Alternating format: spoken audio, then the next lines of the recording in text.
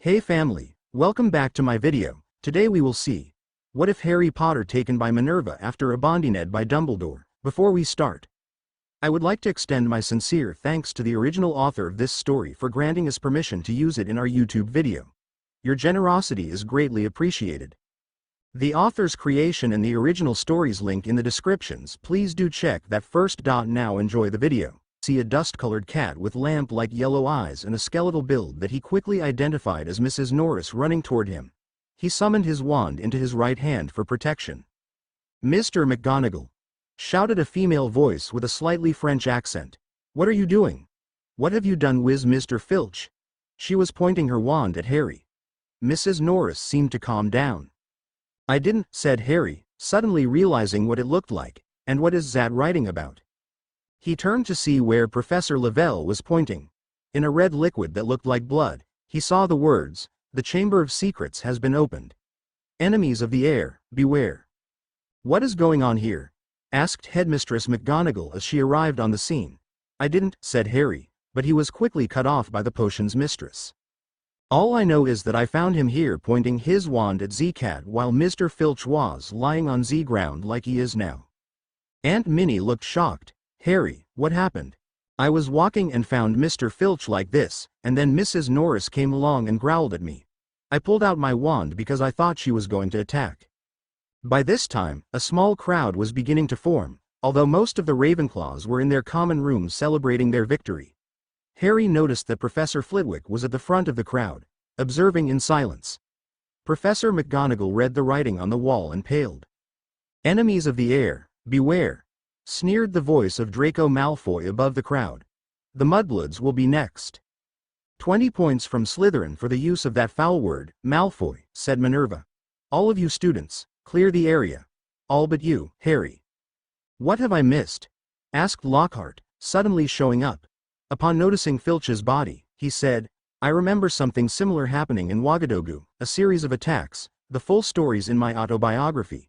It's a pity I wasn't here. I know exactly the counter-curse that could have saved him." "We'll get him to Madame Pomfrey to determine what exactly has happened to him," Minerva said as she silently levitated the squib. They silently walked back to the hospital wing, where Poppy was able to determine that Filch hadn't been killed, but petrified, though how she couldn't say. However, she did say that the school's mandrakes could be used to unpetrify Filch once they were fully mature. After Flitwick checked Harry's wand's last spell, Minerva told her nephew that he could go, and told everyone else that he was innocent until proven guilty. He was grateful that she hadn't revealed his second wand to anyone there. It was a slightly subdued Harry that arrived at the common room. He'd been accused of attacking Filch, but knew he was innocent. However, someone did attack the caretaker, and Harry wanted to know who. After telling Al the password, he opened the door. He felt obligated to tell his housemates that Filch had been petrified, but not about the voice he heard. However, he did tell that to Hermione and Padma the next day while they were at headquarters, away from prying ears. It was about 15 minutes before the rest of their study group were supposed to arrive. "Why didn't you tell your aunt?" asked Hermione. "I know that hearing voices isn't good, but she..." "Do you think I want my aunt to think I've gone nuts?" he asked. "You're telling us, aren't you?" asked Padma. "But she might have to tell the Board of Governors or the Ministry if I tell her." "I can't believe that Professor Lavelle thought you did it," said Hermione. Sighing, Harry said, "It did look bad, I suppose." The door swung open, and Ginny, looking a bit pale, walked inside. "Hi, Ginny," said Harry. "Hi, guys," she said unenthusiastically. "Are you all right?" asked Hermione. "You seem a bit pale." "I'm fine," she said quickly. "How are you doing?" They chatted for a few minutes until the others arrived. Harry and Hermione thought something was a bit off with Ginny, but would never have guessed what in a million years. After they were done discussing schoolwork, Hermione told them what her copy of Hogwarts, a history said about the legend of the Chamber of Secrets, which wasn't much. When they left, Harry said he wanted to spend a little while alone playing on his Game Boy. He was in the middle of a world when the screen went crazy. There was a pop behind him and he summoned his wand, and turned to face Tribbley. "Harry Potter is still being at Hogwarts. Harry Potter should have gone home." Tribbley thought her snitch would have convinced him. "Your snitch?" he said, now moving toward the elf angrily. "And now terrible things is beginning. but it's still not too late if Harry Potter is leaving now. So you know about the Chamber of Secrets? She now had a solemn look. It is opened again. Oops. She then grabbed the boombox and was about to bust it on her head when Harry summoned it away from her. You don't have to punish yourself. We can bring the Malfoys up on. His voice trailed off as she disappeared yet again. Harry told Hermione and Padma, as well as Aunt Minnie, about his latest visit, and they didn't have any advice for him. He spent the week doing his best to ignore the stares he was getting from people who believed he was Slytherin's heir. Harry thought it was funny, considering that Slytherin was the only house the Hat didn't consider putting him. The Ravenclaws were on his side. They were too happy he'd won the Quidditch match to care about anything else. The Slytherins hated him, but knew he wasn't the heir. Many of the Hufflepuffs seemed content to believe anything bad of the Seeker who beat Diggory. The Gryffindors seemed divided on what they believed. The ones that he knew personally, like Neville and Ginny, knew he wasn't guilty, but others like a third year called McLaggen, believed him guilty and let everybody know it. Professor Lavelle never specifically said he was guilty, and actually was very nice to him. However, if someone asked her what she saw, she would tell them that he'd had his wand out and pointed at the cat with Filch's petrified body on the floor.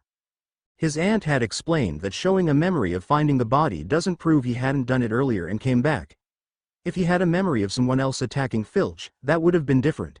She, of course, believed him, but told him that she couldn't treat him differently than any other student. However, in this case, the evidence was entirely circumstantial, and therefore no student would have gotten punished. On Saturday night, Brianna called Harry's mirror. "Hi, Brianna. How'd the trial go?" "Oh, Jeremy Lightfellow was banned from baseball and was sentenced to 3 months in jail after I and about 10 other people testified against him and the videos of his games were shown." "That's good. The Cardinals didn't need magic to beat the Cubs," said Harry. "Yes they did, but that's not the point. I met Lightfellow right after the trial." Harry's eyes narrowed. "He didn't threaten you, did he?" "No, not at all. He said he understood.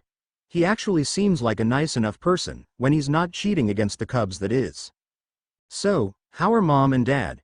"They're fine," she said. "How are things at school? Do some people still think you attacked the caretaker?" "Yeah," he said with a small smile, "but only the people who don't know me."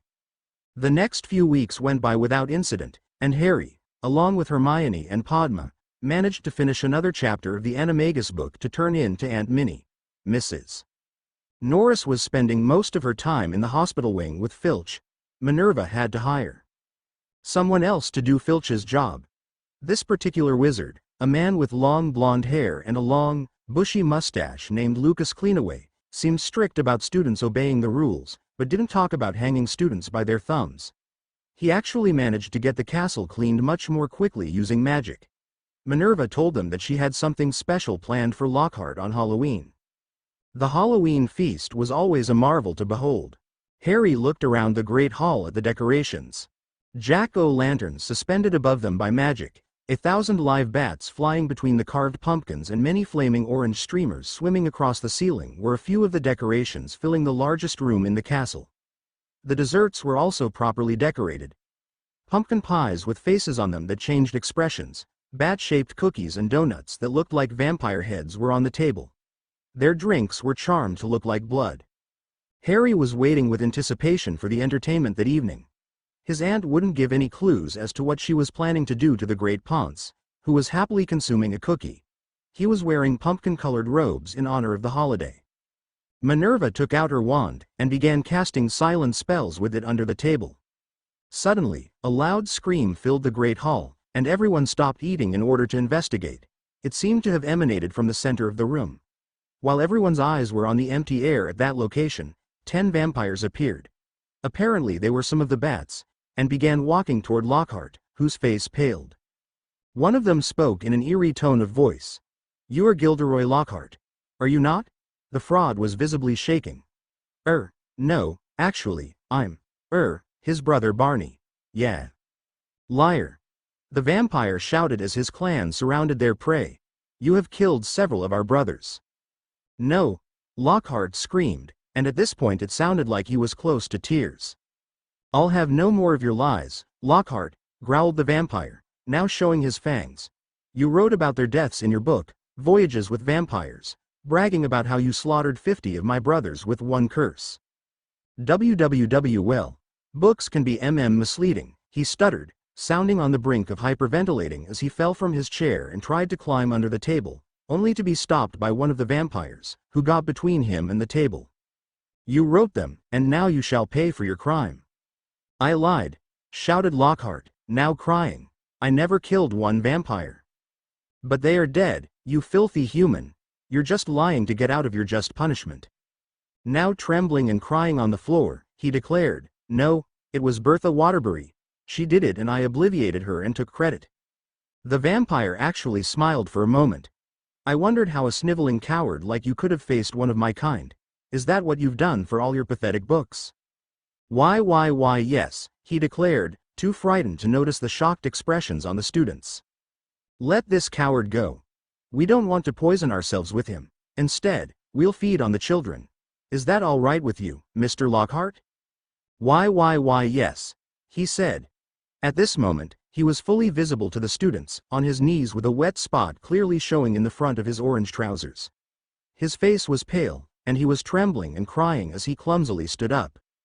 As soon as he was let go, Gilderoy ran straight for the entrance hall and out the door, shouting, goodbye, leaving now terrified children pulling out their wands and pointing them toward the vampires, who instantly dissolved. Headmistress McGonagall stood up. May I have your attention, please? Those vampires were an illusion that I created, so you were never in danger. I suspected that Professor Lockhart was a fraud, and thought that a crisis would be the best way to find out, one way or the other. I apologize for frightening you, but do not regret my actions. You will have a new defense against the dark arts teacher next week. The whole hall erupted in cheers. Revelations Chapter Notes. See the end of the chapter for notes. Harry McGonagall, Chapter 17 Revelations. The next morning, Harry woke up a bit later than usual for a Saturday. Ravenclaw, and probably the other 3 houses as well, had a party the previous night to celebrate the Lockhart's humiliation. Harry believed that even the Slytherins hated the Great Ponce and were glad to see him go. According to his watch, he still had time to get to breakfast if he hurried, so he hurriedly changed, planning on showering after Quidditch practice, which had been scheduled for right after breakfast. He walked up the stairs to find Hermione and Padma waiting for him. Hermione was talking to the painting of Rowena Ravenclaw that was among the other paintings in the common room. Good morning, girls, he said. What took you so long? Asked Hermione as she turned from the picture. Remembering her manners, she turned back to the painting. Excuse me, I've got to go. That's quite all right, dear. I understand, said the portrait. Harry said, I overslept. We've missed half of breakfast, said Padma. You could have gone on without me, he said. However, seeing their slightly hurt faces, he added, but I appreciate you waiting for me. Shall we go? His mom had always taught him to be considerate of other people's feelings. Not that he always did that, but he tried to at least be considerate of his closest friends. They hurried to the great hall and sat down at their table near Luna. After exchanging morning greetings with her, Harry put a stack of pancakes on his plate. He was reaching for some sausage when he heard a voice behind him as a hand landed on his left shoulder. There you two are, said Michelle.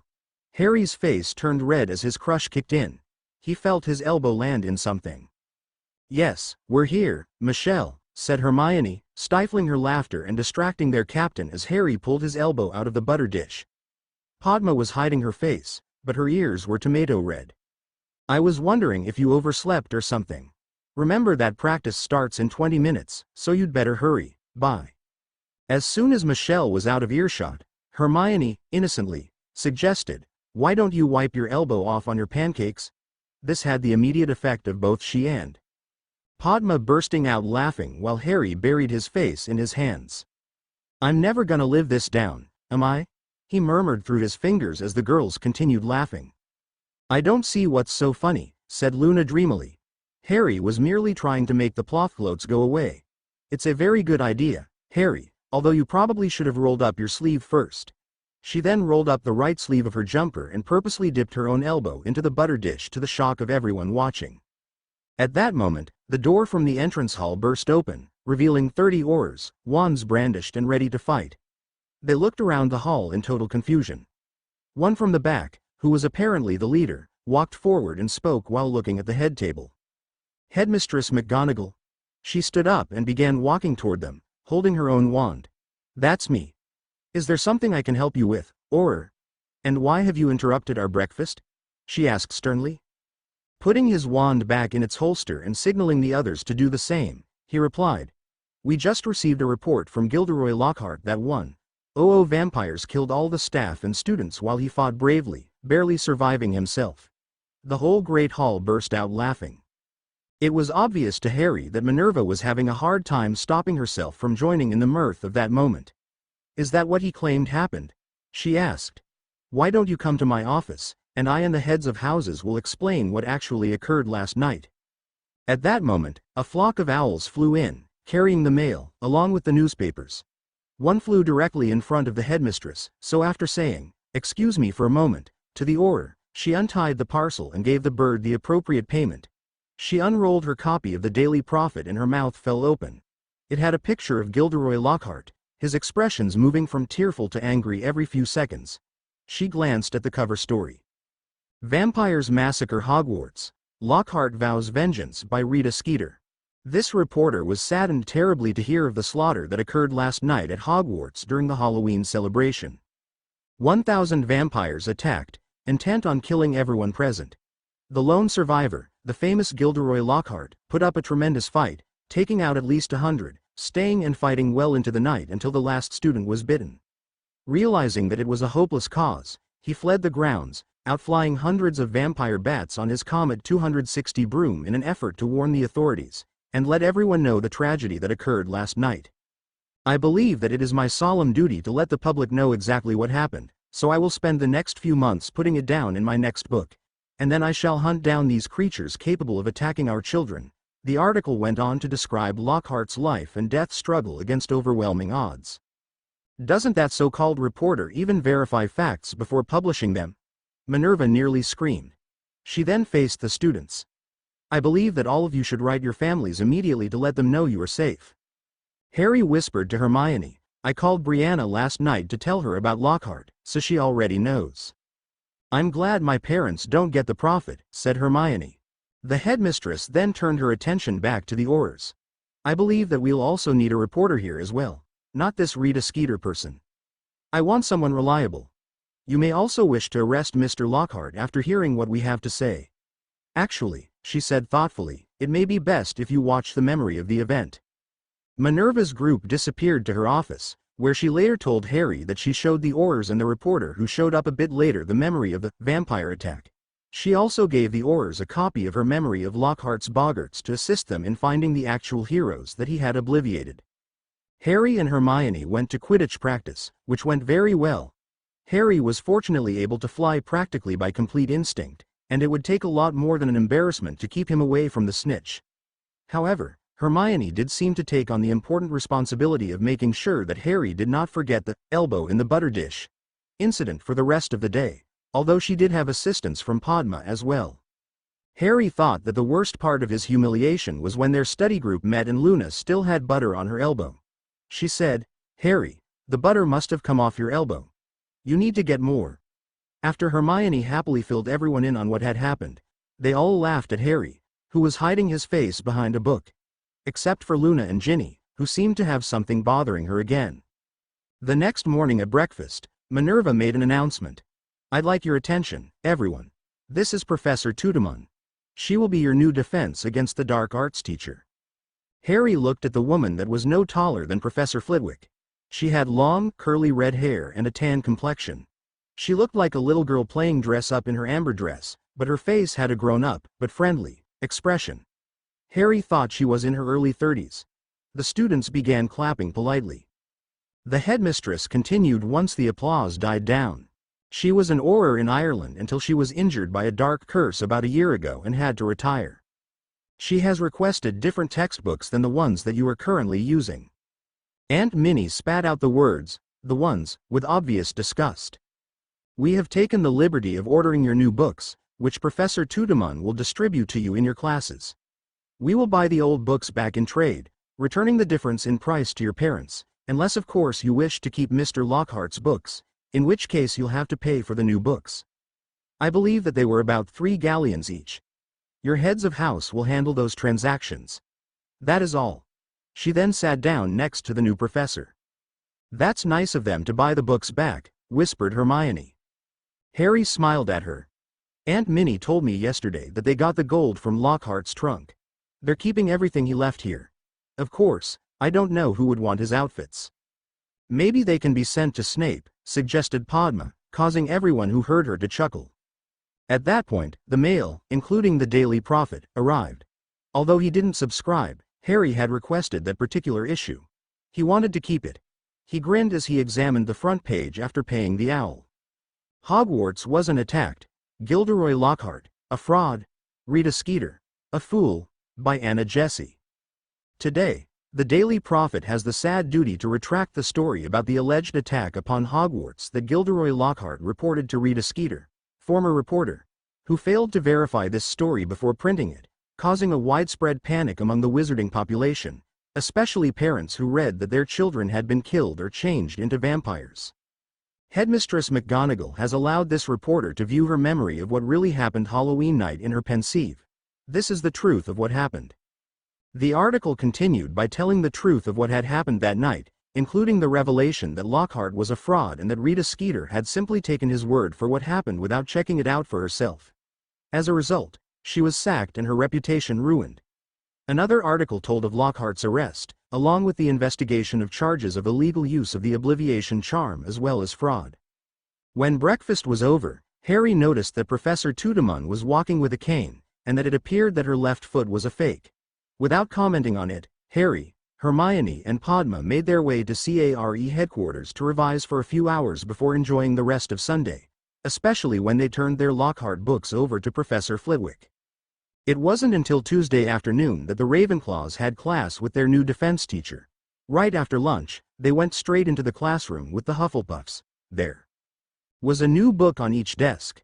"Good afternoon, class," said Professor Tudon in what sounded like a friendly voice. She was wearing silver robes, and her long, red hair was in a ponytail. "Morning," about half the students mumbled. "As you should know if you pay attention to announcements, my name is Professor Tudon. The first thing we'll do is take attendance, so raise your hand when I call your name." When she finished taking roll call, she continued, "You have undoubtedly noticed your new textbooks on your desks. I expect you to read a chapter every week and to do the review questions at the end of each chapter to turn in every Tuesday, along with a one-fu summary of each chapter." All of the class except Hermione groaned. Harry knew they'd have to work hard over the next week or two in order to get ahead in this class. "My question for you is this. Did you learn anything in this class for the past few months besides Lockhart's favorite color, or was it a complete waste of time?" "Yes, Mr. Finch Fletchley," she asked when Justin raised his hand. "We learned what a Yeti looks like about a month ago." "But that was from whoever pulled that prank," said Susan Bones, "not from Lockhart." "How about if I assume that you didn't learn anything," said Tudon over the laughter that began when the class was reminded of that prank. "If I cover something you've already gone over, then it'll be a review." The class went much better than any other DADA class Harry had been through at Hogwarts before. Although some of what she covered had been a review from his American school, most of it was new material. Aside from the amount of homework she assigned, he liked this new teacher. The rest of the week passed by quickly, with him and Hermione using their extra time to get a few weeks ahead of the schedule. Padma was happy that on Thursday afternoon, Matthew Chapon taught Transfiguration. When Harry commented on her crush, she said, "At least I didn't put my elbow in a butter dish," effectively shutting him up. Saturday morning's newspaper revealed that Lockhart had been arrested, and 10 of the people he'd obliviated had been located and their memories restored. They were waiting until they could find as many victims as possible before holding his trial. Harry was reading a copy he'd borrowed at breakfast when Hermione tapped his shoulder. "Isn't that the same bloke that was with Madame Grubbly last game?" He looked at the staff table to see that his best friend was indeed correct. "You're right. I guess he's here to see the Gryffindor versus Slytherin game."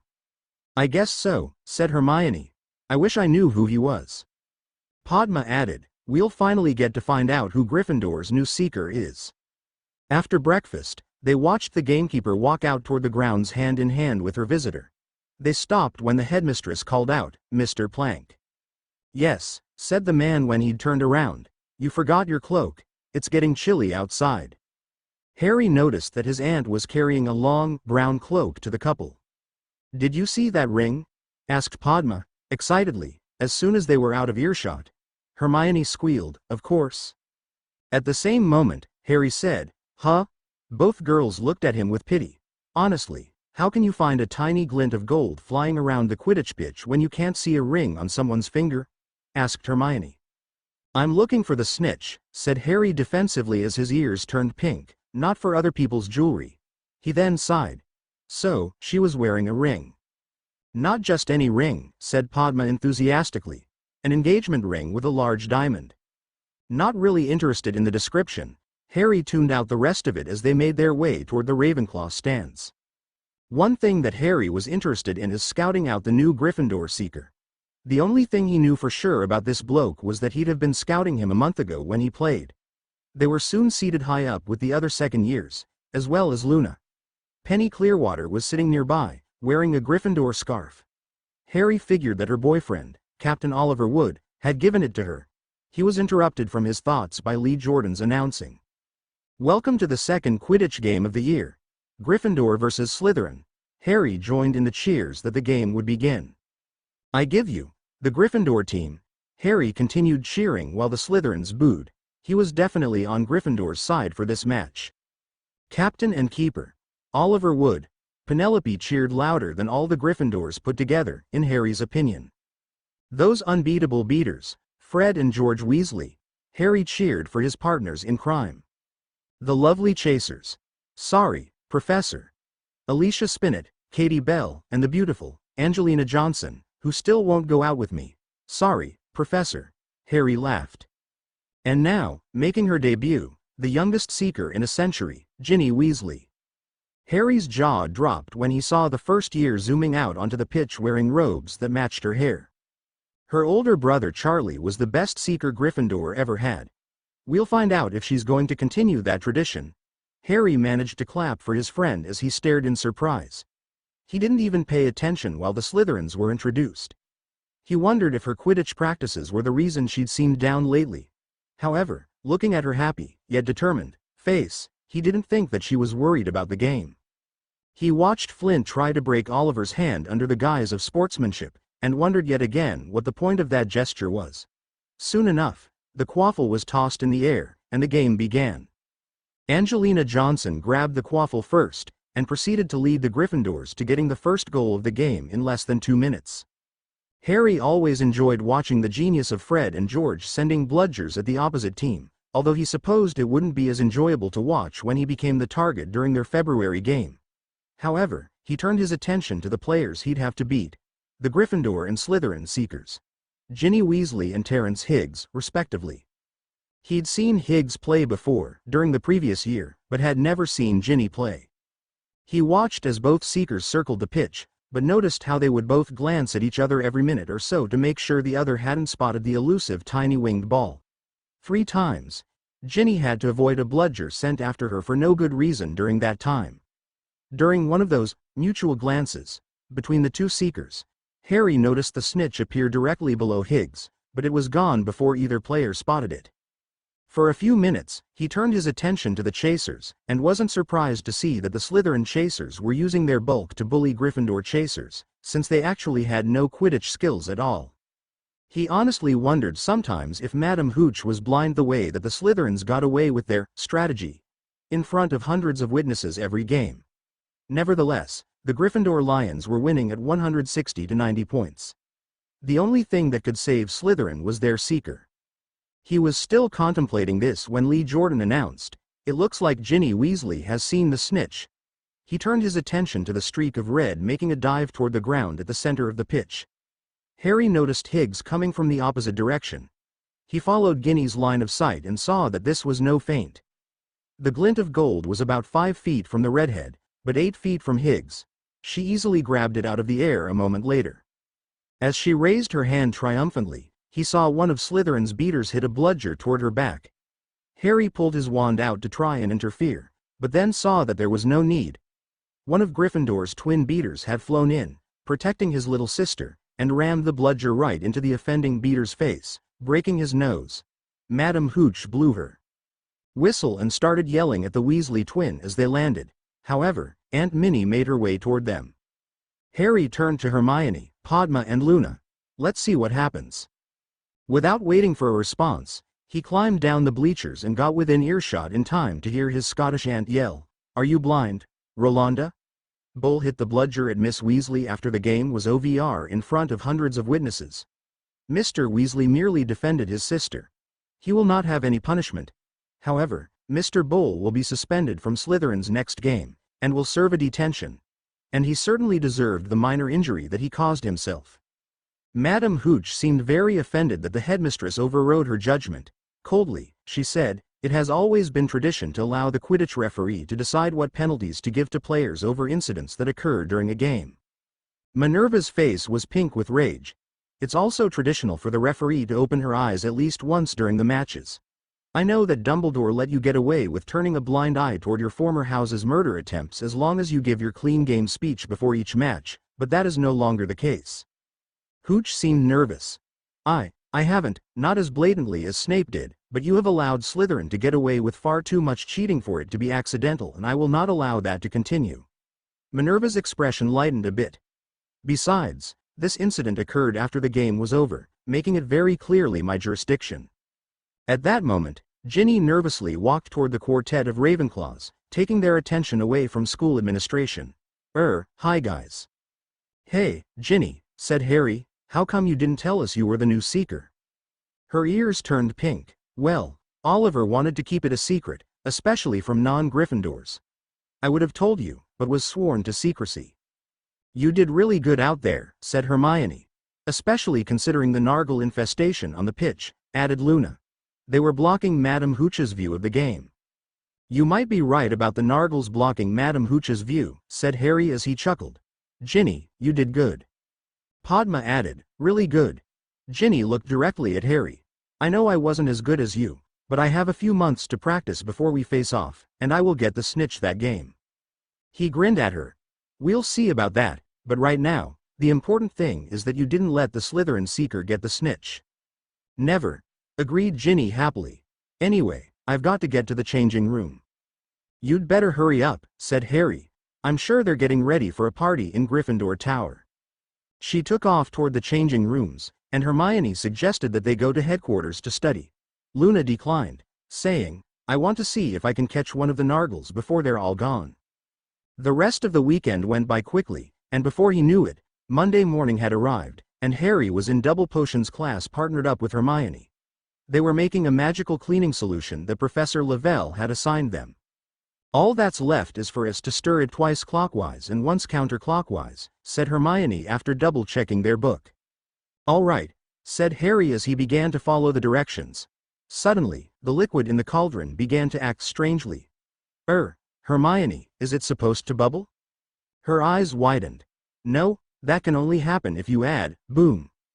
Padma, who was sitting nearby, screamed as she watched her closest friends knocked to the ground by their exploding cauldron. They were both unconscious and had burns on their hands and faces. Pieces of the cauldron in the book they were working out of were on top of them, along with pieces of the table. The teacher appeared scared, but quickly took control. Calm down, everybody. Mr. Corner, could you go quickly to the hospital wing and bring Madame Pomfrey here? He nodded and took off. Class is dismissed. Miss Pottle, I know you're a close friend of theirs. You may stay if you wish. Together, the teacher and student summoned the junk off of Harry and Hermione. Professor Lavelle was very impressed that she knew the summoning charm already. They had just unburied the victims when Madame Pomfrey arrived. So, they'll both be all right, said a worried voice in the distance. Harry thought it sounded familiar as he groggily opened his eyes. He felt some sort of lotion on his face and the back of his hands as he looked around the blurry room, realizing that he didn't have his glasses on. Yes, headmistress. They won't even have a scar. Very well. I shall inform both of their parents. Harry turned to see the blurred image of his aunt rummaging through her purse, obviously looking for her mirror. Aunt Minnie, he said with a scratchy voice, suddenly realizing that he was quite thirsty. Harry, she turned and looked at him, but he was unable to determine her expression. You're awake. How long have you been unconscious? She asked. He nodded. About a half hour. Miss Pottle just left for lunch. "PR Professor McGonagall," said Hermione's voice, unsteadily from Harry's left. He turned and saw a blurry figure lying on a bed near his and realized that he was in the hospital wing. "What happened?" "You were in potions class and your cauldron exploded," she said grimly. "Professor Lavelle found that it had been tampered with, although she has no idea who did it or why." Harry said, "If we were with the Slytherins, I think that Malfoy did it, but we weren't. Right now, you just worry about getting some rest. Madame Pomfrey has told me that you'll both have to spend the night." "But we'll miss Charms class," said Hermione frantically. "Professor Flitwick has already been informed," Minerva answered. "By the way, your special school bags were undamaged, as were the contents. It is fortunate that you kept them under the desk instead of on it. Otherwise, the explosion would have destroyed them. As it was, a bit of wood landed on top of them without causing any harm." "That's good," said Harry. "I guess my potions book was destroyed," said Hermione sadly. "I'm afraid so," said Minerva. "Would you like to have a funeral for it, Hermione?" asked Harry with a smirk. "Hermione, stop," said the headmistress firmly. "Deserving as my nephew may be, if you toss that pillow at him, it may touch the salve on his face and interrupt the healing process. If he retaliates, he may do the same to you. You'll have to get him back later, after you're fully recovered." "Yes, ma'am." As he looked at his aunt's blurry face, he decided to ask, "Where are my glasses?" "They were broken in the explosion." "What?" he interrupted, panicking. "I can hardly see without them. I can't go back to classes tomorrow." "Harry," said Minerva gently, "you interrupted me. Madame Pomfrey performed a reparo spell on them once she was done treating you too. However, she kept them with her because she's afraid that if you wear them, they'll get the salve all over them and she'll have to reapply it to your face. I'm afraid you'll have to rough it until tomorrow morning." "Then I guess I can't study even if I wanted to now," he replied. "I suppose," agreed Hermione, "although I could read the next chapter of our defense book to you." When Padma returned for a quick visit before Charms, she found Hermione reading a textbook out loud to Harry. Minerva had left to call both sets of parents with her mirror. "I'm glad to see you're both awake," she said, smiling. "Thanks for coming," said Harry. "I'm glad to see you, of course," said Hermione, glancing at the clock on the wall, "but you've only got 10 minutes to get to Charms. I just wanted to make sure you two were all right." "We are," said Harry, "but Madame Pomfrey says we have to spend the night." "Please come back after class to let us know what Professor Flitwick went over," asked Hermione. "Sure," Padma said. "Do you know what went wrong with your potion?" Harry nodded. "It was sabotaged." They speculated for a few minutes until Padma had to leave, but they had no idea who in that classroom would want to sabotage their cauldron. Madame Pomfrey then gave them both potions to drink before lunch was brought for them. She also reminded them not to touch their faces when they got itchy later. Once she was done eating, Hermione resumed reading the textbook to Harry. Later that day, the entire study group visited the two in the hospital wing. When they were told about the sabotage, Luna said she suspected Ragnolds. They left after an hour, and Hermione resumed reading to Harry, who drifted off to sleep while she was reading a chapter out of their charms book. He awoke in the middle of the night. He couldn't read the clock to see exactly what time it was. With his face extremely itchy like he'd been warned it would be, but knew that hadn't been why he'd woken up. There was someone else in the room that didn't belong there. He heard footsteps, but couldn't see anybody, even squinting. Suddenly, a blurry house elf was standing on a chair next to his bed. "Harry Potter, sir, must realize that Hogwarts is far too dangerous. Tribley hopes that Harry Potter will leave now." "I must," Harry began. "Hold on. You caused the explosion, didn't you?" he demanded. The elf's ears drooped downward as she nervously fidgeted. It was all for Harry Potter's own good. "You tried to kill me and Hermione for my own good." "Not kill you," the elf exclaimed, "never kill you." Harry reached out a hand and grabbed Tribley angrily. "You could have killed us, if Hermione." What's going on?" said a groggy Hermione, who had obviously just gotten up. The elf snapped her fingers and disappeared out of Harry's grasp. "Go back to sleep, Hermione," said Harry gently. "I'll tell you about it in the morning. I'm sorry I woke you." She turned on her bed while yawning. "Night, Harry," she said tiredly before going right back to sleep. "That elf is insane," declared Hermione the next morning in an uncharacteristically angry manner for talking about house elves. She tried to kill us to get you to leave Hogwarts. I don't think she's right in the head, agreed Harry, who was happy to be wearing his glasses again. I think Lucius hit her one too many times. Maybe we should turn him in for elf abuse. Perhaps you should wait on that for a more opportune moment, suggested Minerva, who was visiting them that morning before they left the hospital wing. After all, you don't want her to think that freedom is a reward for trying to blow you two up. It was obvious that Aunt Minnie had no pity for Tribbley after the stunt she just pulled, and probably wanted to beat that elf herself. He quite understood her feelings. If the elf hadn't disappeared when she did, he'd have probably strangled her for hurting Hermione. I suppose we can wait, said Harry. He cleared his throat when Hermione glared at him. To get more evidence of the abuse. The fact that Hermione didn't object proved to Harry that Tribbley hadn't exactly endeared herself to his best friend, either. For the next month, nothing was seen or heard of Tribbley or the Chamber of Secrets. They were happy to read in the Daily Prophet that Lockhart had been sentenced to 5 years in Azkaban, along with a hefty fine distributed to his victims. The most interesting thing that happened at Hogwarts was in late November, when Professor Burbage, the Muggle studies teacher, took her third-year class, which included Cho Chang, to CARE headquarters, where Harry and Hermione were excused from their classes to demonstrate their boombox and Game Boy for the class. But what's spinning the CD? Asked one boy. The CD, said Hermione patiently, which stands for compact disc, is being spun around inside the boombox by electricity. I don't see a plug, he answered, attempting to sound intelligent. That's because there isn't one, said Harry. Muggles have 2 different basic ways of getting electricity to something. Plugs are one of them, and batteries are the other.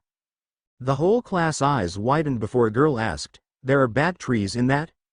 Harry could almost feel Hermione roll her eyes behind him. Yes. There are bat tearwise inside it. Let me show you. He then opened the battery chamber to show them the 4D batteries inside it while most of the students gasped in surprise. You see, said Professor Charity Burbage, Muggles have found many fascinating ways to live without magic. How many of you have even heard of a magical device that holds music that you can listen to anytime you want? Not the wireless that lets you listen to whatever they happen to be playing at the time. Something that actually stores music.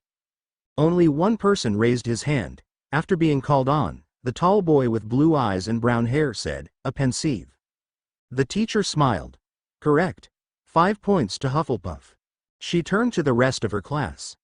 A pensieve is a very rare and expensive device that allows you to relive memories of your own, or anyone else who donates them. Those of you who went to Professor Snape's hearing saw many pensieve memories played for us. If one donated the memory of a concert, then that would be the equivalent of a CD. The difference is that in the Muggle world, they are relatively inexpensive and common. The Ministry uses small globes known as thought spheres to permanently record certain information for playback. If those were used to record music, they would be cheaper than getting a pensieve, but still not as inexpensive as a CD. This is a way that the Muggle world is superior to our own. That declaration caused a lot of murmuring. The professor continued. I know that many of you have been taught that we are superior to Muggles in every way, but the fact is that this is a lie. We simply have the ability to use magic. We are not superior to them in any other way. In fact, having to live without magic has made many Muggles much smarter than us. They've actually had to figure out how to do things without waving a wand and reciting magic words. Next year, we'll be taking a trip to a house equipped with what's known as a television, and I'll show you a type of wand that Muggles invented, called a remote control. Harry and Hermione were greatly amused by that comparison, and the rest of the class went very well. It was hard to believe how fascinated they were with the CD player, and the concept that each CD had something different on it. However, nothing compared to their reaction to Harry turning on a flashlight at the end of the lesson. What kind of a wand is that? Shouted one person. That's a powerful Lumos spell you've got there, Harry, said another. That's not a spell, said Harry with a grin. This is another Muggle device that uses batteries called a flashlight. The Muggles have their own equivalent to almost every spell we have. Even the dark spells? Asked Cho nervously. I'm afraid so, said Professor Burbage. They have many weapons to hurt each other with. They have what's called a gun, which, similar to the flashlight, is like a wand that performs only one spell. It sends a small piece of lead called a bullet through you, putting a hole in your body. No shield spell can stop it. It can be as lethal, even to wizards, as the killing curse if it hits the correct parts of your body. The class gasped. However, that's nothing compared to the weapons that Muggle militaries have. She took a deep breath. But, enough about that. Suffice it to say that both wizards and Muggles have plenty of ways to kill each other.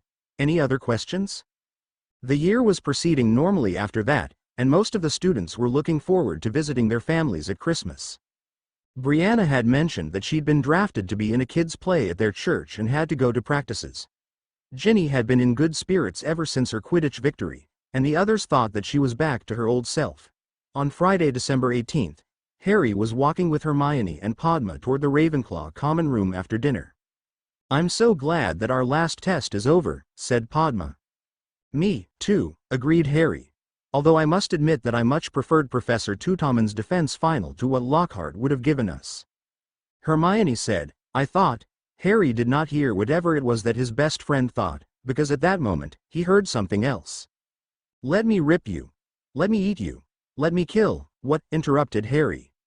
The two girls looked astonished. Hermione asked, "Harry, what's wrong?" "I heard it again. The same voice before Filch got petrified. This way." Without looking back, he ran in the direction the voice had been coming from, until he stopped at one of the strangest sights of his life. The Ravenclaw ghost was lying down in midair, petrified. On the other side of her, Justin Finch-Fletchley of Hufflepuff was on the floor, stiff as a board. Harry bent down to check Justin when a familiar voice called out, "You? I had hoped that it was a coincidence when you were with Mr. Filch. But now you are with the next victim as well." Professor Lavelle had her wand pointed at Harry. "What is the meaning of this?" demanded Flitwick, as he came upon the situation. "Madam, why do you have a wand pointed at one of my students?" "I have found Z's boy at Z scene of yet another crime." "Then let's call the headmistress," said Flitwick before summoning a Patronus to fetch Minerva. "She is his aunt. She will not punish him." About a minute later, the headmistress showed up and asked what had happened. After she'd been told what Lavelle saw and then what Hermione, who did not mention Harry hearing the voice, saw, she turned to her nephew. "Harry, I do believe you, but I will have to restrict your movements a bit to satisfy those that don't. I can't give you special treatment. You will not be allowed anywhere alone except for Ravenclaw Tower and the lavatories." She turned to the potions teacher. "Will that satisfy you, or do you believe that Hermione Granger, a Muggle-born herself, is also attacking the Muggle-born students?" "That will satisfy me, for now." "Very well. Harry, I would like to talk to you alone, about our travel arrangements for the holiday." "All right." They walked in silence until they reached an empty classroom. Once they were inside, Minerva silenced the door and rounded on her nephew. "I know that you haven't been attacking people, Harry.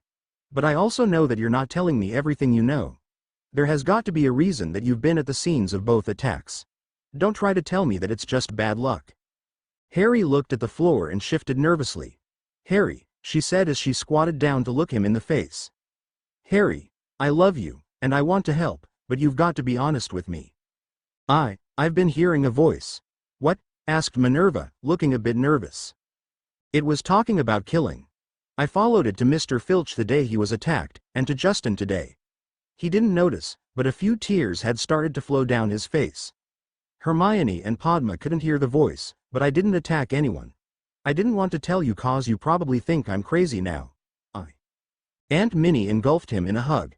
"I don't think you're crazy, Harry. I don't understand what's going on, but I know it's not your fault." She backed up to look him in the eyes again. "I also know that the voice you're hearing is real. Otherwise it wouldn't lead you to the victims. However, if you hear that voice again, don't follow it. Instead, call me on your mirror. Bring it with you all the time when you're at Hogwarts." "Okay, Aunt Minnie. But how can I hear a voice that no one else can?" She hugged him tightly again. "I don't know. It may have something to do with your true identity. I just don't know. I will try to find out why."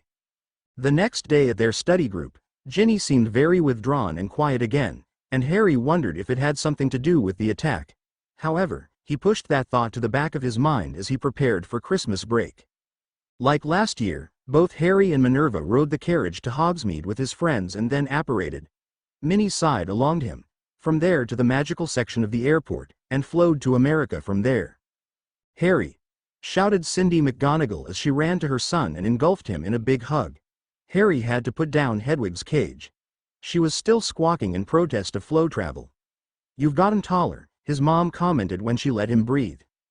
"Aunt Minnie," said Brianna while hugging her great aunt. "I've missed you. I can't wait until next year when I get to see you every day." "But then you won't see us every day," Brianna countered Mark before he hugged his aunt. They made their way home from O'Hare, and everyone but the travelers went to bed, because it was still very early for them. As had happened the previous year, the Christmas tree was already up, but the presents weren't under it. They had saved that job for Harry, which he did quite quickly with his perfect summoning charm. When he was dividing them up, he noticed one labeled, "To Harry and Brianna, from Mom and Dad." It was a rectangular box wrapped in green paper, and had gotten his attention.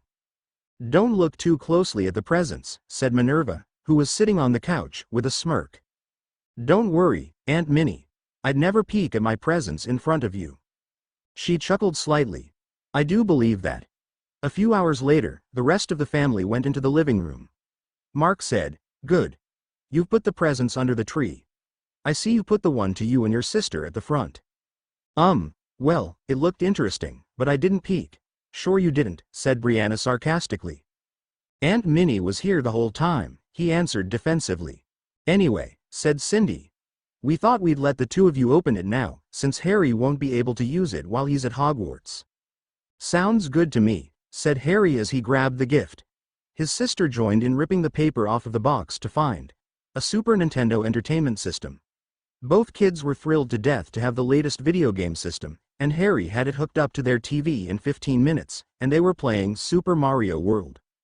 Most of that day was spent testing the new gift, and over the next few days, Harry was taken to his eye doctor and dentist. His mom also made sure to measure him so she could buy him new clothes. She didn't bother buying that kind of thing until he was back home because she wanted them to actually fit him. Harry talked with Hermione on his mirror a few times, and also arranged to see most of his local friends after Christmas. His family went to a Christmas play on Thursday, Christmas Eve, at their church, where Brianna played the starring role of Mary. Harry thought she did a good job, but would never admit it. He said she did okay. Harry woke up early the next morning to the sound of his mirror being called. Groggily, he grabbed his glasses with one hand and his mirror with the other. After yawning, he said, "Hello," sleepily. "Happy Christmas, Harry," said his best friend excitedly. Harry blinked as what she said registered. "Oh, Merry Christmas, Hermione." Her expression faltered for a moment. "I didn't wake you, did I? I thought I'd waited long enough." He couldn't help but smile. "Don't worry about it. You seem happy today. Did you get a good haul?" "Yes. I got a lot of good presents. The best one is this." He saw that she laid her mirror on the floor and then held a familiar ginger cat in front of it. "I got Crookshanks," she declared. "Remember, he's that cat I saw last summer at Now I Remember," Harry said with a grin. Not that he liked the cat so much, but that he liked seeing his friend happy. "So nobody bought him, then? That's lucky." "Yes. I'm so glad Mom and Dad remembered, and I couldn't wait to tell you. I guess I should let you get out of bed and open your presents. Bye." His very excited friend hung up before he could say anything else.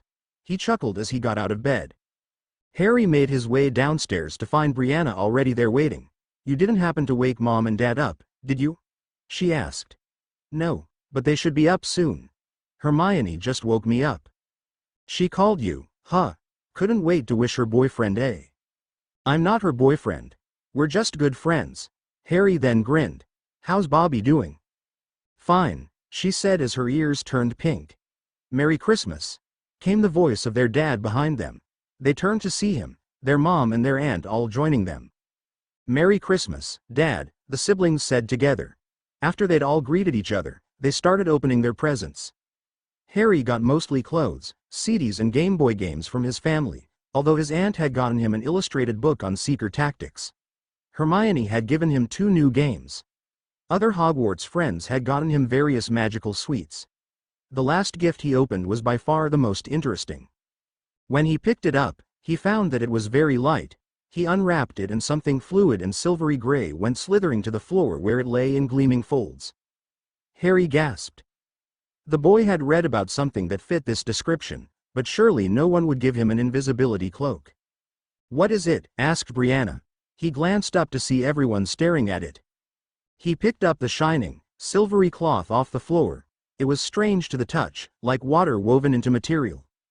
A note fell out of it as he did so. Aunt Minnie picked up the note. Her face paled as she glanced at it. She absently passed a note to Harry, who looked at the narrow, loopy writing he had never seen before. Your father left this in my possession before he died. It is time it was returned to you. Use it well. A very happy Christmas to you, Harry Potter. Harry McGonagall, Chapter 18. Who knows what? He picked up the shining, silvery cloth off the floor. It was strange to the touch, like water woven into material. A note fell out of it as he did so. Aunt Minnie picked up the note. Her face paled as she glanced at it. She absently passed a note to Harry, who looked at the narrow, loopy writing he had never seen before. Your father left this in my possession before he died. It is time it was returned to you. Use it well. A very happy Christmas to you, Harry Potter. Someone found me, Harry declared, not sure if he should be scared or not. Maybe they just sent an owl and got lucky, suggested Brianna. No, Harry, said Minerva. Long ago, I performed a spell to make owls recognize you as Harry McGonagall and not Harry Potter. Otherwise you'd have been found almost immediately by someone simply following an owl. No one can find you that way. Even if that weren't true, it wouldn't matter in this case. I recognize that writing, and know who sent this to you. Who? Asked Cindy. Albus Dumbledore. What? Shouted everyone at once. Minnie sighed. He told me that he was going to dedicate himself to finding the boy who lived, and it looks like he has. But why did he send me a present and not just show up here? Asked Harry. That's a good question, said Mark. What do you think, Aunt Minnie? I don't know, Mark. I'm surprised he didn't send aurors here to arrest me for kidnapping. Cindy asked, how could he? He kidnapped Harry, too. If I'm not mistaken, the legal procedure would have been taking him to the ministry and letting them decide who his guardians would be. I can imagine who he'd have ended up with then, said Minerva. She shook her head. Dumbledore is up to something. He must have known I'd recognize his writing. She sighed in resolution. I'm afraid that I'll have to leave so I can have a talk with him to see what he wants. No, don't go, Aunt Minnie, said Brianna as everyone expressed similar sentiments.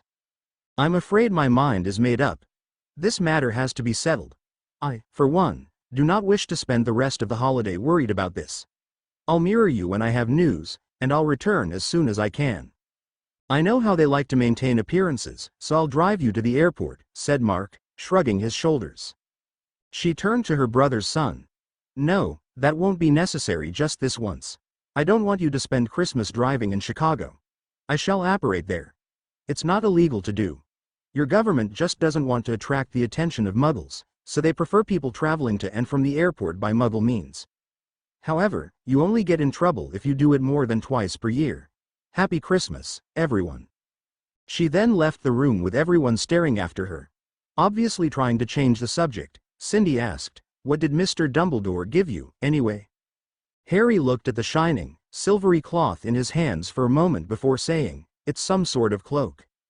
Then, put it on, said Brianna eagerly. I've never seen you wearing silver before. All right, he said, and wrapped it around his shoulders so that it covered everything but his head. Everyone gasped and just stared, causing him to look down at himself. What he saw horrified him. My body's gone, he declared. It is not, said Brianna as a huge grin formed on her face. Didn't you pay attention during the first charms class at Wentworth where Mr. Connolly talks about how some advanced spells can be put on clothes to protect the wearer from most spells or to make her invisible? Harry said excitedly. I've got an invisibility cloak. Brianna said, you'd better not tell Aunt Minnie, while looking first at Harry and then her parents. She'd never let you keep it.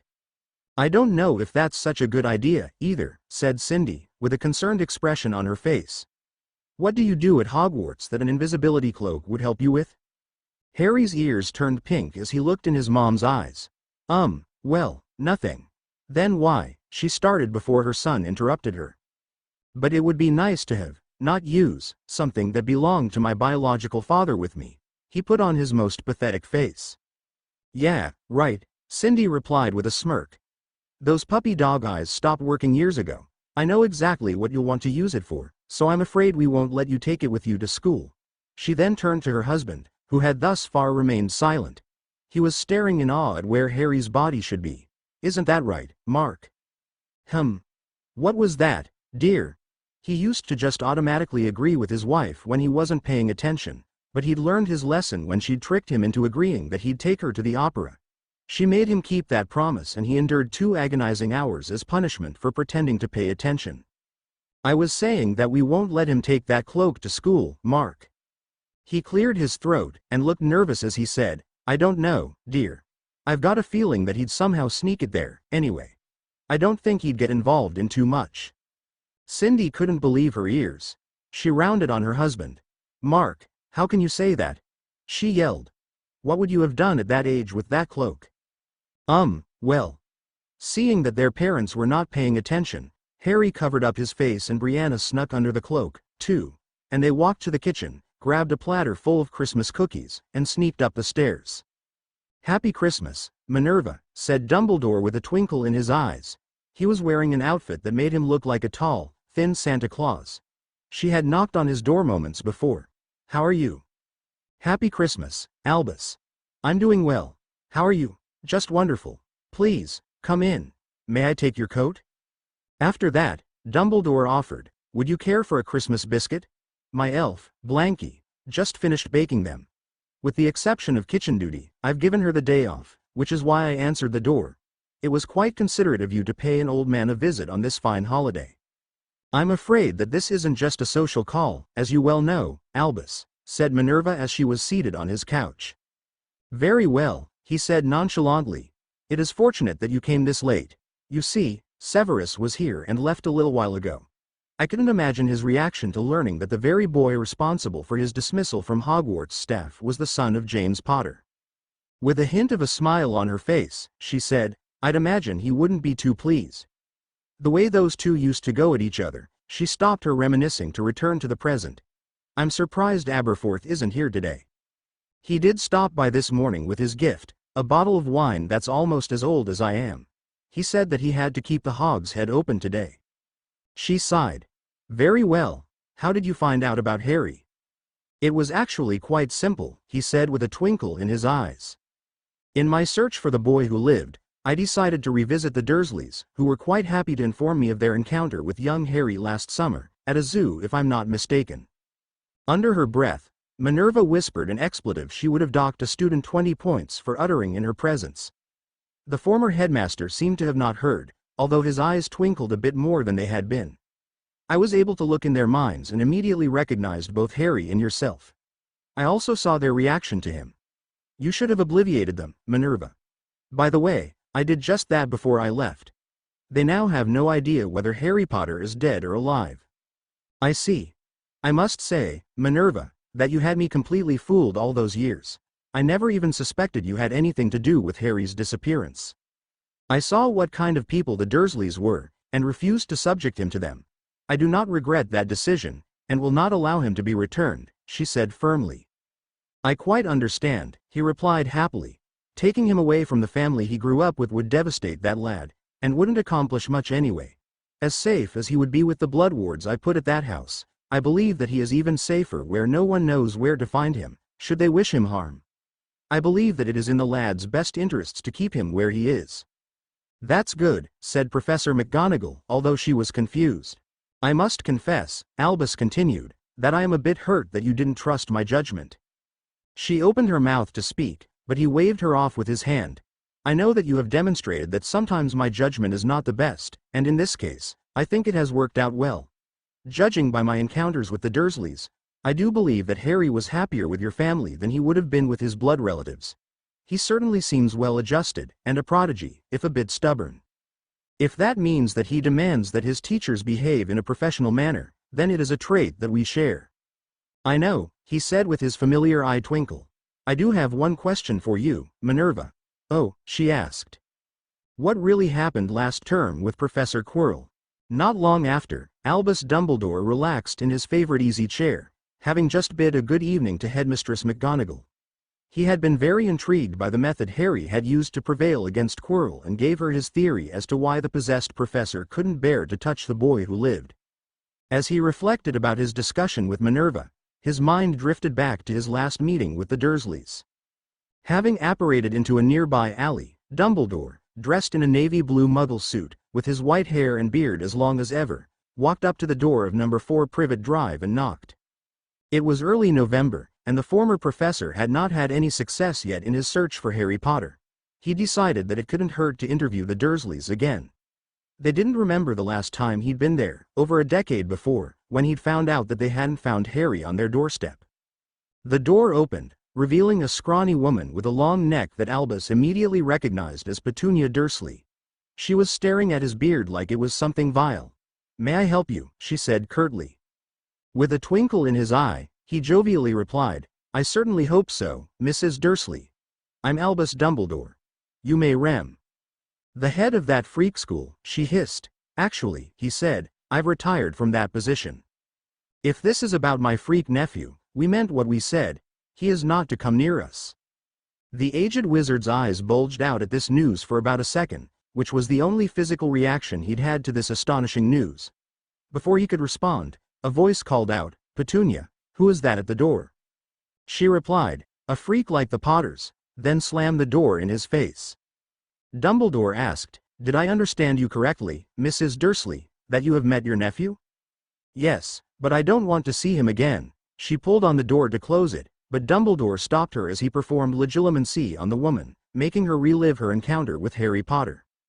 He was astonished by what he'd discovered, and would have to think carefully about how to proceed, but he did know that it would be unwise to leave the Dursleys with that information. With lightning-quick speed, he pulled out his wand and silently stunned her. He caught her, walked into the house, and gently placed her on the floor. "What are you doing to my wife, you freak?" shouted Vernon, who was moving toward him in what could only be described as very slow running. It was quite easy for Dumbledore to stun him as well, making sure to levitate him to the chair he'd just left. He then levitated Petunia to the couch. At this moment, Dudley came down the stairs, having apparently been alerted by the noise that something was amiss. Before he could speak, the wizard stunned and levitated him as well. While they were still unconscious, he obliviated each of them of their encounter with Harry, as well as the encounter with him. He enervated them just before popping away. Dumbledore sighed as he considered what kind of life Harry would have had if he'd been left with that family. He'd never admit it, but he was actually grateful that Minerva had saved him from that grave mistake. "He gave you an invisibility cloak?" repeated the bushy-haired girl from the mirror in Harry's hand. "I've never heard of anything so irresponsible, but then again, it is Dumbledore." Harry chuckled at that statement, knowing that she, like him, didn't think very highly of the former headmaster's judgment. However, he did like his cloak and wanted to keep it. As soon as he and Brianna finished testing the Christmas cookies to make sure they were up to their mum's normal high standards, she went to her room and he called his best friend. He was sitting at his desk. "It used to belong to my biological father." Hermione's expression softened as she said, "I understand that it's important to you. I'm just saying that I can't believe Dumbledore would give it to you. He's probably trying to get on my good side now, since he apparently knows who I am. Remember, he said there was some sort of prophecy about me." When he saw his best friend frown, he decided to change the subject slightly. "Can you imagine how useful that cloak will be with our pranking?" He saw a hint of a smile return to her face. "But I doubt you'll be able to bring it with you. I'm sure your aunt—" "I don't think my aunt even glanced at the cloak. She was more concerned with the note," he interrupted happily. "But your parents are fighting about it now," he said with a grin. "I know I'll be able to keep it." "How do you know that?"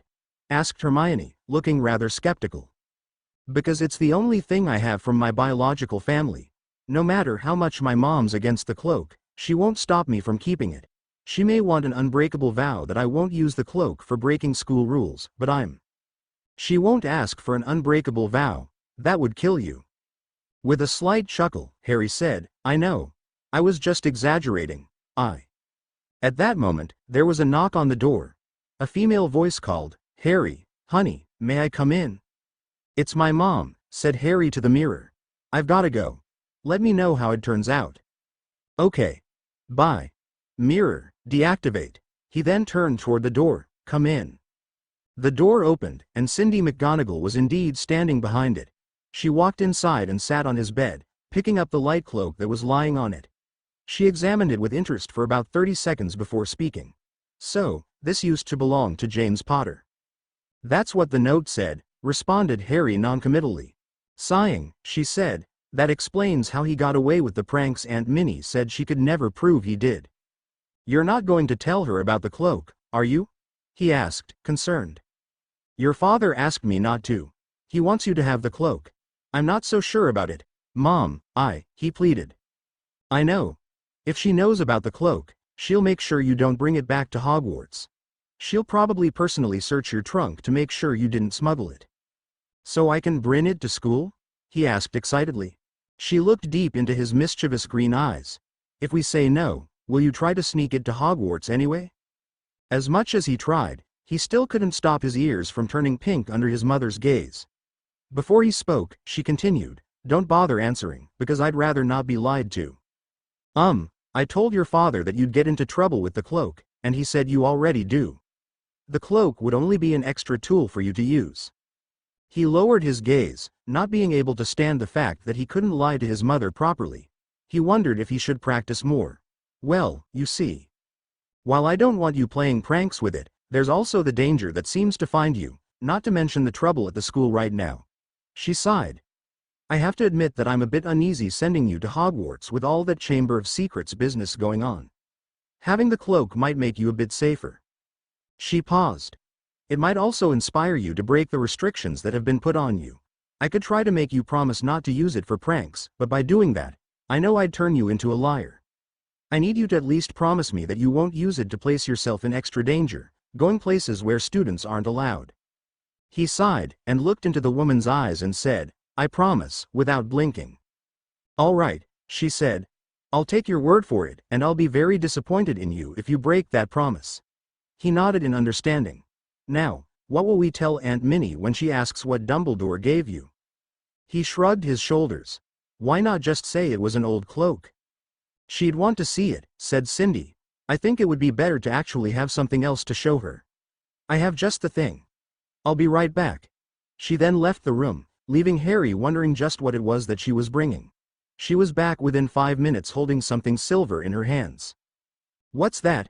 he asked, curious. She held it so that he would see that it was an old, but obviously taken care of, wristwatch. It was obviously expensive. "It's a watch my father used to wear before he died. I was planning on giving it to you on your next birthday, but I'll give it to you now instead. We can say it belonged to your father instead of your grandfather when Aunt Minnie's around. I don't want you wearing it every day. Only on occasions where you dress up." "What if I put an unbreakable charm on it?" he asked. She smiled at her magical son. "All right, do that." He got his wand and performed that charm, and then decided to try a reparo to take care of the few scratches. He was pleased to see that it now looked brand new. "Thanks, Mom," he said before getting up from his desk and hugging her. He knew that this gift meant a lot to her. When they separated, she got up from Harry's bed.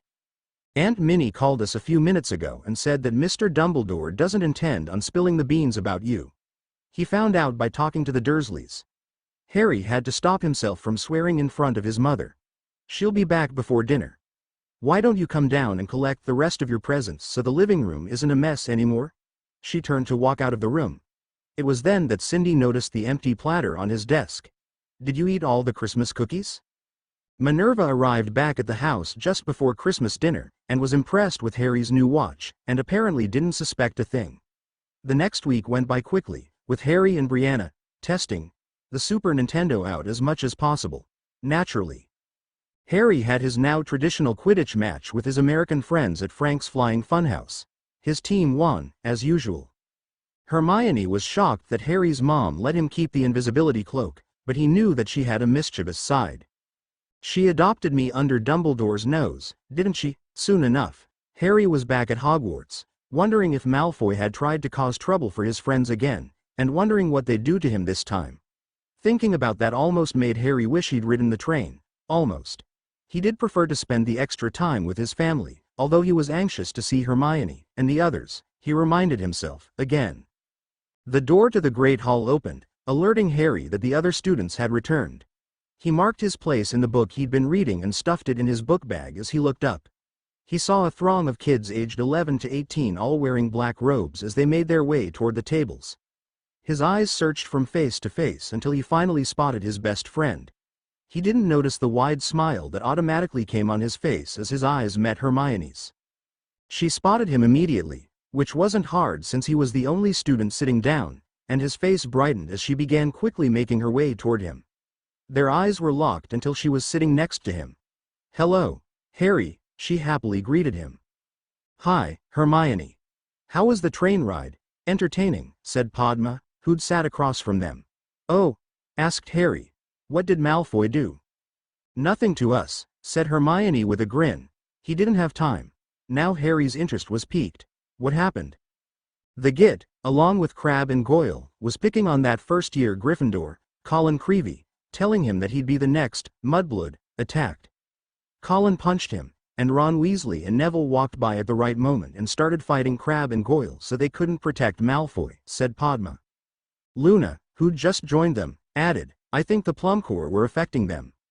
Hermione stared at her for a moment, before saying, "Colin had Draco in a headlock when Penny found them fighting and broke it up."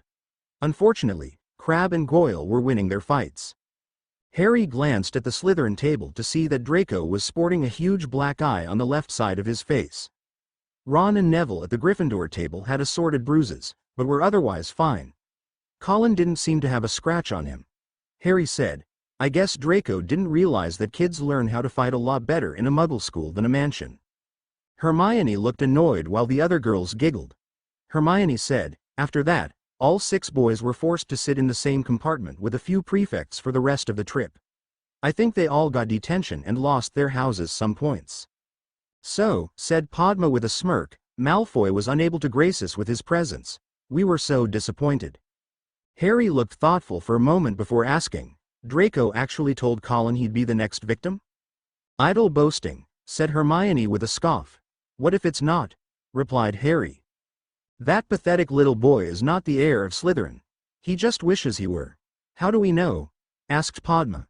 "His family has been in Slytherin for ages. They're also part of the Black Thumb conspiracy," added Luna. "I just wish I could hear what they talk about in their common room," commented Padma. "I'll bet he brags about it to his mates in there." Harry's eyes seemed to brighten as a wide smile appeared on his face. Hermione looked at his expression first in confusion and then horror. "We can go in there," Harry declared.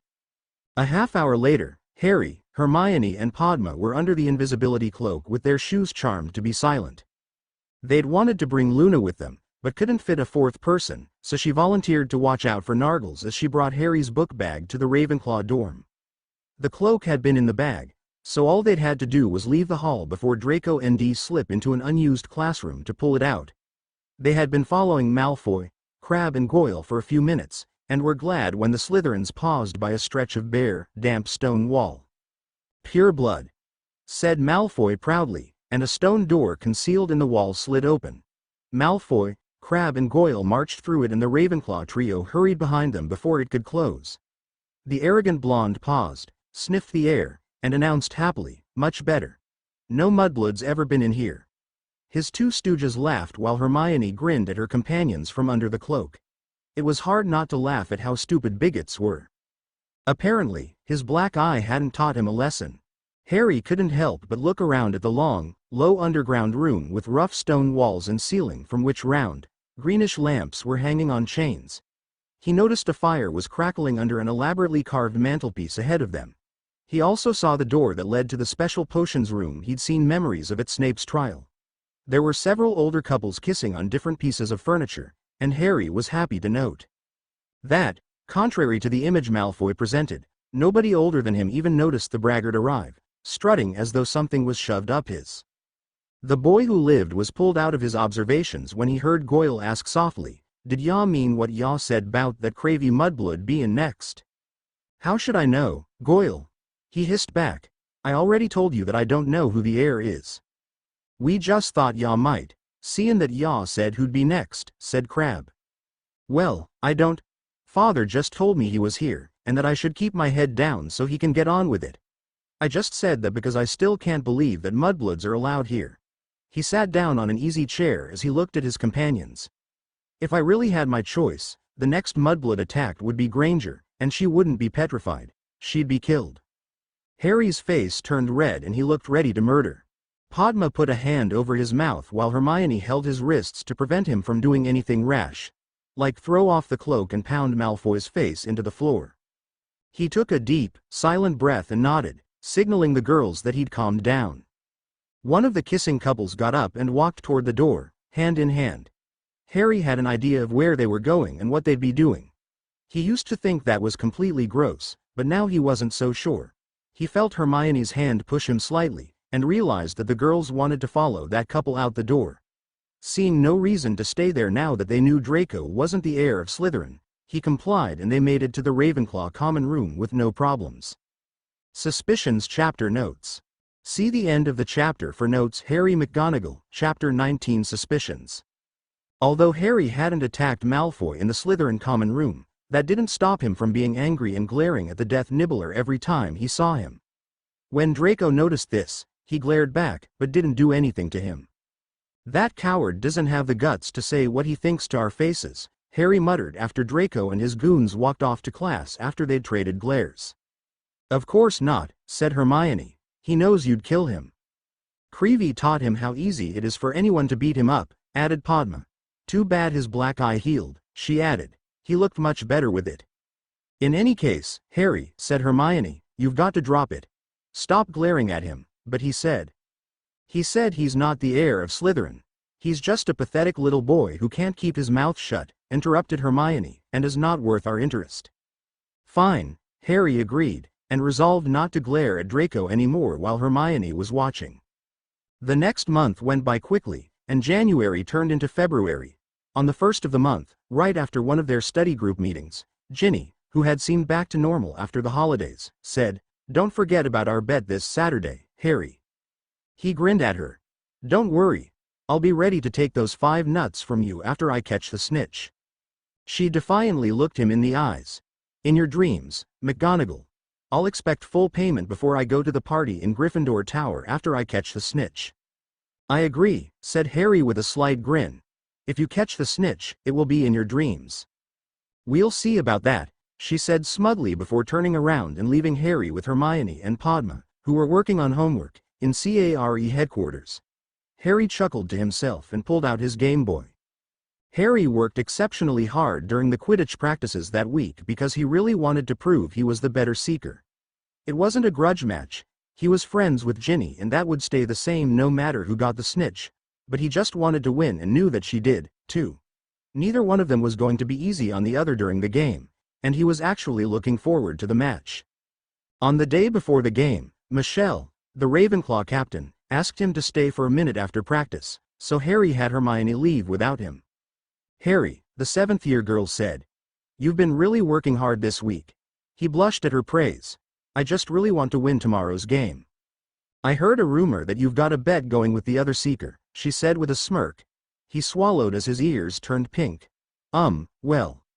"And that you made the bet before either of you were on the teams." "Harry," she said, sounding amused, "I'd hate for you to lose the bet, so make sure you don't." "I will," he promised. "Good. Now, get changed so I can escort you to the common room to make sure you don't attack all the Muggle-borns on the way. Then you can get a good night's sleep tonight because I want you ready to catch the snitch tomorrow." Harry obeyed, but had to admit that he was getting sick of the restrictions placed on him. Aye, Captain," he said with a mock salute as he turned toward the changing room. He heard Michelle chuckle as he entered. Harry re-entered the castle, with Michelle about 10 feet behind him because she liked to give him his privacy as well and figured that she wasn't disobeying the rules as long as she could see him. He soon noticed Malfoy, Crabbe and Goyle in the hallway. "McGonagall," Draco sneered, "I'm surprised to see you walking anywhere without your filthy mudblood." Gritting his teeth was Harry's only physical reaction to the bigot, even though he was already mad at him. He continued walking. "I'm talking to you, you son of a squib." Anyone looking in Harry's eyes at that moment could tell that he was not in a mood to be trifled with. However, Draco ran up behind him and grabbed his left shoulder from behind to turn him around while his bodyguards were trying to catch up. "You'd better learn to respect your sup." Bam! At that moment, Harry lost his temper completely, for the first time in years. He clenched his fists and turned around, ramming his right fist into Draco's nose. There was a cracking noise as his head snapped back. Harry couldn't help but feel satisfaction as blood began flowing freely down as Draco's eyes filled with tears. "You hit me," he mumbled. "Harry, stop," yelled Michelle, who was now running toward them. "And I'll hit you again," growled Harry, ignoring Michelle as his left fist made contact with the arrogant brat's stomach. Draco gasped for breath as Harry rammed into him, wrestling his helpless, crying opponent to the ground. He began punching Draco's already bloody face in. He was sick of that idiot's contant belittling of people simply because his parents were evil wizards, and wanted to teach him a lesson he wouldn't soon forget. Crabbe and Goyle had finally caught up, but were stopped from grabbing Harry from behind by Michelle while she was screaming for Harry to stop. Suddenly, a small but authoritative voice shouted, "Stop, all of you." Everyone stopped at Professor Flitwick's command. Goyle immediately declared, "McGonagall here attacked Draco for no reason." Crabbe nodded in agreement. "Is this true, Miss Hamilton?" he asked Michelle. Malfoy was trying to provoke him, and grabbed his shoulder, but, well, Harry did actually attack first, she admitted with her head down. Harry could tell she didn't like saying it, but she was telling the truth. "Mr. McGonagall, what do you have to say for yourself?" Harry got up, his rage forgotten as he straightened himself out. He cringed as he noticed Draco's blood on his clothes and hands. He glanced down as his crying opponent. Malfoy's nose was obviously broken and bent at a strange angle, and he had 2 black eyes. His cheeks were cut and bruised. You know how he is, Professor," he was. "Did you throw the first punch?" demanded Flitwick, looking him straight in the eyes. Harry didn't feel a legilimency probe, but still knew that his head of house could easily guess what had happened. He'd truly lost his temper. That didn't happen often, but it had now. Harry realized that he'd wanted an excuse to beat Draco to a pulp ever since he'd wished Hermione dead. He hung his head down. "I did, sir," he admitted. The petite professor seemed to sigh in relief. Harry supposed that he was relieved that he didn't have to call his pupil a liar. "Very well. 50 points from Ravenclaw and 5 detentions. You will also not be allowed to participate in tomorrow's Quidditch game." Harry heard the gasp behind him and finally noticed his captain looking at him in disappointment. "Fighting, be it magical or Muggle dueling, is not tolerated in this school. I'm very disappointed in you, and I'm sure the headmistress will be as well. Return to the common room. I'll let you know when you will be serving your detentions later today." Harry noticed the grins on Crabbe and Goyle's faces while Flitwick levitated Malfoy toward the hospital wing. Harry had taken 2 steps when he heard Michelle yell at him. "Harry, how could you get into a fight the day before a game? I can't believe you. I thought you cared about our team." Keeping his head down, he listened to his captain berating him, knowing that he deserved it. Even so, he had to admit that he'd enjoyed bashing Malfoy's head into the floor. "Are you even listening to me?" Harry looked up at his red-faced captain. She looked scary. "Of course I am, Michelle." He took a deep breath. "You're right. I messed up, big time. I'm sorry." "Good," she said, her expression grim, "because if you ever do something like this again, I'll have to kick you off the team." It was a subdued Harry that entered the Ravenclaw common room after giving Al the password. Michelle was right behind him, and called out, "All members of the Quidditch team, I need to talk to you, now." Most of them were in the room, and the few that weren't were quickly located. "Harry," said Hermione before Michelle started talking. She was looking at her best friend's appearance with a concerned expression. "What happened?" He sighed. That's what this meeting is about," interrupted Michelle. "Mr. McGonagall decided that he enjoyed Muggle dueling more than Quidditch. He got in a fight and now he's not allowed to play in tomorrow's game. Chong, you'll be seeker." Cho blinked in surprise. Sure, that's fine. Who'd you fight?" asked one member, while another asked, "Did you win?" Hermione was just staring at her best friend in shock. The captain sighed. "Fine, if you must know, he beat the crap out of the Malfoy boy, but that's not the point. That stinking Slytherin." "Good one, Harry," said Sean Bradley, one of the chasers. "That was not a good one," said Hermione, glaring at Harry. "It most certainly was not," agreed Michelle. "I've already told him that if anything like this happens again, he'll be off the team." She looked at the others. "That goes for all of you." She turned to the reserve seeker. "Chong, I'm sure you'll do a fine job. Now, everyone make sure to get a good night's sleep." She got up and walked away without sparing a glance at Harry. The others left Harry and Hermione alone after either scolding or congratulating Harry for his fight. "So, that's Draco's blood on you?" she asked after a moment. He nodded grimly. "What happened?" "I ran across him on the way back from practice. He started going on about mudbloods and squibs." "You shouldn't pay attention to that rubbish," she declared in her most bossy voice. "You know better than that." "I know, and I did ignore him. I walked right past them, but then he chased after me and grabbed my shoulder. I spun around and punched him. I think I broke his nose." "I see," she said. "That's when you were caught?" He put his head down. Not quite. You see, I was really mad and I sort of punched him again and tackled him to the ground and started, well, beating on him." "How could you?"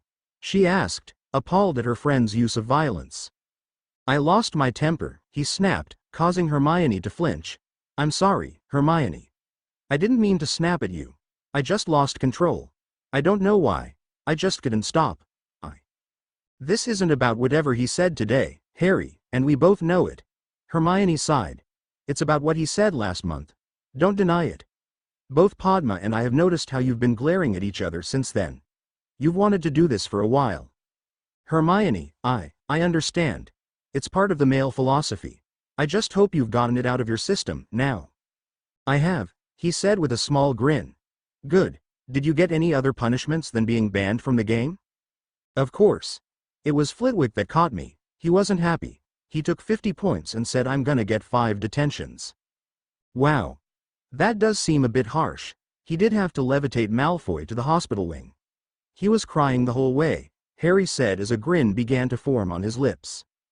"You're impossible," said Hermione, as she was quite obviously trying to avoid laughing at the Slytherin's expense. "At least one good thing came of this." "What's that?" he asked, confused. Hermione said, "I noticed that you're not blushing around our captain now," with a smirk. At that point, Padma approached them and asked what had happened. She was more amused at the idea of Malfoy crying the whole way to the hospital wing than anything else. It didn't escape her notice that Harry had no injuries from the fight. He'd just changed out of his robes when the door opened, revealing a very upset headmistress. Her lips were thinner than he'd ever seen them. Harry gulped. "Mr. McGonagall," she said, her voice deceptively calm, "come with me." With one last helpless glance at his friends, Harry got up and walked toward his aunt. They went on in silence until they reached an unused classroom. She put silencing charms around them before rounding on her great-nephew. "Harry, how could you?" "Aunt Minnie, are you trying to make people think you're the heir of Slytherin? There are already people who suspect you, and now you violently assault that pampered prat. Perhaps you've forgotten, but his father is on the board of governors. Wouldn't fighting him prove the opposite? That I can't stand purebloods who..." Silence. Draco Malfoy suffered a broken nose, a cracked rib, and numerous bruises while. "You weren't hurt at all. This is just what certain people need to prove that you are a danger to the school. I don't care what that idiot said to you. This is inexcusable." Harry put his head down. "Yes, ma'am. Now, I am going to tell your parents and I can promise you that your mother won't be very pleased with you, either." Harry looked alarmed. "No, you don't have to tell Mom. It's standard procedure to keep parents informed of major rule infractions, such as this, Harry. I'd have to tell them even if I didn't want to." She then took a deep breath. "Harry, I know what Draco is, and unofficially agree that he does deserve to be beaten up, but you've got to learn to control your temper." She grinned. "Violence doesn't solve anything. I thought you were taught to prank people who deserve it in such a way that you don't get caught. Brawling doesn't discourage bad behavior nearly as much as public humiliation." Grinning, Harry said, but he was humiliated. He was crying like a baby while being rescued by a half-blood. He snorted softly. "I proved that a Muggle could easily get the best of him." "Be that as it may," Aunt Minnie said, once more looking stern, "your punishment stands. I shall do my best to defend this fight as boys being boys, and try to make Lucius look like an idiot for getting involved." Harry chuckled. "I suggest you return to your dormitory and think about how to better manage your anger during your detentions. I would expect your parents will call you later tonight." Minerva was right. Harry's mom did call him on the mirror, and was very displeased with him. When he later talked to his sister, Brianna, she was glad Harry had beaten up Draco but disappointed he wouldn't be playing in the next day's game. She also mentioned that Jeremy Lightfellow had finished his jail sentence for cheating at the American baseball games and had started working at a shop in Little Salem where his family had seen him. He said he was now staying far away from Muggle sports. The next day, while Harry was diligently cleaning the charms classroom for Professor Flitwick, Hermione and most of the school were watching the Quidditch match between Ravenclaw and Gryffindor. The Ravenclaw head of house had decided that Harry would serve his detentions cleaning that classroom every Saturday until the 5 detentions were up. And Roger Davies has just gotten another lucky shot past Wood, making the score 100-40 in favor of Ravenclaw, announced Lee Jordan, who was sitting next to Headmistress McGonagall. Hermione, who was in uniform on the sidelines while watching the starting team play, muttered to another reserve player, "Why does that Gryffindor get to announce all the games? He's clearly biased for his own house, and that was not a lucky shot. Davies is simply a better chaser than Wood as a keeper." Before any response could be made, Lee announced, "It looks like Ginny Weasley has seen the snitch, or else it's another feint. She's darting toward the other side of the pitch with a determined expression. I think she's really seen it. Chong must agree with me, because she's hot on Weasley's trail. Weasley is reaching out her hand, so is Chong." "What?" Weasley dives straight down about 10 feet and grabs something while Chong is looking around. "Does she?" "Yes. Ginny Weasley has caught the snitch. Gryffindor wins 190-100. Hermione muttered, "Harry would have gotten it," while the Gryffindor team began celebrating. Harry arrived back at his common room to a depressed crowd of people, some of whom began glaring at him. He'd been escorted by Professor Flitwick, who simply left him at the door. He swallowed lightly and walked up to Hermione and Padma. "So, I take it the game didn't go so well." "Oh, our chasers, beaters and keeper were at the top of their game," she said blandly. "I take it Ginny got the snitch, then?" Padma said, "That stupid Cho followed Ginny around instead of looking for the snitch, if you hadn't." "I'm sorry I'm not a good enough seeker," said Cho, who had been nearby and obviously overheard their conversation. She burst into tears and ran downstairs to her dorm. Padma paled. "Good going," commented Harry. "Sorry," she said. "Tell Cho that," said Hermione, "not us." "I will," she replied. Her face suddenly got mischievous. "But first, I found out the full name of Madame Grubley's fiancé." "Was he at the game?" asked Harry. "Yes, Casper Plank was there, sitting next to her and holding her hand." "Casper?" repeated Harry. "You mean like the ghost?" "What ghost?" asked Padma. "Is that one of the Hogwarts ghosts' names?" "No," said Hermione with a small smile. "He's a character from a Muggle cartoon on the telly." "Oh," she replied. Harry knew that they'd previously told their pureblood friend about television, although he didn't think he'd ever get used to the TV being referred to as the telly. "I wonder when they're going to get married," Hermione said. "I hope it's soon," Padma replied dreamily. "I wonder what they'll wear." Feeling a bit uncomfortable with the girl talk that was beginning, Harry got up and announced, "I'm gonna go to headquarters." He figured that a few hours with his Game Boy would cheer him up. "I'll escort you," said Hermione, reminding him of his restriction. "I'll do some reading." Harry soon found himself deeply immersed in a game. Hermione was immersed in a book, when the door to Hagrid's old hut opened. He paused his small entertainment system and looked up to see Ginny Weasley looking at him. In her hand was the same book that she'd had with her so frequently. Harry believed that it was a diary. She looked cheerful, but a bit surprised to see him. "Hi, Ginny," said Hermione. "Could you watch Harry and make sure he doesn't attack all the students?" she asked sarcastically. "I have got to get to the library." "Sure," replied Ginny with a grin, and Hermione marked her place in the book she was reading and headed toward the door. When the door closed, Harry said, "Hi, Ginny. I guess I owe you 5 nuts." "That's right," she said with a smile. "Too bad I got in that fight yesterday. Things would have turned out differently, but that's the way it is." Her expression hardened a bit. "So, you think that if you'd been Seeker that Gryffindor would have lost?" He grinned while he reached into his pocket. "Of course, but our bet wasn't about who was playing, so you won fair and square." Seeing her anger at being told that he would have beaten her gave Harry an idea of how he could keep his money. "I know that I'll beat you in the final game, assuming Gryffindor makes it there." "You mean, assuming Ravenclaw gets there," she corrected him. "Gryffindor is now ahead of all the houses, including yours. Now, if it were a contest of who spends the most time in the library, I'm sure Ravenclaw would win. But this is Quidditch. Where we're gonna kick Slytherin's butt in April and then slaughter Gryffindor in the June. Care to put your money where your mouth is? She asked confidently. Another wager, he commented with a smile. Sure, then double or nothing. Gryffindor will get the cup. You're on. That cup will look good in Flitwick's office. Too bad it won't get there, she said, reaching out her hand to shake Harry's.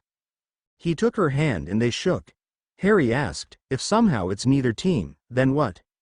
Then, you owe me the original 5 nuts, she said before walking over to the boombox and starting some music. You don't mind a little background music, do you? No, he answered, while unpausing his game. Ginny sat down at the other table and started happily writing in her diary. He found it a bit strange that at times she'd react to what she was writing as though she were surprised, amused, or even upset, but didn't comment on it. About a week later, Harry woke up a half hour before he normally would. The reason for this was that his name was being called out by a female voice that was very familiar to him. He picked up his glasses and then grabbed the mirror he had been keeping on his nightstand every evening since his aunt had told him to call her if he heard the strange, murderous voice that had led him to the Chamber of Secrets victims. What is it, Brianna? He asked groggily. My, aren't you a grouch this morning? She said with a smirk. Why are you calling, now, anyway? Isn't it like 12:30 a.m. at home? Incredible. You can actually do math in the morning.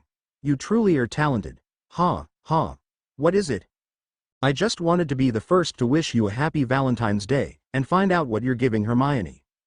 Harry tried his best to keep his cheeks from turning pink, but to no avail. For your information, I am giving Hermione, as well as my other female friends like Padma, a friendship Valentine like I did last year, he hissed angrily as he left the room, hoping that his dorm mates hadn't already been woken up. And I'm sure she'll probably do the same for me. Of course, I'm sure Bobby will send you a dozen roses. Shut up, Harry, and serenade you. He'll probably show up anytime now and throw a rock at your window. Be quiet. But it'll break Mom and Dad's window by mistake, and then he'll sing Weird Al's song. One more minute, for all the neighbors to hear. Harry was, of course, referring to a song that expressed deep loathing instead of love. He will not, she screamed. Oh, what song does he sing to you? Goodbye, Brianna exclaimed. I'll bet Hermione sends you a romantic Valentine. Before Harry could respond, his little sister had deactivated her mirror, having successfully woken him up early. He stood up from the chair he'd occupied, deciding to shower early since he wouldn't be able to go back to sleep. Harry was reading one of his textbooks in the common room when Hermione came up from her dorm. She smiled and walked straight to him. For some reason, Harry felt a bit nervous about what Brianna had suggested, although he'd never admitted to his annoying sister. Happy Valentine's Day, he decided to say when she approached him. He was surprised that her ears turned pink. He didn't notice that his did the same. Oh, same to you, Harry, she replied while examining her shoes. Should we, go to breakfast? Okay. Together, they made their way to the Great Hall and sat down across from each other. Wordlessly, Harry began scooping scrambled eggs and bacon onto his plate. He was halfway through his meal when Hermione's owl, Rowena, landed in front of him with a Muggle-style envelope. She held out her leg and Harry took the letter. As he did so, he noticed Hermione looking at him while failing to notice a small box that had fallen when he untied the letter. When she noticed him looking at her, her cheeks turned pink and she looked straight down at her plate. He suddenly felt nervous about opening the envelope. However, he knew that he couldn't put it off forever, so he gave the owl a piece of bacon so she would fly away, and pulled a Muggle card out of the envelope. The front of the card had a picture of a cat and dog that each had part of a glove in their mouths like they were playing tug-of-war with it, except that they'd gotten it to the point where their mouths were touching. Harry felt himself blush as he opened the card. Printed inside was the message. The best friendships can't be explained. Happy Valentine's Day. Written in Hermione's familiar neat script was, I can't tell you how much your friendship means to me, Harry. You are truly the most important person in the world to me, and I don't know what I'd do without you. Love from, Hermione. He looked up at his best friend, who was once again staring at him, and smiled.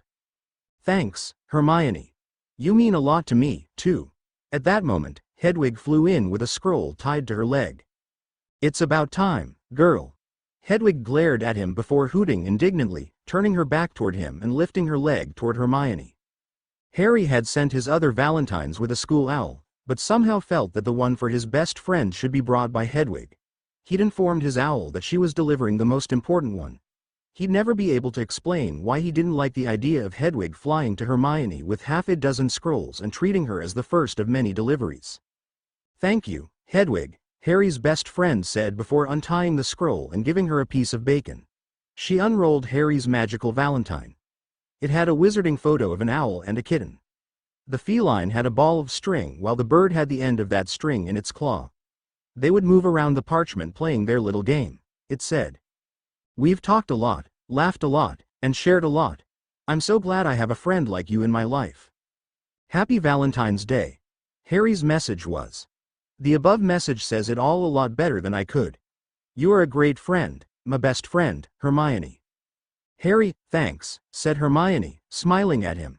However, Harry wasn't smiling. While she was reading her Valentine from him, he'd found a small wrapped package on the table that had his name on it written in Hermione's handwriting. He opened it to find a small box of chocolate mints. He was touched that she'd given him something, but more than that, he was upset with himself for not getting her anything. He racked his brain to try to think of something to give her. "Oh," said Harry with a forced smile. "Thanks for this present. I forgot to bring your present to the owlry when I gave the scroll to Hedwig. I'll get it to you later." She looked concerned. "Harry, it's all right if you didn't get me a present." "Of course I did," he interrupted. "You're my best friend. I wouldn't be like that." He looked around, trying to change the subject. "Madame Grubbly isn't here." Hermione glanced at the staff table. "You're right," she grinned. "I'll bet she's spending Valentine's Day with Mr. Plank." Harry shrugged his shoulders. "Either that or she's sick." "Harry," she said a bit sharply, "that's not very nice." "I wasn't wishing she was ill. I just said it's a possible explanation." "Sorry," replied Hermione. "Anyway, like I said, it's all right if you don't have a gift for me. But I do," he lied, "and you'll have it at the end of the day." "All right. I think right now, though, we've got to get to Quidditch practice," she replied, reminding him that Michelle had started having Sunday morning practices in addition to the Saturday practices because he was in detention for the next 3 Saturdays.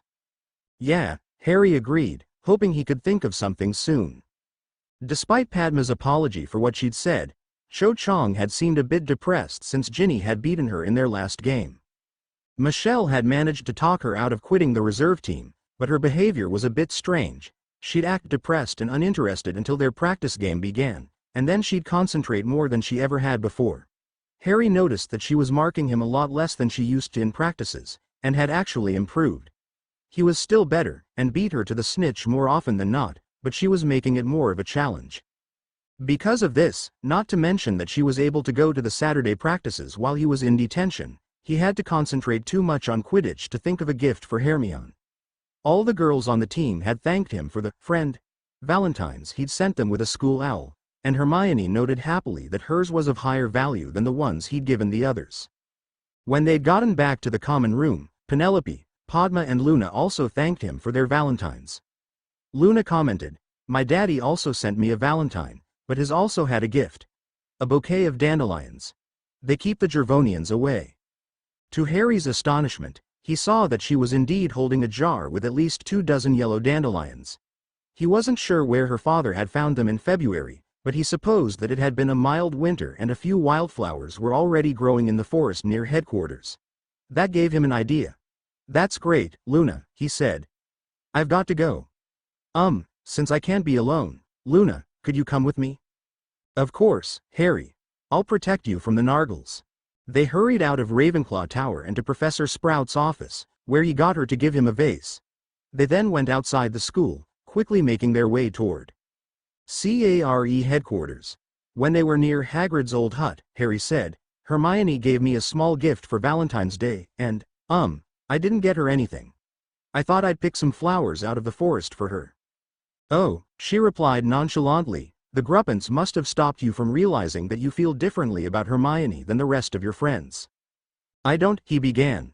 "Okay, she's my best friend, but that doesn't mean, I just think it would be rude not to give her a present in return for hers. I guess the Gruppants are still hard at work. I'm sure they'll leave you within the next year." He blinked and shook his head in disbelief. He decided that arguing with her was pointless. He walked toward a group of yellow flowers that he thought looked nice and carefully transplanted them into the vase, saying, "Don't tell Hermione that I hadn't gotten her these before today. If you want, Harry." Half an hour later, Harry was in a private corner of Ravenclaw Tower presenting Hermione with a vase of flowers. "Happy Valentine's Day." "These are beautiful, Harry." "Thank you." "You're welcome," he said, grinning at his success. "However," she said slyly, "I know that you just picked them today. I didn't." "Please, don't lie to me, Harry." She took a deep breath. "I surprised you with a gift, and being the wonderful guy you are, you decided to give me one in return. Thank you." He shrugged his shoulders. "Okay, I admit it." He sighed. "Next year, I'll get you a gift for Valentine's Day, I promise." She smiled at him. "I'll hold you to that. Happy Valentine's Day," she said before kissing him on the cheek and walking straight to the girls' dorm without looking back. Harry stood there for about 5 minutes with his hand over the spot on his cheek that Hermione had kissed. "It's just a friendly kiss like Mom gives me," he muttered to himself before walking to his own dorm. The next day, things were back to normal between Harry and Hermione, convincing him that he was right about Hermione's kiss meaning nothing. At breakfast, Aunt Minnie stood up to make an interesting announcement. "Good morning, everyone," she said with a grin. "It is my pleasure to inform you that something wonderful happened yesterday. Madame Grubbly got married to a man named Mr. Plank.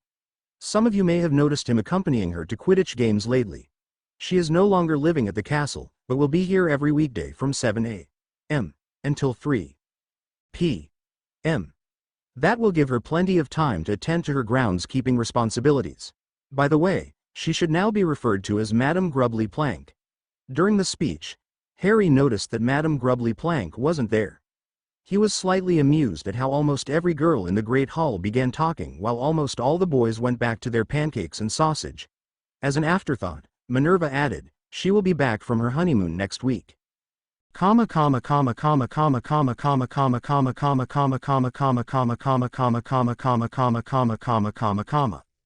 The next few weeks went by quickly, and it was now Saturday, March 6th, the day of Harry's last detention, which also happened to be the day of the Hufflepuff vs. Slytherin game. He was truly getting tired of spending his Saturday mornings cleaning the Charms classroom. He really wanted to be out there jeering the Slytherins, cheering the Hufflepuffs. He corrected himself as he used a broom for the unnatural purpose of removing dirt from the floor. Professor Flitwick was sitting at his desk grading parchments, glancing up at Harry every few minutes to make sure he was working. During his first week, he'd asked why he couldn't just scourgify the floor. Professor Flitwick had informed him that this was supposed to be punishment to discourage brawling like a Muggle, not Charms practice. Harry would never admit to anyone that he was pleased to find out that he had indeed broken Malfoy's nose, and was further pleased that Draco had not said one word to him since the fight. He had to admit that he at least respected the fact that his head of house wasn't claiming that magic didn't clean as good as elbow grease, which Filch had always asserted. Harry had switched to the mop and was halfway done with the floor when he heard a voice he'd hoped never to hear again. "Let me rip you. Let me kill this time." Harry dropped the mop in surprise. "Mr. McGonagall, is there something wrong?" asked Flitwick, who'd obviously heard the mop hit the floor. "Yes. I need to call my aunt," he answered, pulling the little mirror out of his pocket. "Minerva McGonagall." A few seconds later, his aunt's image appeared on his mirror as the background noise of clapping and booing came through the mirror. "Yes, Harry. You're supposed to be in detention." "I am," he said, "but that thing we discussed before just happened." Her image paled slightly. "You mean you heard?" "Exactly," he interrupted. He didn't want Flitwick to know about the voice he was hearing. "I'll be right there." "What about the game?" Harry asked. "It's over. Higgs from Slytherin just caught the snitch as you called. They just managed to win 180 to 170. Madam Hooch was actually giving penalties to Slytherins. I'm glad we had our little talk." She then shook her head. "Anyway, that's enough chit-chat. I'll be at the Charms classroom in a minute, so stay there with Professor Flitwick." True to her word, the door was hoisted open by the headmistress exactly 60 seconds after their call ended. "Harry, come with me." She looked to Flitwick. "He'll continue his detention in a few minutes, Phileas, if that's all right." Actually, Minerva, the teacher replied, he's done enough today. His detentions are officially over. Harry said, thanks, and walked out of the room toward his aunt. Can you still hear it? She asked, once no one could overhear. Not right now, but I did just before you came. It was coming from this direction. He walked quickly, but his aunt managed to keep up. I hear it again. This way. He went down a flight of stairs and they continued following until they came across the prone form of Alicia Spinnet, a Muggle-born girl on the Gryffindor Quidditch team. She was holding a compact and had obviously been in the process of checking her makeup when for some unknown reason she fell backwards, petrified like the others. She was near the library entrance. Another victim. And Mr. McGonagall is at the scene yet again, came a voice from behind them. Aunt Minnie turned toward her potions teacher with a furious expression. For your information, Professor Lavelle, Harry has been in detention with Professor Flitwick since breakfast, and I have just picked him up from there. He has not been alone all morning, so it would have not been possible for him to have done this. Harry noticed that the potion's mistress looked frightened. Professor, may I ask what you're doing here? Harry, scolded Minerva. She then looked back at the teacher. I do wonder why you're so determined to pin this on my nephew, Sharon. Harry could swear he saw a flicker of fear in her eyes as she said, I'm not. It's just that I saw him pointing his wand at that cat. Which has already been explained, said Minerva pointedly. Professor Lavelle seemed to wither for a moment before saying, I've got to go. I have a potion that needs tending. She then turned around and left quickly. Without a word, Aunt Minnie pointed her wand at Alicia and began to levitate her to the hospital wing, with Harry walking behind her. Harry, she said as they were walking, the staff and I have discussed what would happen if there were another attack. The other students will be informed soon, but there's no reason not to tell you now. Okay, he said, not knowing how to respond. Quidditch will be cancelled and a new curfew will be placed. After dinner, students will be escorted to either their common rooms or the library. 2 hours later, the students in the library will be escorted to their common rooms. What about headquarters? He asked. On Friday, Saturday and Sunday afternoons I will be willing to escort members of CARE to your cabin and return to escort you to dinner, provided that you agree to stay there until I return. Similarly, members of other clubs will have that same privilege on those days. At least we can keep our study group. Also, all students will be escorted to and from their classes by a professor. It sounds like everybody's being watched like me, now, said Harry grimly. I'm afraid so, she said. If there is another attack, I'll have no choice but to close the school. Really? Asked Harry. That would be awful. Yes. Lucius Malfoy has been trying to convince the board that these attacks are my fault. One of my friends on the board of governors has told me that he wants me removed as headmistress. Harry's eyes narrowed. I know that he has something to do with this. Remember what his house elf was, Harry grinned. How about if we keep him otherwise occupied? What do you mean?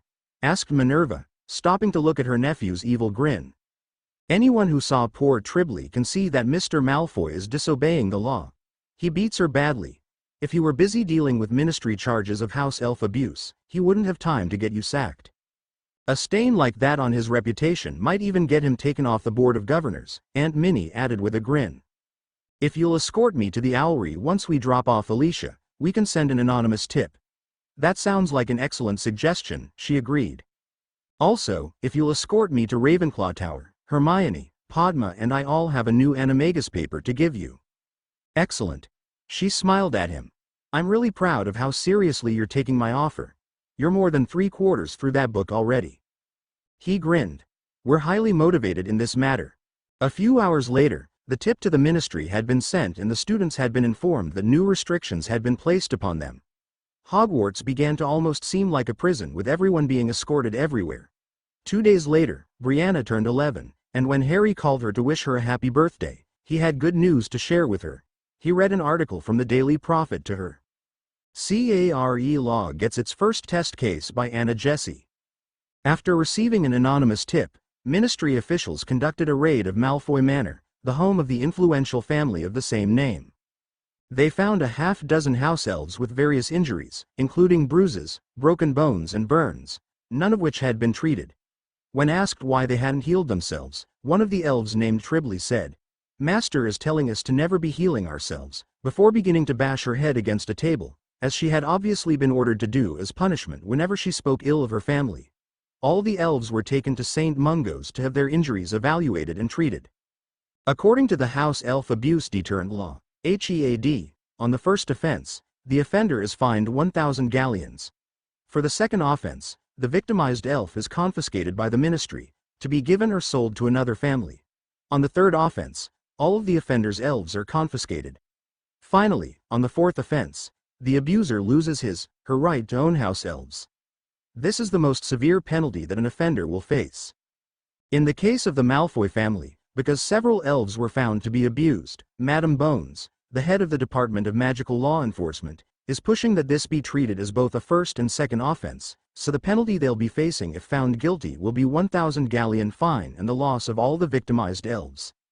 In this case, that is every Malfoy house elf, because all 6 have severe injuries. The only question is whether the ministry will actually enforce this law that was passed as a result of the group known as CARE, Community Advancing the Rights of Elves, that formed about a year and a half ago at Hogwarts. For more on CARE, see page 5. That's great, exclaimed Brianna. He should be quite busily bribing bigoted buffoons as we speak. Harry smiled at his sister's tongue twister before saying, yeah, I guess so. Hopefully, he will have to pay some penalty for what he's done to elves. The main thing is that while he's busy dealing with that, he hopefully won't have time to try getting Aunt Minnie sacked. I hope so, she replied. What did they say about CARE on page 5? Oh, just a reprint of the article Mrs. Brocklehurst wrote last year. We have gotten some more members already since the paper came out this morning. That's good, said Brianna. Did you like my present? She made a face.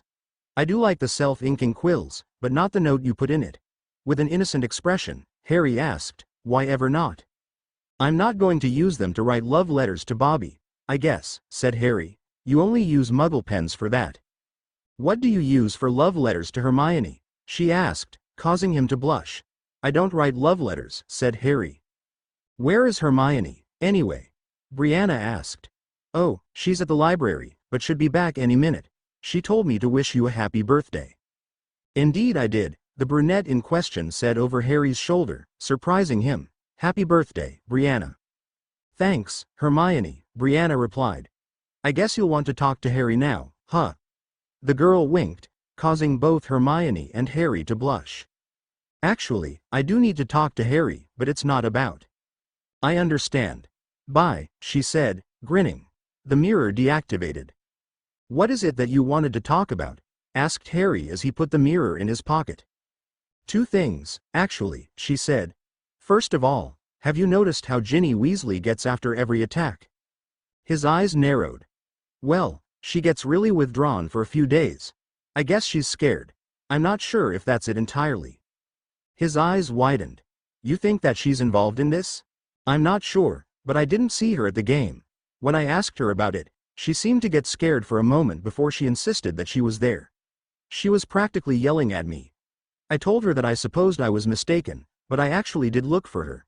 She didn't sit with us or with her fellow Gryffindors, which is where she claimed she was. I think we should watch her more closely when we can. She is hiding something. He took a deep breath. I guess we can do that. I don't think it could hurt anything, but make sure not to look like we're spying. She smiled. Thanks. What was the other thing? Oh, that. She pulled a page that looked like she'd torn it out of a book, something he'd never seen her do before. I think that Slytherin's monster is a basilisk. Chapter end notes. The messages on the Valentines were copied from Hallmark cards.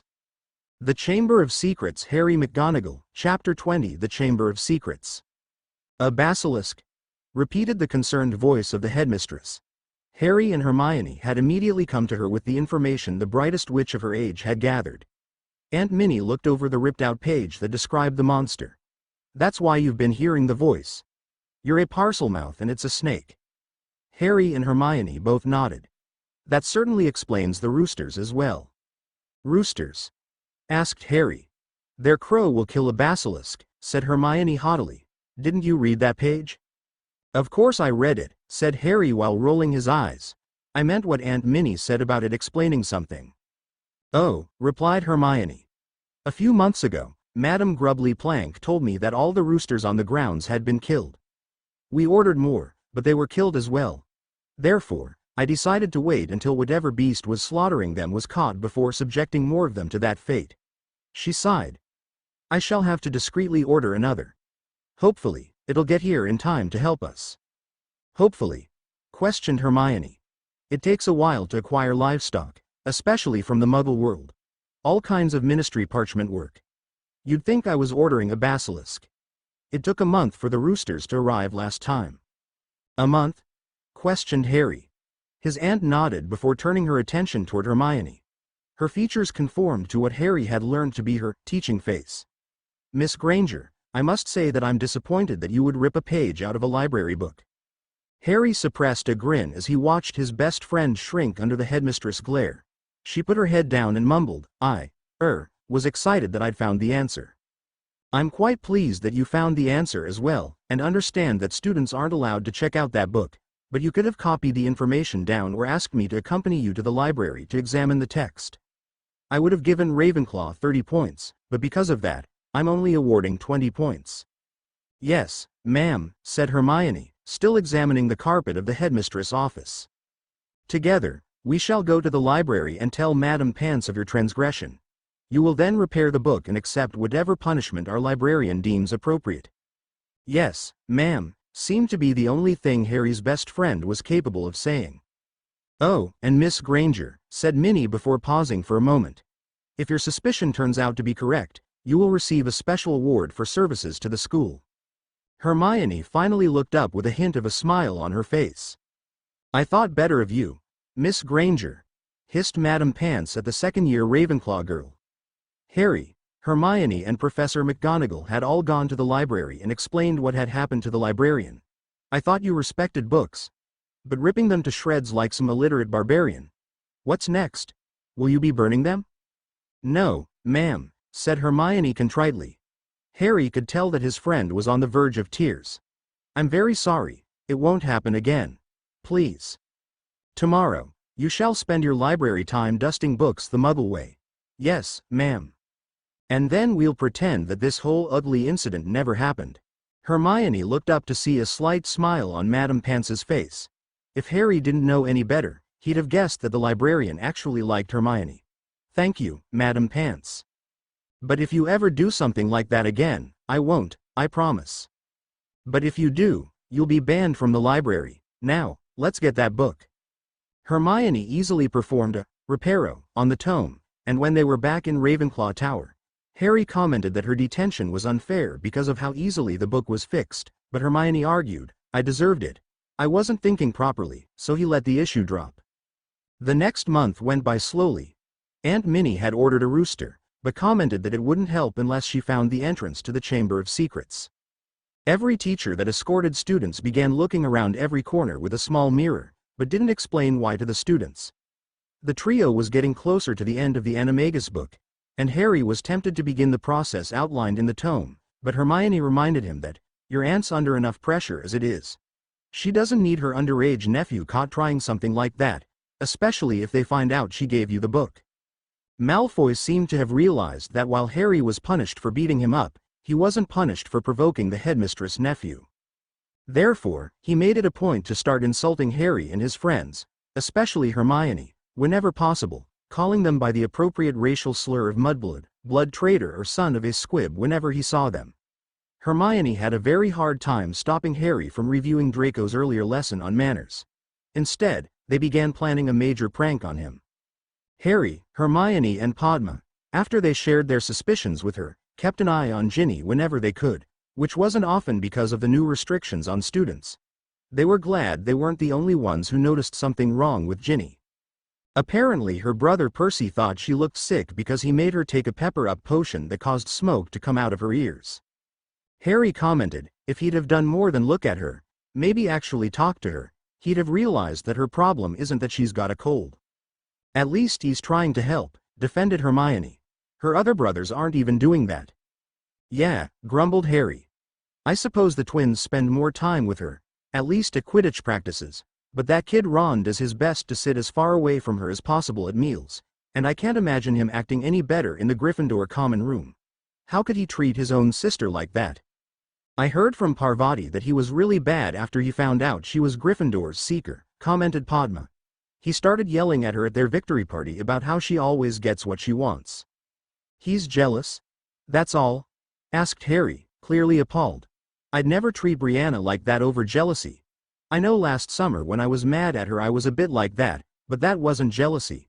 She'd actually done something wrong. Hermione agreed. Even then, that very justified anger didn't last as long as Ron's unjustified anger.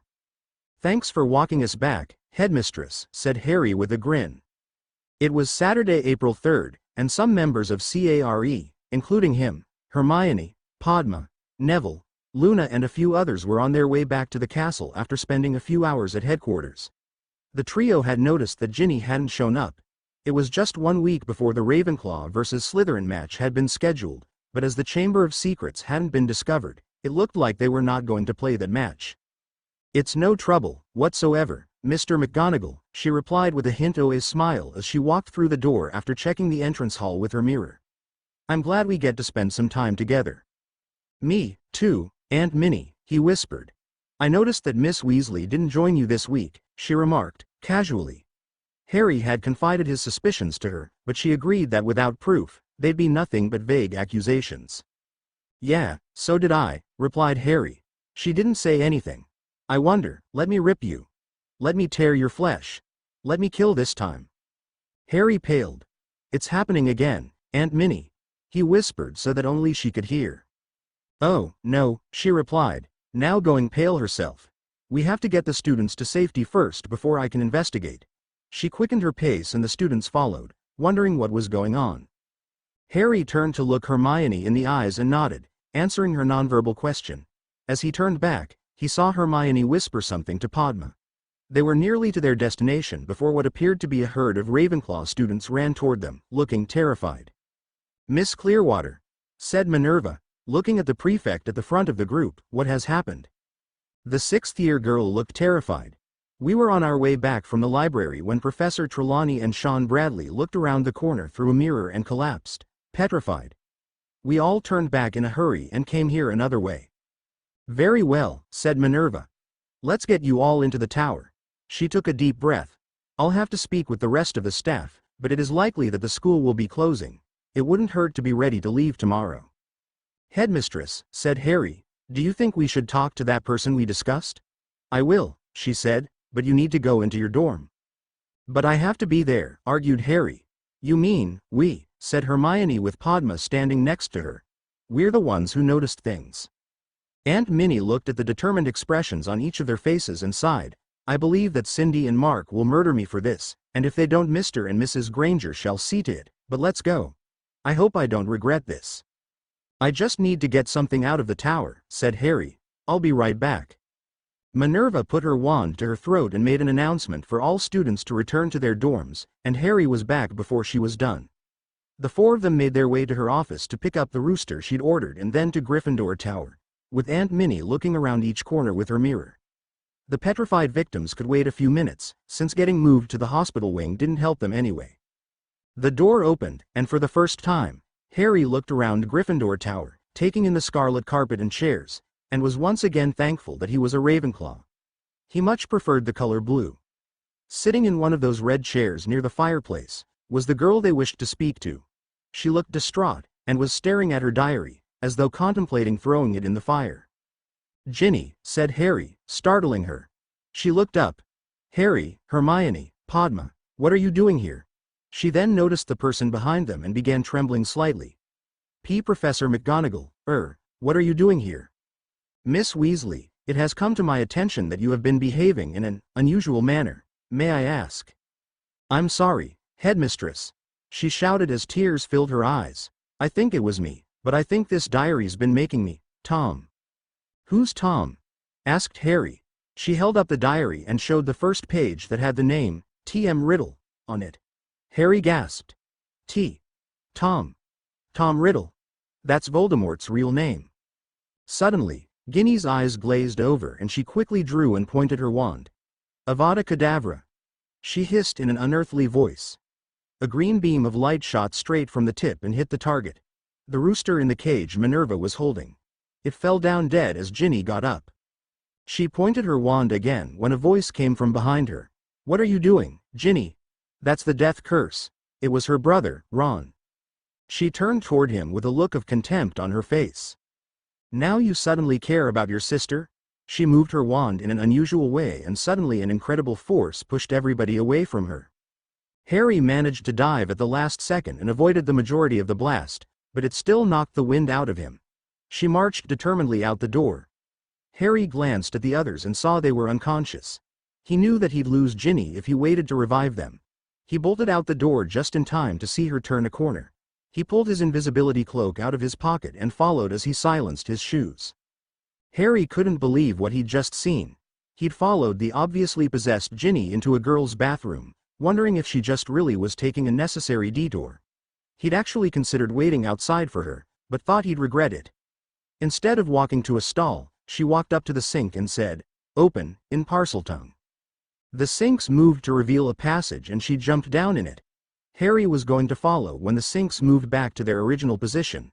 He walked up to them and found a snake carved on one of the faucets and hissed, "Open." Deciding that being invisible was pointless during the jump down, because he was sure to make noise anyway, Harry stuffed his cloak back in his pocket and took a leap of faith. He found himself riding down a slimy slide, and was glad he wasn't getting his invisibility cloak all filthy. When he landed, he was ready to summon his wands out of their holsters, but found it was unnecessary as the room he'd landed in was free of all life. All that was in it was a huge collection of dry rat bones. He found himself wishing he'd brought his broom so he could fly over them. Not only would that be faster and less disgusting, but it was also quieter. There was no way he could silence all the crunching bones as he walked forward in the only direction he could go. He knew that with all that noise, there was no point in trying to hide. He slowly made his way forward, passing over a very old snakeskin, until finally commanding a door to open, in Parseltongue, revealing the Chamber of Secrets. As Harry stepped into the chamber, he noticed several things at once. The walls were lined with statues of snakes, and in front of him was a huge statue of the ugliest face Harry had ever seen, which he assumed was Salazar Slytherin. Lying on the ground before him, as though a sacrifice on an altar, was Ginny Weasley. She still had the diary held loosely in her hands, though she appeared unconscious. Bending over her was the ghostly form of an older teenage boy grabbing her wand. Having a hunch about the identity of the ghost-like form, but not knowing what he was planning on doing to Ginny, Harry felt he had to act now. Summoning his main wand into his hand, he took a step forward. "Tom Riddle, I presume?" The specter turned and looked at him in shock, immediately pointing his wand at the intruder. "Or should I say, Voldemort." "How did you get in here?" Riddle hissed. "I followed Ginny," Harry said simply, "but the door was closed." Harry grinned. "You're not the only parcel-mouth around here." Tom looked at Harry with a new interest, almost bordering on respect. "Is the McGonagall family related to Slytherin?" "I have no idea," he said, knowing that it wouldn't make any difference in this case anyway. No matter," said Riddle. "You're obviously talented. There's no reason for us to fight. You could join." "Expelliarmus," whispered Harry, hoping to catch Tom off guard. Unfortunately, Riddle was a very skilled duelist and repelled the hex with one stroke of his wand and had disarmed Harry a moment later with another silent spell. "Fool," hissed Riddle as he caught Harry's wand with his left hand. "Did you really think you could beat me? Crucio?" As Harry writhed on the floor in tremendous pain, Voldemort continued to talk. "Had you not tried to attack me, your death would have been swift, but now I want to make you suffer a bit." While Harry was still in agony, Riddle hissed to the statue and the mouth opened. Harry closed his eyes when he realized that the basilisk would be coming. The pain stopped as Riddle said, "I'll let the basilisk finish you off slowly," and then hissed, "Keep your eyes closed. I want you to slowly rip him into pieces while he suffers." "Yes, master," replied the snake, and Harry decided to risk squinting at the basilisk, to see that the 60-foot snake was obeying as it approached him as he was still lying on the ground. Harry realized that he had only one chance, and he was going to take it. Keeping his left hand hidden from Tom's view, he summoned his extra wand and prepared to cast his most powerful spell. He'd learned that the snake's skin was protected from almost every hex, so he needed to shoot in its mouth. The beast was now close enough and poised above him, ready to strike with its mouth open. Harry aimed his wand and shot his most powerful cutting spell, which managed to cut through the top of the snake's head, splashing blood everywhere. Harry closed his eyes and rolled out of the way as the beast shrieked until falling with a loud thud. "You may have killed the basilisk," said Tom, causing Harry to open his eyes, "but I will kill you, Avada." Harry jumped behind the corpse for protection. "You can't hide forever," shouted Tom angrily. With sudden inspiration, Harry crawled toward the basilisk's open mouth and whispered, "Accio Diary," while pointing his wand toward Ginny. It took about 2 seconds for Riddle to see what was happening. "What?" he shouted as Harry caught the diary. Once more, he shouted, "Avada," as Harry jammed the diary into the snake's largest fang while still on his knees. Tom dropped the wands he was holding as he screamed in pain while a river of black ink started pouring from the diary all over the snake's mouth and down Harry's arms. A hole was forming in Riddle's chest. Harry pulled the book down and opened it, forcing it once again into the monster's now black teeth, releasing yet more ink. With a final scream, the specter disappeared. Harry released the breath he didn't realize he was holding as he sat down, finally relaxing. After about 5 seconds, a girl's voice brought him back into the present. "Harry, you were right. It was me. I'm so sorry. I didn't mean to. Riddle made me do it." He turned to face the trembling girl to see that tears were streaming from her eyes. Although they didn't look alike, in a way she reminded him of his kid sister. "I know," he said as he got up to walk toward her. "I'm going to be expelled." Ginny wept as Harry helped her awkwardly to her feet. "I've looked forward to coming to Hogwarts ever since B-Bill came and now I'll have to leave and, what'll Mum and Dad say?" As Harry looked down at this weeping girl and saw how scared she was, he couldn't help but want to comfort her. He wiped his right hand on his school robe, figuring it was already ruined, and put it on her shoulder. "What they'll say, Ginny, is that they love you." "What if they don't believe me?" she asked, clearly terrified. "Then I'll make sure they know it wasn't your fault," he said confidently. "Thanks," she managed to say. "That's what friends are for. Come on. I'll bet a lot of people are worried about us." After collecting the fallen wands and the diary, they walked side by side out of the chamber and down the corridor until they reached the entrance. Harry looked at Ginny. "You, don't remember how to get out of here, do you?" She shook her head and started sobbing softly. "No, I don't even remember coming down here. I just black out and wake up somewhere else. The last thing I remember today is you saying that Tom was really you-know-who." "That's fine," he said quickly, not wanting to get her crying in earnest, and began looking around.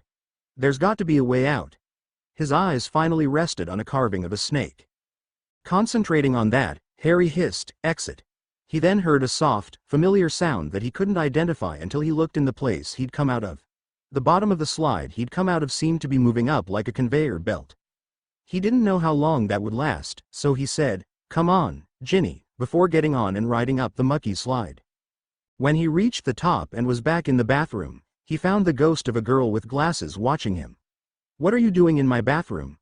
"You're a boy and this is the girl's lavatory." "I'm, sorry to have disturbed you. I'll be, leaving in a minute." He was relieved to see Ginny arrive. "You're here, too," shrieked the ghost. "I know, let's all have a party in Moaning Myrtle's toilet. She won't care." She then dove into a toilet, causing it to flush as she disappeared. "That was a unique ghost," said Harry.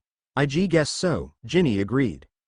Taking a deep breath, Harry said, "We'd best get going. I'd imagine my aunt, along with most of the teachers, is in the hospital wing." What happened?" Ginny asked fearfully. As gently as he could, Harry explained what had occurred from the time she was possessed as they made their way to the hospital wing. She was devastated to hear she'd used the killing curse, even if it was on a rooster. As they approached their destination, the headmistress' voice carried. "I don't care what you say, Poppy, I'm going to join the search for my nephew. But you've got a concussion. You won't be any help if you—" "I think I can resolve this argument," said Harry from the doorway, grinning broadly. "I'll find myself." "Harry!" shouted Minerva, as well as Hermione and Padma, who were also in hospital beds, along with a few Gryffindors who'd been nearby. The heads of house were in there as well, surrounding the headmistress' bed. Hermione's face turned frightened as she noticed Harry's companion. "Harry, is Ginny?" "Ginny's not possessed anymore," said Harry firmly, "but could probably use Madame Pomfrey's help." At that moment, a distraught-looking middle-aged couple with red hair came bursting into the room. The woman looked around until her eyes rested on the girl who was obviously her daughter. "Ginny? Professor Sinistra said you were missing. That you?" At that moment the little girl ran into her mom's arms crying. "I'm sorry. Tom made me. As Molly Weasley hugged her daughter tightly, she asked, "What happened?" Ginny started crying again. "I was just about to examine Miss Weasley for injuries," interrupted Madame Pomfrey, "and I believe that Mr. McGonagall was about to explain what happened. You may wish to listen to what he has to say." She was gesturing toward Harry in her effort to get them to leave Ginny alone. "McGonagall?" Arthur asked, looking between Harry and Minerva. "Yes," the headmistress answered. "Harry is my nephew's son and has just brought Ginny back." Looking at him, she said, "These are Arthur and Molly Weasley, Ginny's parents." "It's good to meet you," said Arthur, looking at the filthy 12-year-old with curiosity and gratitude. He shook his hand. "It appears that we owe you our gratitude." Molly also shook Harry's hand and thanked him for bringing Ginny back. As Poppy examined the youngest Weasley, Harry told his story of what happened, beginning with Ginny's unusual behavior leading them to confront Gin in the Gryffindor common room until they left the Chamber of Secrets, leaving out the part about wearing an invisibility cloak to follow her. At different times, Molly looked like she wanted to interrupt, but Arthur stopped her with a pat on her hand. When Harry was finished, Minerva said, "Well, I believe that I promised Miss Granger a reward for special services to the school since her theory about Slytherin's monster being a basilisk turned out to be true." Hermione blushed. "I also believe that Harry is entitled to one for ridding us of that beast." "Thanks," he managed. "I also think that 50 points to Ravenclaw is in order." Flitwick nodded approvingly at Minerva's statement. "Regarding Miss Weasley, no punishment will be given. Older and more experienced wizards than her have been hoodwinked by he who must not be named." She sighed. "However, there are many witnesses to the incident in her common room, and we can't obliviate them all. Therefore, I believe that the only way to stop the rumors that are probably already spreading is to tell everyone the truth at dinner tonight." Arthur nodded sadly. "I suppose so. We'll tell Ginny." "Very well," said Minerva. "I will also announce that the restrictions will now be lifted since Slytherin's monster has been defeated. I believe that Professor Lavelle may wish to harvest the basilisk for potion ingredients." Harry looked a bit shocked before saying, "She'll claim I simply got tired of sending the basilisk to petrify Muggle-borns, and that's why I killed it. It's either her or I call Mr. Snape," she threatened, causing Harry to pale. "I just don't want the parts wasted." With a genuine smile, she added, "I'll bet you can make a great deal of money from selling it." "All right, I'll take you and Professor Lavelle down there, but I don't want to watch you cut that thing open." "I would like to assist," came Hermione's voice from the bed she was lying in, causing both Harry and Minnie to turn to face her. "Especially if I can get extra credit." The next week passed happily as the students were once again free to roam the halls without supervision. Minerva had told all the students that Ginny Weasley had been bewitched and requested that no one press her to talk about it. Most students seemed to accept that explanation of Ginny's actions, but a few didn't. Draco Malfoy had been caught harassing her by Professor Sinistra and lost 10 points from Slytherin and got a detention. Quidditch was resumed, so the Ravenclaw and Slytherin teams got as much practice in as possible in anticipation of the game that would be held that Saturday. After one night, the only people left in the hospital wing were the petrified victims, who wouldn't be cured for nearly 2 months because the mandrakes weren't mature yet. Plans were made for an excursion into the Chamber of Secrets for the day after the upcoming match, so that it wouldn't interfere with the much-needed practice. As Bradley was now petrified, he would not be able to play chaser for the Ravenclaw team, so Michelle replaced him with Hermione for that game. She was both nervous and excited as Harry tried to encourage her. "I know you'll be great," he asserted. "You've really gotten good, and your Nimbus 2001 is better than anything the snakes have." "But what if I get nervous and freeze up?" Harry smiled at his best friend. "I doubt that'll happen. But I'll be in front of so many people." "Does that make you forget answers in class when you're called on?" She blushed. "Well, no, but it's more. It wouldn't matter if it was 1,000,000 people in class. You'd still get the right answer. Now, the right answer is catching, passing and scoring with the quaffle." "I suppose," she said, noncommittally. "Whatever happens, I'll be proud of you." "Welcome to the Ravenclaw vs. Slytherin match," announced Lee Jordan. "Our first game since Quidditch has resumed. The crowd cheered loudly. And here come the Ravenclaws. At the front of the line is the lovely Michelle Hamilton. Sorry headmistress. Captain and chaser, followed by Roger Davies, chaser. And Hermione Granger. Reserve chaser replacing Sean Bradley in her debut game. The list went on until he finally said, and Harry McGonagall, seeker, to tremendous applause. And now, the Slytherin team. There were more boos than cheers as all the players from Captain, chaser Marcus Flint to seeker Terrence Higgs were announced. Harry grinned when he saw Michelle holding her own in the ridiculous pregame handshake. He even chuckled afterwards when Flint flexed his fingers as though they were slightly hurt. Madame Hooch gave her usual, clean game, speech, and the balls were released. Harry flew his lightning bolt high in the air and began his quest for the snitch, glancing at the action whenever he could. And Michelle Hamilton has just stolen the quaffle right out of Flint's slimy hands. Sorry, headmistress, said Lee as he sat next to Aunt Minnie, who refused to give up her position of keeping the commentary as unbiased as possible. What, that filthy Slytherin cheat. Flint's just punched Hamilton in the face, making her drop the quaffle. Her boyfriend's gonna be paying Flint a visit after the game. Madame Hooch has actually called a penalty on Slytherin. Sorry, Professor. I'm just not used to it yet. Harry laughed at Jordan's comment as he looked at Michelle in concern, noticing that she was already forming a black eye. He gripped his broom tightly as he felt himself get angry. Even if he was mostly over his crush, he was fond of his captain, even if she didn't understand why he had to beat Draco up.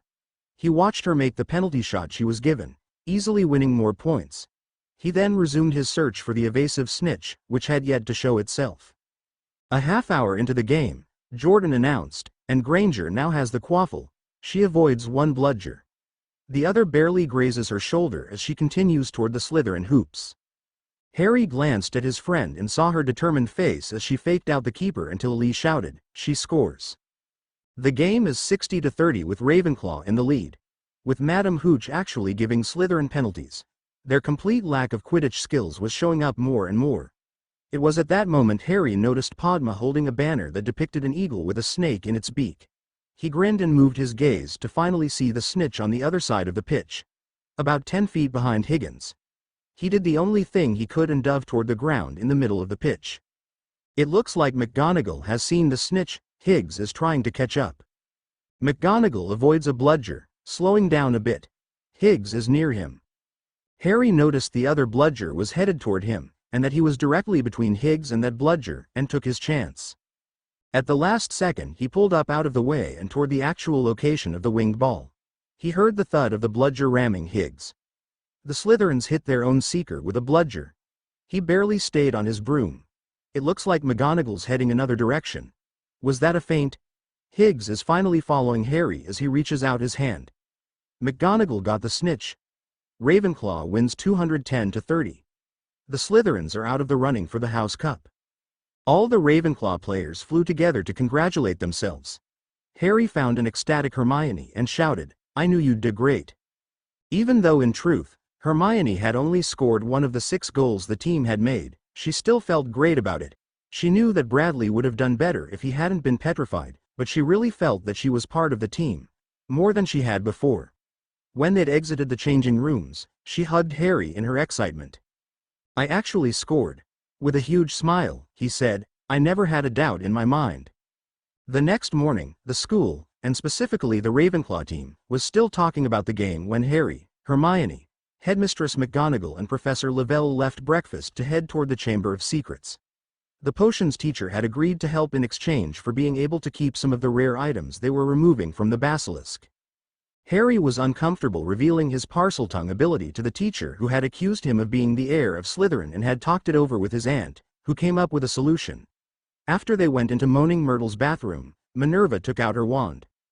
"I'm sorry, Sharon, Hermione, but I really don't want anyone else to learn the password, so I'd appreciate it if you'll allow me to cast a spell on you to prevent you from hearing it." Harry already knows it since he followed Ginny, but has promised not to reveal it to anyone. Also, once the spell is cast, would you please turn around so you can't read lips? Hermione had been warned about this and cooperated immediately, while Professor Lavelle seemed irritated, but allowed the spell to be cast on her. Harry hissed the word, "open," in snake language, and watched as the sinks moved apart. Minerva cancelled the spell on the others and they watched, fascinated by what they were seeing. Before anyone could comment, Harry jumped down the hole and disappeared from view. They'd all been warned about the slimy entrance and had appropriately dressed in old rags. They didn't mind getting dirty. Grinning, Harry commented, "If we slide down that a few more times, it'll probably be clean," after the rest landed. "I do not believe that I would like to make a habit of these," said Lavelle. "Nor I," agreed Aunt Minnie. Harry took the lead and began walking. "Since there was no choice," he said, "I decided that this must have been the way she went." "Makes sense," commented Hermione. "Oh, by the way," said the headmistress, "I told Albus Dumbledore about what we were doing, and he requested certain items." "Oh?" asked Harry, not sure what to think. "I told him that it was up to you, Harry, since you located and killed the Basilisk, but that I'd recommend that you sell him what he wants at a discount." Harry grinned at the idea of making a profit from selling this to the former headmaster, but he did realize that Dumbledore could make a lot of trouble for him if he wanted. "What does he want?" "I've got a small list here, but the main thing he requested is 5 liters of basilisk venom." "Fine," agreed Harry just as they walked over the old snakeskin. "Do you think this is worth anything?" "Possibly," said Sharon. "They might as well take it along." She then took off her backpack and they stuffed it inside. Harry happily noted that it was bottomless, so it would be able to carry everything. When they reached the door, Aunt Minnie used the same silencing spell to prevent Lavelle from finding out Harry spoke Parseltongue, and they entered the chamber. It already stank in there from the rotting corpse. The potions teacher muttered what Harry believed to be a French expletive and turned to him. "You faced Z's beast by yourself and Z blew it. You were very brave and did not deserve Z treatment I haven't given you. I apologize for accusing you." Harry wasn't entirely sure if he wanted to forgive her or not, but at the same time, she was one of his teachers and did teach potions very well. He sighed. "I guess I can forgive you, but why wouldn't you believe me?" "I saw you pointing your wand at Zcat," she began, before lowering her head. "That is not true. That is not why I inzes Ted. I." "What is it, Sharon?" asked McGonagall, now looking somewhere between concerned and angry. "Mr. Malfoy threatened my family if I did not cooperate. He said that there would be occurrences at Hogwarts, and that I was to bring suspicion on Ari McGonagall." "He what?" shouted Harry. "I knew he was behind it." "He said it would disgrace the headmistress." She began sobbing as she looked at Harry. "You made it easy when I caught you the first time." "I suppose so," agreed Harry, "but how did you know?" "When there was an attack. After each attack, a note would appear in my quarters, so I would hurry there. You always seemed to arrive before me." "How?" Harry exchanged a look between his aunt and his best friend. "I'm sorry. I, somehow, sensed when an attack occurred. It wasn't a lie. Hearing was one of the 5 senses." Lavelle looked at him in awe. "Are you a seer?" Harry did his best to stop the smile from appearing on his face, but Hermione didn't try to hide hers. "I don't think so," said Harry. "I'm not planning on taking divination, either." "Perhaps you should," the teacher insisted. "You may have Z gift." Lavelle really looked excited. True seers are very rare. Harry tried to think of a way to convince the woman he wasn't a seer without revealing that he was a parselmouth, but couldn't think of any. Instead, he changed the subject. "I believe that we're here because that snake needs to be dissected." Sharon shrugged her shoulders. "I guess we'll get to it, but this isn't over." As she reached into her bag for tools, Harry walked back outside the room and took one of his textbooks out to read. He'd have brought the Animagus book he was nearly done with, but he was afraid Lavelle would see it. He lit up his wand and started reading, doing his best not to think of the bloody business going on in the next room. The Quidditch Cup. Harry McGonagall, Chapter 21. The Quidditch Cup. "I can't believe you did that," shouted Cindy McGonagall through her mirror at Harry. Both he and Aunt Minnie had put off telling his parents about the Chamber of Secrets business, but the truth had finally come out in a conversation between his mom and his aunt a few minutes before. Harry hadn't even gotten any warning before his mom called him. She had just finished allowing him to explain his side of the story. He was currently alone in CARE headquarters. "You could have been killed. You promised not to use that cloak to get in dangerous situation." "No, I didn't," answered Harry. "I promised not to use it to go somewhere students weren't allowed. I did not wear it in the Chamber of Secrets." That's just a technicality, she countered. Harry noticed that her face was getting pink. Standing his ground, Harry responded calmly, if I hadn't done it, then Ginny Weasley, an 11-year-old girl, would be dead right now, and a younger version of Voldemort would be back. He'd have probably attacked the school from the inside and killed every Muggle born here. He'd probably have included me in that number. I'm not going to apologize for saving lives. His mom took a deep breath, obviously trying to calm herself. I understand that you didn't have time to call anyone else, and I suppose it was the right thing to do, but you could have easily been killed. Promise me you won't do that again.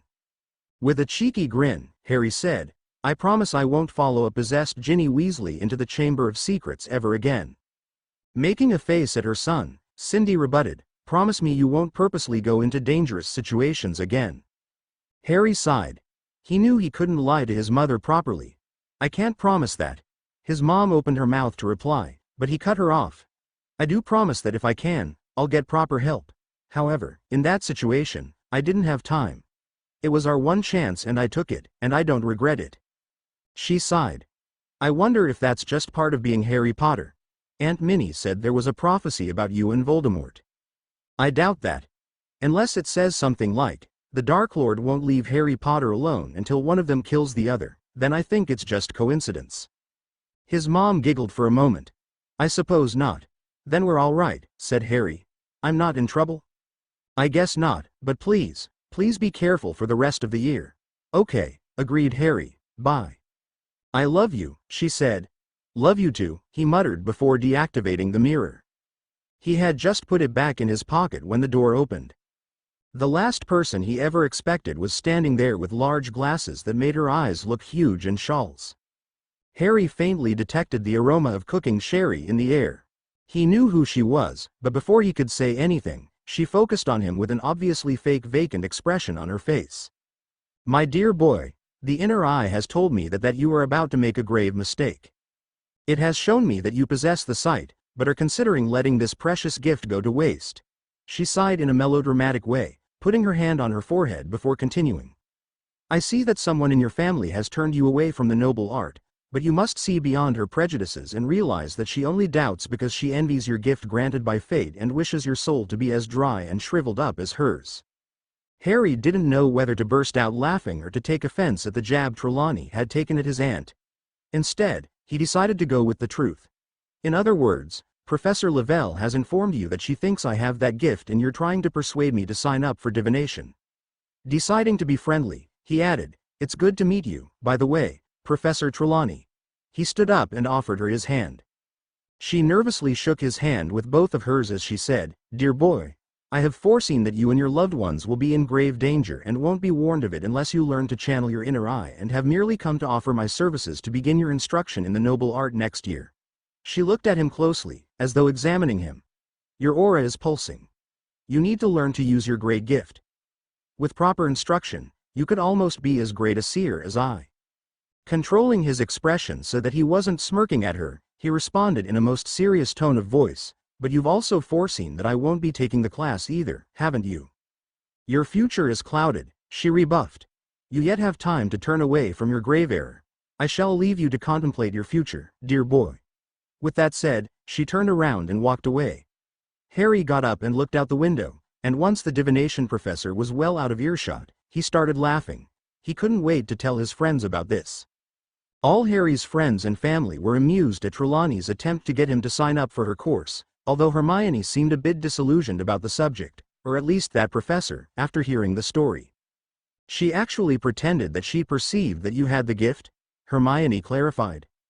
Exactly. She wouldn't just admit that Lavelle told her so. She told about how not taking the course would be a dreadful mistake. Maybe I won't sign up for divination, Hermione muttered. I know I'm not. Even if I'd planned on it before, which I didn't, I wouldn't now because she'd put a lot more pressure on me since I'm supposed to have the gift. He then paused. Hold on. You were actually planning to sign up for that course? Yes, she replied. I was going to sign up for all the courses. He stared at his best friend for about 10 seconds. You do know that there's a limit to how many classes we can take, don't you? I'll be taking care of magical creatures, arithmancy and ancient runes, and that's the most elective courses you're allowed. But I'll still want to take Muggle studies, she argued. We've helped teach Muggle studies, he replied in exasperation. But you can buy their book and take the OWL in 5th year without taking the class, Hermione. That's what I'm planning to do. It should be quite easy for anyone who's lived as a Muggle. She sighed, looking defeated. I suppose you're right. He grinned. Of course I am. Besides, he added, in order to attend all those classes you'd have to find a way to be 2 places at once. It was a few days later that the preparations were completed for the prank on Draco Malfoy. It involved finding out the scheduled lessons in herbology and brewing a particularly difficult potion, not to mention Harry's wonderful cloak. Normally, Draco Malfoy would show up in the Great Hall for breakfast at about the same time as Harry, Hermione and Padma. However, this particular Tuesday morning, Padma arrived alone, or so it appeared. With his shoes silenced and under his cloak, Harry walked in the room right behind her. Hermione was preparing her portion of the prank. Harry sneaked over to the Slytherin table, right behind where Draco was sitting. He was holding a vial with a liquid the same color and texture of pumpkin juice and was waiting for the right moment. Suddenly, there was a loud noise at the main entrance. Everybody except Harry turned to watch the magical fireworks Hermione had charmed flying around. Harry's hand became visible for about 5 seconds as he poured the contents of his vial into Draco's drink. He then sneaked out of the hall and up 1 flight of stairs. He ducked into a bathroom and pulled off his cloak, stuffing it in his schoolbag inside a special hidden pocket he'd made for that purpose with Hermione's help. That way, if he ever got searched, they wouldn't find his prized family heirloom. He then went to the sink and wet his hair so to create the right appearance, like he'd just gotten out of the shower. He ran out of that room, down the stairs and into the Great Hall, arriving about 10 minutes before breakfast was over. While panting a bit, he sat down between Padma and Hermione, who'd arrived right after he left. Overslept, he declared loudly enough so that most of the people around him could hear. Did I miss anything? He asked with an innocent expression as he piled food on his plate. While he was eating as fast as he could, Padma answered, I was just telling Hermione that someone set off a few fireworks just before she got here. I was in the library, Hermione said, and lost track of time. Probably Fred and George, he said between bites. I'm sorry I missed that. Me, too, said Hermione. Harry glanced over at the Slytherin table to see that Draco had just finished his glass of pumpkin juice. Phase 1 was complete. It was actually very difficult for Harry to concentrate on transfiguration right after breakfast, even while observing Padma staring admiringly at Assistant Professor Matthew Chapon as he went through the lesson on turning small animals into footrests. Most of the Ravenclaw and Gryffindor class had been loaned a gerbil for the lesson, but Harry noticed that a few, like Ron Weasley, had brought their pets. Harry and Padma were able to change their gerbils on the 2nd try, while Hermione took only 1 try. Neville got it the 3rd or 4th try, but by the end of class, all that it seemed Weasley had accomplished was stretching out his rat to the shape of a frisbee, obviously terrifying it. The poor thing had even peed on Ron in the process, causing him to yell in shock, losing a point from Gryffindor. Finally, class got over and they marched to the greenhouses for herbology with Slytherin. Harry was looking forward to this class, and his reason had nothing to do with academics. The trio went to a table with Michael Corner for the practical lesson. Why are you 3 looking at the door? He asked a minute after they sat down. Harry looked to him with an innocent expression. No reason, we're just being observant. Padma added, you should be observant, too, especially of Malfoy when he starts pruning his Abyssinian shrivel figs. With a mischievous grin, Michael said, I'll do that. No sooner had he said that when the object of their discussion strutted into the classroom flanked, as usual, by Crabbe and Goyle. Harry had to stop himself from laughing too soon. As predicted, Sprout told them to start pruning the new plant. Being very visible, Harry, Hermione and Padma got up and walked toward the professor. May I help you? She asked. Yes, said Hermione. We had a question about. While the trio was standing next to Professor Sprout, Draco Malfoy was grabbing an armful of withered stalks before suddenly dropping them and yelling, Wah! While everybody in the room watched, his skin turned green and his hair turned into leaves. Small apricots budded from his fingernails and his nose morphed into a banana. The whole class burst out laughing, although Crabbe and Goyle stopped with one glare from their leader. It was obvious that even Professor Sprout was having a hard time not laughing as she said, You will all continue working while I escort Mr. Malfoy to the hospital wing. Miss Granger, you're in charge." Malfoy stayed that way for 2 days. Although no one ever accused the trio, Aunt Minnie winked at Harry the next time she saw him. Time continued to press forward, and before he knew it, Harry was sitting in the Quidditch stands with the Ravenclaws in their study group. It was the 8th of May, and Gryffindor would be playing Hufflepuff. "Welcome to the Quidditch match between Gryffindor and Hufflepuff," announced Lee Jordan happily. "Of course, no matter what happens, Gryffindor will be in the final match next month." "Sorry, Professor. Here comes the Gryffindor team." Harry joined in the cheering as Lee continued. "Captain and keeper, Oliver Wood. Those unbeatable beaters, Fred and George Weasley." Harry cheered loudly for his friends. "The chasers, the lovely Angelina Johnson, who still won't go out with me. Sorry, Professor. Katie Bell, and replacing Alicia Spinnet in his debut game, Dean Thomas. Finally, Gryffindor's undefeated seeker, Ginny Weasley." Harry and his friends cheered once more. He had been concerned about her since the chamber incident, but she seemed to have bounced back, and was smiling brightly as she flew to her position. The Hufflepuff team was announced, including the seeker, Cedric Diggory. Harry watched the two captains shake hands. The Hufflepuff captain was a 7th year, and the rumor was that Cedric would most likely be the new captain next year. The balls were released, and the game began. Angelina Johnson has got the quaffle. She flies under Cadwallader and passes to Katie Bell. She approaches the goals. She shoots. It's good. Gryffindor leads 10-0. Harry cheered before turning his attention to the two seekers when Hermione observed, "Ginny looks very small next to Cedric." "But she looks a lot more determined," commented Padma. "Actually," said Harry, "her smaller size gives her an advantage over Diggory." "That explains why you get the snitch then," teased Hermione.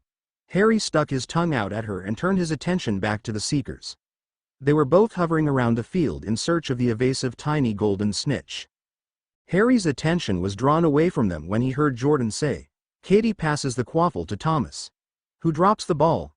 Hufflepuff chaser Wayne Hopkins caught it and is heading toward the Gryffindor goals. "I hope Wood is ready for him." "Sorry, Professor." Harry was one of the few people at Hogwarts who knew that secretly, his aunt enjoyed the way that Lee would show bias toward Gryffindor, and that she wasn't really mad at him. She just had to maintain her image of being strict. "Parvati says that Dean was just recruited for the game a few days ago," commented Padma. "Wood doesn't have a reserve team that practices, so I can't blame Thomas for not being very good." Harry nodded and watched as Hopkins was about to shoot the quaffle toward the goal. Oliver was ready for him. Instead, Wayne threw the ball over his shoulder to Cadwallader, performing a perfect reverse pass just before a bludger sent by Fred or George hit him. Cadwallader then threw the quaffle through a hoop before Wood realized he had the ball. "That was another lucky shot," declared Lee Jordan while the Hufflepuff supporters were celebrating loudly. The score is now 60-20, in favor of Hufflepuff. Harry wondered how even Lee could believe that move was accidental. The Puffs had obviously been practicing, and at the same time, the Gryffindor chasers were no longer a well-oiled scoring machine without Alicia Spinnet. The game went on for another hour, with Dean Thomas's fumbles, combined with the Hufflepuffs' hard work causing the point spread to keep widening. The score was 210-50 in Hufflepuff's favor when Lee announced, "It looks like Ginny Weasley has seen the snitch." Harry knew it was true. He could see it now, and had seen it about a half hour before, but he was the only one. Ginny had seen it before Cedric and was therefore ahead of him. She reached out her hand and Jordan announced, "Weasley has caught the snitch, but Hufflepuff wins." "He sounded sad when he said that," commented Luna. "There must be Wincrups hovering above his head." "That must be it," replied Harry. "Either that, or he's not happy Gryffindor lost the game." Luna looked introspective. "I suppose that's a possibility." The next day, Harry, Hermione, Ginny and Neville were walking in the halls of Hogwarts toward the library. They'd just left the rest of the study group in CARE headquarters listening to music.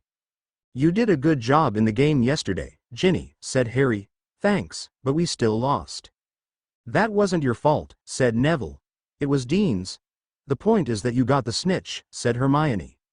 She shrugged her shoulders. "I suppose. Either way, we'll be facing each other for the final game, Harry." He grinned at her. and then you'll prove that you're the second best seeker in the school." She frowned, but before she could say anything, a slightly nasal voice came from behind them. "Well, if it isn't the mudblood, son of a squib, and psycho," said Draco, indicating Hermione, Harry, Neville and Ginny respectively. He was flanked by Crabbe and Goyle, as usual. Harry touched his mirror and whispered, "Minerva McGonagall," before turning around. "I thought I already taught you a lesson in manners, Malfoy. Do you need a refresher?" Draco snorted as though that were a joke. Dumb and Dumber laughed. "You're the one who gets in trouble. Your stupid aunt wants to make sure no one thinks she's showing favoritism. She should realize that a filthy son of a squib needs all the help they can get." Harry glared at his nemesis, while whispering the command to release a wand into his left hand, just in case. He kept it out of sight as Draco turned to Hermione. "Well, filthy mudblood, do you think you can do anything to me? Father says he should use his influence to have mudbloods, squibs and their children kicked out of Hogwarts." Hermione said, "That is the only way you'd be a top student," causing Harry, Ginny and Neville to laugh. Ginny said, "If squibs are kicked out, then you'll be the first 3 to go." Draco glared, but before he could answer, Harry asked, "Isn't your father busy with his elf abuse problem?" "No, you filthy squib spawn. We've got new elves now, but it cost a lot of money, and we're going to take it out of your hide." Malfoy, Crabbe and Goyle drew their wands, although the latter two were holding the wrong ends and pointing the handles at Harry's friends. "You will do no such thing," shouted Headmistress McGonagall from behind the Slytherins. 100 points from Slytherin. "I will not tolerate prejudiced behavior at this school." Harry grinned when he saw her standing next to Lucas Cleanaway, the man who'd been doing Filch's job ever since he'd been petrified. His long, blonde hair was in a ponytail and his mustache was as bushy as ever. He looked very angry and was glaring at Draco. Harry knew the man was strict and was very prejudiced against bigots. "Your nephew's been threatening us," countered Malfoy. "We've been observing your entire conversation, Mr. Malfoy. I'll take another 10 points for lying." She turned to Crabbe and Goyle. "All 3 of you will serve a week of detentions with Mr. Cleanaway, cleaning toilets the Muggle way." "But," argued Draco, looking angry, "when my father hears." "Perhaps I should give the whole Board of Governors, not just your father, a copy of our memories of this event," she interrupted. "Then they can decide what to do with you. I will not tolerate you starting trouble anymore, and would be more than happy to expel you if I catch you behaving like this again. Is that clear?" Draco's ears were pink. "Yes, ma'am," he hissed. "May I go?" "Yes, Mr. Malfoy. Mr. Cleanaway will pick you up from the Slytherin dormitory later tonight." "Once the Slytherins were gone," Minnie said, "alerting me through your mirror was an excellent idea. 5 points to Ravenclaw." When the 30th of May arrived, the mandrakes were finally mature, so Professor Lavelle made the potion needed to revive all of the basilisk victims. While most were happily reuniting with their friends, Mr. Filch was packing, while telling Mrs. Norris how unfair the headmistress was in firing him so that some wizard can wave his wand around the castle, never getting it truly clean. He was even overheard mentioning how he'd like to hang the whole McGonagall family by its thumbs before walking out the door. Although they wondered what Filch would do now, most of the students, including Harry, couldn't help but cheer when they realized they'd never have to put up with Filch and Mrs. Norris again. Brianna told him that she was happy she'd never have to meet the man if he was half as foul as her brother had described. "It sounds like you and Aunt Minnie have really cleaned up the school for me," she commented. "Now I'm looking forward to going this year." The next week passed quickly, with all the Quidditch practice that Michelle put the team through. From what Harry heard, the Gryffindor team was on the pitch whenever the Ravenclaw team wasn't. Both were preparing for the match that Saturday. The next week would be final exams. Another thing of note that happened that week was that they signed up for their third-year electives. The whole trio signed up for care of magical creatures, arithmancy and ancient runes. They also finished the Animagi book, and after looking at their final chapter summaries, Professor McGonagall agreed to give them lessons starting in September, warning them not to try anything until then. "Welcome, everyone, to the Quidditch final, Gryffindor versus Ravenclaw," announced Lee, causing the crowd to cheer. "This match will determine who wins the Quidditch Cup. Here's Gryffindor, captain and keeper, Oliver Wood, chasers, the lovely Angelina Johnson, Alicia Spinnet and Katie Bell, together again. Sorry, Professor. Those unbeatable beaters, Fred and George Weasley, and their sister, Seeker Ginny Weasley. The crowd cheered loudly, and when the applause had settled, Jordan announced the Ravenclaw team and mentioned that both Seekers were undefeated, but that would change this match. This time there were no reserves playing, so Hermione was on the bench in her uniform, sitting next to Cho and cheering the team on. It was a brutal match, not from cheating like Slytherins, but from how everyone was playing. Every person out there wanted the Quidditch Cup, that much was obvious. Harry knew this was Michelle's last year at Hogwarts, so she wanted it more than most. She, along with Roger Davies and Sean Bradley, were working together as a well-oiled scoring machine against Gryffindor's equally well-oiled scoring machine of Katie, Alicia and Angelina. Both sets of beaters were giving their all, but Harry hated to admit that the Weasley twins were just a bit better than the ones on his team. He figured it had something to do with them being twins. He hovered above the pitch in search of the snitch, knowing that the game may very well come down to the Seekers. He found himself near his rival, Ginny. "It's about time we got to play against each other," she commented. "Yeah," he agreed while still looking around the pitch. "It'll be fun grabbing the snitch right when you think you have it." "In your dreams," she said. "We may be friends, but I am not letting you win." "Who said anything about letting me win?" he asked, looking offended. "I'm going to beat you fair and square, and then everyone will know that you're the second best Seeker at Hogwarts." "Keep telling yourself that," she said, sounding like she was talking down to him. Instead of responding, Harry's face took on a look of concentration and he dove toward the ground. Ginny followed him, amazed that she could keep up with his newer broom. "It looks like McGonagall has seen the snitch." Harry had a grin on his face as he performed the Wronski feint, making sure not to go so fast that he'd pull up before Ginny reached the ground. However, about halfway down, she stopped and started speeding toward Gryffindor's hoops. Was McGonagall trying to fool Weasley? If he was, it's backfired. "I think she's found the snitch." Harry heard that and immediately pulled up and pushed his broom to the limit, heading in the direction she was going until he passed her. He was almost to the hoops when he realized that he couldn't see the golden ball anywhere. He turned around to see Ginny hovering above the pitch, laughing at him. While he flew back into his searching position, Lee said, "It looks like Weasley was pulling a feint of her own." "Good one, Ginny." "Sorry, Professor." Harry muttered a few words his aunt wouldn't approve of as he tried ignoring the smirk Ginny was giving him. At this point, the score was 60-80, in favor of Gryffindor. Fred and George had stopped a few of Ravenclaw's chasers with well-timed bludgers. Both keepers were good, but so were all the chasers. Harry watched as Alicia stole the quaffle from Roger, only to have it stolen back by Michelle. Finally, Harry spotted the snitch on the other side of the pitch. He glanced at Ginny, who was closer, and saw that she'd noticed it as well. He decided that it was time to see just how good his broom was as he accelerated toward the winged ball, starting at the same moment as Ginny. "I don't think this is a feint," announced Lee. "Whoever catches the snitch will win the Quidditch Cup for their team. McGonagall is gaining on Weasley. Will she reach it in time?" Harry heard Oliver yell for Ginny to elbow him when her fingertips were a few feet from the snitch. She did, causing what would probably become a bruise in his right arm, but slowed down in the process. Harry managed to get past her and grab the snitch, pulling it out of the air just before the Weasley girl reached it. The crowd went wild as he threw his hand in the air. Lee didn't seem very enthusiastic when he announced, "Harry McGonagall has caught the snitch. Ravenclaw wins the cup." While he was flying toward his team to celebrate, he noticed Ginny fly to her captain and start telling him off for suggesting she elbow Harry. She was obviously sure that was the only reason she hadn't caught the elusive ball. He had to admit that it looked funny to see a tall sixth-year cowering away from a short first-er. He found himself suddenly engulfed in a hug that lasted a second. He finally realized it was Michelle when she left to hug someone else. He then noticed a member of the reserve team flying toward him and prepared for the hug this time. Hermione held the hug for about 5 seconds, and when she let go, they both were blushing and looking down. "Gee, great catch," she muttered before flying off toward the others. He did the same.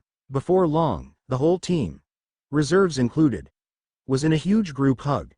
When they separated, the captain flew toward Aunt Minnie. There were tears in Michelle's eyes when she took the cup from the headmistress. He noticed Professor Flitwick nearby jumping up and down like a maniac, all dignity forgotten. Before he landed, Ginny approached him on her broom, looking calmer. She held out her hand to him. You beat me fair and square. I guess no one won our bet. He shook her hand while responding, I think you would have gotten it if you hadn't listened to that keeper, too. I'll know better next year, she said before flying away toward her changing room. There was a party in Ravenclaw Tower that night. Exam week went well, without any surprises for the study group. Without Snape cheating, Slytherin got the lowest house points and Ravenclaw won the House Cup in addition to the Quidditch Cup. On the last day of term, Aunt Minnie told Harry, I have managed to acquire a dozen tickets for the August 9th match in Le Mans between the Quiberon Quaffle-Punchers from France and the Sweetwater All-Stars from Texas. I've spoken to your parents as well as your closest friends' parents. Our family, the Grangers and the Pottles, including Parvati from Gryffindor, are going. American Summer. Harry McGonagall, Chapter 22. American Summer. I just realized, said Harry sadly as he stepped out of the main gate of Hogwarts, that this is the last time that this castle will be my shelter from Brianna. He had his school trunk in one hand and Hedwig's cage in another. The snowy owl did not look happy to be caged up like that, but Harry had to keep her with him so she'd get to America. All the other students were similarly loaded down with luggage. Hermione, who was walking next to him holding her trunk that had Rowena and Crookshank's empty cages shrunk inside it. Rowena was flying home while Crookshanks was walking beside his master. Laughed with Padma while the headmistress, who was also walking with them, said, Harry, you shouldn't say such things. You know you miss your sister. Maybe, he said with a smirk, but I did enjoy not having to worry about her waking me up with an augmenti spell. Hermione said, I'll make sure to let her know you miss that, with a laugh. Harry shot his best friend a quick glare before boarding a carriage. I'll see you at the platform, said Aunt Minnie before turning around. I have some duties to attend to inside the castle, but they'll be completed by the time the Hogwarts Express arrives in London. Enjoy the ride, and please, don't get into too much trouble on the train. Half an hour later, Harry, Hermione, Padma, Susan, Ginny, Neville, Luna and Anthony were sitting together on the express, waiting for the snack trolley to come by. However, the snack trolley was not what approached their carriage. Well, what have we here? Came the nasal voice that was far too familiar to Harry. He looked carefully at his watch as the three most annoying Slytherins came into view. Is it already time for your daily beating, Draco? He asked, sounding bored. Can we make it easier this time so I don't have to get up? I'll make a fist and you run into it, all right? Harry's companions laughed while Malfoy sneered, You think you're funny, but my faith. Something snapped in Harry at the mention of that murderer. He jumped up and grabbed Draco by the collar, pushing him against the wall before he could react. Your vile father didn't stop me from kicking your. Harry, admonished Hermione as she, along with their other companions, pointed her wand at Crabbe and Goyle, who looked frightened. Language. I'll call this maggot anything I feel like, retorted Harry as he pulled back his right fist, getting ready to punch him. Draco closed his eyes with a terrified expression and didn't notice the spell Padma performed on the front of his tan pants, causing a wet spot. I am sick of this idiot. He glared at Draco. Why are you so stupid? What is wrong with you? If you would just stay away, you'd have nothing to fear from me, but you won't. Harry rammed his fist straight into Malfoy's nose, which immediately started bleeding. Hermione, said Harry in a mocking tone. Look at that wonderful, pure blood. Isn't it amazing? Aren't you envious of it? Maybe we should collect some. He then pulled the crying Malfoy away from the wall and pushed him into Crabbe, who was standing in the doorway, still looking at the wands pointed at him. They both fell to the other side of the doorway, and Goyle followed them. Now, stay away from us. Harry slammed the door shut so hard that the glass broke and sat down. Reparo, said Hermione, sounding upset as the door fixed itself. She then rounded on her best friend. Harry, you should not have done that, you'll get in trouble. He turned to her while still breathing hard. You don't understand. That imbecile only understands one thing. Pain. If he gets hurt every time he messes with us, eventually he'll stop. You're only letting him win by getting mad, she countered as the others remained quiet. No, Harry replied firmly, shaking his head. He wins if he can say and do whatever he wants with no consequences. When we ignore him, he wins. That crying, bleeding loser did not win today. But he'll tell on you, said Hermione. He'd have made up lies about me anyway, so it doesn't matter. He took a deep breath as he calmed down. I just want him to leave me alone. At that moment, the door opened, revealing Percy Weasley, his prefect badge looking newly polished on his robes. He was looking very upset. "McGonagall," he said. "Mr. Malfoy said you attacked him." "I've been here the whole trip," responded Harry. "I didn't go anywhere near his compartment." Looking impatient, Percy responded, "He said it happened in here, so quit denying it." "Why do you suppose the person who everyone knows to be my enemy would come to my compartment?" "That doesn't matter, McGonagall. I've had enough of your insubordination. Do you deny hitting him like a Muggle?" "I think it does matter, Percy," shouted Ginny, who was looking very angry at her brother, who'd completely ignored her. "That prat came in here to insult us, and got what he deserved. I only wish I'd had the chance to hex him." "Stay out of this, Ginevra. It's none of your concern." Mr. McGonagall threw the first punch. "And the only one," Harry bragged. "That wimp couldn't defend himself against a toddler. One punch had him crying like a baby. I will be informing the headmistress of your behavior," he huffed importantly before turning around and leaving. The rest of the trip was uneventful, aside from a few people stepping into the compartment and congratulating Harry for beating up Draco. He was amazed at how much the rumors grew as the trip progressed. The last person they saw was a Gryffindor named Colin Creevey who'd heard that Draco, Crabbe and Goyle would be spending the summer at St. Mungo's recovering from injuries sustained during the big fight, wherein Harry used Muggle karate to incapacitate all three of them with one kick. The group had just finished explaining what really happened when the train came to a halt. They set about the task of getting their luggage and dismounted the train. "Hello, Harry," said Adam Granger as he and Hermione approached her parents. "I've missed you, Hermione," he added while enveloping his daughter in a hug. "Hello, Mr. and Mrs. Granger," replied Harry, happily. "Aunt Minnie said you'll be joining us at that Quidditch game this August." "Yes," Adam replied while his wife hugged their daughter. "We're looking forward to it." "I'd better find my aunt," said Harry. "It's good seeing you." He shook Mr. Granger's hand before Marissa gave him a quick hug. "Bye." Harry then looked around the platform to see his aunt speaking to Percy Weasley. He rolled his eyes and approached in time to see Minerva looking at the prefect incredulously for a few seconds before speaking. "Why are you so anxious to get the boy who saved your sister's life in trouble? I realize that you're not a Hufflepuff, but you should still have some loyalty to your family. We can't prove it, especially with all the money he's spent purchasing half the Wizengamot, but we know that Draco's father was responsible for the peril young Ginevra was in earlier this year. Draco Malfoy is a bigot and a troublemaker, as well as an enemy of your family, and I've already told him that I will expel him the moment I have enough cause. He's being raised to be a Death Eater. While I agree that I need to talk to Harry about his temper, your siding with Malfoy yet again proves how poor your judgment is. I regret ever making you a prefect." "Now, see here, headmistress," said Percy, still being just barely civil, "just because the boy is your nephew. That has nothing to do with it, Mr. Weasley. By your own admission, Draco Malfoy went to Harry's compartment. He was obviously looking for trouble, and he found some. If Harry had gone to Draco's compartment, then it would be his fault. You get good grades, Percy. Why can't you use your brain?" Harry let out a small snort that gained the attention of both Minerva and Percy. The arrogant prefect marched off without a word while Harry's aunt's eyes narrowed as her lips thinned. "Harry, what did I tell you about losing your temper?" "That I should pull pranks and not fight." "Exactly," she said. "You're going to have to learn to stay calm or you'll end up in trouble." "But this was different, Aunt Minnie. Draco had no business in our compartment, and needed to be kicked out. That's our private space. If Draco ever gets in my house or Ravenclaw Tower, I'll give him more of the same. He needs to learn to leave me alone. I have never gone looking for him." "I know," Minnie replied calmly, "but I still have to inform your parents." "Come on, Aunt Minnie. There's no reason to tell them.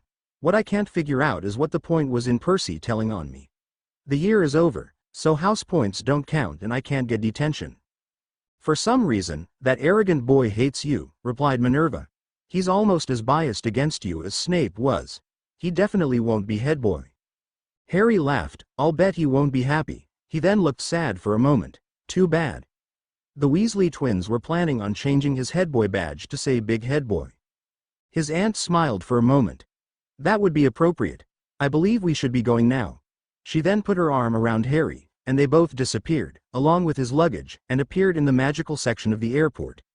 They then got in line for the international flow. After being lovingly and cheerfully greeted at the airport in Chicago, the McGonagall family rode their car home, stopping at a McDonald's drive-thru along the way.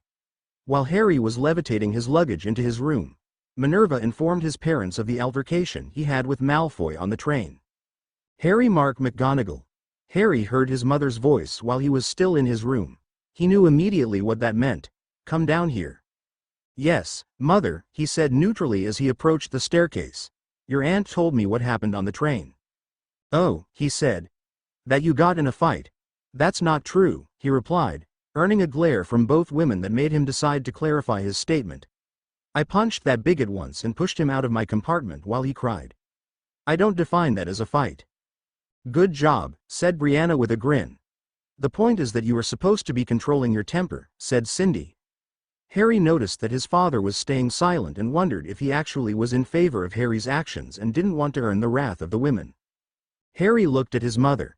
How would you respond if you were on a train with Mrs. Fleming and some bigot walked into your compartment proudly spouting off the N-word at her, basically saying she doesn't have the right to exist? Cindy paled before stuttering, aye, because that's exactly what was going on. Continued Harry, increasing his volume as he paced around the room. Draco's father was in Voldemort's inner circle and is teaching his son to be a Death Eater. They are exactly the magical equivalent of the KKK, except that they're against Muggle-borns instead of Africans, and I refuse to put up with them. My birth parents died fighting that kind of prejudice, and I thought you raised me not to put up with it. He took a deep, calming breath. I don't go looking for fights with him, but if Malfoy comes after me, I will do the same or worse to him every time, no matter how many detentions I get. Mark finally spoke. The funny thing is, most of them don't realize that they're imitating the very Muggles they hate. He looked at his wife and aunt. Whether or not Harry took the right action, the point is that he took action. Someone has to take action because that prejudice can't be tolerated anymore. How many lives has it already cost the British wizarding world because it was allowed to flourish at Hogwarts while Dumbledore was headmaster before Voldemort's first rise? He may not be prejudiced, but he created an atmosphere at Hogwarts where prejudice thrived and spread, especially in Slytherin House under Snape. How many more people have to die before the bigots aren't tolerated? I put up with them in magical society as a squib. Those people are too stupid to listen to reason and won't look at test scores to plainly see that they aren't superior in any way to Muggle-borns, so they have to at least be taught to keep their mouths shut if they want to spew that garbage. I know that anyone stupid enough to use the N-word at Brianna's school would get a well-deserved beating, so why shouldn't the same be true about using the M-word at Hogwarts? Mark, said Cindy, you can't be condoning. I hope Aunt Minnie, as headmistress, comes up with a better way to discourage prejudice, like forcing kids who use the M-word to take counseling, but something has to be done before another war starts. If Voldemort or any other Dark Lord shows up spouting that bigoted nonsense, the people who believe that will rally to his cause just like last time. Every kid allowed to act like Draco Malfoy is one more person who will join that army.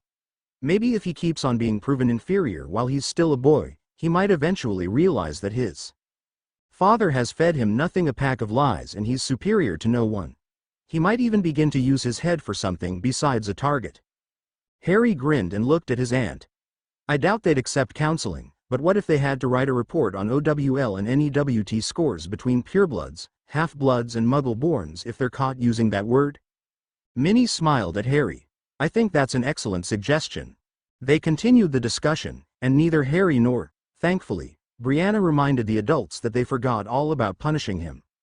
A few days later, the adults were gone, so Brianna and Harry were playing a game of Super Mario World on their Super Nintendo. Harry was fighting the final battle with Bowser when the door opened. Hi, kids, said Cindy while she, Mark and Minerva returned from some boring seminar. Harry could smell Burger King hamburgers as the door closed. Hi, Mom, Dad, Aunt Minnie, he said as he kept playing. The headmistress took out her wand and banished her hat to the guest room, causing the TV screen to flicker for a moment. When the picture returned, Harry saw that Mario had been killed. Brianna laughed while he complained, Aunt Minnie, you just messed up the game. I was gonna win. I doubt it, said Brianna as she began her turn in Bowser's castle. Sorry, muttered Minerva. At that moment, the phone rang. "I'll get it," said Cindy, who picked it up. "Hello." After she'd been silent for about 30 seconds, she put her hand over the phone and said, "I suppose your game is much too important to interrupt to inform you that Luke Wisniewski is on the phone. He said a bunch of your old friends are going Frank's Flying Funhouse after lunch and you and Brianna are invited."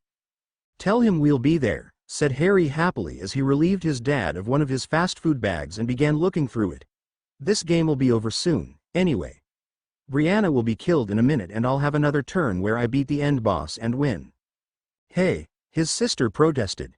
"Maybe I should summon my broom," said Harry. "Don't you dare," yelled Brianna. "New sparks," he retorted. "Too late, I won," she replied with a grin. "Now, someone pass me my fries."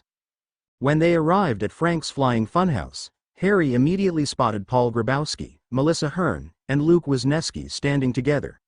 He further observed that Melissa was holding Paul's hand and realized what that meant.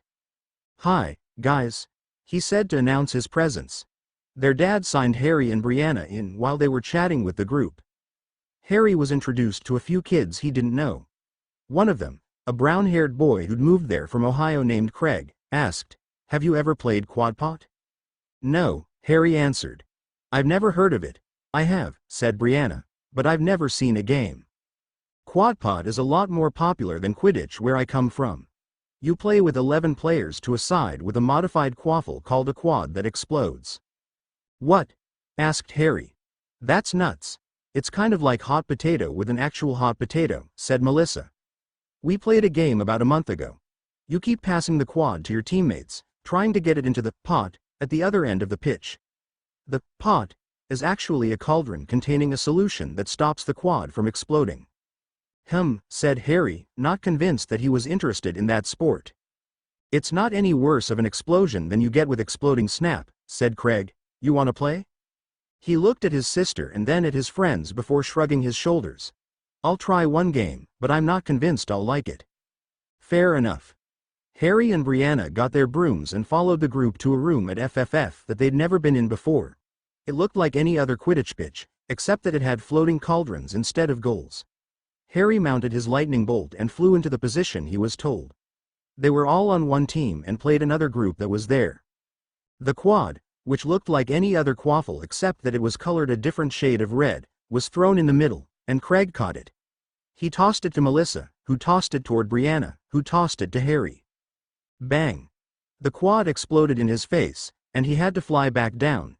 He decided at that moment that he didn't like quadpot as he settled down in a corner watching the game. He soon realized that even if he hadn't been the first one out he still actually would have found it boring after a few minutes, because the players weren't actually flying around much like he preferred. They were just playing catch.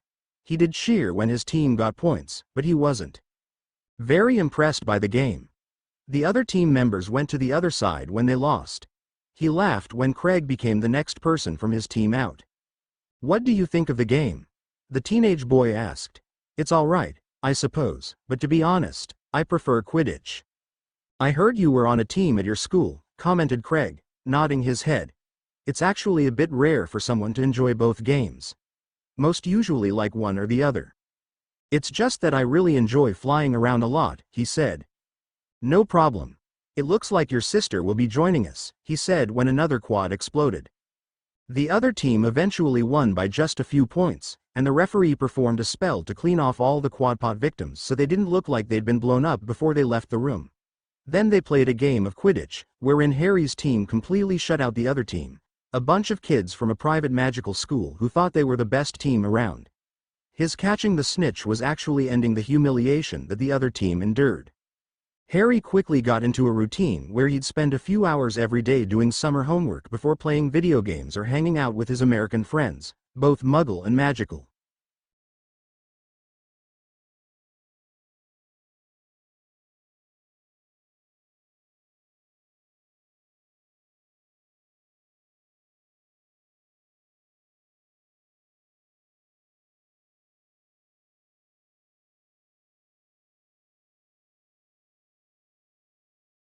Harry quickly got into a routine where he'd spend a few hours every day doing summer homework before playing video games or hanging out with his American friends, both Muggle and magical. They weren't as close to him as before he started Hogwarts, but he still enjoyed their company. Melissa had gotten him to blush when she asked if he was dating Hermione yet. While he was denying it, she laughed and claimed he was in denial, and his red face was proof that he liked her.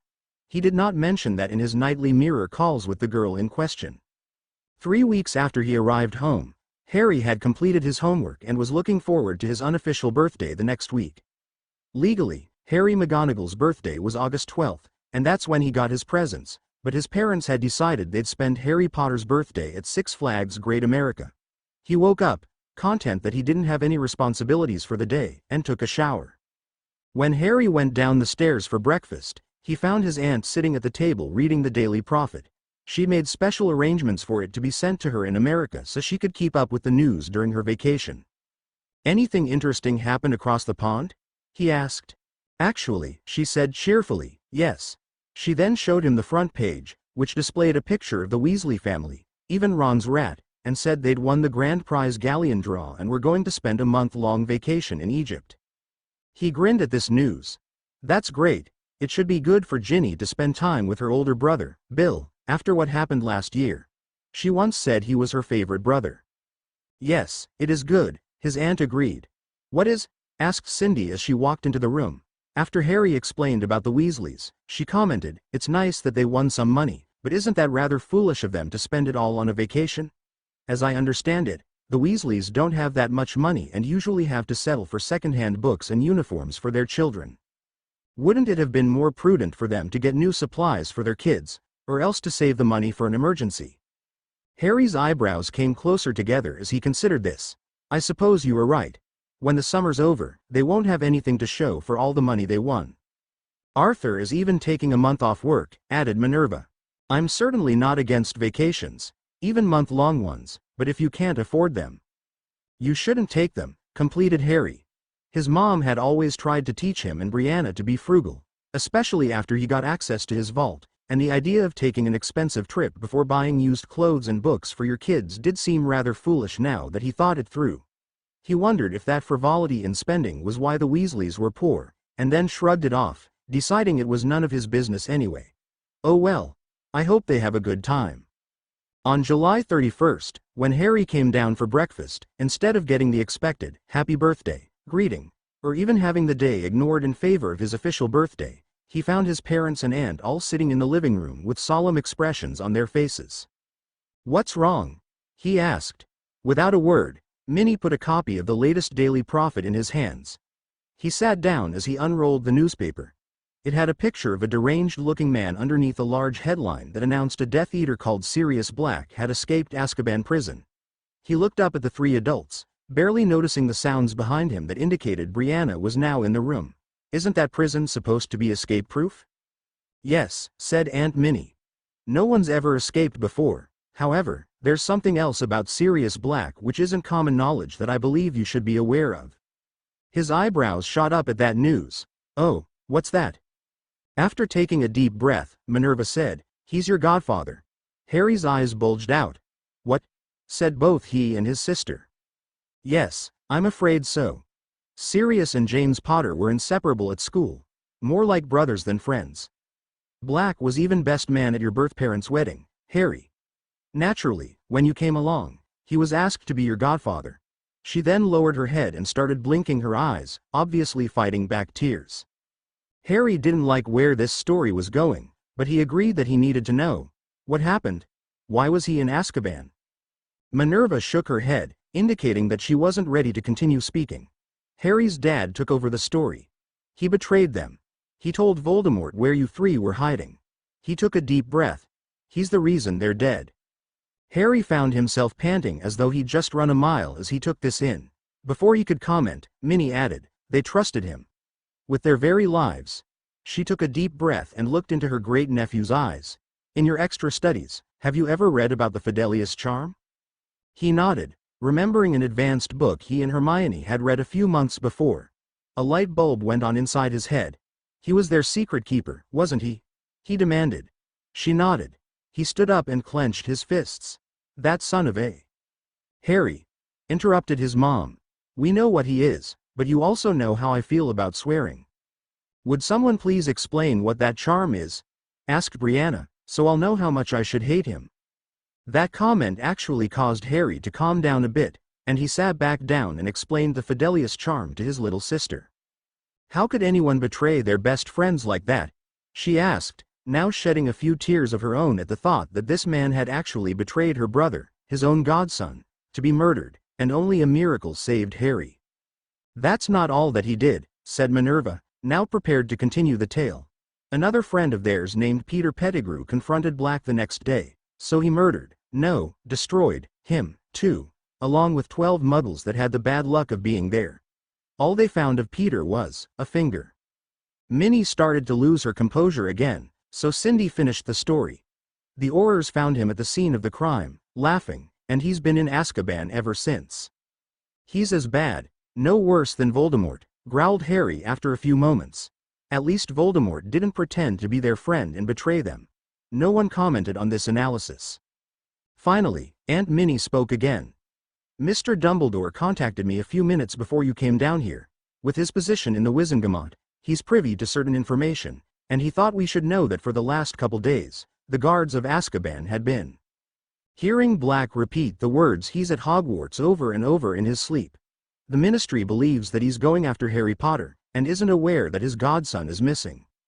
After about 10 seconds of silence, Brianna asked, "There's no way he could know who Harry really is there?" "No," insisted the boy in question. "Aside from you guys, only Hermione, Fred, George, Padma and Dumbledore know. None of them would have gone to Azkaban and visited a Death Eater to tell him where to find me." "I would tend to agree," said Minerva. "So you should be safe to go to Hogwarts as well as Hogsmeade." She turned toward Mark and Cindy.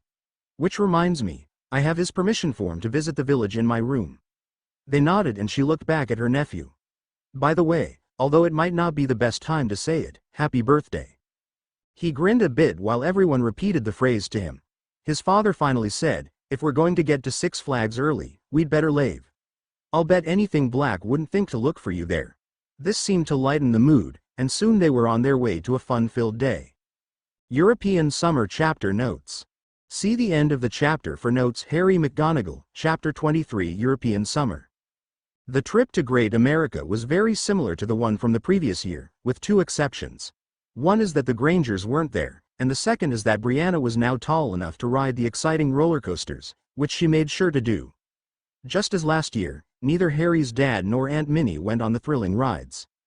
Aside from the lines at the best roller coasters, it was a very fun-filled day, and the topic of Sirius Black didn't come up for the rest of Harry Potter's birthday. A few days later, the McGonagall kids were taken to the dentist and eye doctor, although this time, they decided to use the magical eye doctor when Harry mentioned, "I've been thinking about getting contact lenses, and I heard the magical ones are better."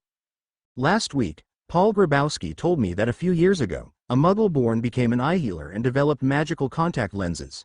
They aren't too popular among the purebloods and older wizards, but a lot of Muggle-borns get them and haven't had any complaints. Paul hardly knows he's wearing them. They made an appointment for both kids with the eye healer in Lil Salem, and so the McGonagall family found itself standing outside of a building with a sign that showed a pair of brown eyes moving around, apparently looking at everybody. Underneath them it said Healer Eugene's Eye Examinations. "Well, this is the place," said Mark as he opened the door. Although there was no bell on the door, they heard a distinct ring as they walked inside. The walls were lined with shelves full of glasses of all shapes and sizes. There was even a shelf with magical eyes spinning around. Harry looked around in fascination, noticing a sign that advertised special features available for all glasses and contact lenses. These included night vision, the ability to see through any object, the ability to see through invisibility cloaks, and a zooming in feature. A voice asking, "May I help you?" pulled Harry from his browsing. He turned to see a young dark-skinned witch in a yellow robe looking at his parents. Cindy answered, "Yes. We have an appointment for both our children, Harry and Brianna McGonagall, to have their eyes checked. So far, Brianna hasn't needed glasses, and Harry is interested in getting contact lenses." The receptionist turned her attention to Harry and seemed to be staring at his eyes. "Yes," she commented. "I can see why you don't want to hide those lovely green eyes of yours, young man. I'll bet all the girls will enjoy staring into them." Harry blushed at this statement, but didn't respond. They were then given rolls of parchment to fill out. Harry's appointment was first, so he walked into the office where the eye healer was waiting for him. The friendly wizard said, "I understand that this is your first magical eye exam," after glancing at a roll of parchment. "Yes," he responded, suddenly a bit nervous. "Well, this exam is much easier than the Muggle ones where you have to keep choosing what looks better or worse. I just perform a few spells on your eyes. You won't feel a thing." "All right. Now, just take off your glasses." About 20 minutes later, Harry left the office with a big smile on his face and his old glasses in his pocket. "Harry," said Cindy, "did you already get your contact lenses?"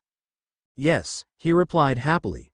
"He told me that I don't have to take them off at all, and a sticking charm is making sure they'll never accidentally come off. There's just a spell I need to perform on my eyes every day for about a month to moisturize them, until they're used to the contacts. He said that Muggle contact lens eye drops could be used 2 or 3 times a day instead of the spell, if for some reason I couldn't perform it." Cindy looked her son in the eyes. "I agree with the receptionist," she whispered. "The girls will like seeing your eyes." "Mom," he hissed. "Especially Hermione." He blushed and turned away from his mother, just in time to see Brianna walk into the office. When Brianna returned, she heard her brother arguing with their mother. "But Mom, I think that feature would be great." "Maybe so, dear, but I don't think the girls at Hogwarts will appreciate you having X-ray vision." "They don't need to know, that's final, Harry." "Fine," he said in a huff that Brianna could tell was fake. She realized that Harry was just having fun, trying to get a reaction from their mother. She knew he never expected to get contact lenses that see through everything. "Can I get the other features?" he asked. "Maybe next year we'll get you one," she said, "but not this year." She then turned to face her daughter. "How'd it go? Are your eyes still perfect?" "Always," Brianna admitted with a grin. "Lucky," commented Harry, causing his sister to stick out her tongue. "This is Privet Drive," the traveler thought to himself as he looked up at the street sign. He had looked up his destination in the local Feliton book, and was now searching for number 4. Aside from the addresses, it was nearly impossible to tell one house from the other in this boring neighborhood. He peered through the window and saw an overly large man with a bushy mustache sitting down at the dinner table with his horse-faced, yet familiar-looking, wife, a boy who appeared to be the size of a small whale, and a dog-faced woman. The stranger watched and waited, hiding behind a bush to avoid being noticed by the neighbors. His black fur helped him to remain unnoticed. The bulky man and dog-faced woman both consumed an exorbitant amount of alcohol while the stranger kept quietly waiting for his opportunity to find out if his godson was there. Finally, the intoxicated adults, as well as the fat kid, left the room and went up the stairs, leaving the horse-faced woman who he'd seen with Lily at King's Cross Station years before alone to wash the dishes. The escaped prisoner of Azkaban morphed into a man and walked up to the door. "Hermione, it's great to see you," Harry exclaimed as he was suddenly embraced by his best friend. Much to his surprise, the Grangers were waiting at the airport when his family flew to England. It was a few days before the August 9th Quidditch match in France. "It's good to see you, too," she exclaimed. "You look good without those glasses," she blurted out before both of them blushed and released each other. "Aren't you gonna kiss?" asked Brianna, earning a glare from her brother, who then turned to greet Hermione's parents, who welcomed them all back to England. "We should be going," said Minerva. "Adam, Marissa, will you join us for dinner?" After spending a few hours at a fancy restaurant with the Grangers, the McGonagall family made their way to their family manor. They'd only been there for a few minutes when the flow activated in the face of a wizened old wizard with white hair and beard, which, from that perspective, seemed to be on fire, appeared. Harry, who was closest to the fireplace, found the sight amusing, but managed to avoid laughing. "Greetings, Mr. Potter," he politely said to the teenager. "Hello, Mr. Dumbledore," he said noncommittally, not sure how he should respond to his former headmaster. "If you don't mind, sir, I prefer McGonagall." "Very well, Mr. McGonagall," he replied with a twinkle in his eyes. "Thank you." He decided to add, "Thanks for keeping my secret, it's no bother." "Albus," said Minerva, who just approached, "is something wrong?" "I'm afraid so," he nodded grimly. "Sirius Black paid the Dursleys a visit today." "What?" exclaimed all the McGonagalls at once. Harry sadly asked, "Are they dead?" "Fortunately, no," answered the former headmaster. "I placed wards on their house to alert me if a wizard were to approach their property. When I got there, He had just left Petunia Dursley, who was very upset. He'd questioned her about Harry Potter's whereabouts, and determined that she'd been obliviated, but not that I had done it. He screamed at Mrs. Dursley and left. But he wasn't able to learn anything to lead him to Harry? Asked Cindy. No, said Dumbledore. And I obliviated Mrs. Dursley of the entire incident. Why didn't he kill her? Asked Harry's sister. Brianna, yelled Mark. You should never wish someone dead. I wasn't wishing her dead, she argued. I simply was curious why he didn't kill her, since he didn't have any problem with killing before. Albus said, Young Miss McGonagall does raise a good question that I can't readily answer. Perhaps he sensed that he had tripped a ward and knew he didn't have time. The conversation went on for a little while after that, and finally Dumbledore's head returned to the other end of the flow call. The next day, the family met up with the Grangers in Diagon Alley for school shopping. Brianna still had her brown eagle owl, Barnabas, so she didn't get a new pet. Hermione already had both an owl and a cat, so she wasn't getting any new pets either. Therefore, they only picked up pet supplies without taking long to look at the animals. Officially, Brianna had left her silver bullet broom in America, since she couldn't bring it to Hogwarts anyway. And officially, Harry had it hidden with his stuff, since he still owed her for helping him smuggle in his lightning bolt during his first year. In any case, they did look at the Quidditch supplies, noticing the firebolts, and Harry got a new pair of seeker gloves, as well as a new broom service kit. They went into Flourish and Blots next, and after Brianna had gotten her books, Hermione still wanted to stay there browsing. The Grangers stayed there with their daughter, as well as Harry, while the rest of the McGonagalls went off to other stores after Brianna wished Harry and Hermione to enjoy your date, causing them to blush. Once they were out of that store, Brianna surprised her parents and aunt by asking, Can I get a new wand at Ollivander's? Are you having trouble with your old one? Asked Cindy. No, but Harry. Harry's first wand didn't entirely suit him, said Minerva. But it still worked for him, argued Brianna. I thought I could get one as a spare just like him. Mark looked at his wife, who shrugged her shoulders. All right, but that'll be the only extra thing we're getting you. She pulled 2 galleons out of her pocket and asked, Is this enough to get a holster like Harry's? In the meantime, both third years had picked out extra books and purchased them. They left the bookstore and walked around the alley, with Hermione's parents staying back a bit to give them privacy. I wish Brianna would stop saying stuff like that. Hermione looked slightly hurt, but Harry didn't see her face since they were both walking. Is the idea of dating me that horrible? Harry's eyes widened as his face paled. No, I didn't mean, I didn't mean anything against you. It's just that if we wanted to date, we could handle it ourselves and not need her pushing us to do it. He then quickly added, I'm not entirely opposed to the idea. I just prefer it to be my idea. Really? She asked, sounding neutral. He cleared his throat. Maybe if I decided I wanted to date, theoretically. Theoretically? She repeated. He swallowed before saying, yeah. What store do we need to visit next? He asked, quite obviously changing the subject before walking a bit faster. Sighing, she answered, we should pick up more CARE badges. Good idea. Harry acted a bit awkward for the rest of the day until they met up with the rest of the McGonagalls, where they found that Brianna had managed to talk Ollivander into selling her a wand and holster. Soon after that, they went to their respective houses. That night, when Harry and Hermione had their usual mirror call, they both acted normally again, completely ignoring the conversation they'd had earlier in the day. It's time to get up. Blinking as his groggy head began to clear, Harry focused his eyes on the person who had just shaken him awake, his dad. He blinked again and slightly smiled at the fact that his father's face was not blurry. He'd only had his magical contacts for less than 2 weeks, and still wasn't used to being able to see properly. He summoned his wand from its holster. He always slept with one of his holsters on, and performed the moisturizing spell on his eyes as he said, All right, I'm up. 15 minutes later, Harry, with his hair still wet from the shower, arrived in the common room of his family's manor. The 3 adult occupants were sitting on the sofa. Good morning, Harry. Morning, Aunt Minnie. Mornin' everyone, said Brianna, as she walked into the room stifling a yawn. How long until the portkey activates? Asked Harry. His mom answered, 5 minutes. He frowned at that statement. Aren't we having breakfast? Don't you remember? Said his dad. We're going to be eating at the campsite with the Grangers and Pottles. But I'm hungry now, he argued. I'm sorry, son. But we don't have time to get you anything. Unless you don't want to go to the game. Fine, Harry said as his stomach growled.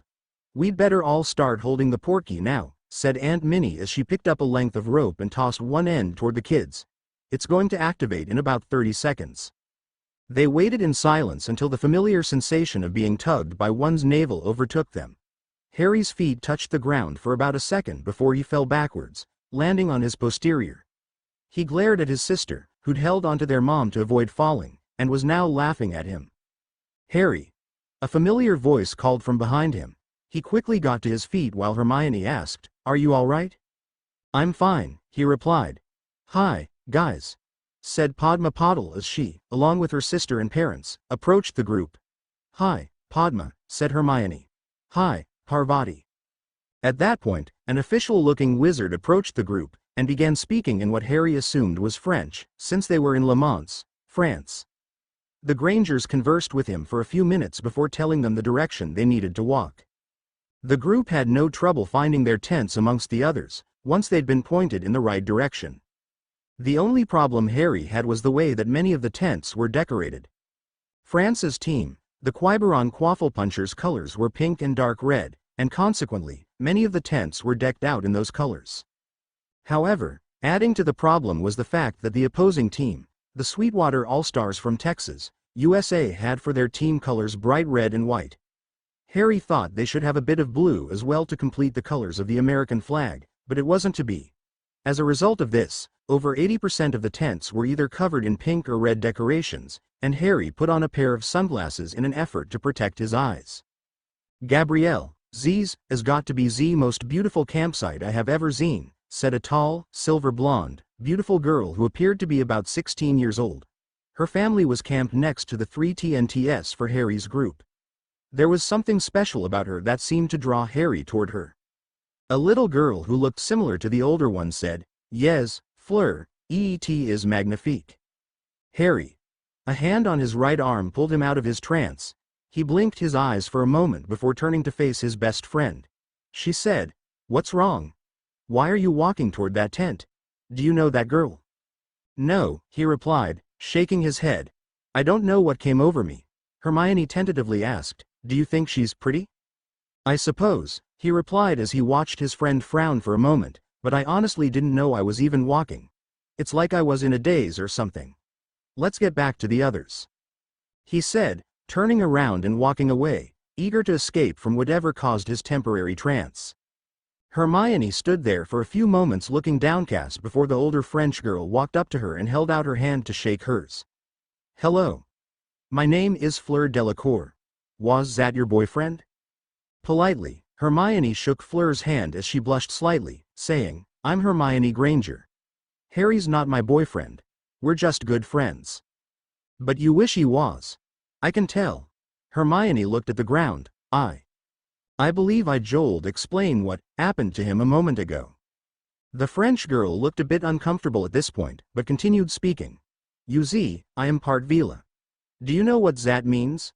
Hermione nodded. She had read about them. "I still haven't gotten the effects under control. Frequently, when I am near any male, they temporarily fall under the trance." She took a deep breath. "Do not blame him. EET wasn't his fault. I am sorry for any distress EET caused you. EET was an accident." Hermione slightly smiled at this news, understanding the powers that Vilas had. "I understand. I also think I should point out that he was taken out of his trance the moment you touched him. Do you know what that means?" Hermione blushed once more as she nodded, keeping silent. Fleur smiled at the British girl. "He may be in denial, but only one thing can break the trance like that. The boy is smitten with you." Thanks," Hermione stammered.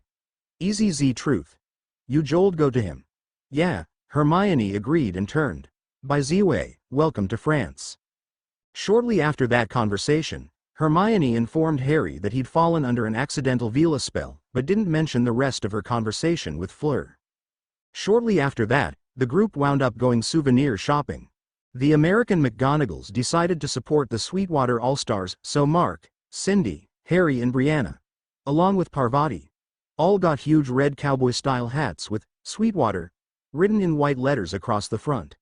The Grangers, on the other hand, who had vacationed in France more than once, bought 3 pink berets advertising the Quiberon Quafflepunchers, or Quafflepoofters as Harry called them, earning both laughs and glares from his mixed group, although Adam wouldn't put his on and gave it to Padma. The others didn't buy any hats, however, everyone got a pair of omnioculars so they could see the match. Welcome, everyone, to Z match between Z home team, Z Quiberon Quafflepunchers. Loud cheers came from the majority of the stadium, including Hermione, as Harry watched the team, clad in shocking pink uniforms with red capes, fly in formation while the 3 chasers juggled 6 quaffles between them. He muttered his made-up word, Quafflepoofters, while the names were announced, earning yet another glare from his best friend. Even you've got to admit they're obviously very skilled with quaffles, she hissed. I know, he admitted, but they're wearing pink uniforms. The team finally arrived in the center of the pitch, so the announcer called out, and now Z challengers, coming all Z way from America, Z Sweetwater all Zeders. Harry rolled his eyes at the mispronunciation of the Texas team's name, but joined in the applause as they flew into the pitch, every one of them doing magical rope tricks, shooting them out of their wands and making lassos of all shapes and sizes while their names were announced. Hermione commented, their uniforms look almost exactly like the Gryffindor ones, aside from the cowboy boots. He nodded. I noticed. Too bad they didn't choose blue instead. Look at their brooms, exclaimed Brianna, who was on Harry's other side. They're all on silver bullets. After using his omnioculars to get a closer look, Harry nodded. You're right. With a smirk, he added, they must not have heard of lightning bolts in Texas. After the extra quaffles, as well as the wands, were put away, the balls were brought out. The snitch disappeared almost immediately and the bludgers started moving away. The quaffle was tossed into the air as the announcer said, let Z match begin. Harry had never seen a truly professional Quidditch match before, and he was amazed at how quickly the French chasers grabbed the quaffle and took off toward their goal, passing it seamlessly between them. It looks like they're going to smack that bludger moosed avenue hurt. Z all Zeders have possession. For hours and hours they watched as the highly skilled players moved the quaffle and bludgers around the pitch, demonstrating several amazing Quidditch moves in the process, but one thing was missing. Where is the snitch? Commented Harry. It hasn't shown up once. That is a good point, said Hermione. The game started at noon, and now it's 6 o'clock. Already, this was the longest Quidditch match Harry had ever seen, but it was an exciting one.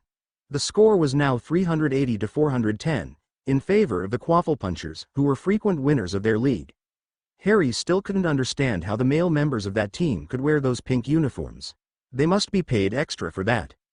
Apparently, the announcer and referee agreed that the game had been going on too long, because when the next goal was reached, there was a timeout, during which it was announced, as Z snitch has not yet shown itself, at this time, Z players will be substituted so that they can rest. If Z game is still going on in 6 hours, Z original players will return. At this time, meals will be made available through our vendors. I didn't realize that this game would take so long, said Adam Granger. Neither did I, replied Minerva, although I have heard of a match taking as long as 10 hours. They found themselves more comfortable after the Poddle parents performed cushioning spells on the seats. As soon as the vendors apparated onto the stands with sandwiches, they were swamped with orders. Harry's dad was the one stuck waiting in that line while the game resumed. It was a half-hour later when Harry proclaimed, "There's the snitch," as he pointed toward France's goals. Hermione turned her omnioculars in that direction and said, "You're right. Maybe the game will end."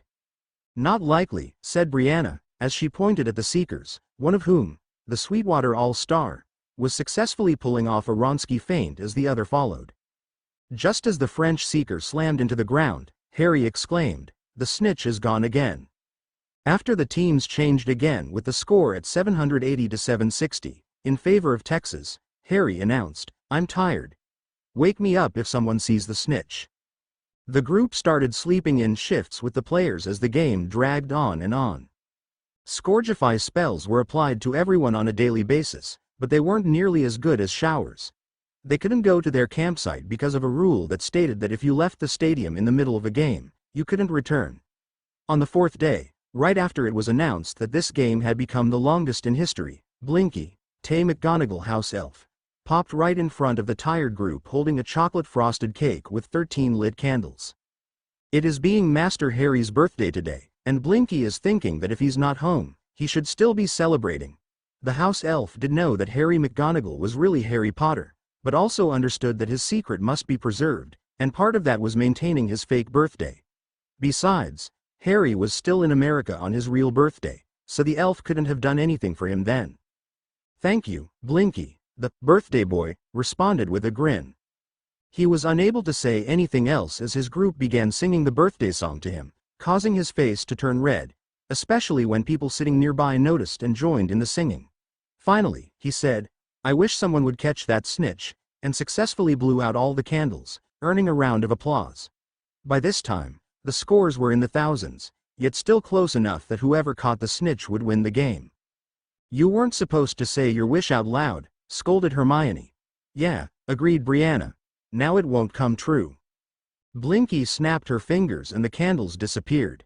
She snapped them again, and the cake disappeared at the same moment that small plates, each with a piece of the cake, appeared in each party member's hand, along with the fork. Once anyone finished their cake, a chocolate sundae with whipped cream and nuts would replace it.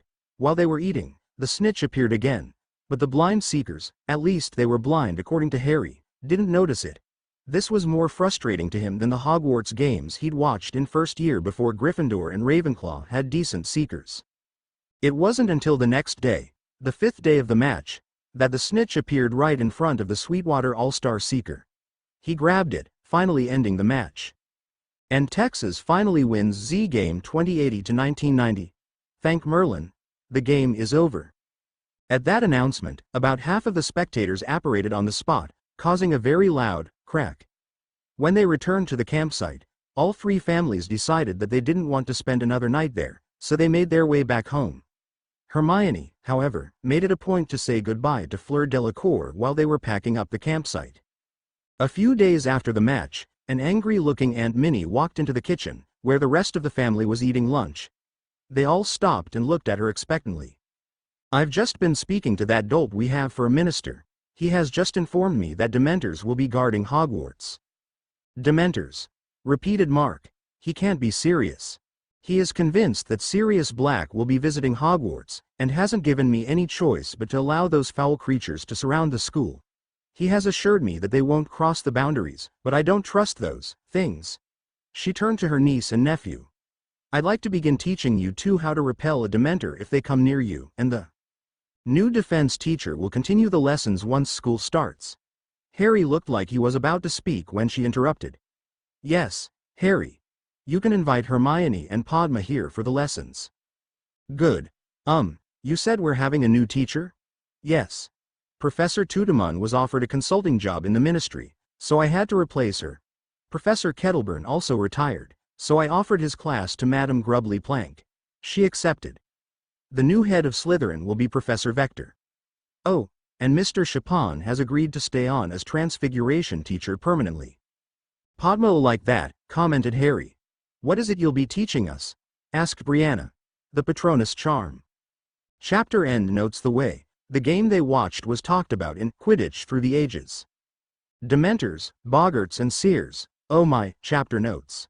See the end of the chapter for notes. Harry McGonagall, Chapter 24. Dementors, Boggarts and Seers, oh my. "Expecto Patronum," exclaimed Harry for the 6th time in the last hour. It was the second day of Patronus lessons, and he was in the common room at McGonagall Manor with Hermione, Padma, Brianna and Aunt Minnie. So far, none of the students had gotten any results, no matter what memory they used.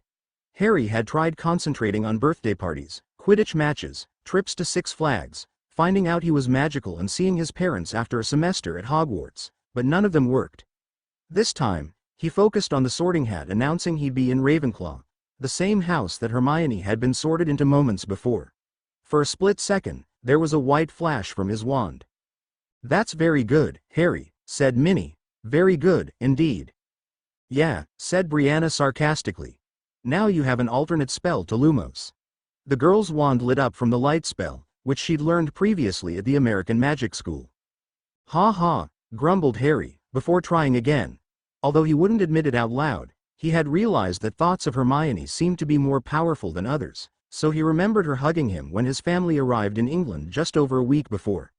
Subconsciously, he glanced at the object of his recollection, but was only noticed by Hermione, who said nothing while her eyebrows furrowed for a moment as Harry said, "Expecto Patronum." This time, a white, misty shield seemed to come out of his wand and lasted for about 5 seconds before fading. Harry noticed that holding it was draining. He was starting to sweat, as well as pant, with the effort. "Excellent," proclaimed his aunt just before Harry dropped his wand, clearly exhausted. He was bending over to pick it up when he heard his best friend repeat the same incantation he had, with identical results. "Well done, Hermione," he said between breaths. "You, too," she replied just before her shield faded. Harry could see that she was just as drained as he, so he suggested, "Maybe we could take a break." "Yes," agreed Minerva. "You two have probably done all you can for the day. Good job, both of you. Take the rest of the lesson off, while the other two keep trying." The two friends walked into the library that Hermione always insisted on visiting whenever she was in this house and were looking at the books, trying to decide what to read, when a pecking noise got their attention. "It looks like someone sent a letter," commented Harry needlessly as he walked toward the closed window and welcomed a rather unusual owl with huge bloodshot eyes that looked slightly out of focus. It was a rather petite brown owl, but along with a rolled-up scroll, it carried the scent of cooking sherry as it flew in a slow, erratic, zigzag pattern, finally hovering in front of Harry's face and slowly sticking its right leg out. Harry untied the scroll as he called, "Blinky." "Yes, Master Harry," the elf said after popping into the room. "Could you bring an owl treat for this bird?" "Yes." Before the elf disappeared, Hermione added, "and maybe something to sober the poor thing up." Blinky popped away and returned about 10 seconds later. "This owl treat is being dipped in sobering potion." Harry could see that it was in fact dripping with something as he took the owl treat. He was actually surprised that the owl ate it, but it did. He grinned when its eyes got a bit more focused before it flew off. After both the owl and house elf were gone, Hermione asked, "Who would get an owl drunk?" Harry shrugged his shoulders. "I guess it was Professor Trelawney." She looked offended. "I know you don't think much of." "I was right," Harry interrupted. "The notes from her. Maybe the owl accidentally got into her stock," Hermione mumbled as Harry read his note. "Dear Mr. McGonagall. The fates have informed me that you are still in grave danger of making a horrible mistake, despite my earlier warning. I sense that someone close to you, that you admire, has turned you away from the noble art of divination with blasphemous lies. This person has not been blessed with the great gift as you and I have been, and therefore denies that the gift exists out of jealousy. You have been gifted with the sight and should not allow others to force you to turn your back on this privilege and responsibility. I fear that if you do not sign up for divination, that you will regret it. Without this important instruction, the crystal ball has shown me a grim in your future. With love, Professor Sybil Trelawney, great-great-granddaughter of the great seer, Cassandra Trelawney." Harry couldn't help bursting out laughing. "She is so full of crap." He handed his companion the letter as he continued his uncontrolled mirth. "She really is laying it on a bit thick, isn't she?" Hermione said with no emotion. "A bit thick? She even insulted her boss, your aunt, in this letter." "I know," he said, still smiling. "Do you suppose I should reply?" "I guess it's only polite," said Hermione thoughtfully. "New sparks," Harry muttered, summoning his wand from its holster. "Accio, parchment." Once a fresh roll of parchment flew to his hand from his room, Harry summoned a pen and began his response. "Dear Professor Trelawney, I appreciate your advice, but have decided not to pursue mastery of the subject of divination, as I'm sure you already know. Although my aunt lacks appreciation for your subject, she has never spoken rudely of you, and I would appreciate it if you wouldn't make not so hidden rude comments about my aunt. I haven't shown her the letter, but I doubt she would appreciate what you said. This is the second time you've contacted me on the subject, and I'd appreciate it if you would respect my decision and make no further attempts to change my mind. Sincerely, Harry McGonagall." "What do you think?" asked Harry after showing the letter to his best friend. "I think it's polite enough, yet firm." "Good." He took a deep breath. "I'm almost afraid to send Hedwig to Trelawney." Hermione was smiling again, remembering the drunken owl. I know what you mean, but she's a smart owl. Just tell her not to accept anything from the professor and fly right back, promising an extra treat. They walked slowly toward Harry's bedroom in the manor talking when Brianna came up quickly behind them smiling, with a tablet in her hands. Hi guys, I hope I didn't interrupt anything, she said with a wink. No Brianna. There was nothing to interrupt, said Harry irritably, not really annoyed with his sister. He was more annoyed with Trelawney and worried about his owl. He wanted to get this over with. We were just going to send a letter with Hedwig. Oh, she replied. To whom? She inquired. None of your business. Go pester Mom. That was rude, Harry, said Hermione crossly. I just left her and wasn't pestering her, Brianna said defensively, ignoring Hermione's statement. She added, I was just showing her my new poem. She really liked it. Then go write another poem, said Harry as he stepped into his room. It was about the Quidditch game we watched last week, continued Brianna, ignoring Harry's rudeness. I called it, That Poor Snitch. That sounds interesting, Brianna, said Hermione while Harry was ignoring them both, tying his letter to Hedwig's leg and instructing her. And remember, girl, don't take anything that old bag gives you. The poor owl that delivered her letter to me had obviously been poisoned. The owl seemed to nod sagely in response. As soon as the snowy owl flew out the window, Hermione approached Harry with his sister's tablet in her hands. Brianna's poem really is cute, she said cautiously. You should read it. Fine, sighed Harry. Let me take a look at it. The week and a half went by quickly, and before Harry knew it, he was at King's Cross Station in platform 9 3/4. By now, he, Hermione and Padma could consistently put up a partial Patronus shield, not corporeal. And Brianna could get a small flash of light that would last about a second. Aunt Minnie had warned that it would be much more difficult to do that if an actual Dementor were nearby. Watch out for your sister, said his mom, getting his attention. Their dad had been called into work the day before. I will, vowed Harry, turning toward Brianna. No one can pick on her but me, he added with a smirk. I don't need you to watch out for me, declared Brianna defiantly. Harry shrugged his shoulders. Maybe. Maybe not. I'll say one thing, though. If Draco tries to mess with you, I will once more kick his. Harry, interrupted Cindy McGonagall. I don't want to hear about you fighting anymore. Then tell Aunt Minnie to stop calling you, he answered with a grin. I mean it, she said sternly. Her expression softened after a moment. She hugged him and whispered in his ear. Be careful, Harry. I know Hogwarts is supposed to be safe from that man who betrayed your birth parents, and he shouldn't know who you are anyway, but please try to stay safe. I will, Mom, he replied as he hugged her back. I love you, she said when they separated. Looking uncomfortably at the ground, he muttered, Luvutu. Cindy smiled, knowing that her son in all but blood did love her, but, like most boys his age, was uncomfortable expressing that, especially in a public place like this where his friends were likely to see him. She turned to her daughter. I love you, too, Brianna. I love you, too, she replied. Don't get into too much trouble. No more than Harry gets into, she said with a mischievous grin. I have to get the American invasion of Hogwarts back on track. Cindy couldn't help but chuckle and shake her head. I want you to call me as soon as you get to your dorm tonight and tell me all about the train ride and where you get sorted. Harry coughed at that moment, but it sounded suspiciously like Slytherin. Brianna glared at her brother, but didn't comment. I guess we should get on the train, said Harry, causing Cindy to hug Brianna and wish them a good trip. Come on, sis, Harry said, determined to watch out for his sister, at least until she had a group of friends to watch out for her. Let's find a compartment. They boarded the mostly empty train with their trunks and owls, and quickly found an empty compartment. After getting the luggage put up properly, Harry noticed his sister looking around the train, as though trying to memorize it. She'd seen the outside a few times, but never the inside of the locomotive. So, what do you think of the train? It's all right, she replied before settling down. The faint blush on her cheeks indicated that she realized he'd caught her gazing at the Hogwarts Express. Her voice lowered to a whisper. Are you sure you've got my broom with you? Of course not, he said with a smirk. You do know that according to the rules, I'll take that as a yes, she replied. I don't know what you're talking about, he said while grinning. At that time, the door swung open, revealing Hermione. "Hi, Harry, Brianna," she said enthusiastically while doing her best to get her trunk, owl cage and cat cage into the compartment. Harry quickly got up and helped her.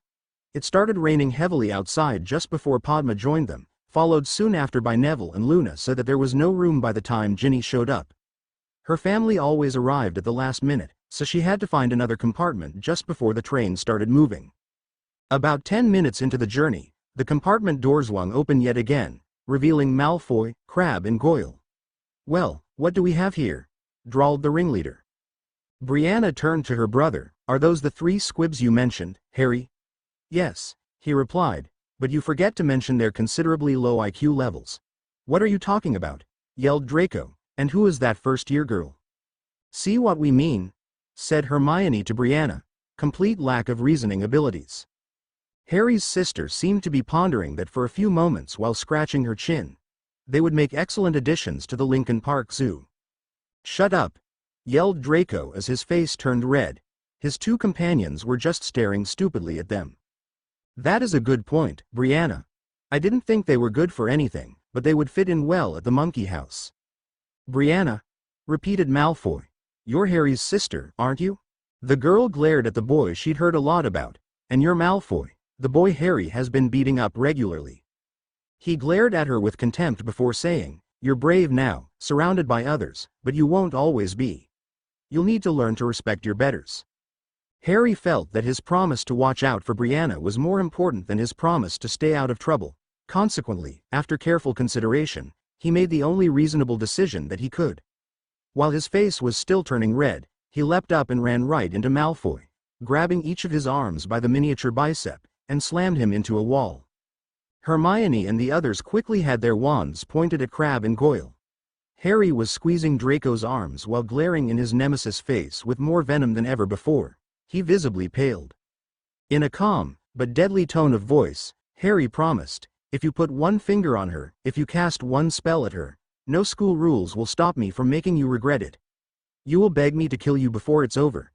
He then pushed the panicked-looking Malfoy out the door and released him, causing Draco to start rubbing his arms. He then looked at Draco's bodyguards. "And that goes for you, too. Now, get out before you get hexed."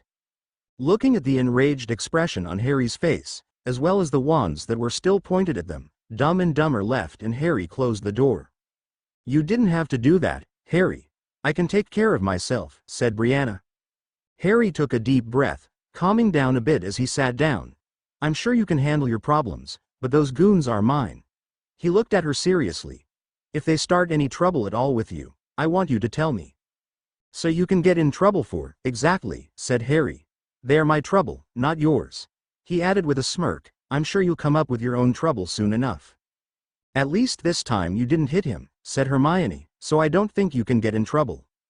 The trip went without incident from the time Malfoy and his goons left until about a half hour before they should have arrived at the school. The train lurched to a halt, and the air suddenly became colder. Harry noticed the window was frosting over as he heard a door nearby open. He shivered as he felt a sudden chill and noticed he wasn't the only one. "Something's come aboard," said Hermione. "I wonder if," said Harry before his attention was taken by their door being opened. He began to feel all his happiness drain from his body, and saw the black cloaked figure as it seemed to look at them, although he knew this creature couldn't see. He realized that for the first time in his life, he was facing a Dementor. "New sparks," he whispered, summoning his favorite wand, just before he began to hear a woman screaming in the background. Despite the cold, Harry was sweating profusely as he felt more and more joy leave his body. "Not Harry, kill me instead," the woman pleaded. The only response he heard was hideous laughter. Shaking his head and trying to maintain his consciousness despite the dark creature that was towering over him, he pointed his wand.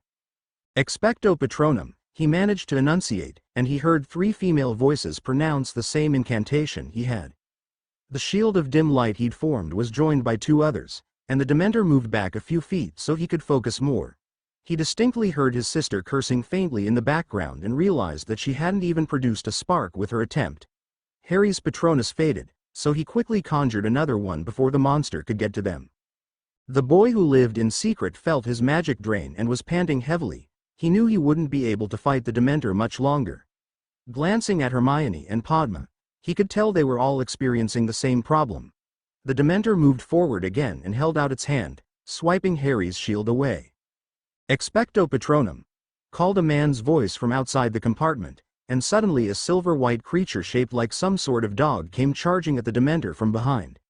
Harry jumped to the side, afraid the monster would be pushed onto him, but needn't have bothered because the corporeal Patronus circled around the creature and corralled it out of the compartment. Still very shaken up, Harry unsteadily got back to his seat. He was still panting when a wizard with shabby-looking robes and a kind face, obviously their protector, walked into their compartment. "Are you all right?" he asked with a concerned expression. "Why yeah," said Harry, looking around at everyone. "We are now, thanks, Oh, I'm sorry. Where are my manners? I'm Professor Lupin, your new defense against the dark arts teacher. And you are?" At that moment, the teacher looked into Harry's eyes with interest. "I'm Harry." The professor's eyes widened for some reason. "Harry McGonagall." The professor's complexion paled slightly, but he turned to the others, putting a smile back on his face. "Hermione Granger." "Neville Longbottom, sir, Padma Patil." "Brianna McGonagall, Harry's sister." They turned their attention to Luna, who was staring at the professor with a blank expression. "Something about Harry surprised you," she stated nonchalantly. "What? No, I mean, Harry just reminds me someone I knew a long time ago. That's all. I didn't catch your name, Miss." "Luna Lovegood. But most people call me Loony. Only pompous gits," added Neville. Remus Lupin replied, "He's right, Miss Lovegood. Don't pay any attention to them." He then reached into his pocket and pulled out an enormous chocolate bar and started breaking it in pieces as they watched in silence. When he was finished, he started handing it out. "Here, eat this. It helps people recover from meeting a Dementor." It was about a half-hour later that the train pulled into Hogsmeade Station. It was still raining hard, so Harry, yet again, was glad he wasn't wearing glasses anymore. He still had to apply the moisturizing spell to his eyes every morning, but that was a lot better than having to walk with glasses in the rain. He wouldn't have been able to see at all. His robe was just getting soaked when something unusual caught his eyes. Although it was a bit dark, he thought he saw some kind of huge black dog looking at the students from between two buildings, as its eyes seemed to do a survey of the students. Harry remembered what that looked like. While he was at Flourish and Blot's last, he'd noticed a Grim on the cover of a divination book, and that's what the dog looked like. Just when he recalled that detail, the dog began looking him in the eye. "What's wrong?" Harry jumped slightly from his best friend's words. "Sorry I scared you," said Hermione. "You just seemed to be out of it." "I wasn't scared," defended Harry, just a bit startled. "I just saw a..." He then noticed that the og wasn't there anymore. "Never mind." "What?" she asked, now curious. "Nothing," he said, "just a dog. It's not there now." "All right," she replied. "Brianna's already joined Professor Grubbly Plank with most of the other first years. We need to get going." They hurried up to catch up with the group, and got there just in time to see a seventh year with a head boy badge glaring at Draco Malfoy. "Just how stupid do you think I am, Malfoy?" he yelled. "I heard every word you said to those first years, and you are in deep trouble. The headmistress has decided to come down hard on you bigoted idiots. Everyone who uses that foul word, including yourself and these two goons, is going to have detention with her. She'll let you know when." It was then that he noticed a few first-year girls nearby that looked scared and hurt, and his opinion of Malfoy dropped even lower. They were obviously Muggle-borns just entering a new world, and on their very first day to run across that bigot. He hoped his aunt punished them good. He was pleased to see the new headboy start talking kindly to the young students, and knew beyond the shadow of a doubt that Percy Weasley would never have tried to comfort those victims of prejudice, that is if he'd even bothered putting a stop to it. Harry knew that Percy simply enjoyed wearing a badge, not actually doing the job he was supposed to do. He remembered that Aunt Minnie had told him that the headboy was from Hufflepuff, and that his name was Patrick Furlong. She'd also told him that Penelope Clearwater was head girl and Roger Davies was Ravenclaw Quidditch captain. He grinned as the little girls ran toward Professor Grubbly Plank, looking a bit happier. He caught a glimpse of his sister in the group boarding the canoes before getting on a carriage with Hermione, Padma and Ginny, who told them about how Professor Lupin had been sleeping in the compartment she'd ended up in until the Dementors arrived. Eventually, they made it inside the castle. Harry didn't pay too much attention during most of the sorting, although he did clap politely whenever someone was sorted into Ravenclaw. He was anxious to see where his sister would end up. Finally, Professor Flitwick called out the name, McGonagall, Brianna. His sister, still looking wet from the rain, which was still going on if the ceiling of the Great Hall was accurate, walked up to the stool and put on the old hat. "Where do you think she'll end up?" whispered Hermione as they waited. "I don't know," said Harry. "She doesn't like learning enough to be a Ravenclaw, and I can't picture her in Hufflepuff. So, either Slytherin or Gryffindor," announced the hat, bringing a smile to Brianna's face as she joined the appropriate table. Harry noticed that she sat down near Ginny. The rest of the sorting passed quickly, although Harry was noticing an unfortunate pattern. It seemed that every other first year was named either Harry, James or Lily. Hermione whispered with a smirk, "It seems that a lot of wizarding families named their children after you and your birth parents." Harry realized that it was true. These kids were the ones born within 10 months of Voldemort's fall, and many celebrating families undoubtedly wanted to honor the boy who lived in his family. One of the boys was named Harry Planter and had dark hair. How much closer could they get than that? Harry noticed his sister smirking at him when that boy's name was called, and hoped no one else noticed. However, one person at the staff table did. He had been watching the boy since he'd been introduced. He knew it was possible that his imagination was running wild, but those eyes looked just like Lily Potter's, and the face looked similar to James's, although this boy didn't have glasses and his hair was the wrong color, but just as perpetually messy. He'd have to think more about this and see if he could learn more about the boy before jumping to conclusions.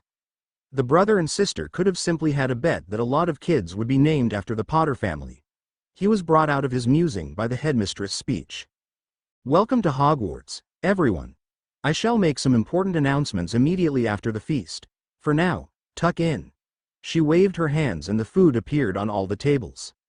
The only thing that Aunt Minnie announced after the feast that Harry didn't know about was that the potions teacher, Professor Lavelle, would be giving a French class on Saturday afternoons to anyone who was interested in learning the language, regardless of house or year. If enough students joined, she'd split the class up into 2 sections. He immediately decided to take the class. Hermione said she could already speak a bit of French, but would take the class to improve. The next morning, Harry, Hermione and Padma were sitting together at breakfast, when Professor Flitwick interrupted them to hand out their schedules. They began looking them over quickly, and Hermione was the first to speak. "We've got arithmancy right after breakfast," she declared excitedly. "I was hoping to start one of the new classes today." "I've got Muggle studies instead of arithmancy," said Padma. "I decided that I should learn what I can about Muggles, since I wasn't raised in their world."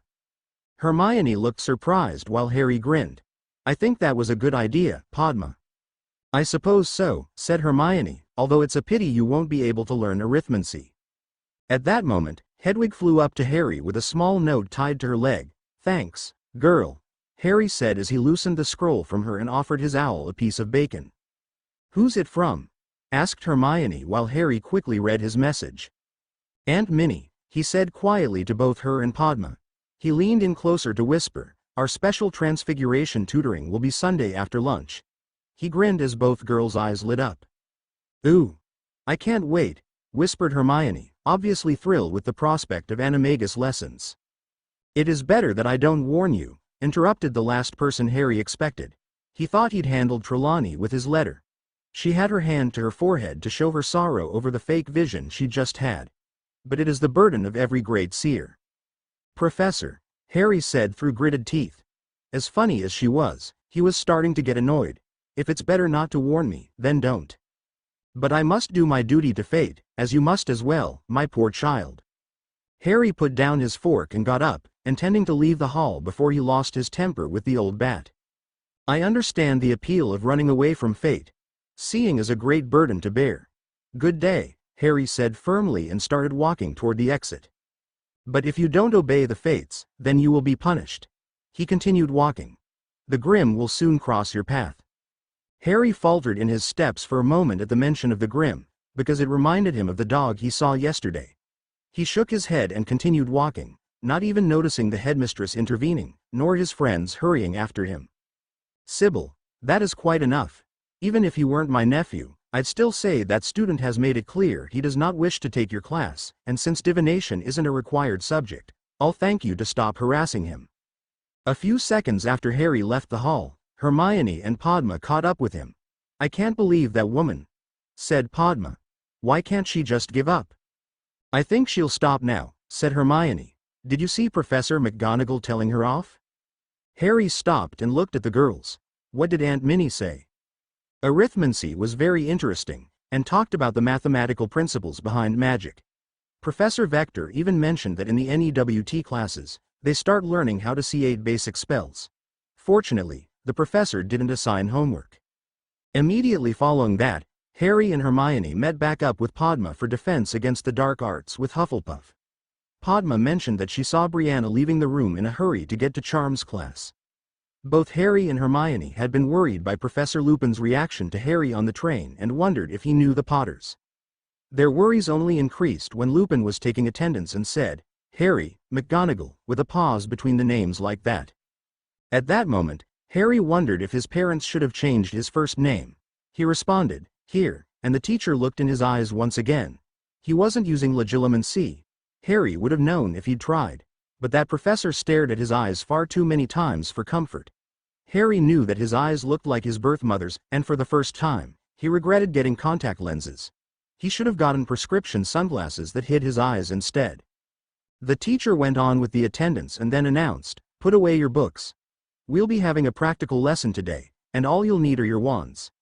He then led them to the staff room, where he introduced them to a dark creature. "Does anybody here know what a boggart is?" he asked. Every Ravenclaw, along with half the Hufflepuffs, raised their hands. "Miss Granger?" "It's a shapeshifter," she said. "It can take the shape of whatever it thinks will frighten us most." "Couldn't have put it better myself," said Professor Lupin. After a few more minutes of lecturing, he surprised Harry by saying, "Mr. McGonagall, come up here and help me with the demonstration."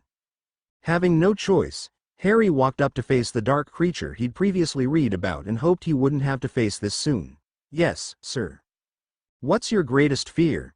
Not really having any idea what it would be, he said, "Facing a boggart, sir," much to the amusement of the class. Even Lupin grinned at that. "Are you saying you don't know what your greatest fear is?" he asked softly. "Yes, sir." He looked thoughtful. That does complicate things. What you all will have to do is to think of a way for your greatest fear to be turned into something funny. For example, making a mummy unravel or a banshee getting laryngitis. When you have that picture in your head, you point your wand at the boggart and say the incantation, "Ridiculous. Good luck, Mr. McGonagall." Harry stepped up toward the wardrobe where the boggart had been trapped, and at the same time, Remus used his wand to open it. Harry was not at all prepared for what he saw. In front of him, lying in the exact position Ginny Weasley had been in months before when Harry entered the Chamber of Secrets, was the dead form of Hermione Granger. She was wearing the same school uniform that the real Hermione was wearing. In fact, the only difference between the two was that the real Hermione was breathing, but this one wasn't. Harry paled as the rest of the class gasped. He heard something hit the floor, and a moment later realized he'd dropped his wand. Suddenly, someone jumped in front of Harry, and Hermione's body morphed into a sphere of some kind with a loud crack. However, before Harry could figure out what kind of sphere, Professor Lupin, who Harry realized was the person who jumped in front of him, said the incantation, and the orb turned into a balloon with another loud crack and blew around the room as it lost air. It stopped in front of Padma and morphed into a huge snake. The girl paled for a moment before saying, "Ridiculous," and changing it into a large jack-in-the-box. The boggart ended up in front of almost everybody in the whole class before time ran out. Hermione was the only person from Ravenclaw who didn't face it. After class, Lupin asked Harry, Hermione and Padma to stay for a minute and informed them that he'd continue the Patronus lessons Professor McGonagall had begun on Saturday morning and dismissed them after they promised to be there. "I wish I'd gotten the chance to face the boggart," Hermione complained on the way out of class. "I wish I hadn't," Harry muttered, but both his companions heard him. Hermione blushed and remained silent, looking at the floor, just like Harry. Padma interjected, "You just weren't ready for it, Harry. That's all. You've actually seen life or death situations, so your boggart reflected that you'd be afraid of one of your friends dying." "I guess so," said Harry, looking up to face her. "The boggart just picked the girl you care about most," she said deadpan, causing Harry's face to turn bright red. I've got to go. "I'll see you at lunch," Harry said before bolting. "Padma," yelled Hermione. "What?" she asked with a smirk. "I'm just telling the truth and you know it." "Maybe," Hermione replied, smiling, "but all you accomplished was to drive him away. He'll be back once his face can't light up the whole castle anymore," she said defensively. Padma was correct that Harry did show up a few minutes after lunch started, and decided to pretend that the whole boggart situation had never happened. He was rather successful until a certain first-year Gryffindor girl with brown hair and blue eyes walked up to them. "Hi, Harry." "Hey, Brianna," he said with a grin. "Congratulations on not making Slytherin. I can't say how surprised I am." "Ha ha," she replied. "I'm sure you like all those red decorations in that common room." "Yes, I do," she replied. "Did Padma mention I had defense first class?" Harry and Hermione nodded. "I would have waited for you guys but didn't want to be late for charms. Professor Lupin said he was going to tell you that we're having the Patronus lesson Saturday, did he?" "Yes," said Hermione. "He also said he was going to show you guys a boggart." Yeah," said Harry, looking at the floor, causing Brianna to ask Padma what happened. Following the embarrassing account of Harry's boggart, along with a lot of teasing from his little sister, Harry announced he was done eating and going to care of magical creatures class early. Hermione and Padma followed. Professor Grubbly Plank's lesson was on an augury she'd brought for class. It basically looked like small, underfed, greenish-black vulture and sings what sounds like a frightening wail when it's going to rain. They were rated by the ministry as harmless. Thus Grubbly Plank felt comfortable showing one to her class of third years. Malfoy was in this class, but didn't start any trouble. Padma was taking this course, as well as ancient runes, which they had next. She informed them that according to Parvati, Professor Trelawney had told her class that Harry had the gift, but hadn't signed up for divination. Thus, due to this grave error, he had trouble in his future, perhaps even the Grim. Ancient runes was a difficult subject for Harry, even though he had read the book. He understood the concepts, but had trouble memorizing all the different symbols. Hermione promised to help him learn them. After dinner, Harry found that Roger Davies had posted a notice in the common room that everyone that wanted to play Quidditch was required to try out, even if they'd been on the team the previous year, and that tryouts would be Sunday morning. After spending a few hours doing homework, he bid Hermione and Padma a good night and went to bed. Chapter end notes. By the way, several reviewers have informed me that there were longer Quidditch games than the one described in the previous chapter. Since I can't even imagine watching a 5-day game, let alone one that lasts longer, in this story that was the longest game ever. By the way, in POA, Professor Lupin claimed nobody knows what a boggart looks like when it's alone, yet in Ode P. Mad E. Moody used his magical eye to determine that a boggart was at Grimmauld Place from a different room. Apparently, he knows what they look like. If you wish to read the poem, That Poor Snitch, which I credited to Brianna, it was actually written by the author Just Writer 2, Web Links, who also posted it at Web Links. I find it quite amusing, and I'm sure she would appreciate a review of that poem if you enjoy it as well. Friends of the Family. Harry McGonagall, Chapter 25. Friends of the Family. "Excellent. I see you're all on time," said Remus Lupin as he opened the door to his classroom. Harry, Hermione, Padma and Brianna walked in. It was Saturday morning, the day of their first Patronus lesson with Professor Lupin. "To begin with, let's see how well you're doing so far. Harry, you first." While he stepped forward and summoned his wand out of his holster, Remus was once again struck by how much this blond boy with an American accent otherwise reminded him of his old friends. His face was almost identical to James's at that age, except for his eyes, which looked exactly like Lily's. He was brought back to the present by the spell being cast. "Expecto Patronum," shouted Harry, causing a round shield of light to come from his wand. "Good job, Harry. I'm sure that helped hold back the Dementor on the train." "For a few seconds," he replied, slightly blushing, "but then it was able to push it to the side like my Patronus was nothing." After the other three had demonstrated the spell, Brianna complained, "I couldn't even get that small shield up at all when that monster was in our compartment," sounding ashamed. Remus nodded. "It is much more difficult to cast the spell when a Dementor is near, and you're all going to have to work very hard to master this spell. It's actually a NEWT level charm,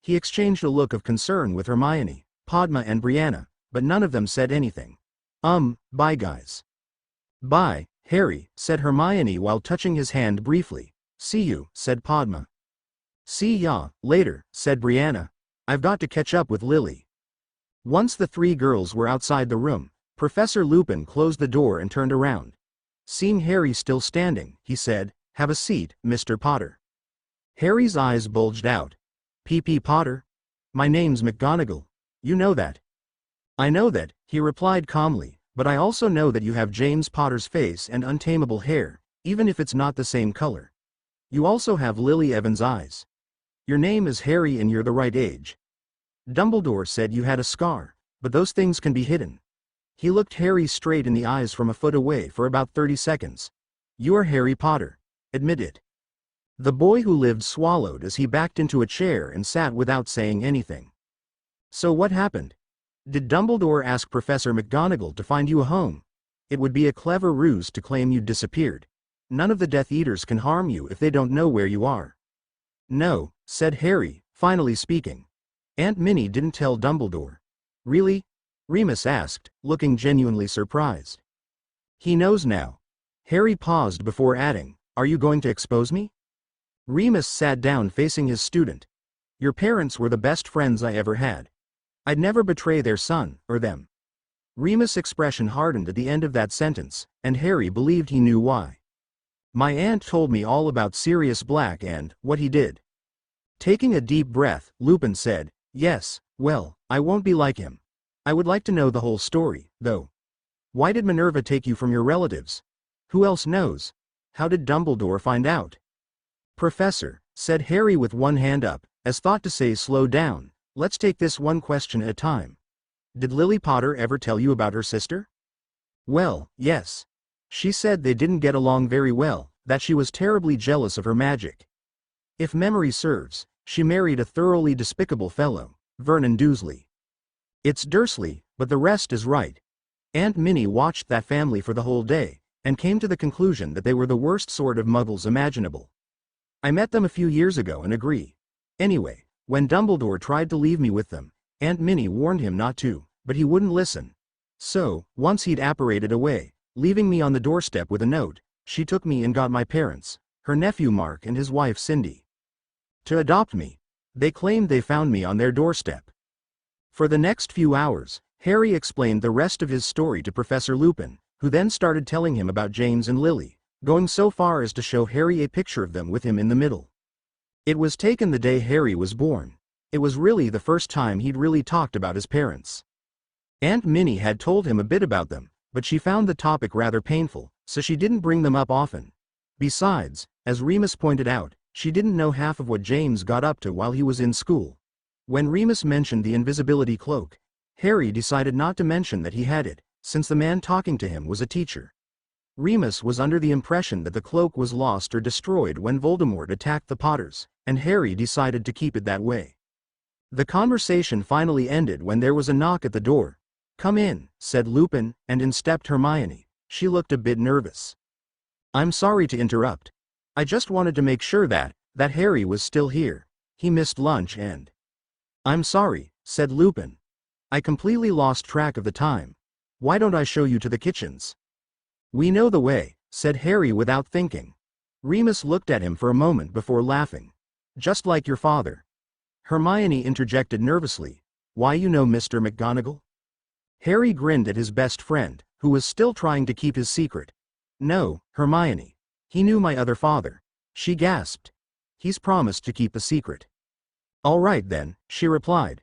"Why don't we get you some food from the kitchens and we'll go study at headquarters?" "Sounds like a plan to me." The next month went by quickly, with Professor Lupin and Harry taking an hour out of each week to talk about James and Lily. For the first time, Harry was really beginning to think of himself as their son as well as the McGonagalls. They were becoming more real to him, especially after Lupin gave him a photo album with copies of all his pictures of them, including the one he'd shown Harry. Harry was also getting more and more fond of Remus, as he was told to call him when they were alone, as well, and missed him when he was too sick to teach Dada during the first week of October, even though Professor Flitwick did a fantastic job substituting.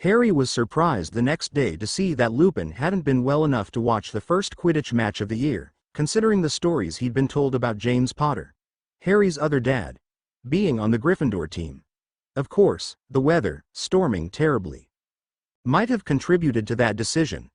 Harry, Hermione and Padma were in the stands with their fellow Ravenclaws, waiting for Lee Jordan to start his justifiably biased commentary on this match. "Welcome, everyone, to the first Quidditch match of the year." His voice, aided by magic, boomed out to the crowd. Harry joined in the cheering. "Today's match is Gryffindor." He paused to allow applause. "Versus Slytherin. Here come the Gryffindor Lions. Captain and keeper, Oliver Wood." He kept introducing the teammates, all the way to Ginny Weasley, who had kept her position as seeker. Harry grinned as he glanced over to the Gryffindor section and saw Brianna loudly applauding her. It seemed to him that Ginny had taken his sister under her wing, and for that he was grateful. It was good to know someone in Gryffindor Tower was looking out for her. Harry looked back up at the players and saw that he'd missed jeering the Snakes. The two captains who clearly hated each other performed the stupid tradition of trying to break each other's hands, more commonly known as shaking hands, and Madame Hooch released the balls. Harry was once more glad he'd gotten contact lenses. He wouldn't have been able to see anything through his glasses in this heavy rain. What Harry did see was not Quidditch at its best. To go along with the freezing rain was powerful wind. Together, those factors affected everyone's ability to fly. Harry could see that the chasers were having difficulty flying straight, as well as passing the quaffle, but both teams were bravely pressing on and occasionally making goals, causing the fans to cheer. When he'd glance at the seekers, he noticed that they were mostly staying in the same spot, desperately looking for the snitch. He also observed that Ginny in particular was shivering from the cold. About 45 minutes into the game, Harry was watching Angelina Johnson put the quaffle through the right Gryffindor goal when Lee announced, "It looks like Ginny Weasley has spotted the snitch. She is flying upwards," followed closely by Terrence Higgs. "I think I can see it. She's getting closer, closer. Come on, Ginny.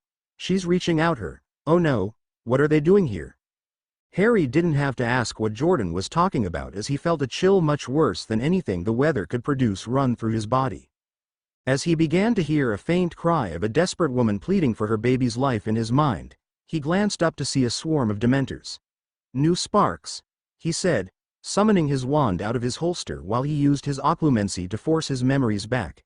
He knew it wouldn't help if the attackers got closer to him, but for now, it was sufficient enough so that he could concentrate. "Oh no. She's falling," shouted Lee Jordan the moment Harry noticed the streak of red slip off her broom and plummet toward the ground. He got up from his seat, pointing his wand and wondering what to do. He tried to move forward to get close enough to help his friend, but the crowd was now in a state of panic as everyone was trying to run away from the Dementors. He desperately looked around for a way through the crowd and noticed Hermione next to him, doing the same. Harry sighed with relief when he spotted his aunt, Headmistress McGonagall, perform the familiar swish and flick necessary to catch Ginny with a levitation charm just in time. His friend was floating unconscious a few feet above the ground when Madame Pomfrey ran toward her. In the meantime, Professor Flitwick cast his Patronus, which appeared to be a large mouse, toward the invading Dementors. Once Ginny was safely on a stretcher, Minerva was able to add her silver tabby cat to the fight. For one ridiculous moment, Harry wondered if the two Patronuses would fight each other instead of the Dementors, but both of them attacked the monsters that the Ministry claimed they could control, and were soon joined by others, presumably from other staff members, and the invaders finally began to flee. Harry wished he were far enough along in his training to have a corporeal animal to send at the evil beasts, but he knew the best he could do was shield himself and those close to him, and he was staying alert, prepared to do just that. A quick glance at his companions told him they were ready as well, although for some reason Hermione, who was still next to him, was holding her wand in her left hand. He was relieved when the effects of the Dementors left him as they fled the group of Patronuses, and finally noticed that Ginny was now awake, but still on the pitch, with Madame Pomfrey looking her over. He saw her open her right hand, which had been closed in a tight fist, to see a tiny golden ball with wings begin to flutter. Ginny, although looking pale, grinned as she recaught the tiny object. Lee Jordan, who'd stayed at his post, announced to the small crowd that hadn't left the pitch, "I don't believe it. Ginny Weasley managed to grab the snitch before she fell. Gryffindor wins. 230-60. It was only when he'd started to clap his hands that Harry realized that at some point he had grabbed Hermione's right hand with his left. The next few weeks went by quickly. Ginny Weasley, who had fully recovered, having nearly fainted from the Dementor's right after grabbing the snitch, was enjoying being the heroine of Gryffindor Quidditch. Unfortunately, her broom had been destroyed by the Whomping Willow after she'd fallen, but at Brianna's suggestion, CARE raised enough money from the members to surprise her at the next meeting. "Attention, everyone," said Harry once the group had discussed how many new memberships they'd gotten and any new ideas they had for recruiting or promoting house elf rights. Besides getting new people, not much had happened with CARE since they had that law passed and the Malfoys were convicted of abusing their elves, therefore having them confiscated.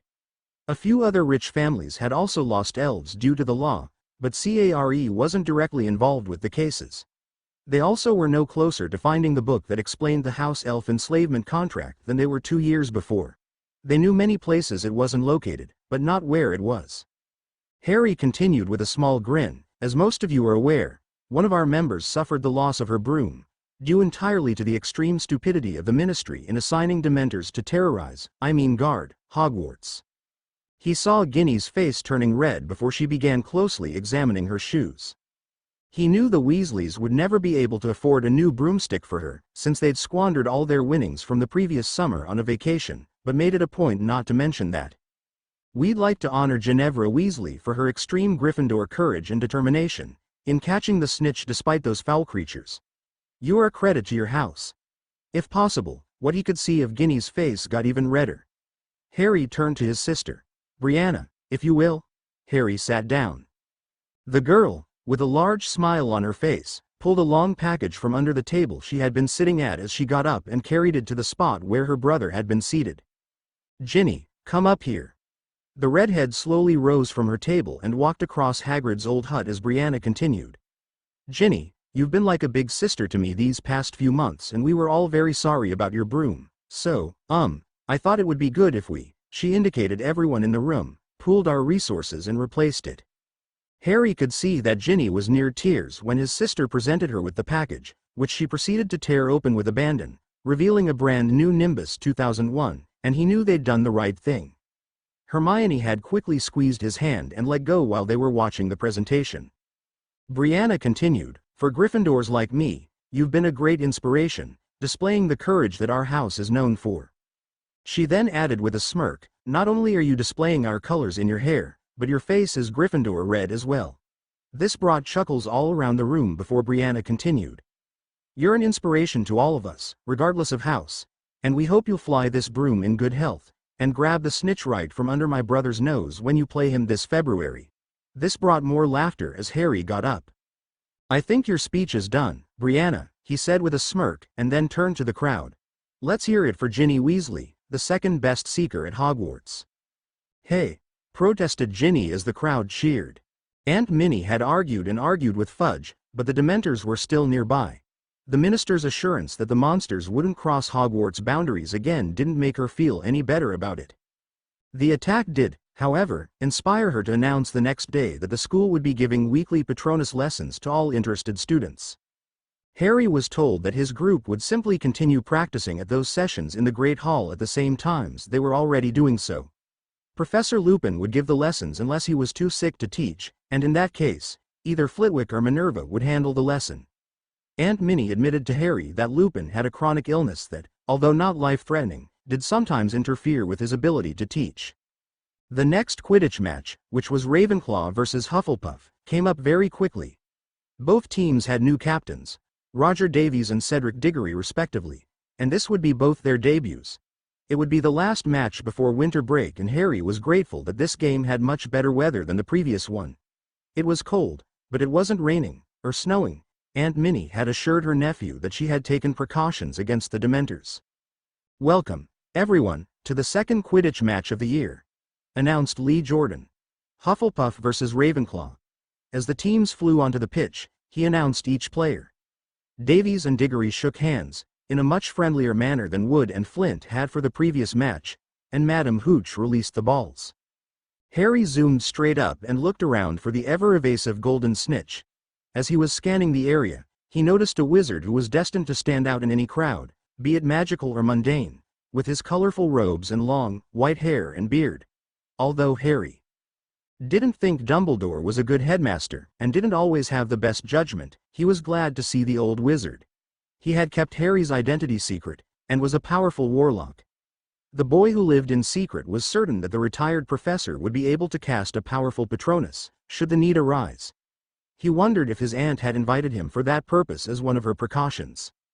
He continued to scan the pitch and noticed Cedric doing the same.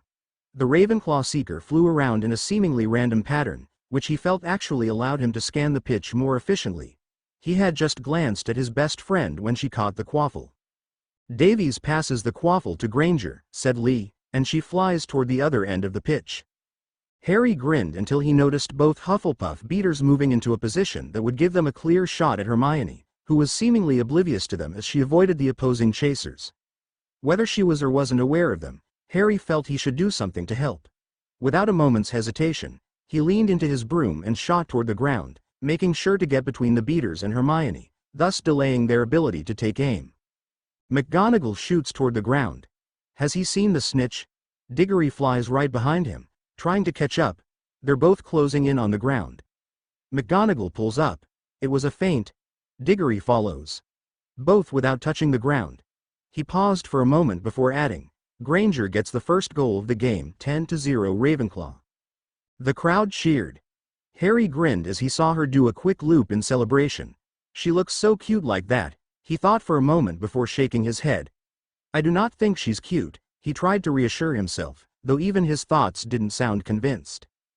The game progressed with both teams scoring about equally. Roger Davies and Sean Bradley both made more goals than Hermione, but she did get one more. About an hour into the game, Harry finally saw what he was looking for, a glint of gold right near the Ravenclaw goal hoops. Realizing that he couldn't fool Cedric TWCE in the same game, he simply shot at the snitch as fast as he could make his broom go. Diggory was a bit closer than he was, but had hesitated just long enough to give Harry the advantage. He barely registered that he'd flown right past Hermione as he stuck his fist through a hoop. Granger gets another goal and McGonagall grabs the snitch. The match is over. Ravenclaw wins 250-110. "Yes!" Harry shouted, pumping his fist in the air. He turned around, and seeing Hermione, he put his arms around her. She returned the hug for a moment, and when they started to separate, they found themselves face to face, with their mouths less than 2 inches apart. They stared into each other's eyes for an eternity that lasted about 5 seconds. "I guess the best man won," came a voice, pulling the two back into reality. Harry blinked before turning to see Cedric Diggory with his hand outstretched. "You beat me fair and square, again. Congratulations." Harry shook the opposing captain, Seeker's hand and muttered, "Thanks," before flying toward the ground, not sparing a glance back to his best friend. Cedric looked between the two of them for a moment. "I didn't interrupt anything, did I?" he asked with a concerned expression. "No," Hermione answered emotionlessly. "Nothing at all." She then flew down as well. Unlike all the previous awkward moments between them, this time Harry and Hermione weren't able to just pretend it never happened. At the party in Ravenclaw Tower, when they saw each other, they both blushed and looked at the floor, and then went to opposite sides of the room. The next day, they continued to hang out together with Padma, but hardly spoke directly to one another. It was obvious to anyone observing them that they weren't angry with each other, but that something was wrong between them. "What's up with you and Harry?" asked Padma. She had approached Hermione after a few days of this. "Nothing," answered Hermione quickly. "You're not speaking to each other," she countered. "We sit together." "Without saying a word to each other," replied Padma. "You won't even look at each other, and I want to know why." Hermione sighed. "We haven't had a fight, if that's what you want to know. You haven't been acting right since that Quidditch game. If you didn't fight, then what happened?" Nothing. Come on." Hermione's ears turned pink as she took a deep breath. "Fine. Right after Harry caught the snitch, he hugged me. So, when we started to separate, he looked in my eyes." Her face flushed. "I think he could tell I wanted him to kiss me." Padma grinned. "What happened next?" Cedric Diggory interrupted us to congratulate Harry, and then he flew off. "I think Harry is worried. I think he wants to kiss me." She sighed sadly and examined her shoes. "I know. Better." Hermione looked up when she heard her best female friend begin laughing. "It's not funny," she said defensively. "Yes, it is," replied Padma. "Don't you see? You're one of the smartest students at Hogwarts, but you can't understand your best friend at all. What has Brianna been saying about you and Harry since the day you met?" Hermione blushed. "That we'd end up dating." "And what has always been Harry's reaction to that accusation?" Hermione looked down once more. "He'd get upset and vehemently deny it." "Exactly. So, how do you think he'd react if he found himself having those kinds of feelings for you?" She looked up. "He'd deny it, try to fight his feelings. Add to that the fact that he doesn't know how you feel about him and is probably worried about ruining your friendship. He's driving himself crazy. What can I do about it?" "You have two choices. One is that you can go after him and ask him out." "I can't do that," she said indignantly. After a few moments, she added, "Not unless the situation gets a lot more desperate. Then you have to wait for him to come to terms with his feelings. Make him come to you." Padma smirked at Hermione. "Of course, you can encourage him along." The next day, Harry was waiting as usual in the common room to walk to breakfast with Hermione and Padma when they walked up the staircase from the girls' dorm. "Morning, Padma," he said cheerfully. He glanced at Hermione for a moment and said, "Hi," before looking down as his ears turned pink. "Good morning, Harry," Hermione said enthusiastically, putting her hand on his shoulder for a moment. The blush reached his cheeks. "Let's go to breakfast," he said quickly as he turned around and walked toward the door, not noticing the amused glance the two girls exchanged behind his back. And so it continued that throughout the ensuing days that Hermione would occasionally put her hands on him in a manner that could be interpreted as either flirtatious or platonic, causing Harry to blush and get nervous. Fortunately, Padma had talked to Brianna, giving her a stern warning not to interfere in this in any way, shape or form, so the girl made no insinuations about them when they talked, which was usually once every day, during one of the meals. Harry felt it was important to make sure his little sister was doing all right, especially since they weren't in the same house. One night, Harry was alone in the common room sitting near the fireplace when someone sat down next to him. "Hello, Harry," said a feminine voice that was familiar to him. It seemed distracted and far away, but that was just the way that girl usually sounded. "Hello, Luna," he answered with a grin. "How are you doing?" "The Nargles have been staying away from me so far, but they often return around Christmas, when mistletoe gets hung," she replied. I'm glad you're all right." She looked at Harry for a few seconds before smiling as her eyes got back out of focus. "I see the Gruppants are beginning to leave you." He looked confused. "What? Gruppants? Remember I told you about them last Valentine's Day. They've been stopping you from realizing how you feel about Hermione Granger." I don't," he stuttered as he looked flabbergasted. "I see there are still a few more Gruppants affecting you, but you should fight them off, otherwise you'll end up missing what you want most. Good night." She then got up and walked away, leaving Harry alone to sort out what she'd said. It was Saturday night, precisely 1 week before the next Hogsmeade trip, which took place the day before they'd go home for the Christmas holidays, and the trio was walking out of Professor Lavelle's French class. They were halfway to Ravenclaw Tower when Harry cleared his throat. Hermione," he said nervously. "Yes, Harry. Could we talk, alone?" He then glanced at their other companion. "If you don't mind, Padma." "Oh, I don't mind," she said with a small grin. "Bye." She then walked off. Hermione could feel a swarm of butterflies gathering in her stomach. Well, what do you want to talk about? Could we step into that classroom, instead of standing in the middle of the hall?" he asked nervously. "All right," she said, walking into the empty room he'd indicated. He joined her and closed the door. He cleared his throat again, and was nervously moving from foot to foot while examining the floor. "Well, you see, the thing is," he began. "What is it?" she asked, gently placing a hand on his shoulder. "Well, you know that next Saturday is Hogsmeade." "Yes," she said, excitement building up inside her. He looked up and gazed into her expectant eyes. "Would you go with me?" She blinked and forced down her laughter. She knew what he was trying to say, but was determined to make him say it. What was that? He took a deep breath and carefully articulated each word as his whole face turned pink. "Would you like to go to Hogsmeade with me?" "Oh," she replied, deciding to get a slight bit of revenge for him making her wait so long. She purposely misunderstood. This time you want to go with Padma and me? Shouldn't you ask her, too? I mean, he said, now examining his shoes closely, that I wanted just to be the two of us, you know, like he trailed off. A date? She inquired. He once more lifted his head and gazed into her eyes before swallowing. Yes, he managed. Rather than do a happy dance like she wanted to, she gave him a slight grin. Yes, I believe I would like to go to Hogsmeade with you. He grinned broadly. Good. Great. He asked her, are there any specific places you want to visit so that we can, you know, plan it out? She grinned again, happy that he wanted to make sure she had a good time. Well, last time, I didn't get to see.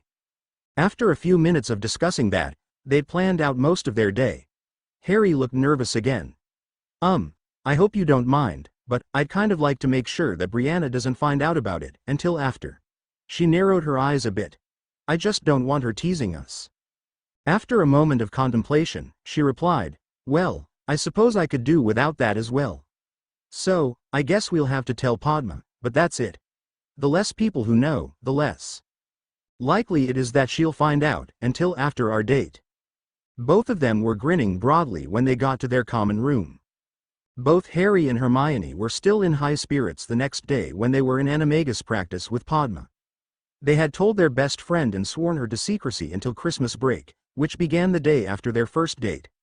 Harry and Hermione weren't specifically doing anything that showed they were dating, such as holding hands, but both were smiling uncontrollably. Padma, too, was grinning. Well, Aunt Minnie said, you three do look happy today. Any particular reason? Harry blushed while Hermione looked down. Padma simply held her smile. Harry said, we're just excited about Christmas break coming up. After the exams you're having this week, added Minerva, although she seemed to be looking between Harry and Hermione with a small smirk that most of the students would not have recognized. I do hope you are studying for them. Of course, said Hermione, almost sounding offended. At least 2 hours every weekday and 6 hours on weekends. Very well, she replied, now let's get to our lesson. They began by clearing their minds of all distractions, which took a bit longer than normal, and concentrating on their right index fingers. After about an hour, they began having their first measurable progress since they began this process. I've done it, exclaimed Hermione. Everyone looked and saw that her finger had a dark brown fur on it, and her fingernail had grown into a claw. Within just a few seconds, it returned to normal. Hermione frowned. Excellent, said Minerva encouragingly. You're making good progress. Over the next hour, Hermione had been able to get those results once more, while Harry and Padma were able to change their fingers once. Both to a claw with black fur. Everyone in the room realized that Harry's black fur matched his true hair color instead of the dirty brown it had been changed to, but no one commented on it. You've all made remarkable progress, Minerva said at the end of the lesson, and should be very proud. Now, I've got a lot of parchment work to do, and I'm sure you don't want to spend all day with an old woman. Aunt Minnie, protested Harry. Now, run along and enjoy the day. Bye, Aunt Minnie, he said before quickly hugging her. I'll see you later, she said with a grin. Just as they were leaving, she added, Harry and Hermione, do enjoy yourselves in Hogsmeade. At long last, the long-awaited Hogsmeade weekend arrived. The trio was sitting at breakfast, with both Harry and Hermione barely touching their plates as they nervously stared at the table. Harry was wearing his bottomless backpack so that he could easily carry anything they purchased. So, Padma, said Harry, you'll be all right once we separate? Yeah, she replied. I'll catch up with Parv and Lav. Good, said Hermione. I'd hate for you to. Good morning, came a voice from behind them that Harry would recognize anywhere. Hi, Brianna, he said, unenthusiastically. He truly hoped she didn't know he was going to Hogsmeade alone with Hermione. I've got another shopping list, his sister said as she held out a piece of parchment with a list that consisted mostly of Honeydukes products, along with a few items from Zonko's. Do you have the money? He asked. I was hoping you'd forget that, she said with a grin as she reached into her pocket and pulled out a sack of coins and handed them over. Fine, I'll see you tonight. Don't get caught breaking rules. She feigned being offended. How could you even suggest such a thing? I never get caught breaking the rules. See that it stays that way, sis. Bye. Once Brianna was out of earshot, Harry asked, Padma, could you do me a big favor and pick up this stuff? I really don't want to think about Brianna today. Giggling, Padma answered, "Sure, Harry. I hope you and Hermione have a wonderful time." It was less than half an hour later that Harry and Hermione parted ways with Padma to begin their first date. They began walking side by side without touching or saying a word. Harry finally broke the silence after a few minutes. "Well, I suppose we should visit Honeydukes first. Pick out whatever you want and all." "Harry," she interrupted, "I think we're both too nervous and need to calm down before doing anything else." He shrugged his shoulders and sighed. "You're right. It's just, I want this to go right and, me, too. Why don't we find someplace private to sit down and talk?" "Good idea. Let's go near the Shrieking Shack and find a spot to sit down." A few minutes later, Harry pulled a picnic blanket out and laid it on the ground for them to sit. "You really came prepared," Hermione commented with a smirk. Harry's ears turned pink. "Well, I sort of wanted everything to be perfect, you know." "I know," she said, putting her hand on his. "I want this to be perfect, too." She sighed. "I really like you, Harry." He couldn't help the huge grin that formed on his face. "You do?" She nodded. "That's good because," he closed his eyes and took a few deep breaths. "I really, really like you, too." He sighed again, not noticing the smile on his date's face. "It's just, I've always told Brianna that I didn't, and now she'll be proven right," and he trailed off when he finally looked at her face. "You have such a pretty smile," he said before he could stop himself. She blushed. "I don't," she argued. "My teeth, when you smile," he interrupted, looking her straight in the eyes. "Your whole face lights up, even your eyes, and anyone who sees that has no choice but to smile, too." He now blushed. And you look really cute that way." "Thanks, Harry," she said while her face was still red. "For several months I've been thinking about you more and more, like that, and been trying to act like I haven't." He took a deep breath. "Anyway, I realized that I'm making myself a lot more miserable than Brianna by pretending I don't have feelings for you. So I plucked up the courage and asked you to be my date so I could find out how you feel." She managed to look him in the eyes. "I'm glad you did, Harry, because I feel the same way." He paused for a moment before asking, "Do you want to move a bit closer?" Him," she mumbled as they both crawled closer together on the blanket until they were face to face. He swallowed nervously. "The last time we were this close." "This isn't last time, Harry," she interrupted softly. He tilted his face and moved it toward hers while she did the same thing while closing her eyes. Luckily, he hadn't closed his because they would have bumped noses. He gently put his hand under her chin as he'd seen his dad do a few times with his mom, and their lips met. That first kiss lasted only a few seconds, but it seemed like a lot longer as Harry experienced sensations he'd never imagined before. He knew he'd wanted to kiss Hermione, but didn't know he'd feel this way. He knew he'd never be able to describe his first kiss, but he'd always remember it. When they broke apart, both teenagers had a dazed expression on their faces. "Wow," he said at the same time she muttered the same word. They looked into each other's eyes for a moment, each seeking permission from the other, and their lips met once more. About a minute later, a drawling voice caused them to break apart and draw their wands as they stood up. "Two little mudbloods sitting in a tree." "Shut up, Malfoy," yelled Harry. Draco was, as always, flanked by Crabbe and Goyle, who were snickering at his joke. "I suppose you're not technically a mudblood, just the son of a squib, but if you're kissing a mudblood it's no different." Harry's expression darkened and he spoke very calmly. "It's none of your business, anyway, so get out of here before you get hurt." Malfoy looked afraid for a moment, but glanced at his bodyguards and sneered, "Unless your stupid care organization is hiding here, you're outnumbered. Maybe you three should form an organization of your own, Malfoy. You could call yourselves the Community of Revolting, Annoying Prats, CRAP for short, or better yet, the Society of Helpless, Irritating Troublemakers." "Harry," interrupted Hermione, "let's get our stuff and go." "Oh, no you don't," said Malfoy. "I like that blanket." He then stepped on it to prevent them from taking it. "Accio, shoo," Harry quickly muttered, causing Draco's foot to come up. Harry quickly released the spell, causing him to fall on his rear. "Petrificus totalis," yelled Hermione, putting Crabbe in the full body bind. While Hermione did the same thing to Goyle, who was still reaching for his wand, Harry performed a hex on Draco that made everything between his waist and his knees extremely itchy. While Malfoy was scratching, Harry grabbed the blanket and held out his hand for Hermione to take. Just remember, Malfoy, if you try to get us in trouble, I'll show the headmistress my memory of this. I'm sure you remember her punishment for using that stupid M word you love so much. Hand in hand, the new couple walked off, laughing at the plight of the Slytherins. The rest of the day went very well as the new couple went from shop to shop holding hands. They stopped at a few other places to practice their newly acquired kissing skills, and both were positively beaming with happiness by the time they arrived in the Great Hall. Padma was the first to notice their intertwined hands as they entered the room, and she looked ecstatic.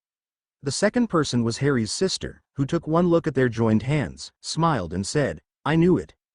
Chapter end notes. You may recall that in POA, the first match was supposed to be Gryffindor versus Slytherin, but due to Draco's terribly painful fake injury, the Slytherins were able to switch games with the Hufflepuffs. In this story, Hagrid's not the COMC teacher and didn't introduce the class to hippogriffs, which left the Snakes with no excuse not to play in the foul weather. An Unremarkable Christmas. Harry McGonagall, Chapter 27. An Unremarkable Christmas. Harry and Hermione managed to eat dinner in peace after they got Brianna to go to her table. Padma was sitting there beaming but didn't say a word about their new relationship. There were a few people who pointed at Harry and Hermione and whispered, but not that many. It would have been a lot more if one of them were famous. Once the new couple was finished, they got up and walked hand in hand to the Ravenclaw common room, where Brianna wasn't allowed. They were sitting together in front of the fireplace when Padma caught up with them. "I take it things went well," she said, "judging by how close you two are sitting." "You could say that," replied Harry, trying to sound nonchalant, although the big goofy grin on his face was ruining his act. "We are officially dating," added Hermione happily. "I'm so happy for you," said Padma. She leaned in a bit closer to the couple. "So, have you two kissed?" The tomato-red faces on her two best friends were all the answer she needed. "You have?" she declared while they tried to hide their faces. "So, how was it?" "Brilliant," muttered Harry without looking up. Hermione nodded in agreement. The next day, Harry and Hermione managed to get through breakfast at the Ravenclaw table without any teasing.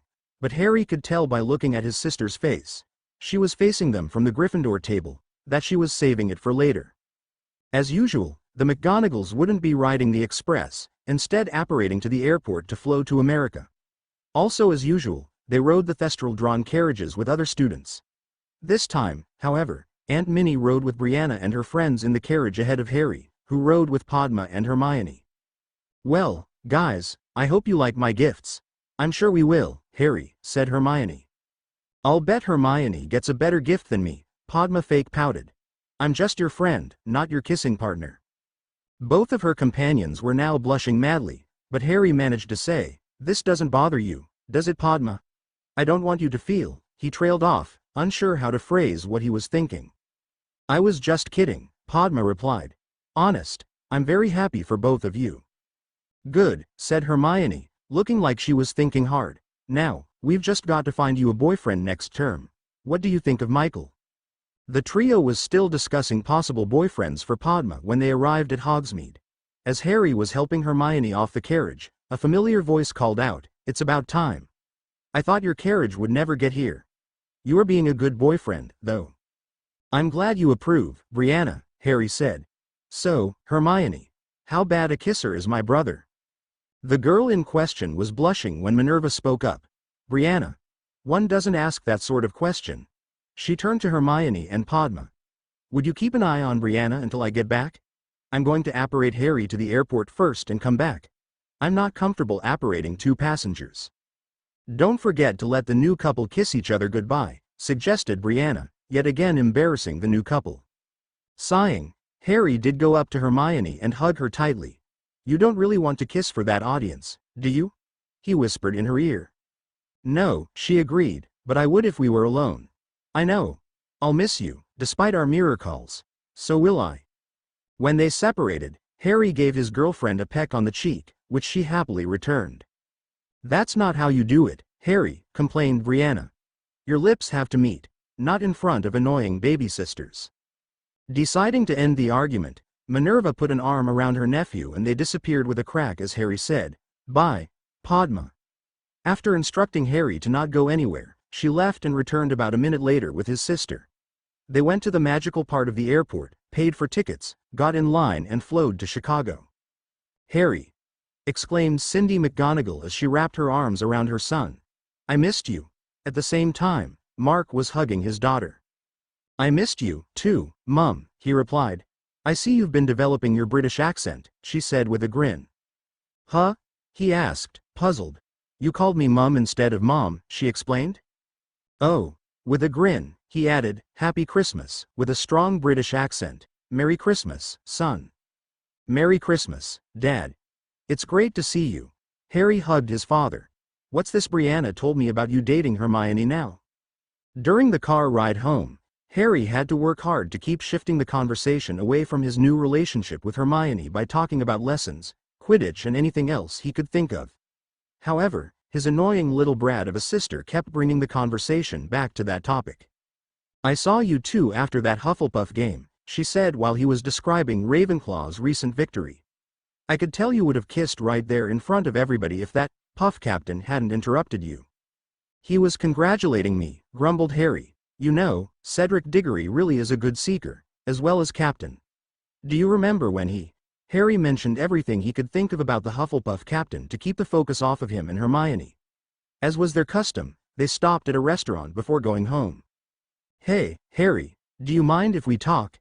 Harry looked up from his bed, where he'd been lying while playing his Game Boy.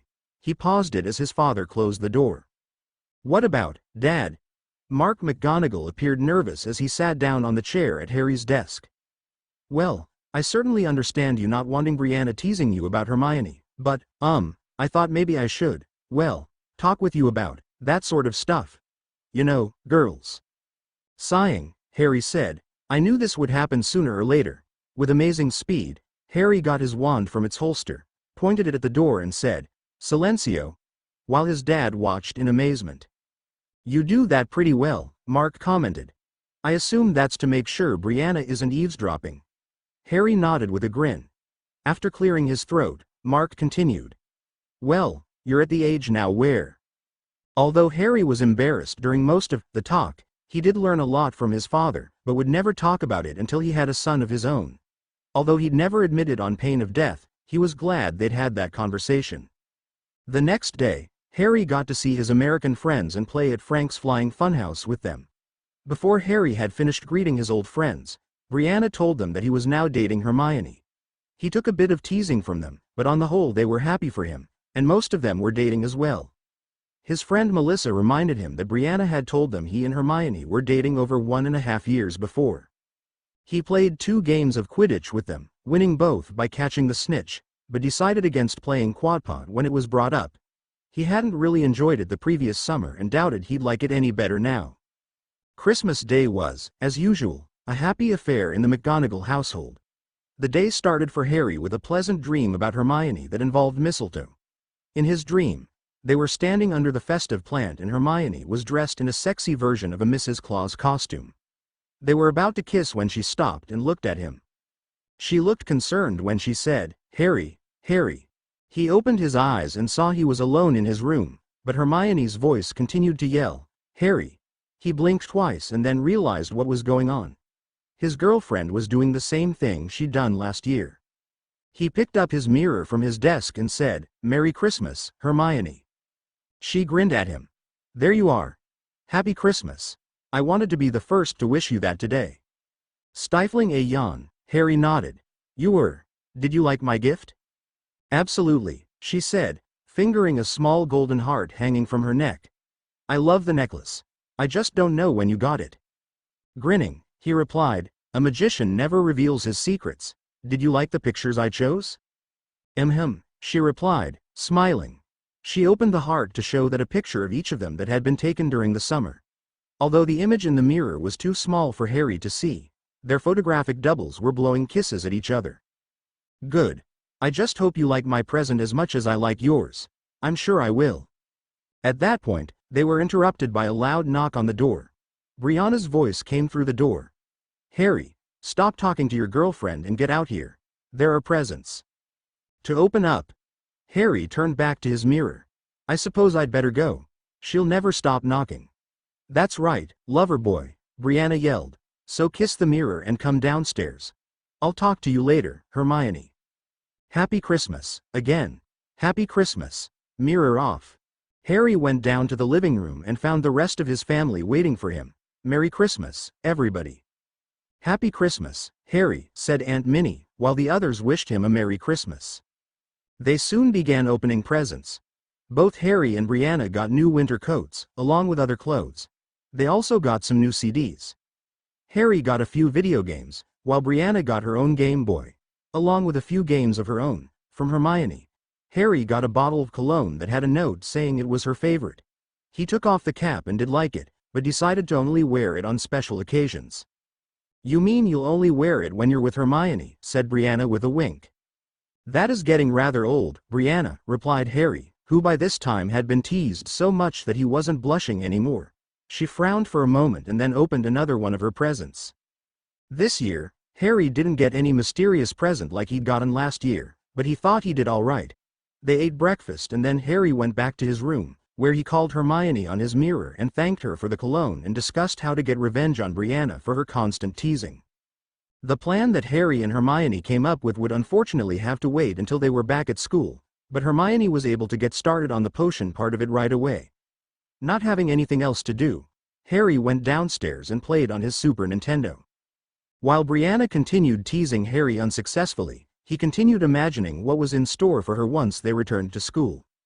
Harry was able to hang out with his American friends one more time and go to a Muggle movie with them. On New Year's Eve, the family stayed up until midnight. Harry had called Hermione when it was about midnight her time, so they were communicating, and she called him just before it turned midnight his time. Brianna once again suggested them kissing the mirrors, much to the young couple's irritation.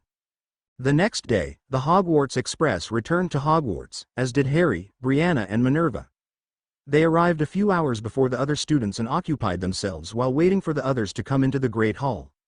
Harry went to the library while Brianna went off somewhere else. He guessed it was Gryffindor Tower. The siblings were both in the Great Hall, sitting at their house tables, when the others arrived. A huge grin came on Harry's face when Hermione walked into the room. He stood up as she approached the table, all the while looking in her eyes.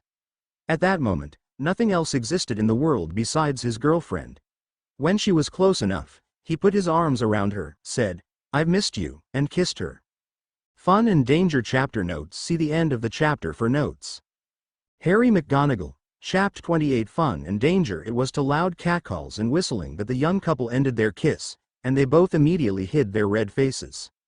"Ignore them," muttered Hermione as she took Harry's hand. However, he noticed that she was looking at the floor and not facing the crowd. Silently they walked to the Ravenclaw table under the stares of their peers. They received words of encouragement from most of their friends, although a few of the girls seemed slightly disappointed that they'd gotten together. They sat across from Padma and Luna. The latter commented, "I'm glad the Gruppants are finally gone, Harry." He smiled at his blonde friend. "Me, too, Luna." Hermione looked at her boyfriend and mouthed, "Gruppants." "They were stopping Harry from realizing how he felt about you," said Luna, as though Hermione had asked her for an explanation. With a small smile, Hermione replied, "I'm glad they're gone, then." "Have you noticed that Professor Lupin always misses classes near the beginning of the month?" said Harry as he left DADA class with Hermione and Padma. "Yes," said Hermione. "In fact, it's always right around the—" Hermione paled and so did Harry. "What?" asked Padma. "Never mind," said Harry intently. "Professor Lupin just has an illness. I hope it's not contagious," said Padma. "Only through blood contact," said Harry. "It is controllable," added Hermione, sounding unsure. "Of course it is," said Harry, looking into Hermione's eyes. "Aunt Minnie wouldn't have hired him if she believed there was any danger." "Then that's settled," said Harry's girlfriend.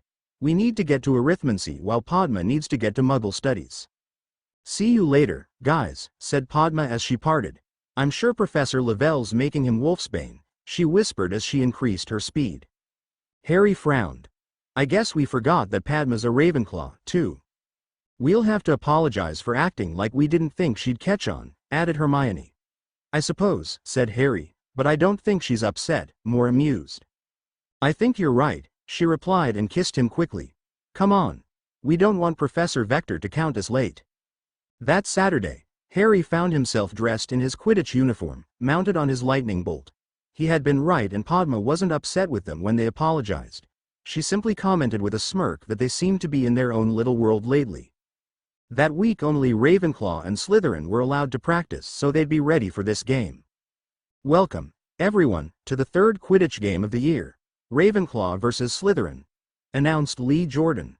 The stands erupted in cheers. Lee announced the teams before Marcus Flint tried to break Roger Davies' hand during the ridiculous pre-game handshake. Madam Hooch released the balls and the game began. Harry ascended above the pitch and began to look around for the snitch, while Terence Higgs, his Slytherin counterpart, did the same. Harry was glad he performed a warming charm on himself before the game as he noticed the Slytherin seeker shivering. Knowing that a pair of glasses would have been fogging up on him, he appreciated his contact lenses as he looked everywhere for the evasive flying ball that was worth 150 points. He didn't see the snitch, but he did see his girlfriend flying along with the other chasers.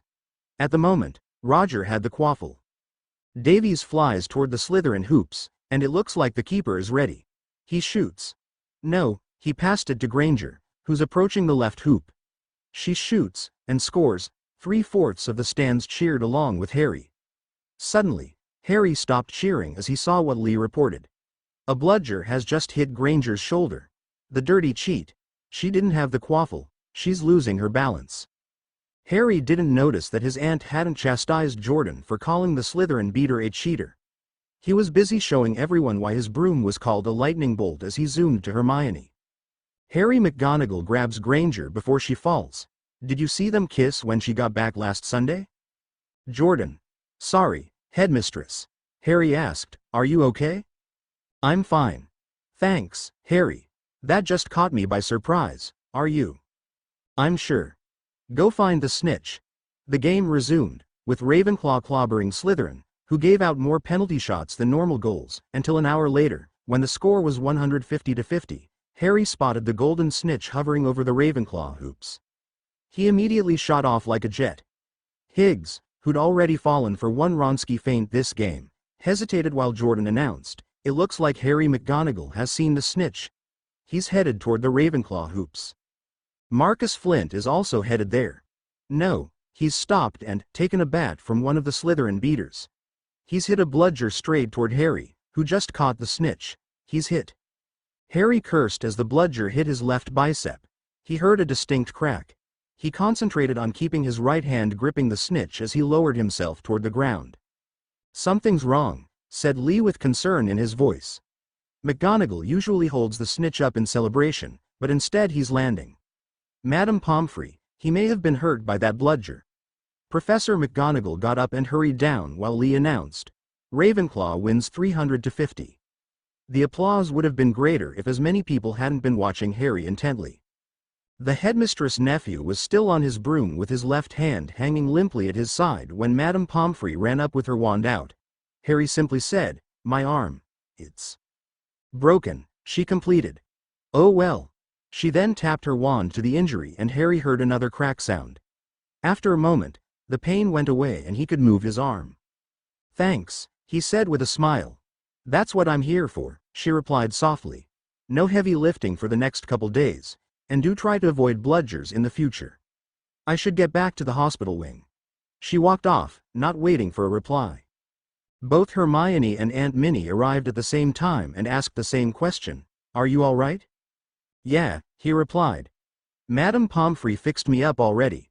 When he saw they were still staring at him, he added, my left arm was broken, but it's all better now. He turned to his girlfriend. How's your arm?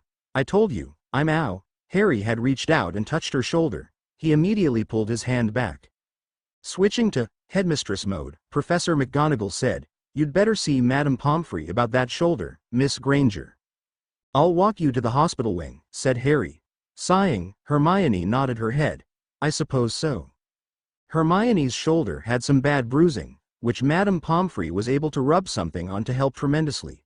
There was obviously a party in Ravenclaw Tower to celebrate.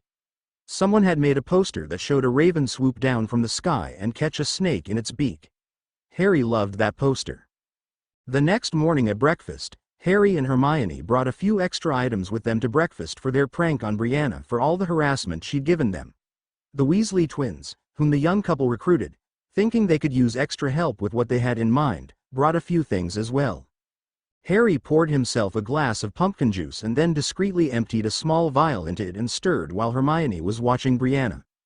Once the potion had dissolved, Harry got his spare wand out of its holster and waited for his girlfriend to whisper, "Now." Harry performed a switching spell between his glass and his sister's and put away his wand.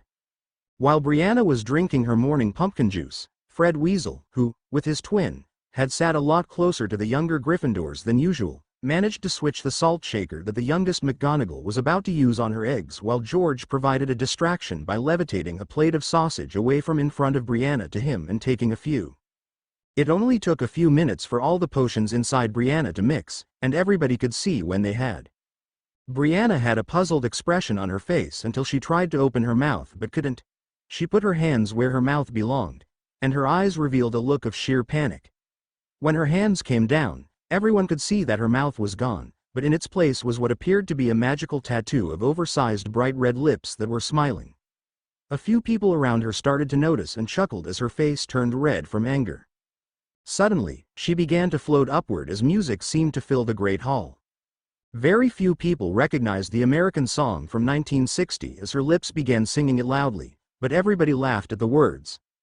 The song was "You Talk Too Much" by Joe Jones, but her lips were singing, "I talk too much, I worry me to death, I talk about people I don't know, I talk about people wherever I go, I just tallk. I talk too much," until the song was completed and she floated down to her seat. By now, her face was red with humiliation and rage. Headmistress McGonagall had just made her way to Brianna as she landed and asked, "Are you all right?" When the girl glared at her aunt as she pointed at her non-existent mouth, Aunt Minnie said, "I'm sorry," and pointed her wand at Brianna's mouth, undoing the hex as the great hallroom filled with laughter. The girl managed to mutter, "Thanks," before she picked up a slice of toast, got up and walked out. It was 3 hours later, when a CARE meeting ended, that Brianna stayed behind with Harry and Hermione. She'd been glaring at them throughout the entire meeting. "Is there something I can do for you, sis?" Harry asked with an innocent expression. She glared at her brother. "I know it was you," she declared. "What was me?" he asked nonchalantly. "What happened at breakfast, you moron?" she yelled. Hermione was watching the confrontation quietly. With a straight face, Harry replied to his sister, "I must say that I am most gratified, yet disturbed, by your lofty opinion of my abilities. You believe I am capable of performing that excellent transfiguration work on your lips, which by the way was a vast improvement, as well as make those wonderful animated lips, while filling the hall with music and making you sing for everyone's entertainment." He shook his head. My, you do have a lot of faith in me." "You had help," Brianna hissed through clenched teeth as she shot a glare at his girlfriend. With a smug grin, Harry replied, "If we did do that, and I did say if, it would have been because you've been harassing us regarding our relationship. If we did that to you, that means you should stop provoking us, because you're severely outclassed if we manage that most excellent prank on you." Hermione added, "Of course, if it's someone else who's got it in for you, then you're wasting your time threatening us, wouldn't you say?" "This isn't over," Brianna declared before marching out of headquarters and slamming the door. The rest of the month went quickly, and at the next full moon, Professor Lupin, once again, was ill, confirming the trio's theory. All three agreed not to bring it up to anyone, and Harry continued meeting with him to learn more about his birth parents whenever he got the chance. Neville mentioned that Ron Weasley had been loudly complaining that his rat was missing. Brianna, in the meantime, had acted completely friendly to her brother and his girlfriend, which let them know she was planning her revenge carefully. The day before the next Quidditch match, Ravenclaw vs. Gryffindor, was a Friday, and Brianna had the entire afternoon off. She thought this was the perfect opportunity for a quick flight in the dark forest with her contraband broom. She snuck it out of the castle and got into the woods, like many times before, with no problems. Her friend Lily knew about the silver bullet and sometimes went flying with Brianna, but this time Harry's little sister was alone. She was zooming in and out among the trees as fast as she could handle while she pretended each tree was a bludger. She'd filled her pockets with rocks, and would occasionally throw one at trees to work on her aim. She actually was a very good shot, hitting her target more often than not. She was about to throw another when she suddenly got a lot colder. As Harry collapsed, tears started falling from Brianna's horrified face. She dropped the wand and ran toward her brother. "Harry, I'm sorry," she shouted as she took him in her arms in time to see her parents, who did not look happy at all. She started trembling, afraid she'd hurt Harry badly or even killed him. Brianna blinked back that memory, and suddenly she was watching Ginny fall from her broom as Dementors attacked a Quidditch game. She blinked again and finally caught sight of a black-robed monster the Ministry claimed to control. It was floating toward her. Without a second thought, the girl screamed and turned around in her broom, avoiding the trees as she left the woods and continued toward the castle entrance, flying as quickly as the silver bullet could go. "Stop!" shouted a man in a voice that allowed no argument. Brianna complied, realizing that she was far enough away from the forest and the Dementor probably was not behind her anymore. She wanted to kick herself when she realized that she was very obviously riding a broom. Hi, Mr. Cleanaway," she nervously replied to the tall man with long, blonde hair in a ponytail and a mustache as she dismounted. "Hello, Miss McGonagall," he responded. She was quite disappointed that he knew who she was. She had been hoping to convince him she was a second year. "That's a nice broom you've got there." Brianna hung her head down. "I don't recognize the model. Is that one of those American ones like your brother's lightning bolt?" Seeing no other option available, Brianna told the truth. "Yes, sir. It's a silver bullet. Why don't we take a walk to your aunt's office, Miss McGonagall?"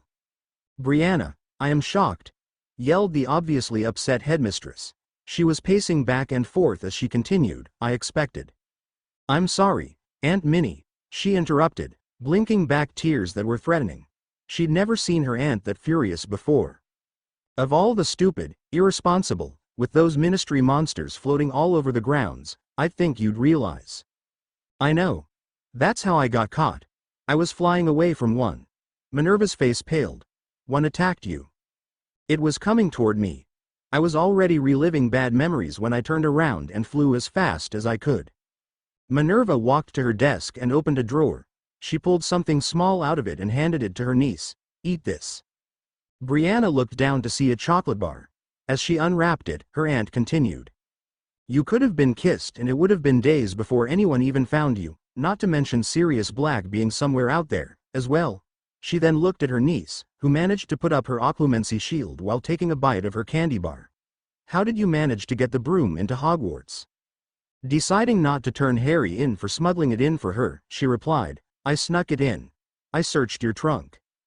"Not well enough," said Brianna defiantly. Minerva took a deep breath. "I will be confiscating your broom for the remainder of the school year. You will serve 4 detentions with Professor Sinistra and I am removing 50 points from Gryffindor." "50 points?" Brianna replied. "The rest of Gryffindor will kill me." Minerva sighed. "I hope you realize the seriousness of what almost happened, Brianna. You could have been killed." A solitary tear ran down the 11-year-old girl's cheek. "I'm sorry, Aunt Minnie." The stern professor walked up to her niece and embraced her. "Welcome everybody to the Gryffindor vs. Ravenclaw Quidditch match," exclaimed Lee Jordan, eliciting cheers from the crowd. Harry looked over at his opponent, Ginny Weasley, and waved. They had a 5-canute bet on who would catch the snitch. The redhead waved back and then flew into position. Harry smiled at his favorite chaser and took her hand. "Be careful out there, Hermione." "You, too," she replied before letting go of his hand. They both flew into position. The balls were released, and Harry saw his girlfriend grab the quaffle. He was happy this wasn't a hate match like the ones against Slytherin, so there shouldn't be any deliberate injuries.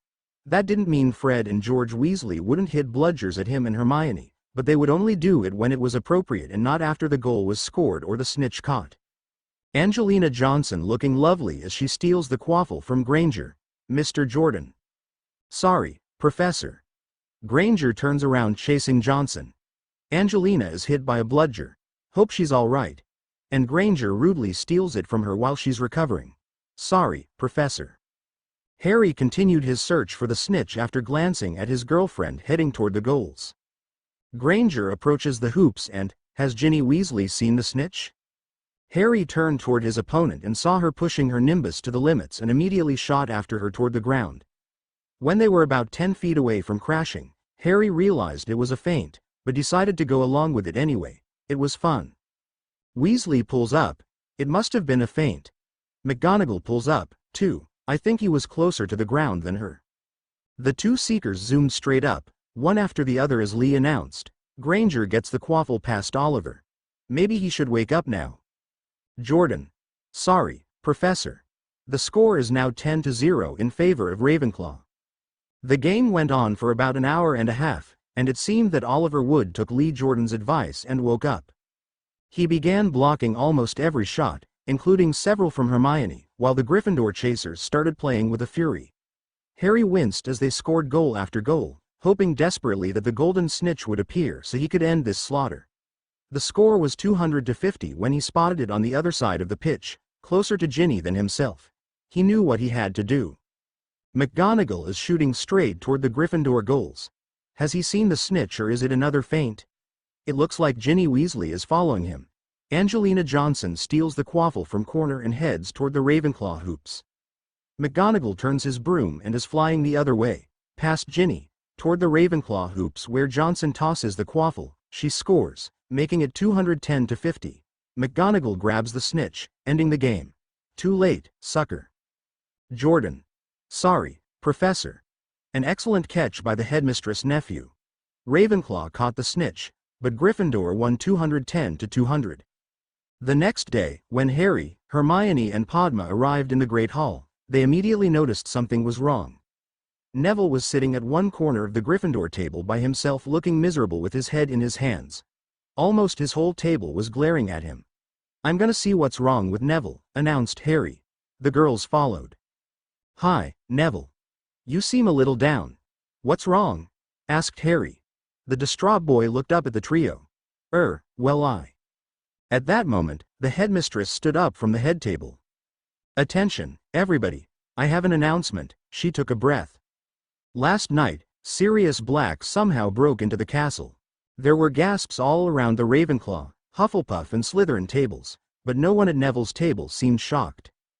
Harry could tell his aunt was furious as she continued. He also managed to get into Gryffindor Tower because someone, she, along with all of Gryffindor, glared at Longbottom, had written a list of passwords for that dormitory and managed to lose it. Black nearly killed a student as he slept. Fortunately, Mr. Ronald Weasley awoke in time and sounded the alarm. She took a calming breath as Harry noticed the youngest Weasley male grinning brightly at the mention of his name. "Because of this, we will be taking extra security precautions, including hiring security trolls. Please cooperate with us in this matter." She sat down. "I didn't mean to do it, but Sir Cadogan, the portrait that replaced the fat lady after she was attacked, kept changing the passwords and I couldn't remember them. So, I had him tell me the whole week's worth and wrote them down." "But how did Sirius Black get them?" asked Hermione, who appeared in deep thought. Neville swallowed and nervously replied, "I don't know. I tripped a few days ago while I was walking to CARE headquarters and it fell out of my pocket and blew toward the forest. I never dreamed it would blow straight to Sirius Black." He then told the story of how Black had slashed Ron Weasley's bed curtains with a knife, waking him up. Ron then screamed and Sirius ran for it. "Why would he run?" asked Padma. "It seems to me that if Sirius Black had no problems killing people before, he wouldn't start having problems with it now." Harry thought about how Sirius hadn't killed Petunia Dursley either when he'd shown up at the boy who lived's blood relative's house. Brianna had asked the same question when they'd heard the news from Dumbledore. That reminded him that his sister had been in the same tower as that murderer. "I'm gonna see how my sister is doing," he commented and walked off. Harry walked over to Brianna, who seemed visibly shaken, and said, "Don't worry, sis. I'm sure he was just after Harry Potter. And now he's finally realized that bloke never came to Hogwarts," as he put an arm around her. "I know. He also couldn't walk up the girls' staircase, anyway. I just don't like the idea of that madman in Gryffindor Tower." He looked in her eyes. "Neither do I, Brianna. Neither do I." She smiled at him for a moment before saying, "Thanks, anytime, sis. But this doesn't mean I won't get revenge for that prank." The next day, Neville received a terrible howler from his grandmother, talking about how he'd disgraced the whole family with that one single act. "Times like these make me glad I'm Muggle-born," commented Hermione. "I know what you mean," said Harry. "I'd hate to have one of those screaming in my face. That can hurt your ears." "Not only that," Padma added, "but that's humiliating. In the Muggle world, it's not considered proper for families to yell at one another like that in public," said Hermione. Family problems and discipline aren't considered anybody else's business. You're right, said Harry. When I get in trouble outside of home, like at school, my mom would tell me that I'm gonna get it when we get home. She'd never yell at me like that in front of my friends. My point, exactly, Hermione said with a grin. I never thought of that, said Padma, but I believe you are right. Howlers are terrible. Padma's expression changed to glee as she looked over at her two best friends. So, do you have anything special planned for the next Hogsmeade weekend? It's 2 days before Valentine's Day. Chapter end notes. Here's a link to the song You Talk Too Much by Joe Jones. Web links. Meeting Padfoot chapter notes. See the end of the chapter for notes. Harry McGonagall, Chapter 29. Meeting Padfoot. Good morning, Hermione, said Harry as he met his girlfriend in the Ravenclaw common room. He was bouncing from foot to foot in a nervous almost dance. It was the day of the Hogsmeade visit. 2 days before Valentine's Day. Although they'd gone to Hogsmeade together before, they never celebrated a Valentine's Day as a couple. Harry McGonagall hoped his plans would turn out all right. As usual, he was wearing his bottomless backpack so that he could carry anything they purchased easily. Morning, Harry, she replied before giving him a quick kiss. Hi, guys, said Padma from behind them. Morning, Padma, the couple replied together. I guess we should get down to breakfast, their friend said. I'm starving. They quickly made their way to the Great Hall and were immediately accosted by Harry's little sister.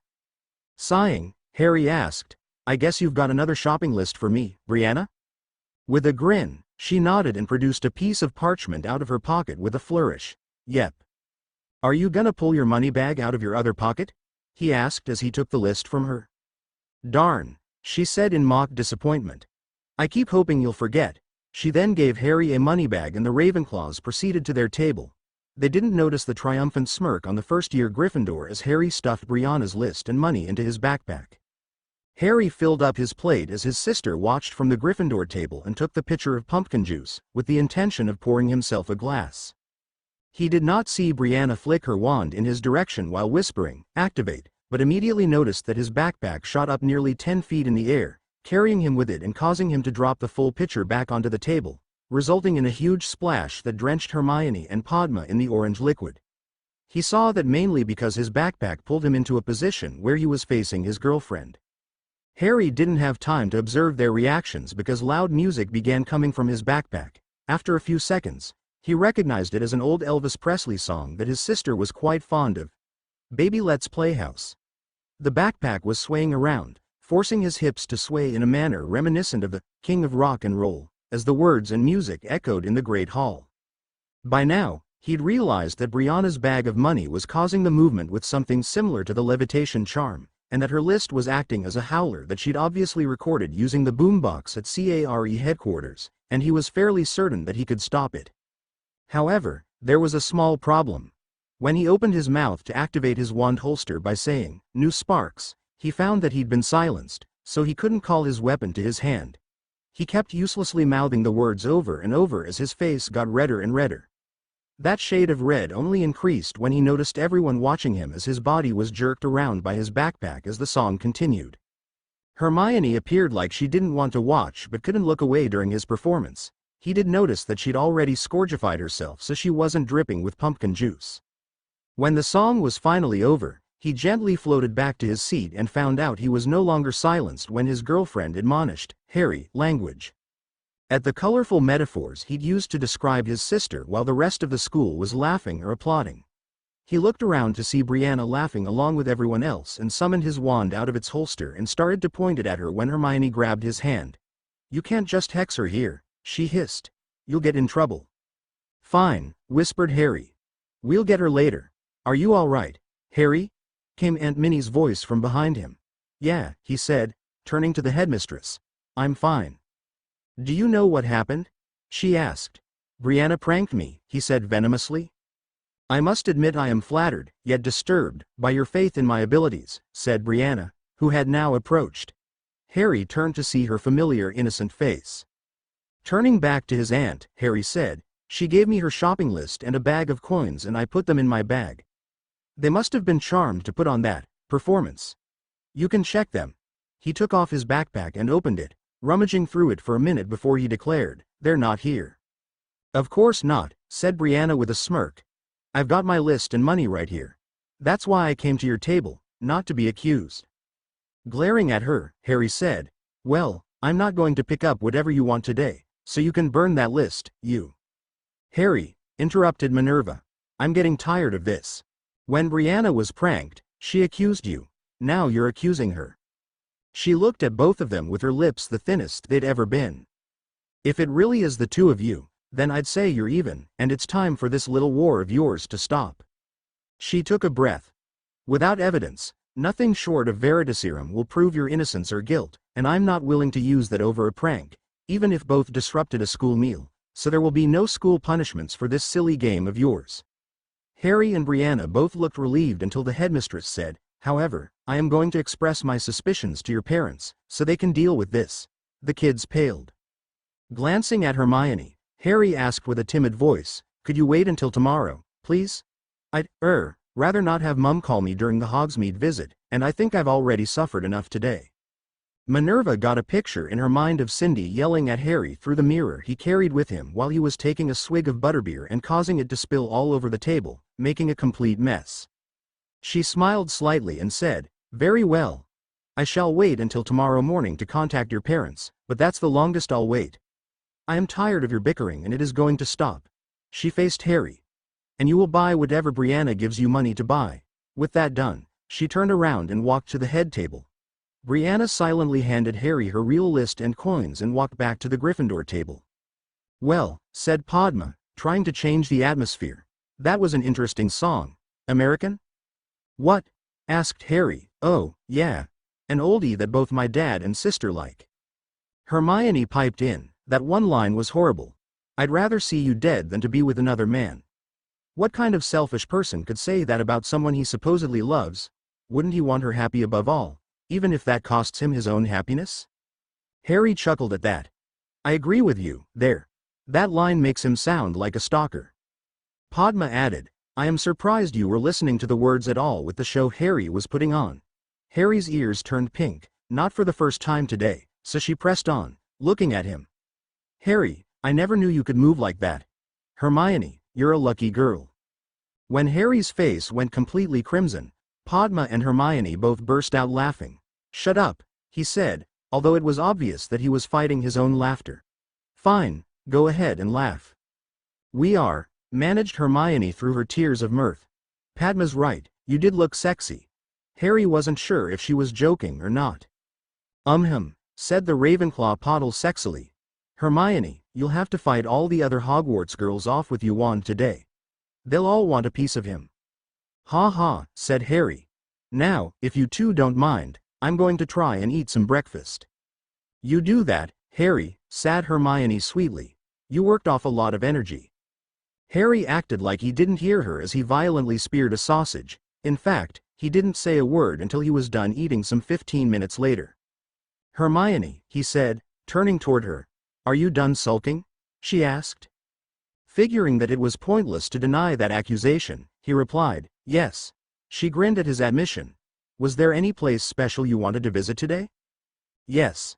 I need to pick up more quills and ink at Scrivenshafts, she replied. I suppose we should look at Brianna's list, as well. Harry turned to Padma while handing his girlfriend the list.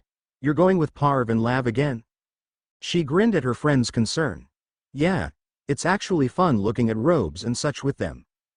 Good, said Harry before returning his attention to his girlfriend, who was in the midst of writing out a schedule of shops they'd visit. He grinned before commenting, leave lunch open. Hermione looked up from her roll of parchment. Are we going to have another picnic? He grinned at her. Maybe, maybe not. Fair enough, I suppose, she replied. Was there any place you need to visit before I complete this list? It was less than half an hour later that Harry and Hermione separated from Padma to take a private carriage to Hogsmeade Village. This is nice, Harry commented as he gazed into his girlfriend's eyes. What is? She asked. Blushing slightly, he answered, being alone in a carriage with you, as he gently took her hand. Oh, she replied, also blushing. Yes, it is. I hope your list has us taking care of the essential stops first. Yes. I figured that way we wouldn't have to worry about running errands all day. Exactly. Soon, the carriage stopped and they dismounted. They were both glad the Dementors had been persuaded to stay a distance from the carriages so they wouldn't affect the students. Harry, trying to be a perfect gentleman, went to help her off when he felt something hit the back of his ankle, making him lose his balance. He fell backwards, taking Hermione with him and landing in a very compromising position. "I heard mudbloods behaved like animals, but I'd have thought you would at least wait until you were alone," sneered a familiar voice. "Old Sparks now," Harry muttered, catching his original wand in his left hand. He then faced his school nemesis, who was, as usual, flanked by Crabbe and Goyle. "Malfoy," he shouted while gently entangling himself from Hermione, "I know you hexed my ankle." Ignoring that statement, Draco continued, "Then again, watching the way you were dancing at breakfast, I should have known you and your filthy mudblood whore were." Pow! Although Harry's wand was in his left hand, he rushed up and punched Draco's mouth with his right, knocking him 5 feet backwards onto the ground. Suddenly, Harry felt something very strong hit his shoulder from behind and fell under the force of a badly aimed punch from Crabbe. He was aiming for Harry's head. "Stupefy!" shouted Hermione while Harry rolled himself around, preparing to fight. His attacker fell, so he aimed his wand at Goyle, putting him in the full body bind. He heard Draco getting up, so he shouted, "Don't even think of it, you filthy inbred." As he turned and aimed his wand, it was at this point he noticed that Draco's mouth was bleeding and he was missing a tooth. He walked up to the Death Eater spawn, still pointing his wand, and asked, "When will you learn to just leave me alone?" Draco flinched as Harry shouted out the last 3 words. "Or are you too stupid from your parents' inbreeding that you can't realize that you always end up hurt when you try to bug me? Or do you like showing me your pure blood?" At that point, they heard laughter coming from around them and realized their fight had gotten attention. "You're in trouble now, McGonagall," he sneered, trying to sound brave, but he was obviously in a lot of pain. "When my father—" "Accio, Malfoy's bloody tooth," Harry said, causing it to fly in the air. He caught it and tossed it at Draco. "Better catch it. Otherwise you'll have to take Skell Ogro." The bumbling, bleeding bully barely caught the small tooth before it hit the ground again. He then ran off. "Harry, you shouldn't have done that. Now, you'll be in trouble." Harry grinned at his girlfriend. "It was worth it." "No, it wasn't," she argued. "I don't care what he called me. Sorry," he said. "No, you're not," she argued before smirking at him, "but I can think of ways for you to make it up to me." They first got everything on Hermione's list, to get that over with, and stuffed all the purchases into Harry's backpack, and did a bit of wandering around until it was time for lunch. He took his date's hand and led her down a side road to the place he planned to order their lunch, based off of recommendations from some older Ravenclaw girls. "What's the place called?" Hermione asked. "Madame Puddifoot's," he replied. "I've never heard of it. It's a tea shop, but it serves sandwiches, too." He paused as a slight blush reached his cheeks. "It's supposed to be romantic." He looked around while adding, "It should be right about there," he replied, pointing out the sign. "Ouch," he said, immediately pulling his hand down. "It's your shoulder where you got hit, isn't it?" asked Hermione. Without waiting for an answer, she asked, "Does it hurt very much?" He shook his head carefully, in hopes it wouldn't fall off and give him away. His shoulder had been filling with more and more pain ever since his fight. He knew he'd have to get it looked at, but not until after their date. "Not much. It just caught me by surprise is all." "If you say so," she replied dubiously. "You should have Madame Pomfrey look at it when we get back." "All right," he replied, since he'd planned on that anyway. "Shall we?" he asked, changing the subject. He held out his other hand, which she took. "Let's." Together, they entered the tea shop to find it was a cramped, steamy little place where everything seemed to have been decorated with frills or bows. Harry sighed, wondering if he'd made the right choice, hoping that Hermione at least liked the decorations. She said, unenthusiastically. "It's cute, isn't it?" she commented. Yeah," said Harry untruthfully. He glanced around again.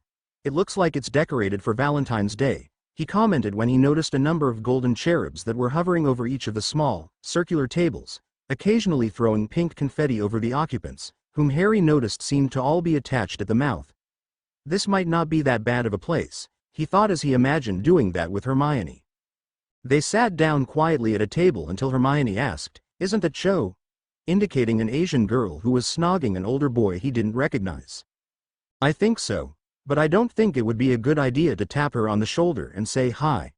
Hermione giggled at that comment. What can I get you, my dears? Asked a very stout woman with a shiny black bun, squeezing between their table and chose with great difficulty. Harry decided that this must be Madame Puddifoot. There was a notepad and quill floating next to her. Well, I'd like a coffee and a turkey sandwich, said Harry, noticing the quill moving along the pad. And you, miss? I'll take the same. Very good. Be back in a jiff. It didn't take long for their orders to arrive, and Harry started to consume his rather thin sandwich. No sooner had he taken his first bite when he felt a bunch of confetti fall all over his hair, no doubt thrown by one of the cherubs that were tormenting the customers. He immediately reached up with his good arm and wiped the stuff out of his dirty blonde hair. What do you think of the place? He asked Hermione. It's fine. My sandwich is kind of dry, he commented before picking up his cup. Harry, you might not want to, she began, but it was too late. Harry started coughing as a bunch of confetti made contact with his throat. Obviously, his cup had gathered a rather large supply of the cursed stuff. Oh, dear, said a voice behind him that he recognized as the proprietor. How many times have I told them not to toss the confetti in the drinks? She patted him on the back to help him cough, hitting very close to his injured shoulder. Ow, he said, and immediately felt humiliated as everyone there could see he'd been hurt by something as simple as a pat on the back. Are you all right? Both Hermione and Puddifoot asked at the same time. Yeah. I'm fine. I was hit in the shoulder earlier today, that's why I was hurt. I just choked on some confetti one of your cherubs tossed. He said the last part with a slight bit of venom. I'm sorry about that, sir. Your order is on the house. After glancing at Hermione to see if she agreed with him, he replied, I think we'd like to leave. I really don't fancy choking on confetti again. He started to get up. At least take your sandwiches and fresh coffees with you, she replied. Do you have disposable cups here? Hermione asked while rolling up the sandwiches in napkins. With a grin, she replied, all of them are, dears. You see, I conjure the dishes here. They last over an hour and it saves me time washing the dishes. That's very clever, replied Hermione with a genuine smile. You also don't have to worry about them breaking or storage. Also, they're completely sanitary. Yes, they are, Madame Puddifoot replied. I'll be right back with fresh drinks. Feel free to take your plates. Hermione did so before they walked toward the door. The proprietor had their new drinks almost immediately after they got there. I do hope you'll give us another chance, she said. I only have the cherubs here around Valentine's Day. We'll keep that in mind, said Harry as they walked out the door. Once it was closed, Harry said, I'm sorry for ruining lunch in there. I just know I'd end up attacking one of those floating devils. That's fine. She started to giggle as they approached a nearby bench. Has anything really gone right today? You're my date, he replied while sitting down. That's the most important thing to me. That is such a cheesy line, she said with a smirk. Don't tell me you picked it out of one of those books on how to charm witches. I honestly don't know how any girls fall for those stupid tricks. It's an insult to the girl's intelligence to even use a book like that. No, not exactly. He swallowed. She looked at him expectantly, so he continued. Mike Corner said girls like to hear things like that. I think he read that out of a book. He took a deep breath and looked into her eyes. I know I'm not good at saying things like that, but I really have been a lot happier since we've been dating, and that's the truth. He sighed. I wanted this to be a perfect Valentine's Day for you since we'll be in classes on the real one, but I've messed up everything. I'm sorry. She could see the sincerity in his eyes as they pleaded with her for forgiveness, and realized that he was terribly afraid he'd offended and angered her. She didn't want to let him suffer with that fear, today, so she slowly approached him seductively, setting her lunch on the bench as she slid closer. I'm not at all upset with you, she said before gently putting her hands on his shoulders and kissing him thoroughly. After a few blissful seconds, they were interrupted by loud barking. They separated to see a large black dog. Go away, Harry said, sounding a bit aggravated. We're busy. The dog seemed to smirk at Harry for a moment, before moving his head to indicate the still wrapped sandwiches on the bench. Oh, I see. You won't leave us alone until we give you our lunches. The dog nodded. Hermione said, he does seem intelligent, doesn't he? The dog barked while nodding his head. Harry chuckled while his girlfriend said, We might as well feed him. It's not as though he could actually follow us back to Hogwarts. Fine, Harry said as he grabbed his partially eaten sandwich and unwrapped it. It wasn't very good, anyway. Give him mine, too. After the dog finished happily eating the first sandwich out of Harry's hand, it paused and stared at his green eyes. After a few seconds, it seemed to look more closely at Harry's face, until it started sniffing him. "What's wrong, boy?" he asked while Hermione handed him the other sandwich. Suddenly, the dog looked as close as possible to smiling as a dog could and began wagging its tail like windshield wiper. Then it started licking Harry's hand and then his face. "Down, boy," he said while chuckling, "or I won't be able to give you the other sandwich." The dog calmed down and took the other sandwich, gave Harry one last lick, and ran off, its tail still wagging. "That was weird," said Harry before asking, "You want to head over to the Three Broomsticks?" "Yeah," she agreed, so they got up, taking their untouched coffees with them. "You know, I think I saw that dog last September when we arrived at the station," he commented as he took her hand. The rest of the date went smoothly and the young couple did find some alone time, although they did briefly separate to pick up gifts for the other. They had decided to exchange gifts on Valentine's Day itself, though, so they only talked and did a bit of kissing. When they arrived back at the castle, however, the headmistress was waiting for them with a stern look in her face. "Well?" she asked, glaring daggers at Harry. "What do you have to say for yourself?" Harry swallowed. "About what?" "You know perfectly well what. That Malfoy brat is telling anyone that will listen how you knocked out his tooth for no reason." "But he called—" "I know perfectly well what he called Miss Granger," she interrupted while nodding toward Hermione. "Do you think I'm so foolish to take his word for it when there were over 24 witnesses to the fight?" "No, but I have punished him for using that foul word, and a few memories I've watched can prove your accusation of him hexing you to begin with, so he'll be punished for that as well." Harry sighed with relief before she said, "However, you punched him, beginning the fight simply because he insulted Miss Granger. It wasn't retaliation for that minor tripping hex, and he was not threatening either of you at the time, just spouting bigoted ignorance. If you hadn't hit him I could have punished him much worse. You are therefore in detention for the next week and have lost Ravenclaw 20 points. And this incident will be included when I talk to your parents tomorrow." She took a deep breath. "Harry, you've got to learn to control your temper. I don't enjoy punishing you any more than you like being punished, but I have to do my job. Do you care so much about what Malfoy says that you'll ignore the school rules to the point where you would risk your Hogsmeade privileges?" Hermione finally spoke up as her eyes bugged out. "What? Harry, the only reason you haven't been suspended from Hogsmeade is because Draco hexed you." "Is he?" began Harry. "No, but he would have lost his Hogsmeade privileges if you hadn't hit him.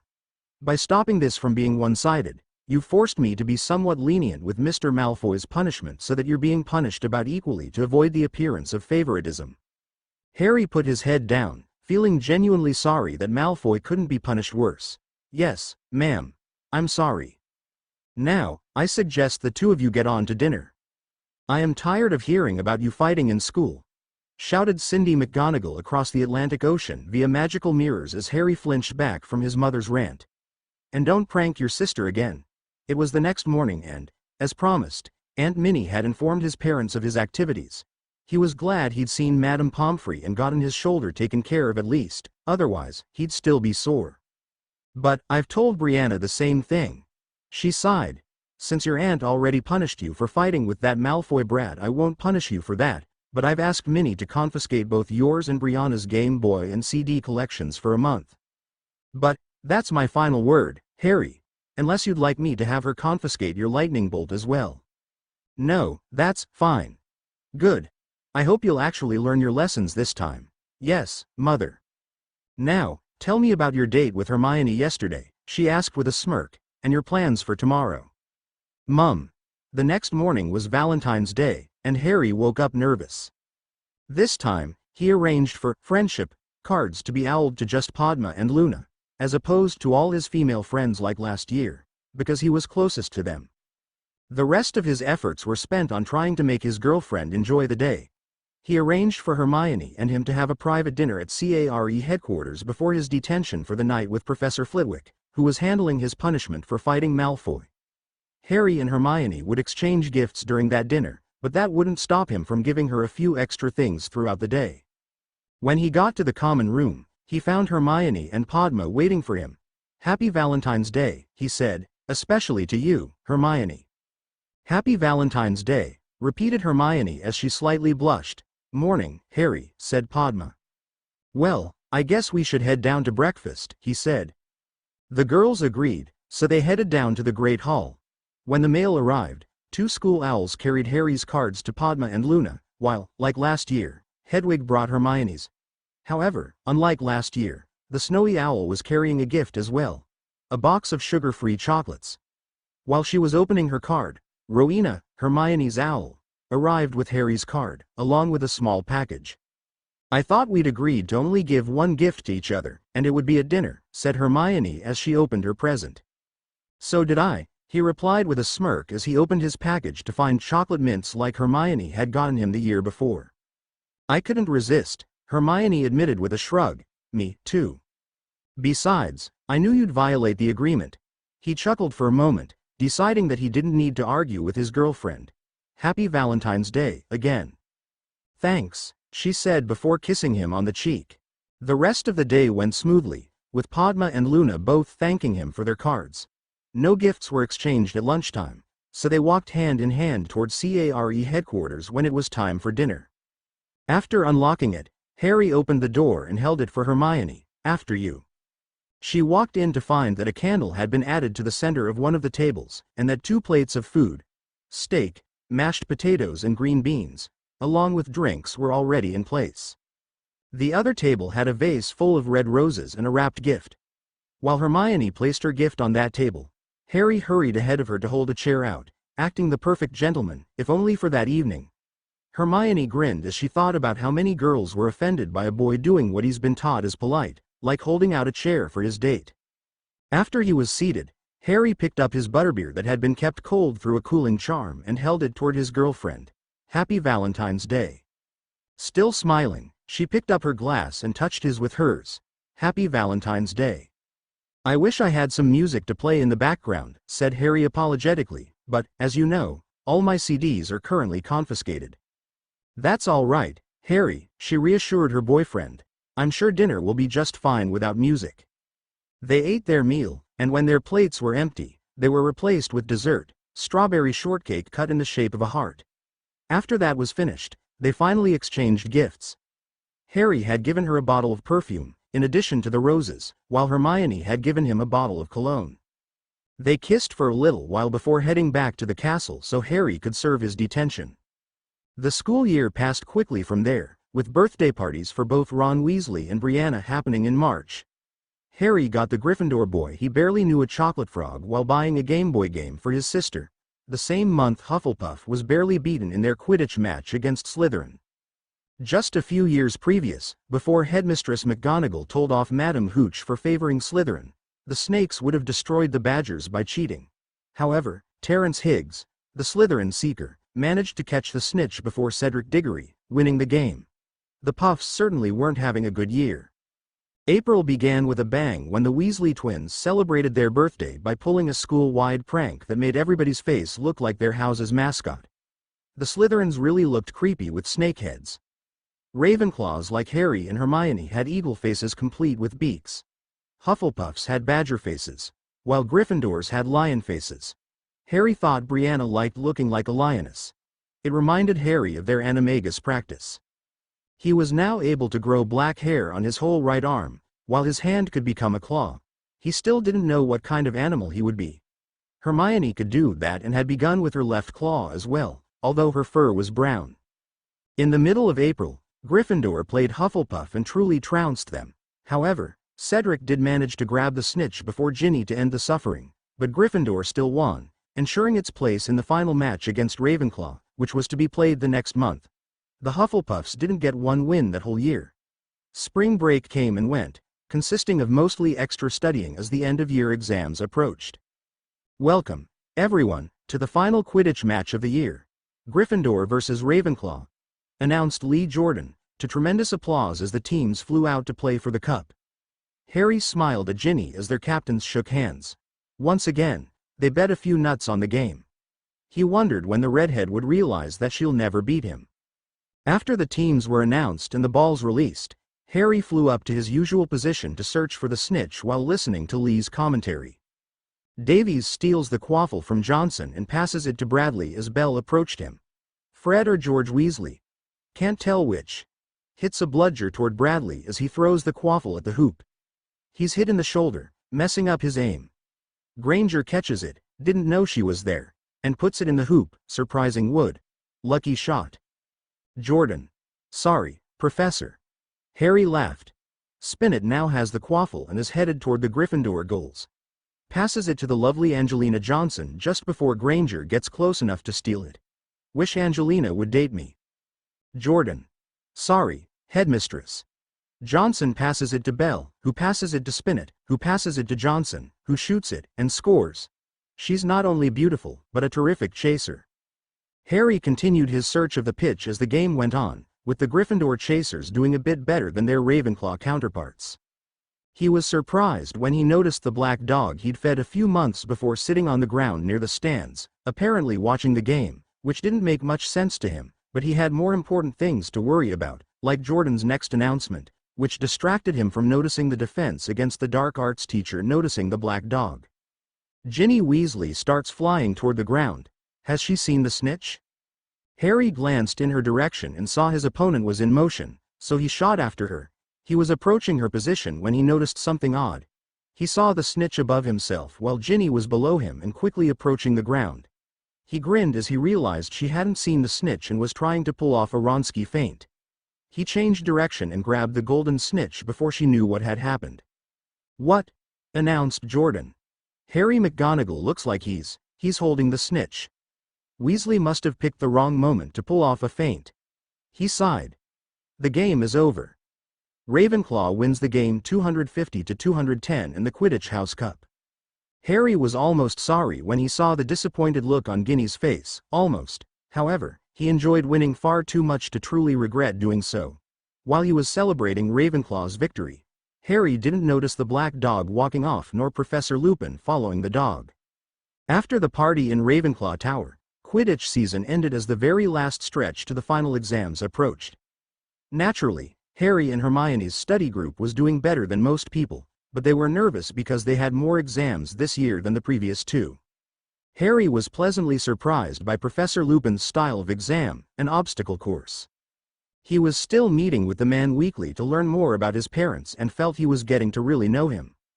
He'd noticed that Remus had been acting a bit odd for the past few weeks. He couldn't concentrate on that while making his way through the test, though, so he shoved those thoughts aside as he waded across a deep paddling pool containing a Grindylow and crossed a series of potholes full of red caps. He had to squish his way across a patch of marsh while ignoring misleading directions from a hinky punk and then climb into an old trunk and battle with a boggart. Excellent, Harry, Lupin muttered as he climbed out of the trunk, grinning. Full marks. Happy with his success, Harry waited around for Hermione and Padma, both of whom approached soon enough. Hermione looked shaken up by the course, but refused to talk about what had happened, beyond mentioning that the boggart slowed her down. Padma arrived soon after that, so they left the room and headed toward their next exams. Padma to Muggle Studies, which was actually taking place inside CARE headquarters so they could utilize electronic Muggle devices, while Harry and Hermione were headed to Arithmancy. The young couple was nearly to Professor Vector's classroom when they saw an all-too-familiar person dressed in shawls and wearing glasses that were almost an inch thick, who smelled of cooking sherry. "Hello, Mr. McGonagall," she said in her usual, prophetic, voice. "Hi, Professor Trelawney," Harry replied evenly. "What brings you here?" "I was gazing into the crystal ball, a skill you should learn to use your gift whether you take formal lessons or not. When I saw myself wandering in this corridor, and felt I should obey my fate." Hermione looked puzzled. "Your fate wanted you to." "It will happen tonight," declared Trelawney in a voice completely unlike her own. By looking into her eyes, it was easy to see she was in a genuine trance, unlike her fake ones where she declared the doom that would befall Harry if he didn't take her class. "The Dark Lord lies alone and friendless, abandoned by his followers. His servant has been chained these 12 years. Tonight, before midnight, the servant will break free and set out to rejoin his master. The Dark Lord will rise again with his servant's aid, greater and more terrible than ever he was. Tonight, before midnight, the servant will set out to rejoin his master. Professor Trelawney's head fell forward onto her chest. She made a grunting sort of noise. What was I saying, dear? She asked. That you saw yourself in this corridor, Professor, said Harry, feeling genuinely convinced he'd seen a real prophecy and terrified of the contents. Oh, yes. I believe I shall linger in this area in case something interesting happens. Bye, said Harry before walking off quickly, hand in hand with his girlfriend. Do you think that was genuine? Hermione whispered once they were out of earshot. Yes, he hissed back. I wonder if it has something to do with Sirius Black. She looked thoughtful for a moment. Maybe you're right, but right now we can't think about that. We've got an exam. Harry had a difficult time forcing himself to concentrate on his arithmancy test, but he managed and felt he had aced it. He was genuinely glad that he had studied as hard as he did because it was a difficult test. When he and Hermione were done, they decided to visit CARE headquarters to make sure that the Muggle Studies class hadn't left the place a mess. They got there to find Padma lying on the ground in front of the entrance, with the door to headquarters closing with a loud slam. Padma, what happened? Hermione asked as they approached their friend. She appeared to be winded as she tried to catch her breath. Big Black Dog didn't know they ate rats. What? Asked Harry, now thoroughly confused. Padma had by now recovered enough to get up and say, I found Ron Weasley's missing rat in headquarters right after the exam, when the rest of the class was leaving. Are you sure? Asked Hermione. Yes. I've seen it a few times when Parvati let me in Gryffindor Tower. Anyway, I was going to return it when this big black dog ran out of the forest toward me. I was terrified. Harry and Hermione shared a quick look. I think I know what dog you mean, but he seemed friendly to us. It jumped toward me, knocking me down, getting the rat out of my hand and running into the cabin. How did the dog close the door properly? Asked Hermione. I don't. Hi, guys, came Brianna's voice from behind them. I just finished my, what's wrong? They quickly explained what had happened and they all drew their wands. Something didn't seem right. Harry walked up to the door and found it locked. How'd a dog lock the door? He muttered as he took out his key and opened the door, to find one of the strangest sights he'd ever seen. Dressed in rags and smelling awful, notorious murderer Sirius Black was standing inside CARE headquarters with a terrified rat in one hand, a small mirror in the other, and a crazed look in his eyes. Chapter end notes: the Elvis Presley song, Baby, Let's Playhouse, is located here. Web links. The rat revealed chapter notes. See the end of the chapter for notes. Harry McGonagall, Chapter 30. The rat revealed. Hurry up, Moony! Screamed the crazy-looking man at the mirror in his hand before pocketing it. Harry and the others were drawing their wands. Sirius took a step toward Harry and said, Well. Hello, Harry Potter. Stop right there, murderer! Shouted the boy who lived. How do you know who I am?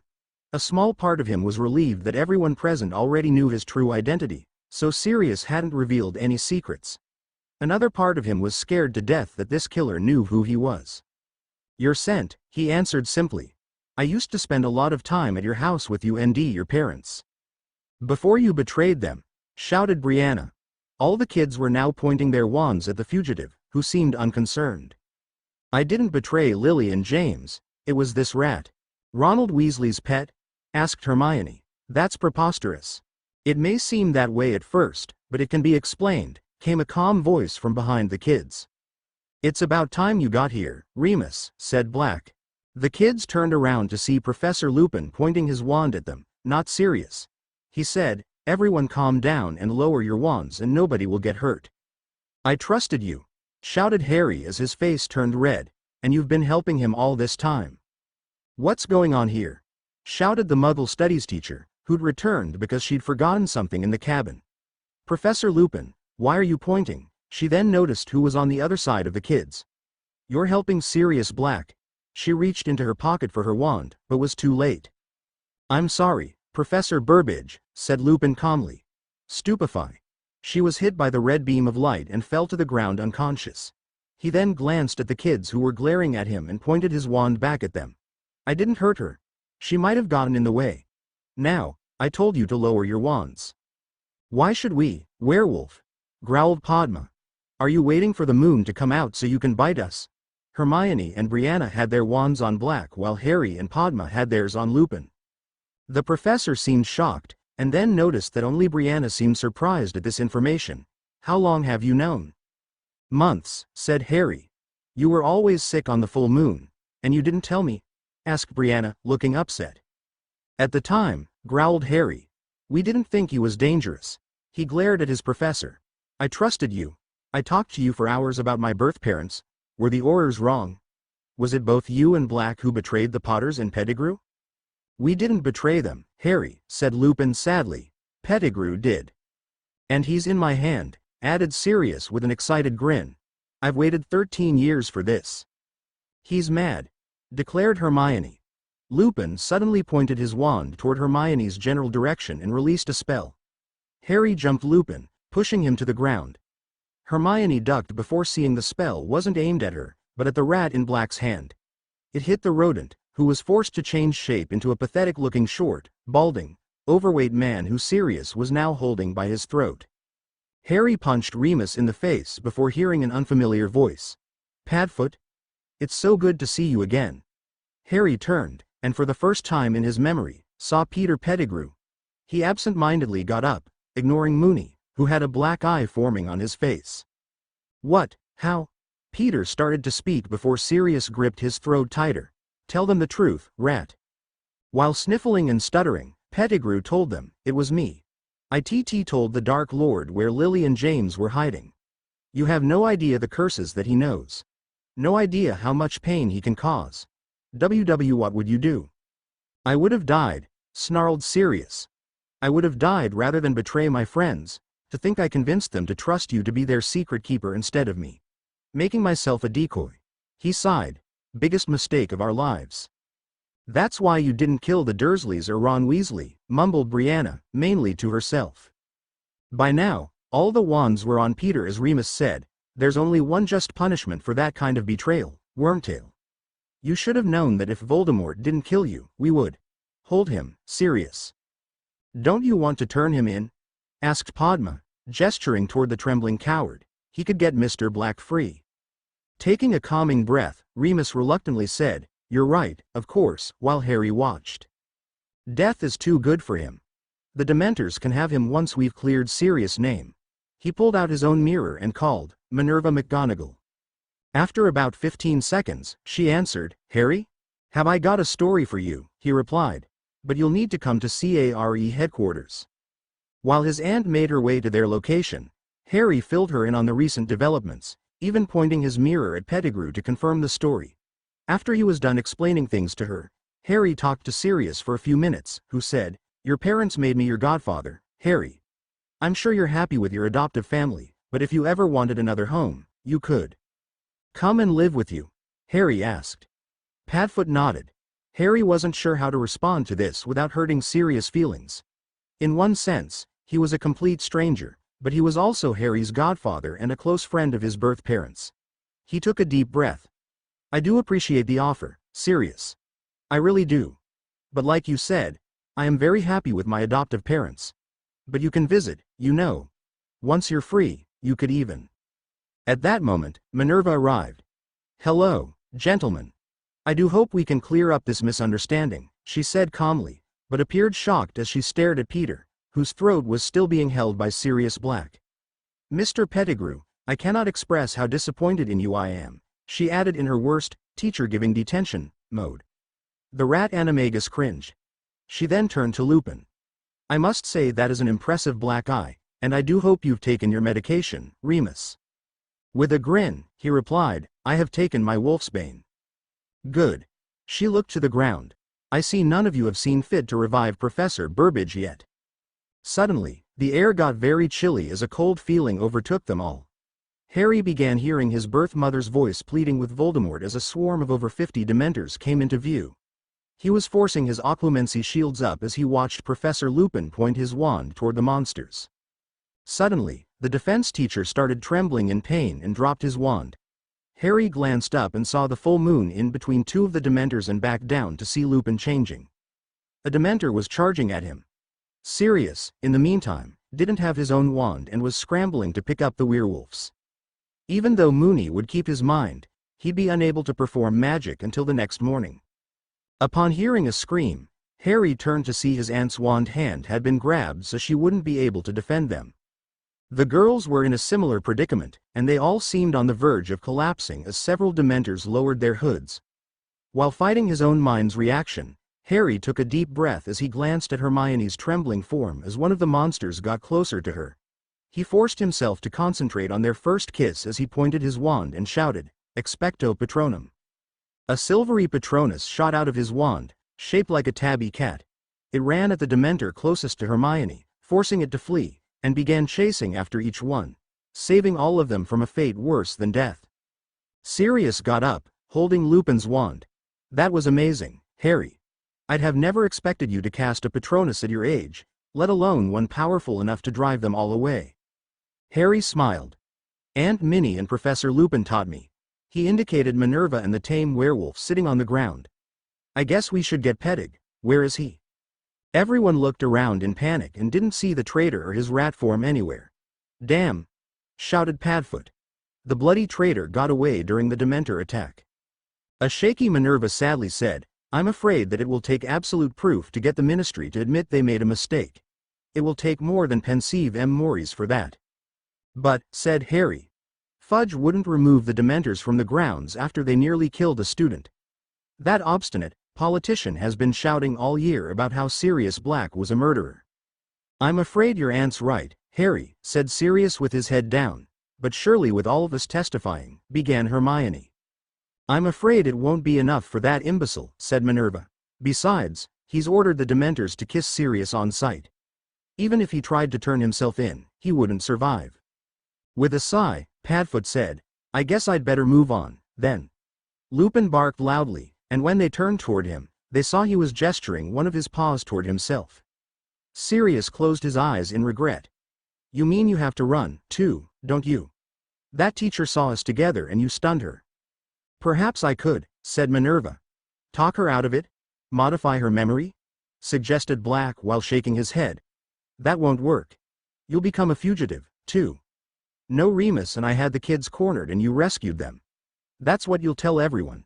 We've got to be going." "At least let me help you, gentlemen," said Minerva before calling out, "Twinkie." An elf appeared with a small pop. "Yes, Headmistress. What can Twinkie be doing for you?" "On the 6th floor, there is a large storage room. Do you know where I'm talking about?" "Yes, Headmistress. In one corner, there is a rather large, folded-up carpet. Could you bring it here?" "Yes, Headmistress," the elf replied, bowing before popping away. "What is he getting?" asked Harry. "A flying carpet." Before she could answer, Twinkie reappeared with a huge red carpet that looked brand new on the ground in front of him. "Here it is being. Twinkie is sorry he is taking so long." Twinkie is dusting it off. "You did a good job, Twinkie. Now, could you pack up provisions for 2 men to last at least a month and bring it here? And all of Professor Lupin's possessions? And a box of chocolates?" "Yes, Headmistress." He popped away again. Before the Hogwarts Express was built, Minerva explained, students would ride this flying carpet to school. While the others watched, she pointed her wand at the carpet and muttered a Latin phrase. "That will activate its defenses against detection. Once it's 10 feet in the air, no one can see it. The bottom of the carpet looks like the sky above it so that no magical person will see it from the ground. It also disillusions anything on it." "Thank you," said Sirius, clearly in awe. The werewolf was silently admiring it as well. "I suggest you make your way to America. I will contact Harry's parents and see if I can persuade them to help you too." "Harry said you had a communication mirror?" "Yes," answered Padfoot, pulling it out of the pocket of his raggedy pants. "Surely I taught you enough transfiguration to make those clothes look decent." Padfoot laughed. "It hasn't come up yet, but I'll take care of that on our way. My mirror address is Minerva McGonagall. Harry's is Harry McGonagall." "So," said Sirius with a grin, "Remus told me how you took Harry from the Dursleys right under Dumbledore's nose." With pink ears, Minerva began, I want to thank you for that. From what Lily told me about them, and what I saw in my visit, they would have treated Harry terribly." "You're welcome. It was my pleasure. Moony and I decided that what you did is a prank worthy of the Marauders, so we decided to make you an honorary member, Miss Whiskers. Harry and Brianna laughed at that until their aunt glared at them. They were saved from her response by Twinkie reappearing with a ton of food and drink, along with an extra dose of Wolfsbane for Lupin, as well as the professor's possessions. Once all that was on the carpet, everyone got a piece of chocolate. Padfoot and Moony boarded and sat on chairs Minerva conjured for them. After short goodbyes, the remaining Marauders flew away, becoming invisible once they were 10 feet in the air. At that moment, Professor Burbage woke up and looked around. They're gone. Sirius Black was working with Professor Lupin. I saw them holding the kids at one point. Are you okay? You must have been terrified. The kids nodded sadly. What happened? Minerva relayed the official story they'd come up with, and they all sadly marched back to Hogwarts, where the headmistress reluctantly did her duty to flow the ministry and tell them the same story that had been told to the Muggle Studies professor, how Minerva had surprised the two Marauders and rescued the children. She hated telling that lie, but knew that Fudge would accept nothing less. Not to mention that if Fudge even suspected they sympathized with Black, he'd have the McGonagall family under observation, even in America. Then, she decided to have a talk with her old friend from the Department of Magical Law Enforcement, Amelia Bones, to see if the case of Sirius Black could be reopened and the evidence re-examined. The next day's Daily Prophet had a huge story about Professor Remus Lupin helping his old friend, Sirius Black, escape. Fortunately for Minerva, it didn't mention that Remus was a werewolf. Otherwise, it would have made her look very bad. As it was, the article made her out to be some sort of heroine for rescuing the kids from Sirius and Remus. A few days later, the term ended and the students left Hogwarts for the summer. Chapter end notes. Sorry for such a short chapter, but I felt that this incident deserved its own chapter rather than being stuffed in the middle of several other events.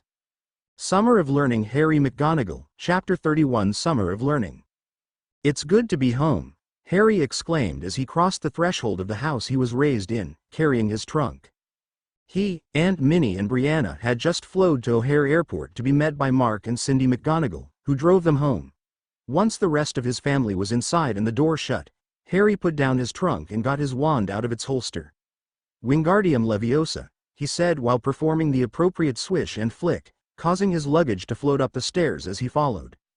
You don't need to use magic for everything, commented his mom before Brianna followed her brother's example.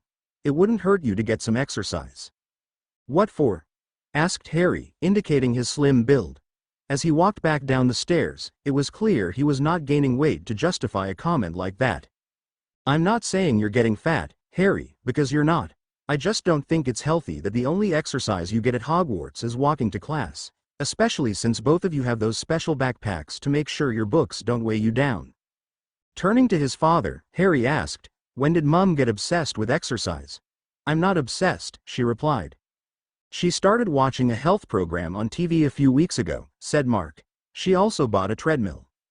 And I think you kids should spend time on it every day this summer. What? Exclaimed both kids together. Sighing at seeing their reactions, Cindy walked toward her children. It's only because I care about your health. I love you both and want you to live long, healthy lives. Harry turned his face toward his aunt. Do you think we could go back to England? The next morning, Harry was rudely awakened to find out his mother wasn't kidding. Get up, Harry. What? He asked wearily. I thought it was summer. Good morning, his mom said happily. It was until a minute ago. It's time for you to exercise. Number. Yes, you will, Harry. Now get up. Fine, but then I'm going right back to bed. That's all right. She then handed him a pair of shorts and a sleeveless t-shirt. Now, put these on while I get your sister. It wasn't long afterward that Harry found himself stepping onto the treadmill after doing a few warm-up exercises. Now, kids, I want you to realize that I am doing this because I love you. Brianna was on an exercise mat and had been instructed to follow the instructions on a video their mom had purchased. Once the video was done, they'd switch places. This should be the right speed for you.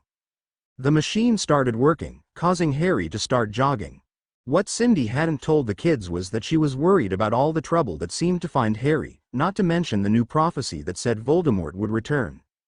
It sounded like Harry, and probably Brianna by association, would end up fighting for their lives at some point, and she wanted to help them prepare as much as she could. As she understood it, Most of the Death Eaters never did any exercise at all, instead relying on house elves. She thought that being in good shape would give her children a definite advantage in dangerous situations. Besides, it was healthy to exercise like that anyway. Harry was actually surprised to find that it only took 10 minutes for him to start panting for air, and his ribcage was hurting after 15 when his mom finally let him stop, telling him that he'd soon be able to handle a half hour of that easily. While his sister got on the treadmill, he started watching the exercise video. While he'd never admitted to his mother, he did like watching the women in the video exercise. However, he didn't like joining in the tortoise exercises. It was less than an hour after he'd been woken up that he emerged from a shower, knowing he was far too awake to go back to sleep. So, naturally, he went back downstairs to play video games. The rest of the week went by with that routine. On his nightly calls to his girlfriend, Hermione told him that she was happy he was exercising, and that she looked forward to seeing the results of that up close. To make him feel better about it, she even started exercising at her house. She also told him the good news that brought him and his mum back to Chicago on Saturday, exactly 1 week after Hogwarts let out. The Grangers were visiting America again. However, Hermione informed him that they would not be watching any baseball games. He wholeheartedly agreed, and so it was with great enthusiasm that Harry greeted his girlfriend with his arms wide open. "Hello, Herm," he said before she crushed her lips against his at the airport.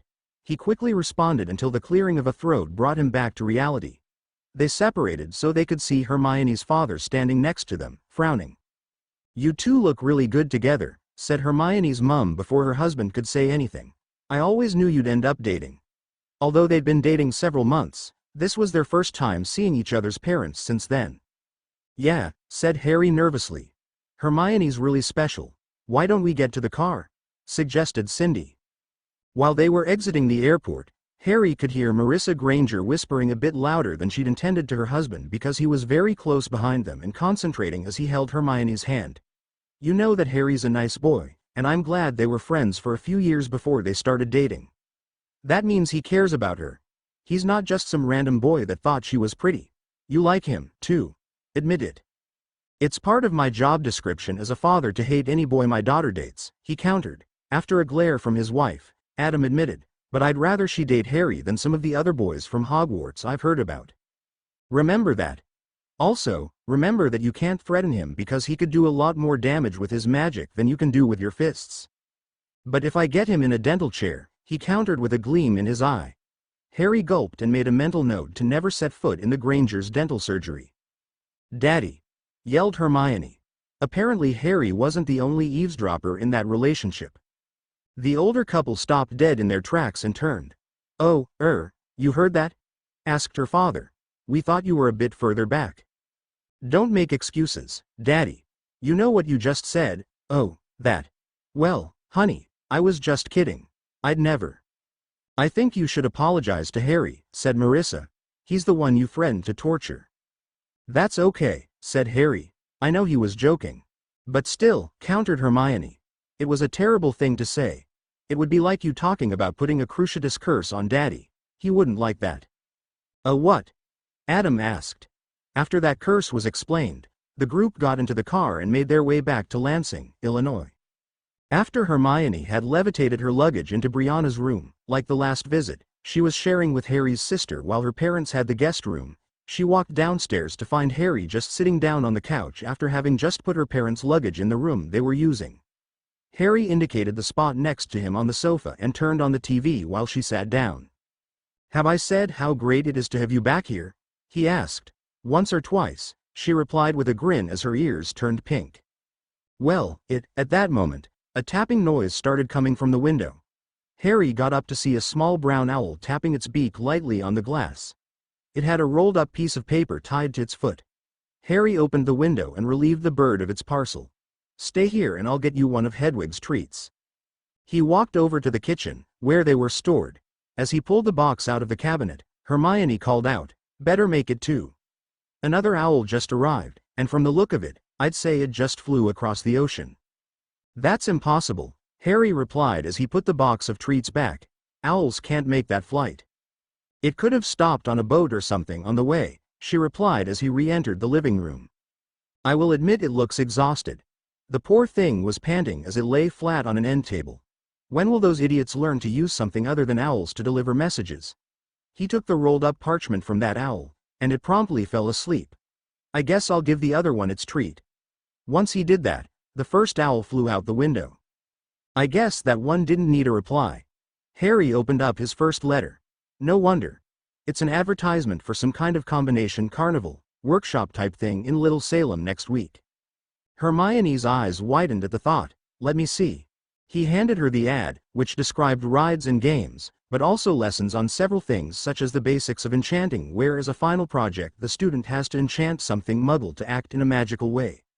One example given was a broom to fly or a pen to take dictation. It had dueling and other activities advertised as well. Hermione also noticed, it starts in a few days, but it's going to last for a month. It costs a bit expensive. What are you two talking about, and why aren't you kissing? Came a voice all too familiar to Harry. Brianna, kissing isn't all we do, sometimes we talk. I'm glad to hear that, said Adam Granger, who just entered the room with the other adults. But what are you two looking at anyway? This advertisement for a really great opportunity to learn, said Hermione. And have fun, added Harry, who was now unrolling his other parchment. Hermione began describing what would be happening at the workshop while Harry read. Dear Mr. McGonagall, we understand that you had some exposure to American magical education for a few years before you began attending Hogwarts, and now that you have been a student there for 3 years, we would like to know how you would compare the two approaches. Also, we'd like your opinion on the underage wizardry laws of England, which we know are not part of American laws, along with a list of any incidents you are aware of where representatives of your magical government had to interfere as a result of underage magic and how the situation was resolved. Included is a list of questions that we request you fill out before signing and mailing it back to us. If you opt to not take this survey, please sign at the appropriate place on this form and mail it so that we'll know you received our letter. Hoping you are well. Mafalda Hopkirk. Harry looked further down to see that she was an employee of the British Ministry of Magic involved with underage magic and thought they were possibly considering modifying those laws. He shrugged his shoulders and decided to fill out the survey, but first would participate in the discussion going on around him, since his mom was calling his name. Harry. What? Brianna sounds like she wants to go to this workshop, carnival thing instead of the Quidditch World Cup. What do you think? He took a deep breath while he considered it. Remember that game last year that took so long? That was boring most of the time. Exactly, said Brianna. At least with this, we won't be sitting there doing nothing. We could actually be doing something. It is an excellent opportunity that I'm afraid the age restriction for magic in Britain prevents, interjected Minerva. A thought occurred to Harry. What about Hermione? She's only supposed to be here for 2 weeks. That's something we're discussing, said Marissa. The plan was that we'd take Hermione with us to a dental conference in Spain, but she'll probably be bored most of the time, said Adam. I will have my books, argued Hermione, but Harry could tell her heart wasn't in it. Knowing where this was leading, Harry figured he might as well be the one to suggest it. Why doesn't she stay here for the whole workshop? Could I? She pleaded with her parents and his. It's fine with us, said Cindy. Hermione's no trouble to have here. Harry noticed Adam Granger's eyes going between him and his girlfriend before his mom added, We'll make sure Harry and Hermione stay out of trouble. Are you sure you can? Adam asked. Daddy, interjected Hermione, clearly offended, you know I wouldn't. Before Mr. Granger could reply, Mrs. Granger said, We have to trust them at Hogwarts most of the year. How about you go to the first few weeks and see if you like it? Adam suggested. Thanks, Daddy, she replied, getting up and hugging him. It was obvious to everyone in the room that, despite his protests, Adam Granger was really wrapped around his daughter's finger. After early morning exercise, which Hermione graciously joined to spend more time with Harry, and the necessary showers, a group consisting of all the Grangers and McGonagalls except Mark, who was working, took the Eagle bus to Little Salem. The plan was to have only one adult with the kids after this, but they all wanted to see what kind of setup they had. They'd only taken a few steps into Little Salem when Harry saw a huge banner floating overhead advertising the workshop, Carnival. The background color was switching between all the colors of the rainbow while a large message scrolled across it. Wizarding World Gone Wild. Learn enchanting, wizard dueling, magical tailoring and more in our workshops. Compete for incredible prizes in our games. Ride our thrilling magical roller coasters that defy Muggle physics. Harry grinned as he followed the floating banner that soon began to move, showing them the way. He noticed another one appearing behind them as they left. He soon spotted a very tall, odd-shaped building in the distance. It was painted in stripes of neon green, hot pink and purple. The top seemed to be shaped like a huge version of constantly rotating tied shoelaces that kept floating up and down without completely separating from the main building, and Harry had a feeling that without magic, the building would be impossible to build. He was completely amazed that it was somehow portable. As they got closer, he began hearing sounds of horrible shrieks and laughter coming from the place. He finally saw the doorway. Easily recognizable by the line of people waiting to enter, with someone selling tickets to them before allowing them entrance. They quickly got into the line, which was moving very quickly. "Hello. How many tickets do you need?" said the sales representative when their turn came. The blonde woman was wearing a tie-dyed t-shirt advertising the company. "We'd like 4 summer passes and 3-day passes," replied Minerva. They had discussed it previously and decided that for the most part, only one adult would ever be needed to watch the kids, if that. Therefore, only one extra summer pass was needed to get inside, so the others just needed entrance that day. "Do we get workshop enrollments here as well?" "No, ma'am. That's inside. It's counted separate from everything else." She proceeded to tell them how much for the tickets and they soon entered the unusual structure. Harry gazed in amazement as they proceeded. He saw a few people screaming in either excitement or fear as they rode flying chairs that were moving around at high speeds as they spun and looped the loop. "It's a magical roller coaster," Hermione exclaimed excitedly. "They didn't have to build a track, they just put spells on the chairs." "It looks like there's a sticking spell on the people, too," added Brianna. Harry couldn't stop himself from saying, "I want to ride one of those." "Me, too," declared Brianna. "I'm not so sure," said Hermione. "Anyway, first we want to enroll in the classes." They soon found the sign for the workshops and the kids were signed up, with the first one, enchanting. "Starting in an hour. Can we go on some rides while we wait?" asked Harry. "Sure," said Cindy. It was just about 15 minutes later that Harry and most members of his group, except Minerva and Adam, Harry talked Hermione into it, were sitting down on a standard chair. They'd found out the ride was called Accelero Lapsus. One of the employees performed a sticking charm on Harry. He found that he couldn't even turn his head to glance at his girlfriend. "Hermione," he said. "Why yes." He could easily tell she was nervous. "Thanks for riding with me. Tell me that when it's over." "Go," shouted the employee, and the chairs started moving. Harry's chair was moving slowly at first as each chair got further apart as they floated 10 feet into the air. Suddenly, his chair started spinning in circles as it shot straight up about 50 feet. He briefly realized that the ceiling must have been magically expanded as his stomach got a bit queasy. He found himself making a loop while his chair was spinning at a 45-degree angle. In the distance, he heard the sound of Hermione screaming and closed his mouth, determined not to do the same. The chair moved up and down in a zigzag pattern and angles Harry was convinced was physically impossible as the chair continued spinning in random directions. Suddenly, it started darting forward at over 100 miles per hour. It approached a wall, nearly colliding until the chair moved away at the last second. Harry was breathing hard, but keeping his mouth closed. It approached another wall and Harry waited for the chair to move, but it didn't. He finally screamed in terror as he crashed into the wall, only to find it had been an illusion. Like the entrance to platform 9 3/4. He muttered a string of expletives he was grateful his mother couldn't hear. On and on, the ride went, looping, darting forward, going backward, up, down, all around. Avoiding some obstacles while going though others that turned out not to be real. He had no way to tell where he was, as he was stuck facing forward. Suddenly, the chair stopped accelerating and began free-falling. "Ah!" Harry screamed as he realized the magic controlling his chair had gone. He found himself facing the fast-approaching ground as he shouted in terror. When he was 5 feet from the floor, the chair stopped, straightened out, and slowly floated to the floor. Harry was breathing hard as his heart was trying to beat its way out of his chest. He barely noticed the employee who released his sticking charm, until the man took his hand and helped him up. "How do you like it?" Harry took another gasp before grinning. "That was awesome. I've never been more frightened in my life," declared Hermione between breaths as she approached from the side. "Exactly. declared Brianna as she approached with a big smile on her face. "Can we go again?"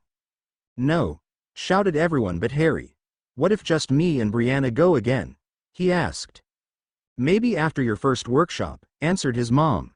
"There's too long of a line now." This workshop covers one of the most important skills in magic, a skill that most schools don't even cover. Enchanting.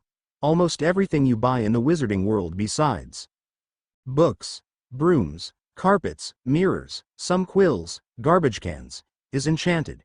Even some books have been enchanted. I even heard of a book that tries to bite people. Can you imagine that? Everyone laughed at that statement. The instructor, a short wizard with brown hair named Matt Singer, continued describing how essential that skill was to wizarding life. When combined with runes, the possibilities of what it could do were unimaginable. All of the rides and games there included some enchanting. He then began instructing them on how to enchant objects, which basically was performing a spell on something that made it store the next spell or combination of spells performed on it, and then performing another spell to tell the object that you were done enchanting it. Sounds easy, but it wasn't. One had to be very careful about the spells because more often than not, the first attempt would have unintended results. At the end of the month, every student would enchant something moderately complicated for a final grade. Harry decided immediately what his final project would be. "I thought that class was very informative," said Hermione as they were leaving.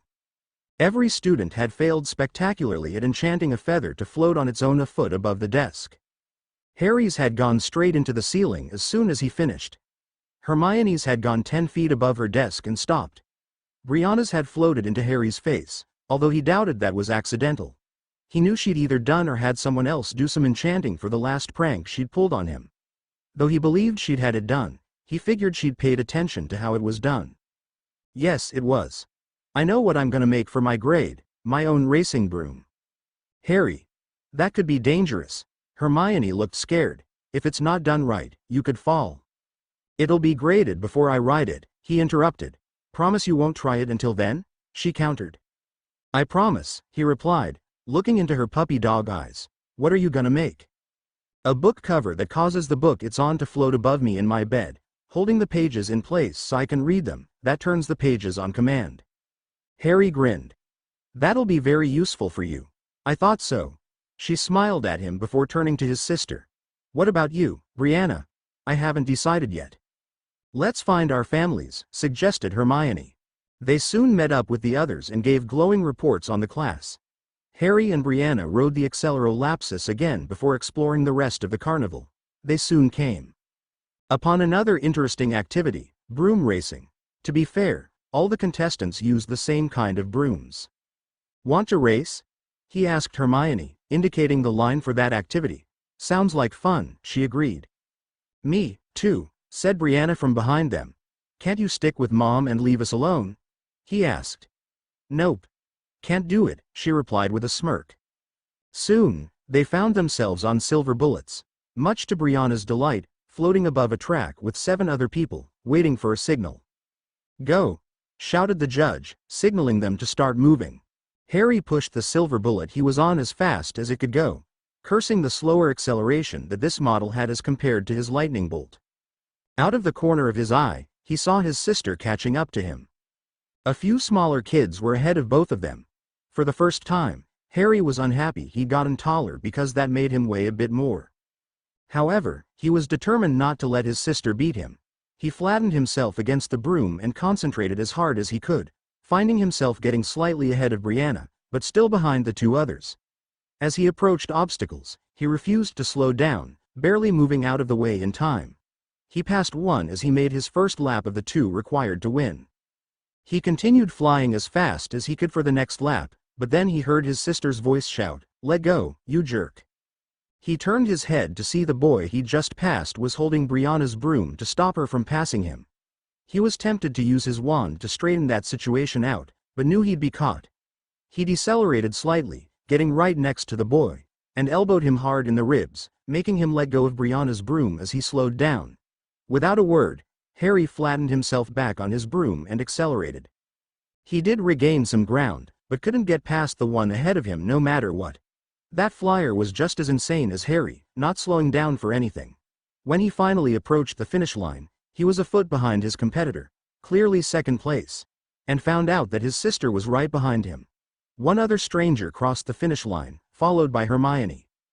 "At least we get prizes," said Brianna, indicating herself and Harry. "Thanks, Harry." "Don't mention it," he replied as he glared at the cheater, who was glaring back. After a few seconds, the boy turned around and walked off. Brianna was correct about the prizes. The first place winner, a Mexican boy named Miguel Rodriguez, who Harry now remembered was in the enchanting class, got the grand prize, a brand new silver bullet. As he took the broom, he looked at Harry's sister and winked at her, causing Brianna to blush while Harry felt himself go into protective brother mode. Harry was given a pair of really good broom racing gloves while Brianna got a broom service kit. The crowd seemed to like that the second and third place winners were a brother and sister. Shortly after that, they had the workshop in magical tailoring, where they began to learn how to adjust clothes. The first rule was, conjured clothes will disappear at the worst possible time. Therefore, they had to work with real material. The first lesson was about enlarging clothes to account for growth. Over the course of the month, they'd learn how to shrink clothes down, to repair any holes worn into them, to make precise cutting charms, to apply appropriate permanent sticking charms instead of sewing, and even to change the color of clothes. Most importantly, they'd learn how to secure their clothes magically so that a simple finite wouldn't make them fall apart. When that class was over, they went home for the day. The next day, they had wizard dueling and magical home improvement. Every workshop lasted 2 hours. The first hour was instruction and the second hour was practical, with an hour break in between them on Monday through Thursday, and on Fridays they had 1 hour with each of the 4 workshops just practical. Harry would never forget his first dueling lesson there as long as he lived. "Welcome to this class on wizard dueling. My name's Wanda. I don't like being called Miss Dramara. It makes me feel old." She was an attractive African woman in her late 20s or early 30s. "You may notice that I don't wear wizarding robes. That's because those things get in the way during a duel." She was actually wearing a pair of shorts and a t-shirt advertising the workshop. "The first misconception I want to dispel is that in a duel, each opponent casts one spell and waits for the other one to cast something back. That will lose you every fight you get into. You keep firing until your opponent is out of the fight, but make sure you don't overexert yourself.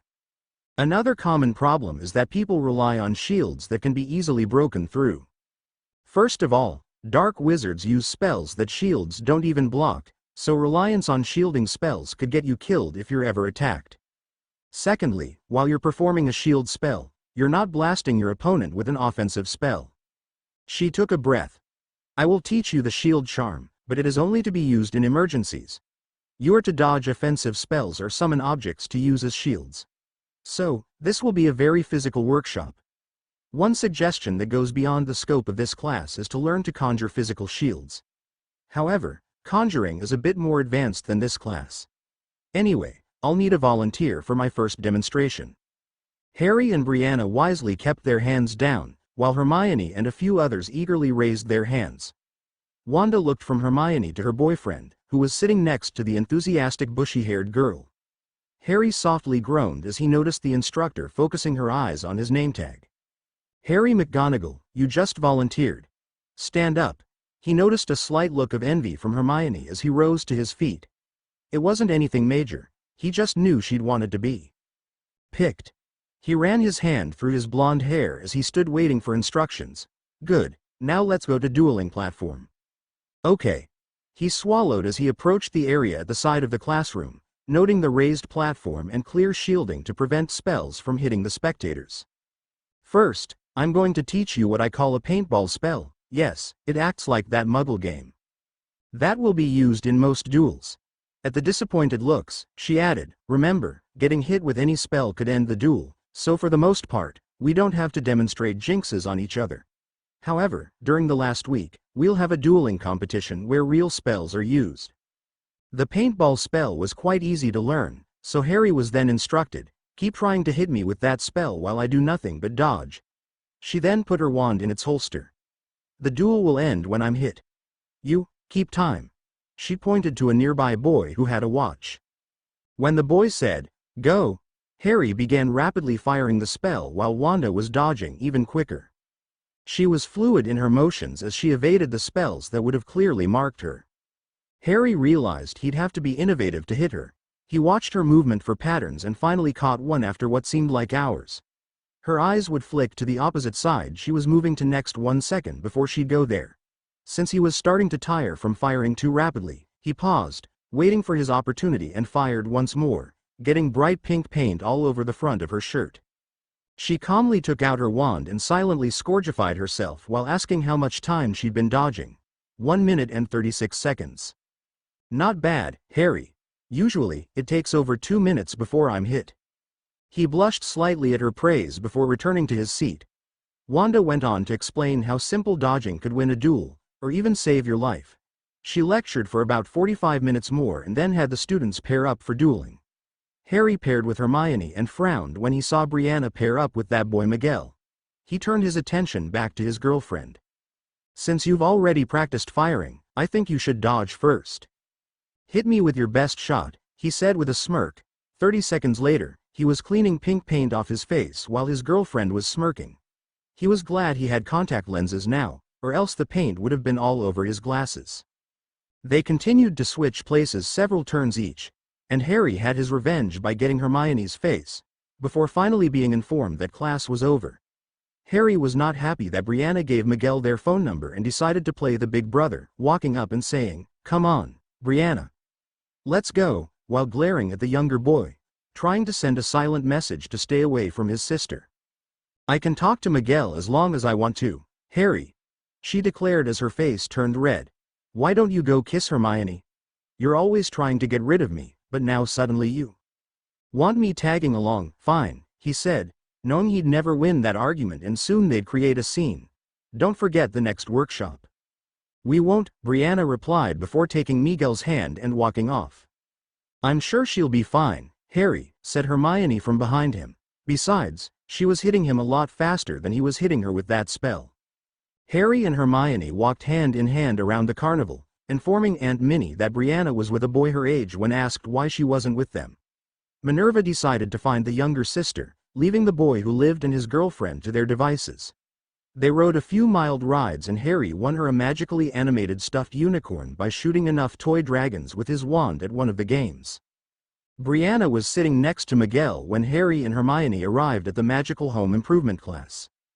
The instructor looked like a Muggle repairman, but his toolbox consisted of small white tiles. "These tiles," he explained, "are to inscribe simple runes on and stick onto different places. For example, there are plumbing runes for hot water or cold water that you can stick to normal pipes connected to your sink or shower that will conjure water in a variant of the witowsmp spell. There are even runes for the drain as well. You can buy them at Magical Menard's home improvement store here in Little Salem. There's also a charm to change the color of a wall, much easier than painting. There's transfiguring walls to modify your house. Unfortunately, the space multiplier spell is beyond the scope of these lessons. Otherwise, we could only have older students in the class. Permanent sticking charms work better than any glue, nail or screw for anything you can think of. About the only thing we can't do yet is make outlets that use magic for energy instead of electricity." He handed out small booklets that had everything he planned to teach them, and began with the plumbing runes, telling them they'd all be able to create sinks for their bedrooms before the month was over. And so it continued that the kids would go to the workshop every day with one of the adults. Harry got annoyed when Miguel would call to talk to Brianna, but was forbidden to interfere by his mom. His dad, however, seemed to be on his side, especially when Brianna was asked to spend Saturday at the mall with that boy. Mark McGonagall immediately volunteered to chaperone when he realized his wife wouldn't let him forbid the date. When they returned, Harry's dad reported that nothing untoward had happened, but he'd still keep an eye on them. The next week went by uneventfully, although the kids were learning a lot in their workshops. Harry in particular was getting very good at dodging spells, much to his girlfriend's irritation. At the same time the Grangers were scheduled to leave for their convention, Aunt Minnie was called back to England to help plan some sort of big scholastic event the next year. With appropriate hugs and kisses, they left the magical part of O'Hare Airport for England. After her first day away, Minerva informed Harry via their mirrors that she was forbidden to tell any students about the event she was now required to help plan until school started and it was officially announced. She did, however, seem unhappy about it. It was a few days later that Harry's mom called the three kids to the living room and broached a subject that hadn't been brought up since he returned from Hogwarts. Sirius Black and Remus Lupin will be arriving here tomorrow. Harry couldn't help the grin that formed on his face. Cool, I was wondering about that. We thought it best not to involve the Grangers. No offense, Hermione, but we thought that the fewer people who knew about it, the better. I understand. Besides, they live in England and are far more likely to be asked about it than you. Anyway, they'll be in disguise and will be posing as a pair of brothers. My cousins to be exact. Their names will be Seth and Ralph Wilder. Okay, replied Harry. Will they be arriving at O'Hare? Asked Brianna. No, by bus. Oh, and they did manage to return that flying carpet to your aunt. One of the Hogwarts house elves picked it up. Harry was surprised to learn that Minerva had taught his mom how to make wolfsbane, and that she was actually pretty good at it. Making potions is similar to cooking, she commented. Harry knew his mom was a master of that. He wasn't surprised to find that his mom had decided to try learning other potions as well. She did wonder out loud, I can't imagine why Mr. Lupin hasn't learned to brew wolfsbane. Even if he's not that good at potions and hates the subject, he should have put forth extra effort to learn that one. I'll try to teach him while he's here. The next day, Harry used a lot of self-control to stop himself from laughing at the pair of fugitives with red hair. Their facial features had been slightly altered, but it was easy enough to recognize them if you knew their identities. Hi, cousins Seth and Ralph, Harry said while grinning at them. It's good to see you again. You too, Harry, replied Seth, serious before giving him a hug. We'd better get back home. The Marauders took the room that the Granger adults had been using, after an extra bed had been put in it. Harry was quite amused watching his mom forcing Remus to learn how to brew his required potion with the same firm hand she used to make Harry exercise every day. Cousin Seth and Cousin Ralph accompanied the kids to some of their workshops, and both of them loved the Accelerolapsus ride. The classes went well and the kids continued learning. Brianna absolutely refused to let Sirius chaperone her and Miguel, knowing that her friend, who happens to be a boy, would end up turned into a canary or something before the date was over. Of course, Brianna's argument that they weren't dating fell through when they were seen kissing by Cousin Seth. Harry and Hermione both enjoyed endlessly teasing his sister, although Harry was still glaring threateningly at Miguel at every opportunity. When the last week of workshop arrived, Harry was anxious to begin enchanting his own broom, and brought one with him that he'd purchased from a Muggle store for just this purpose. When class began, he started the slow process of applying the different spells to every part of his broom. He thought he'd made good progress before the class was over. In his next class, he was tasked with making a pair of pants with just cloth and his wand. That was very difficult to begin working on. The next morning, he got to begin what he was most looking forward to, the dueling championship. Our first duel will be between a cauldron full of names that had been enchanted to pick random ones spit a name out right into Wanda's hand. Harry McGonagall and another name came out, Miguel Rodriguez. Harry was thrilled to death that his very first duel was with Miguel. The Mexican boy almost turned white when his name was called. He hadn't paid too much mind to Harry's glares, convinced that his girlfriend's brother wouldn't touch him unless truly provoked. But now, Harry was being told to fire spells at him. He swallowed hard as Brianna's big brother smiled evilly at him. "Don't you dare hurt him," shouted Brianna. No one was sure who she was yelling at, her boyfriend or brother. "Begin on 3, 2, 1. Harry began with a simple, Accio, wand, Petrificus Totalis. The fight was over before it began, and the kid who was dating his sister was on the floor while Harry held his wand. Miguel had been so distracted with his wand being summoned that he hadn't tried to dodge. "The winner is Harry McGonagall," announced Wanda. Harry bent over the fallen boy and dropped Miguel's wand next to him before freeing him from the body bind. He turned around and walked back to his girlfriend. "Congratulations on not hurting him." "Thanks, Hermione," he replied, quickly stealing a kiss. He snuck a glance at Brianna, who was consoling her boyfriend, but saw him and didn't appear angry. Harry hoped that Hermione wouldn't be paired against Brianna. He was interrupted from his thoughts by the sound of his sister yelling. "All he did was disarm you. He could have done much worse." "Oh, you think I couldn't take him? He just cheated and caught me off guard." "Harry did not cheat, he's just really good." I guess you worship your big brother like a good baby sister. Crack. Harry couldn't help but smile as he watched his sister slap Miguel. Do you two mind if we continue the championship? Asked Wanda sternly, although Harry could tell she approved of Brianna slapping the jerk. The next duelists were called up and the duel lasted about 3 minutes. After that, Hermione was called to face a boy about their age. She dodged his first spell before trying to stupefy him. He raised a shield just in time. However, Hermione's spell cracked the shield, so she sent another stupefy at him that knocked him out. And that's yet another reason not to rely on shields, announced Wanda to tremendous applause, particularly from the girls.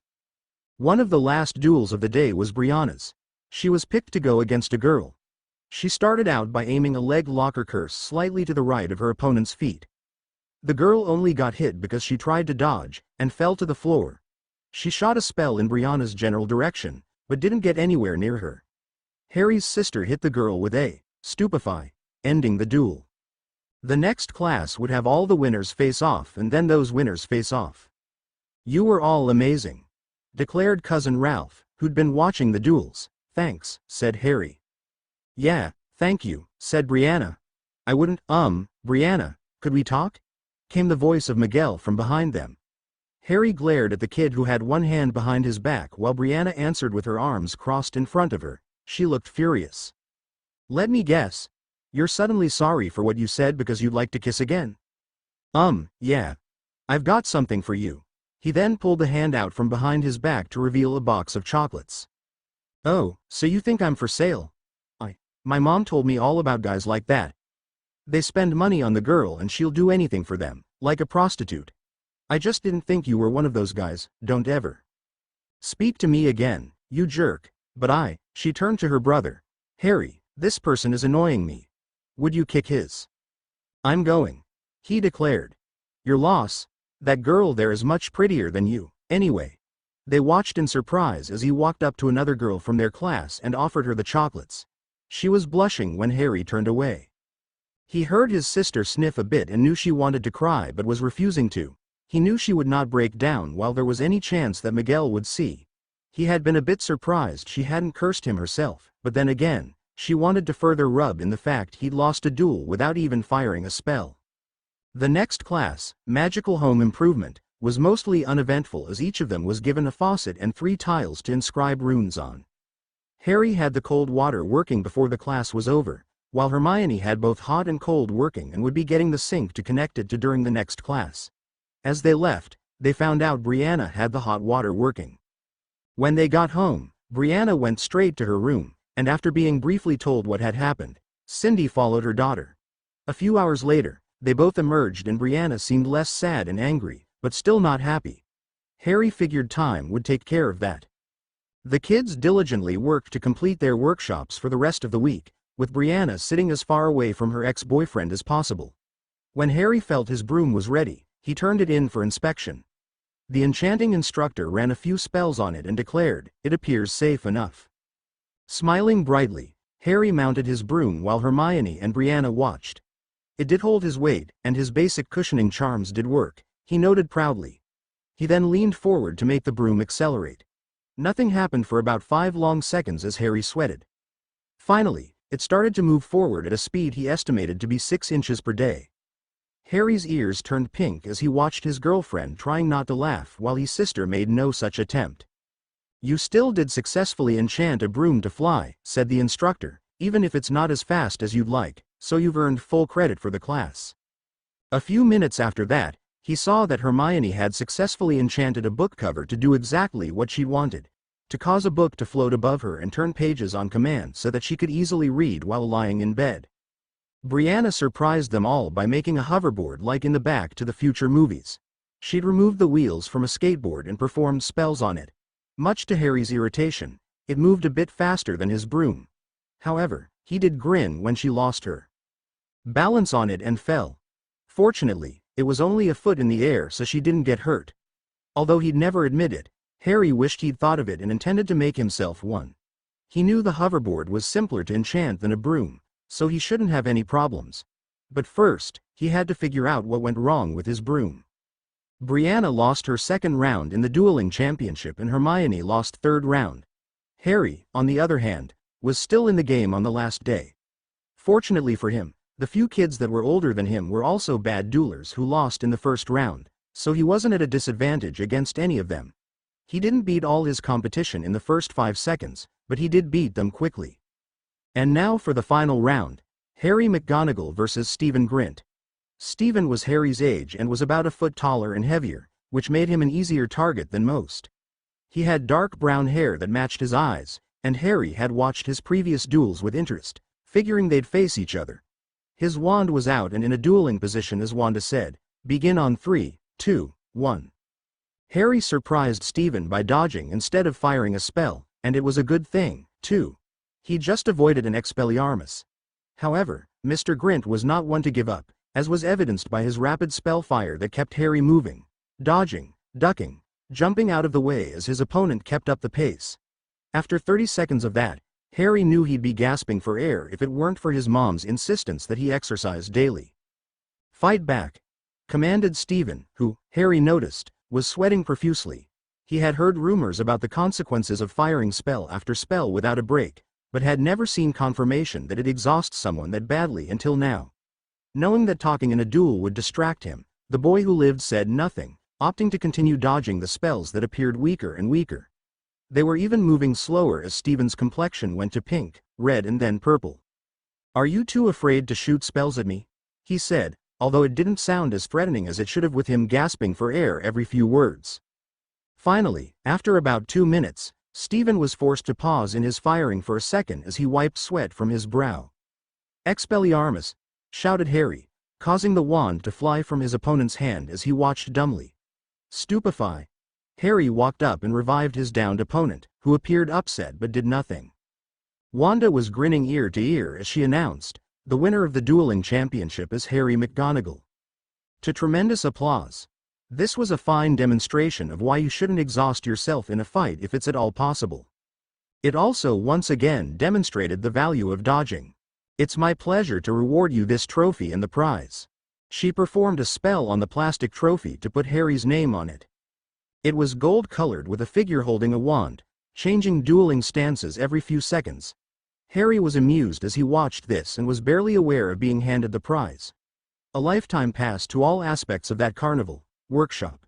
From now on, he could follow them wherever they set up and participate in every activity for free. He could even get all the drinks he wanted for free. Unfortunately, he still had to pay for any food he ordered. Cindy, who'd watched the tournament, rushed up to her son hugging him tightly, much to his embarrassment.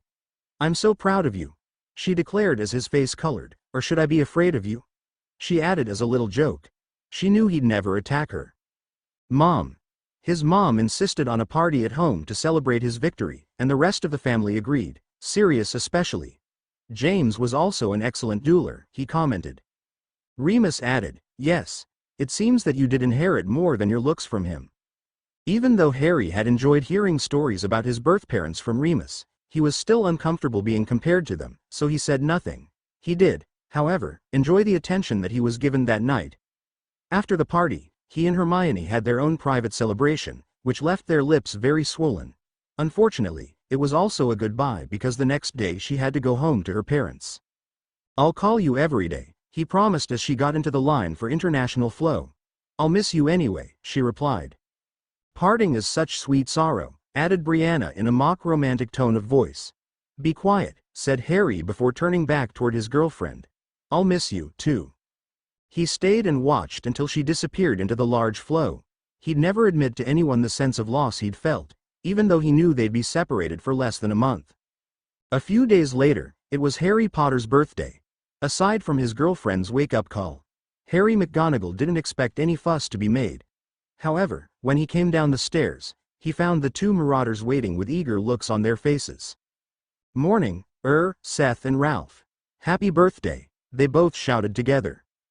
"Thanks," he replied, "although I celebrate my birthday on August 12th, didn't they tell you?" "Yes, they did," said Remus. "Ralph, and your family will still celebrate your official birthday, but we wanted to do something today. Just the three of us." "Your da told us about a place you enjoy," said Sirius, "called Six Flags Great America," added Remus. Harry blinked. He thought only twins could talk like that. Maybe it was only pranksters. He grinned at the mention of the amusement park. That sounds great, but I think Brianna will throw a fit. It's taken care of, interrupted Remus. Your whole family will go together, but we'll separate once we get inside. So I'll actually get to enjoy Great America without Brianna pestering me? He asked with a grin. Pestering? She questioned from behind him. Obviously, she'd been listening in. He turned to face his sister with a grin to see she was smirking. Exactly. True to their word, the two groups of three, Mark, Cindy, Brianna and Seth, Sirius, Ralph, Remus, Harry, separated at the entrance. Once they were far enough away, Sirius whispered, "Now it's time to learn the true value of notice-me-not charms." Harry was positive that his girlfriend wouldn't approve of how they cut all the lines using that charm, along with Confundus, so in a way, he was glad she wasn't there. He made a note to himself to never mention this particular aspect of his Marauder birthday celebration. He knew he should feel guilty, but he got to enjoy so many more rides that it was difficult to regret doing it, especially when they pointed out other magicals that were doing the same thing. "You see that?" said Sirius with disappointment as he pointed at the young couple performing a Confundus charm on some Muggles. Complete amateurs. Holding wands where anyone can see them. "It's embarrassing," added Remus indignantly. The Marauders kept their wands hidden up their sleeves, knowing they only had to touch them to get good enough results. "They're not even using notice-me-not charms," Harry added. "You're learning, kid," said Sirius with a grin. The weeks after that flew by quickly. Harry did purchase a skateboard and remove the wheels so he could make a hoverboard while he was at Hogwarts, but for the time being, he was still working on his broom. His official birthday came with a party that included his old friends from primary school. He enjoyed their company, but the distance between them was really beginning to show. Once his Muggle friends were gone, he found out that Hermione had left her enchanted book cover behind as his birthday present. When he thanked her via their mirrors, she confided that she'd already made another for herself. "Master," said Wormtail, "why do you insist on using that particular boy? He is nothing. Anyone else will do." Crucio. "Do not question Lord Voldemort. There is something about that boy. The way Quirrell burned when he touched him. I suspect." Harry awoke with a start. His head was hurting in the same pattern that it hurt when he was near Voldemort. He forced his occlumency shields forward and the pain was gone. He took a few deep breaths and considered what he'd dreamed, suspecting it had really happened. He wondered what he'd have seen if he weren't an expert at occlumency for even that small vision to be powerful enough to get through. Naturally, he realized who Wormtail and Voldemort were talking about, and didn't particularly like it. He had to talk to someone about it. "It sounds like that cowardly traitor went straight to Voldemort," proclaimed Sirius. "I knew we should have killed him." Harry stammered, "I'm sorry. It's not your fault, Harry," he replied quickly. "You were trying to get my name cleared, not trying to let him go." "It seems that he who must not be named hasn't forgotten how Professor Quirrell died," said Minerva, who was participating by means of their mirrors. "But what could they be planning?" asked Remus. "I don't know," said Harry, shaking his head. "Is it safe for him to return to Hogwarts?" asked Cindy, or Brianna, for that matter. "I don't think we'll get any answers," said Mark. "We don't even know if they're planning to do anything at Hogwarts. It could be Diagon Alley, Hogsmeade, Platform 9 3/4, here, anywhere." Harry got a determined look in his eyes. "So, the question is whether we'll just live in fear and lock me in a vault somewhere so that no one can get to me, or to live my life as I want to." He looked at them all. "Voldemort can find this address if he wants to, so there's no way to guarantee that this will be a safe place if he comes looking for me. I suggest speaking to the goblins at the local Gringotts branch about warding this house," said Remus. "We probably should," agreed Mark. "Once the kids are at Hogwarts." "But," said Cindy. "But what, honey?" he replied. "We have no idea at all what is going on. If we knew he'd attack at Hogwarts, I wouldn't let the kids go there, but we don't. We can always pull them out of that school if it does look like that's what's going to happen. I believe that I shall look into improving the wards at Hogwarts when I have time." "You're still busy, Aunt Minnie?" asked Brianna. She'd been invited to this conversation mainly because she'd have spied on it anyway. Besides, it could involve her. "Yes. The Ministry is insisting I'm not allowed to discuss this stupid thing that they're doing, but I made my position clear. Fudge wasn't happy about it, but he's not forcing me to host, anyway. I hate to say it, but it looks like for now, we have to wait and see. With sighs all around, Mark said, I'm afraid so. Would you like me to tell Mr. Dumbledore about your dream, Harry? She asked. He might know something that could be helpful. Shrugging his shoulders, Harry nodded. I suppose. If you think it would be worthwhile. Now, make sure you reinforce your occlumency every night before bed, she admonished. Yes, Aunt Minnie. Good. The next few weeks went by uneventfully, although his whole family was glad they hadn't attended the event when they read the headline, Scenes of Terror at the Quidditch World Cup. As that event had nothing to do with Hogwarts, it did not change their plans, and so, on September 1st, Harry and Brianna boarded the Hogwarts Express. Brooms and Hoverboards. Harry McGonagall, Chapter 32. Brooms and Hoverboards. There you are, exclaimed Hermione happily when she found the compartment Harry and his sister were sitting in on the Hogwarts Express. She rushed forward and kissed him. It's good to see you, too, Hermione, said Brianna sarcastically while her brother was still kissing the new occupant of their compartment. I'm doing just fine. Thanks for asking. How are you? Shortly after that, the young couple did separate, and Hermione did greet Brianna. However, it seemed quite obvious that neither she nor Harry even heard his sister's comments. They spoke for a few minutes until someone else entered the compartment.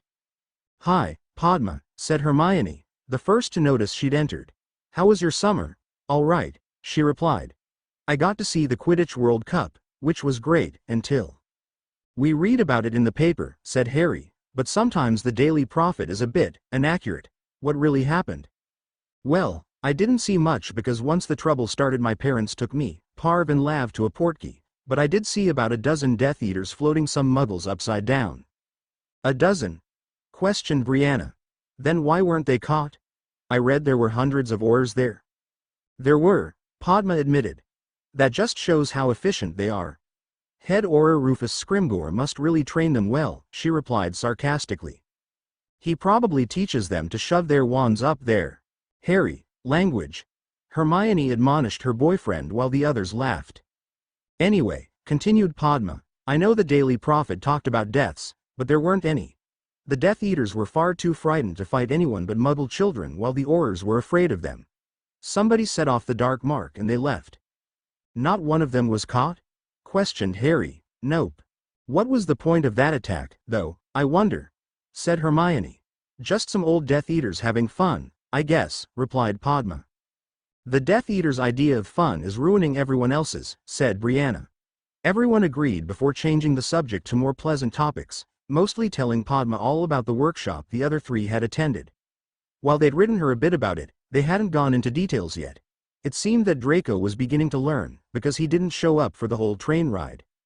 When they entered the Great Hall that night, drenched from the storm outside that was shown in the ceiling of that ancient room, Harry immediately looked to the head table, where he saw his aunt chatting with a new professor.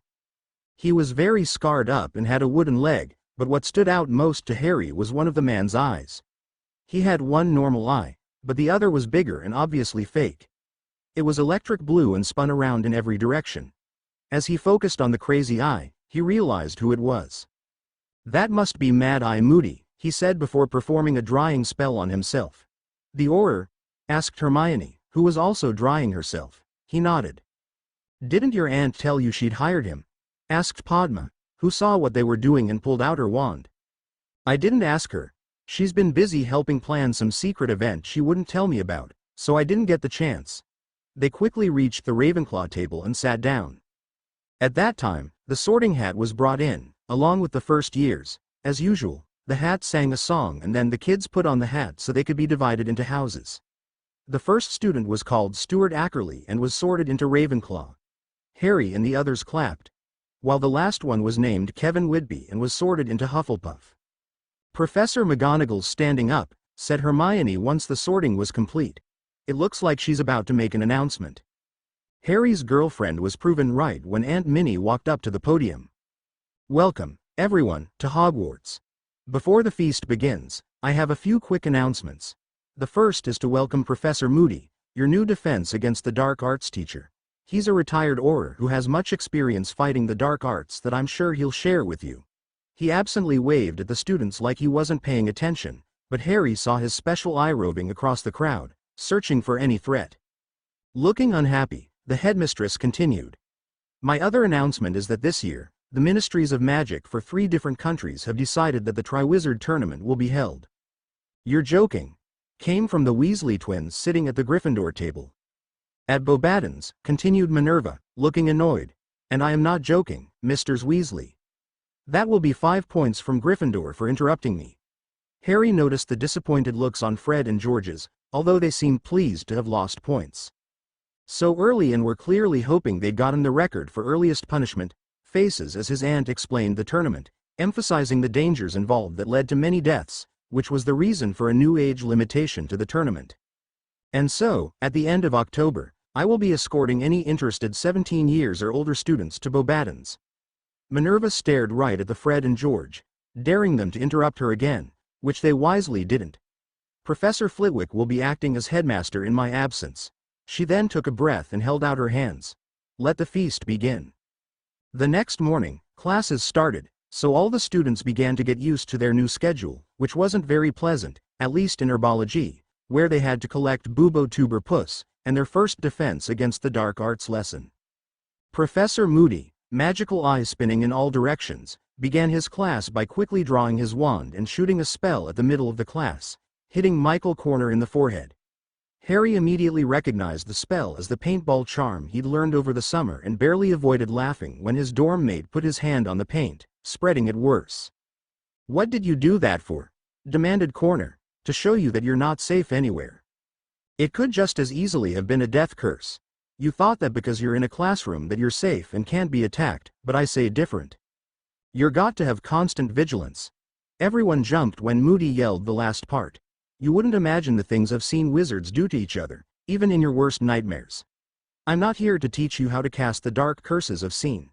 I'm here to teach you how to survive, and the only way you'll do it is through constant vigilance. Everyone flinched again.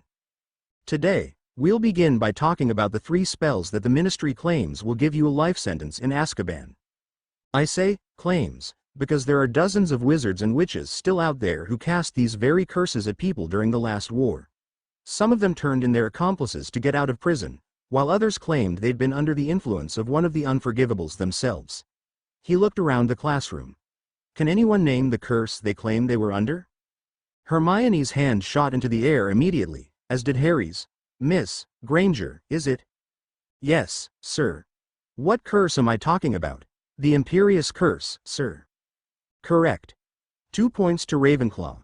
His gnarled face took on a very somber expression. When the Imperious Curse is successfully placed on a person, they're a virtual slave. Victims have been raped, forced to torture their family members and to kill total strangers. He took a deep breath. It is true that you know who used the Imperious Curse, but not on everybody. What the Ministry doesn't seem to know is how to sort out the liars. There were a few moments of silence where Harry ran a list through his mind of people he knew to be liars. Lucius Malfoy was at the top. Can someone name another unforgivable curse? The professor asked. Harry raised his hand. Yes, Mr. McGonagall. The Avada Kedavra, sir. Yes, the death curse. Only one person is known to have survived it, but he went missing long ago.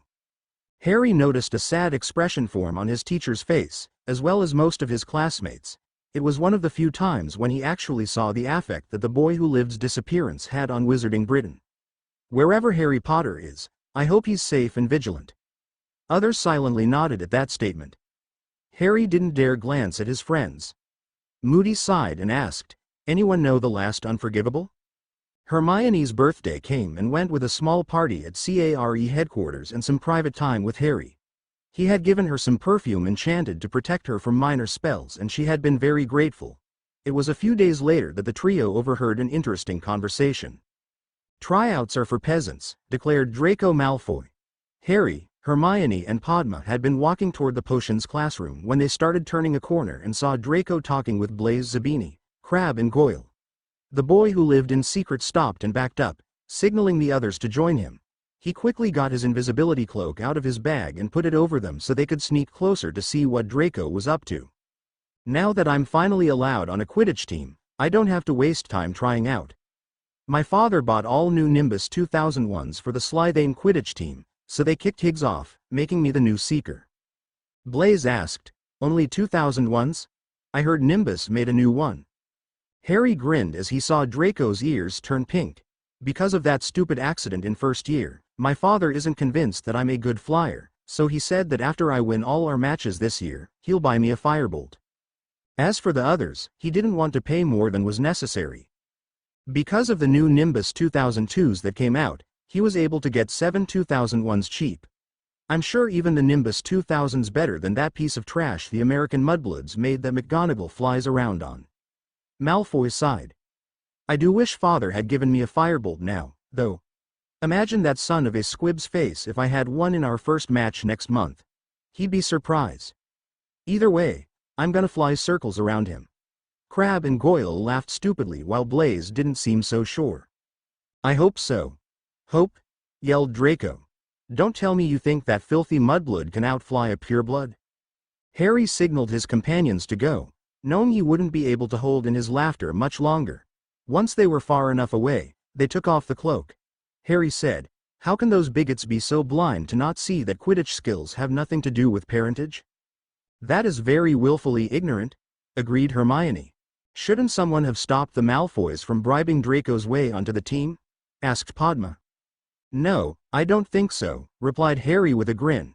If they'll accept a bribe like that, then they deserve to have a substandard seeker who's more likely to catch a cold than the snitch. He sure did go on about the firebolt, though, commented Padma. It'll be funny to see him pout when he doesn't get one next year. True, agreed Harry before a happily evil expression came on his face. I've got a scathingly brilliant idea. I'll bet Malfoy's dumb enough to fall for it. What? Harry spent the next few weeks working on his homemade broom he'd enchanted during the summer. For his plan to work, he had to make some modifications. He would work on that for a while and then take out his wheel-less skateboard and work on making it a hoverboard.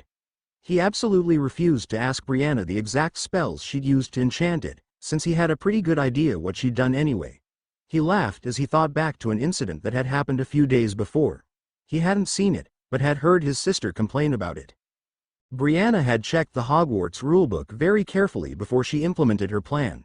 She, like most students, was tired of waiting on stairs that moved around, plus she wanted to move through Hogwarts faster.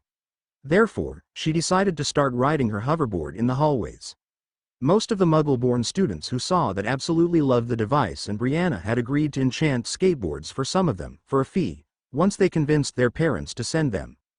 However, some other students, particularly prefects, didn't seem to like her hoverboard, so she replied to their complaints. There is no rule against riding hoverboards in the hallway. Only brooms. The first teacher to see her on the board was Professor Flitwick, and when he heard her response, he took 1 point from Gryffindor for her cheek and immediately went to see the headmistress. From what Harry had found out, Aunt Minnie yelled at Brianna for causing trouble like this, when she should have known better. She was assigned a detention with Professor Sinistra, her head of house. The next day, a new school rule was posted that said, no student shall ride any enchanted device inside Hogwarts Castle, with the only exception being medical reasons. Harry was glad that hoverboards were still allowed outside and would have been really ticked off at his sister if Aunt Minnie had made them forbidden altogether. His aunt had explained that she would feel like a hypocrite to not allow hoverboards flown outside when she allowed brooms, and therefore applied the same rules to all similar devices. Ravenclaw had tryouts for the team, but the results were that they had exactly the same lineup as the previous year. Roger Davies, the team captain, was a few months too young for the Triwizard tournament, so he hadn't had to decide whether he wanted to captain the Quidditch team or try to enter the tournament. Cho Chang was still the reserve seeker.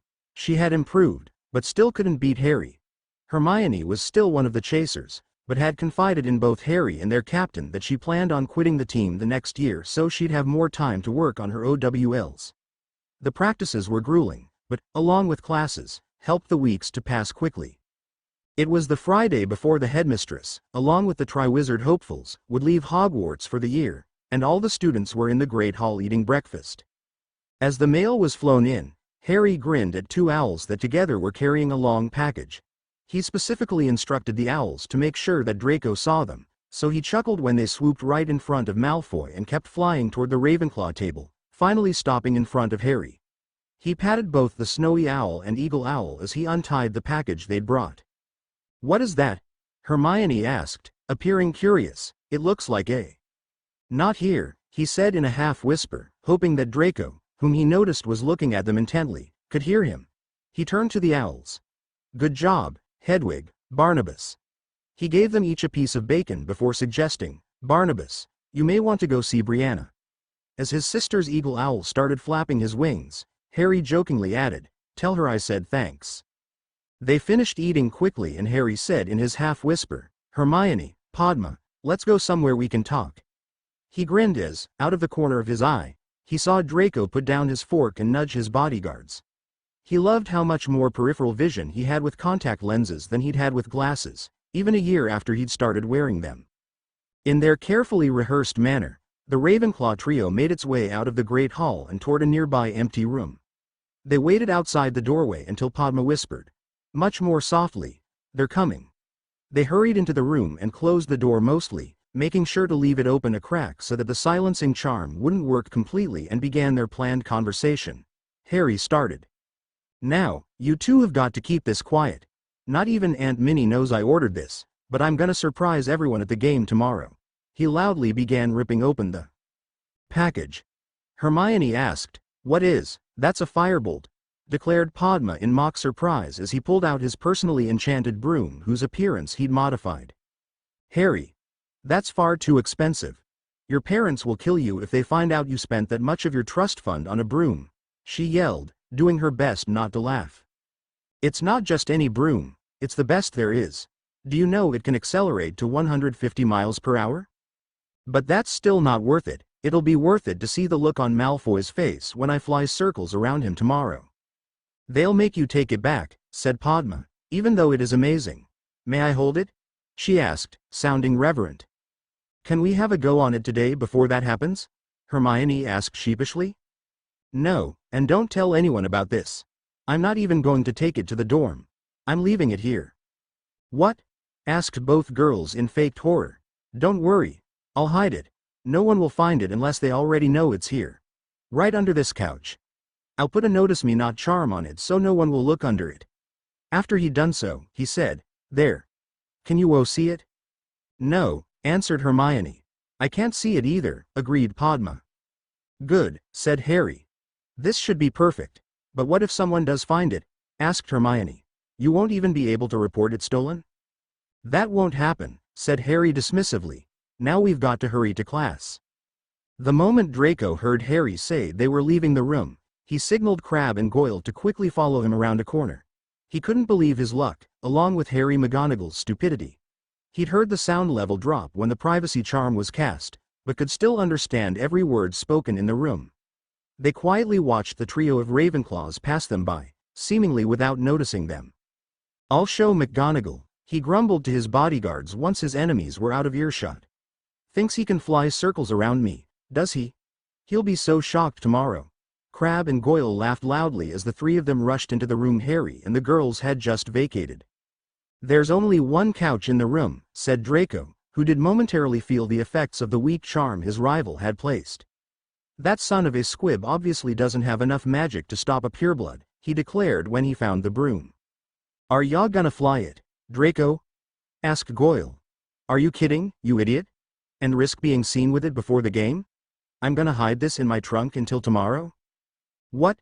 declared Harry out loud, just in case someone was listening. It was the next morning and they were making sure Draco had taken the bait. He just looked under the couch. "It's gone."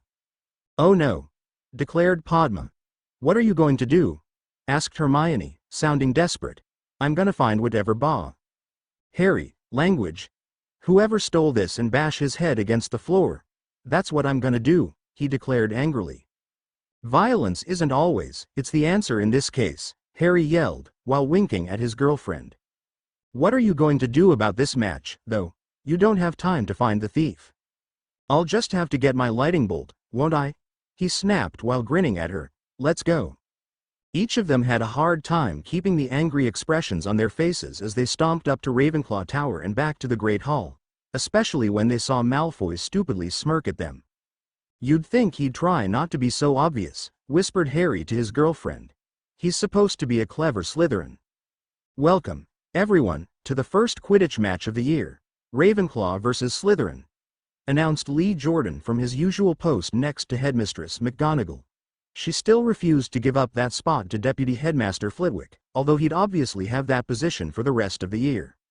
He first announced the Ravenclaw team, mentioning that the Seeker looks upset about something. When he got done announcing the other team, he mentioned, and Seeker Draco Malfoy, whose father happened to contribute all new brooms to the team just before he was added to the roster. What a coincidence.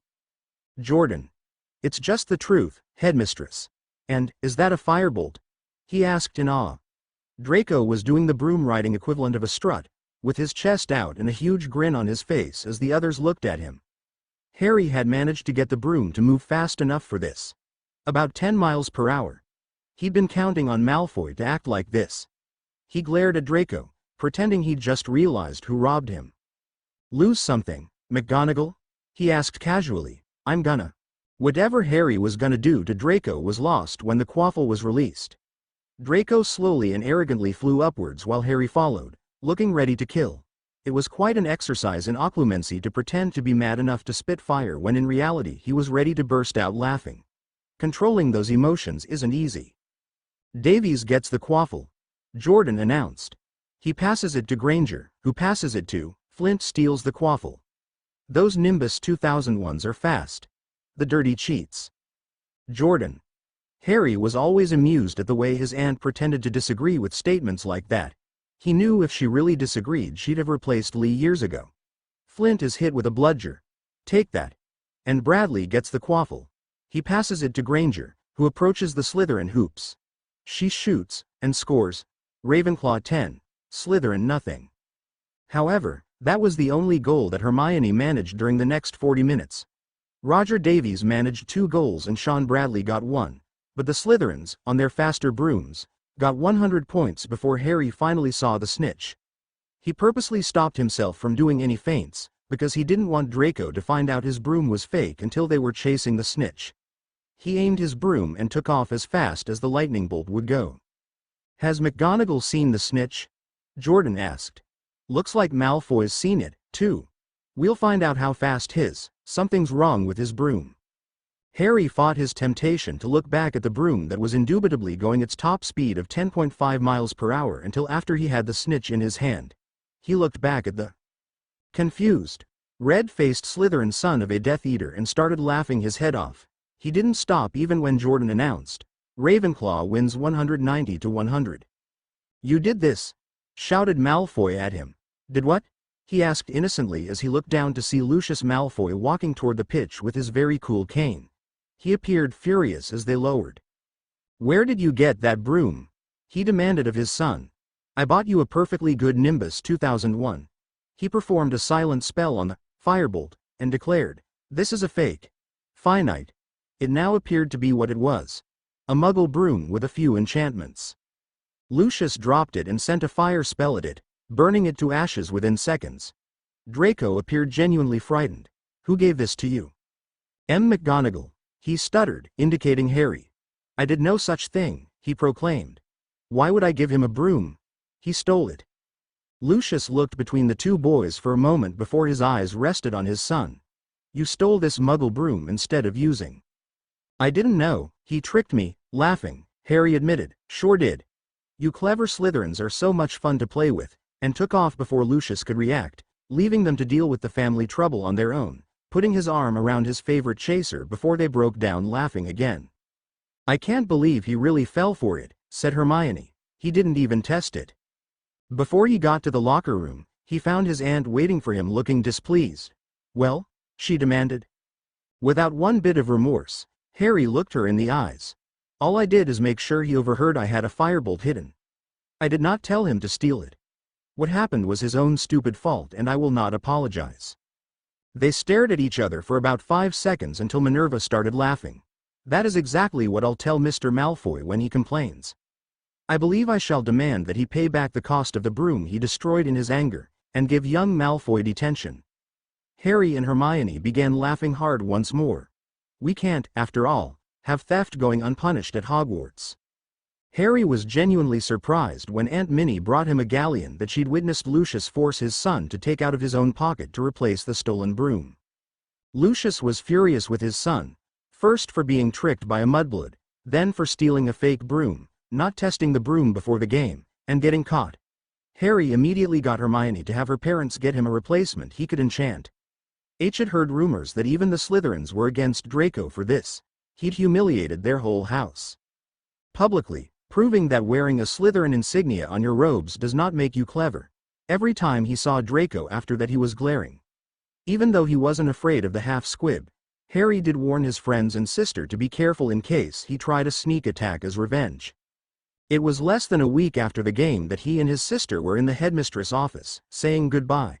For her image's sake, Minerva didn't want this conversation to occur in front of the other students. "I'll miss you, Aunt Minnie," said Brianna as she hugged the older woman.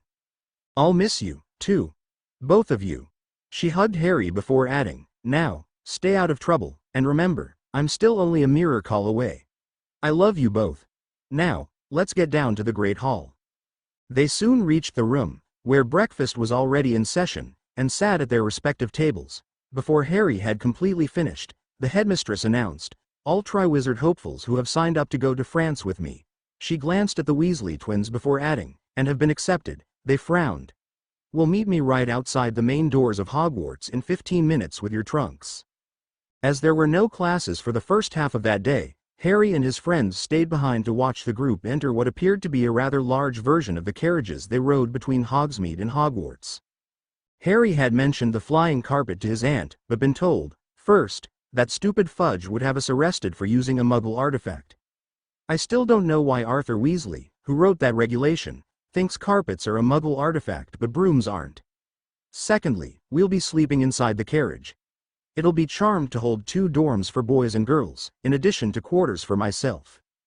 Just as it was taking off into the air, being pulled by thestrals, which were unseen by most of the students, Fred and George Weasley both flew toward the carriage on brooms. However, the moment their hands touched it, something pushed them down to the ground, at the same time turning their hair white and making them grow beards to match Dumbledore's. Everyone started laughing at the two as they stared at each other in shock.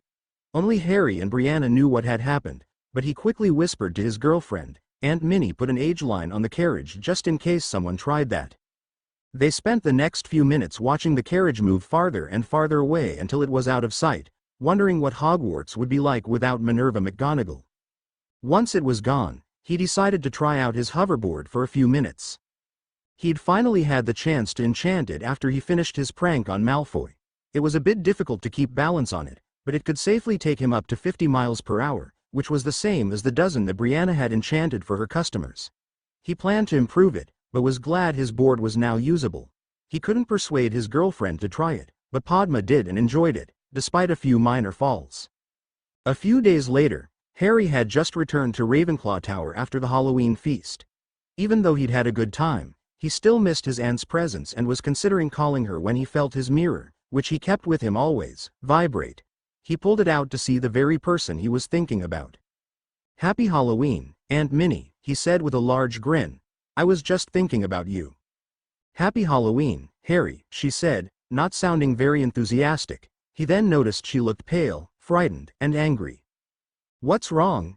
he asked, his expression expressing his concern. She took a deep breath and steeled herself for what she had to do. "I don't know how else to say this, Harry. You're going to have to come here and compete as a 4th champion of the Triwizard tournament." Chapter 33 Chapter Notes: I have absolutely no knowledge of the French language, and as such, I am not going to attempt to use it in this story, because I would butcher it terribly. I will be making an attempt at incorporating some French culture into the story, though.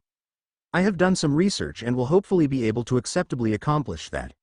If I get something terribly wrong, I apologize in advance. See the end of the chapter for more notes. Harry McGonagall, Chapter 33 Welcome to France. "What do you mean I've got to compete?" Harry replied as his eyes bulged out.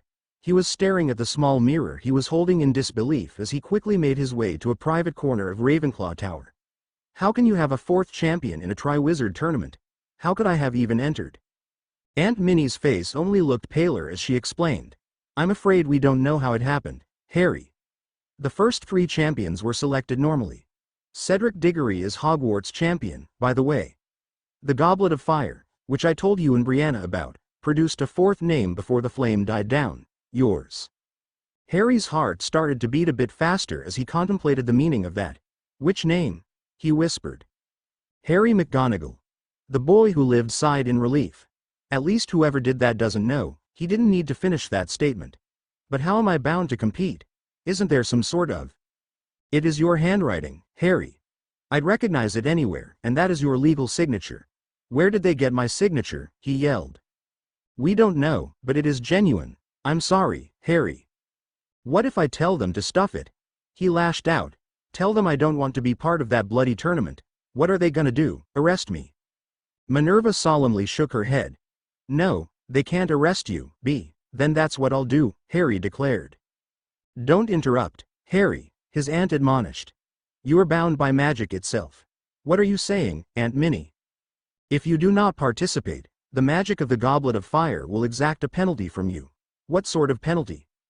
We don't know exactly. It could turn you into a Muggle. It might even kill you. The point is that it will be severe. Is there anything you do know exactly? Aunt Minnie took a deep breath. She was getting annoyed at her nephew's rudeness, but she did understand the situation and was cutting him some slack. We know that you have to compete, and that a representative of the Ministry of Magic will be at Hogwarts tomorrow afternoon to give you a portkey. You're excused from Hogwarts classes, of course, so you can pack. You'll be spending the rest of your 4th year here at Abondened. I also have to tell you that the first task will be on November 24th and you're supposed to face it without having a clue what you're facing. Harry's breathing was getting heavy. Terrific. He then looked thoughtful for a moment.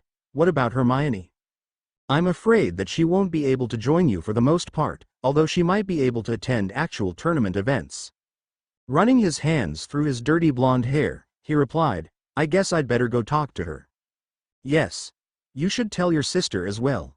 I'll be explaining the situation to Professor Flitwick. You're the one telling Mom and Dad about this.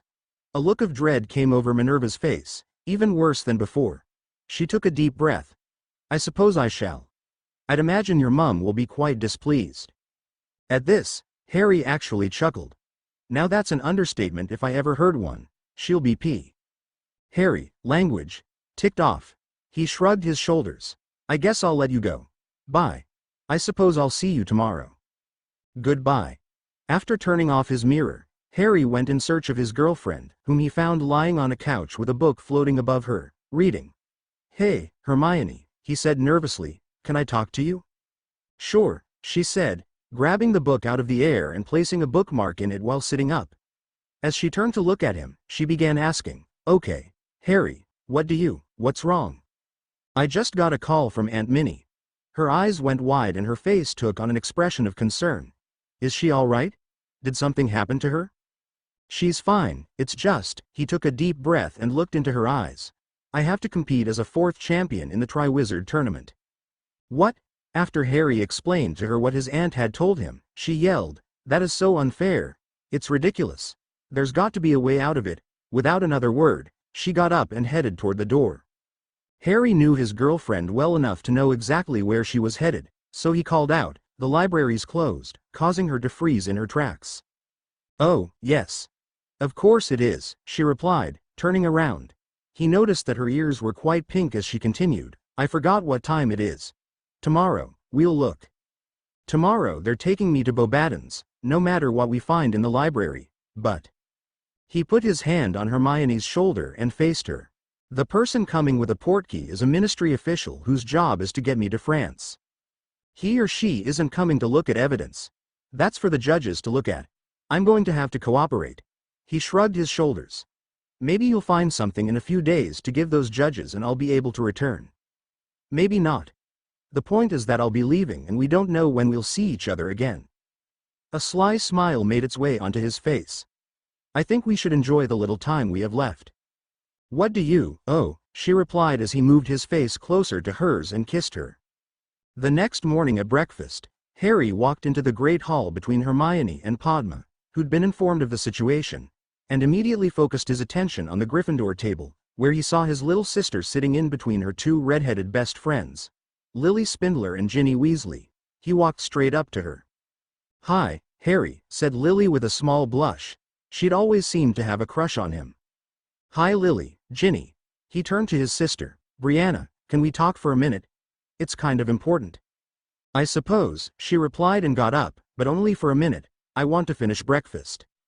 After they left the Great Hall and went into an empty room, Harry began. "Aunt Minnie called last night and said my name came out of the goblet of fire." His sister's eyes went wide for a moment before she replied, "Is that your idea of a joke?" "No, Brianna. Someone put my signature into the goblet and got it to come out as a fourth champion. Somebody from the ministry will be arriving this afternoon to give me a portkey." She looked concerned. You're leaving?" He nodded. "Yes. It looks like I won't set foot in Hogwarts until next September. I'm excused from classes today so I can get packed." Uncharacteristically, Brianna threw her arms around her brother. "Be careful. I know the tournament's supposed to be dangerous." He patted her back for a few moments before pulling away from his sister, putting on the best poker face he could manage. "I'll be fine. You take care of yourself. I won't be around to stop idiots like Malfoy from attacking you." "I'll be careful," said Brianna, "but I'm not scared of that arrogant little boy." He sighed. "We'd better get back to the Great Hall." The siblings rejoined their respective friends, and the meal went by in relative peace, until at the very end, Professor Flitwick made the announcement that Cedric was one Hogwarts champion and Harry had somehow been entered into the tournament and would have to compete, which brought about a lot of chattering. "At least no one thinks I entered my name," Harry commented to his friends.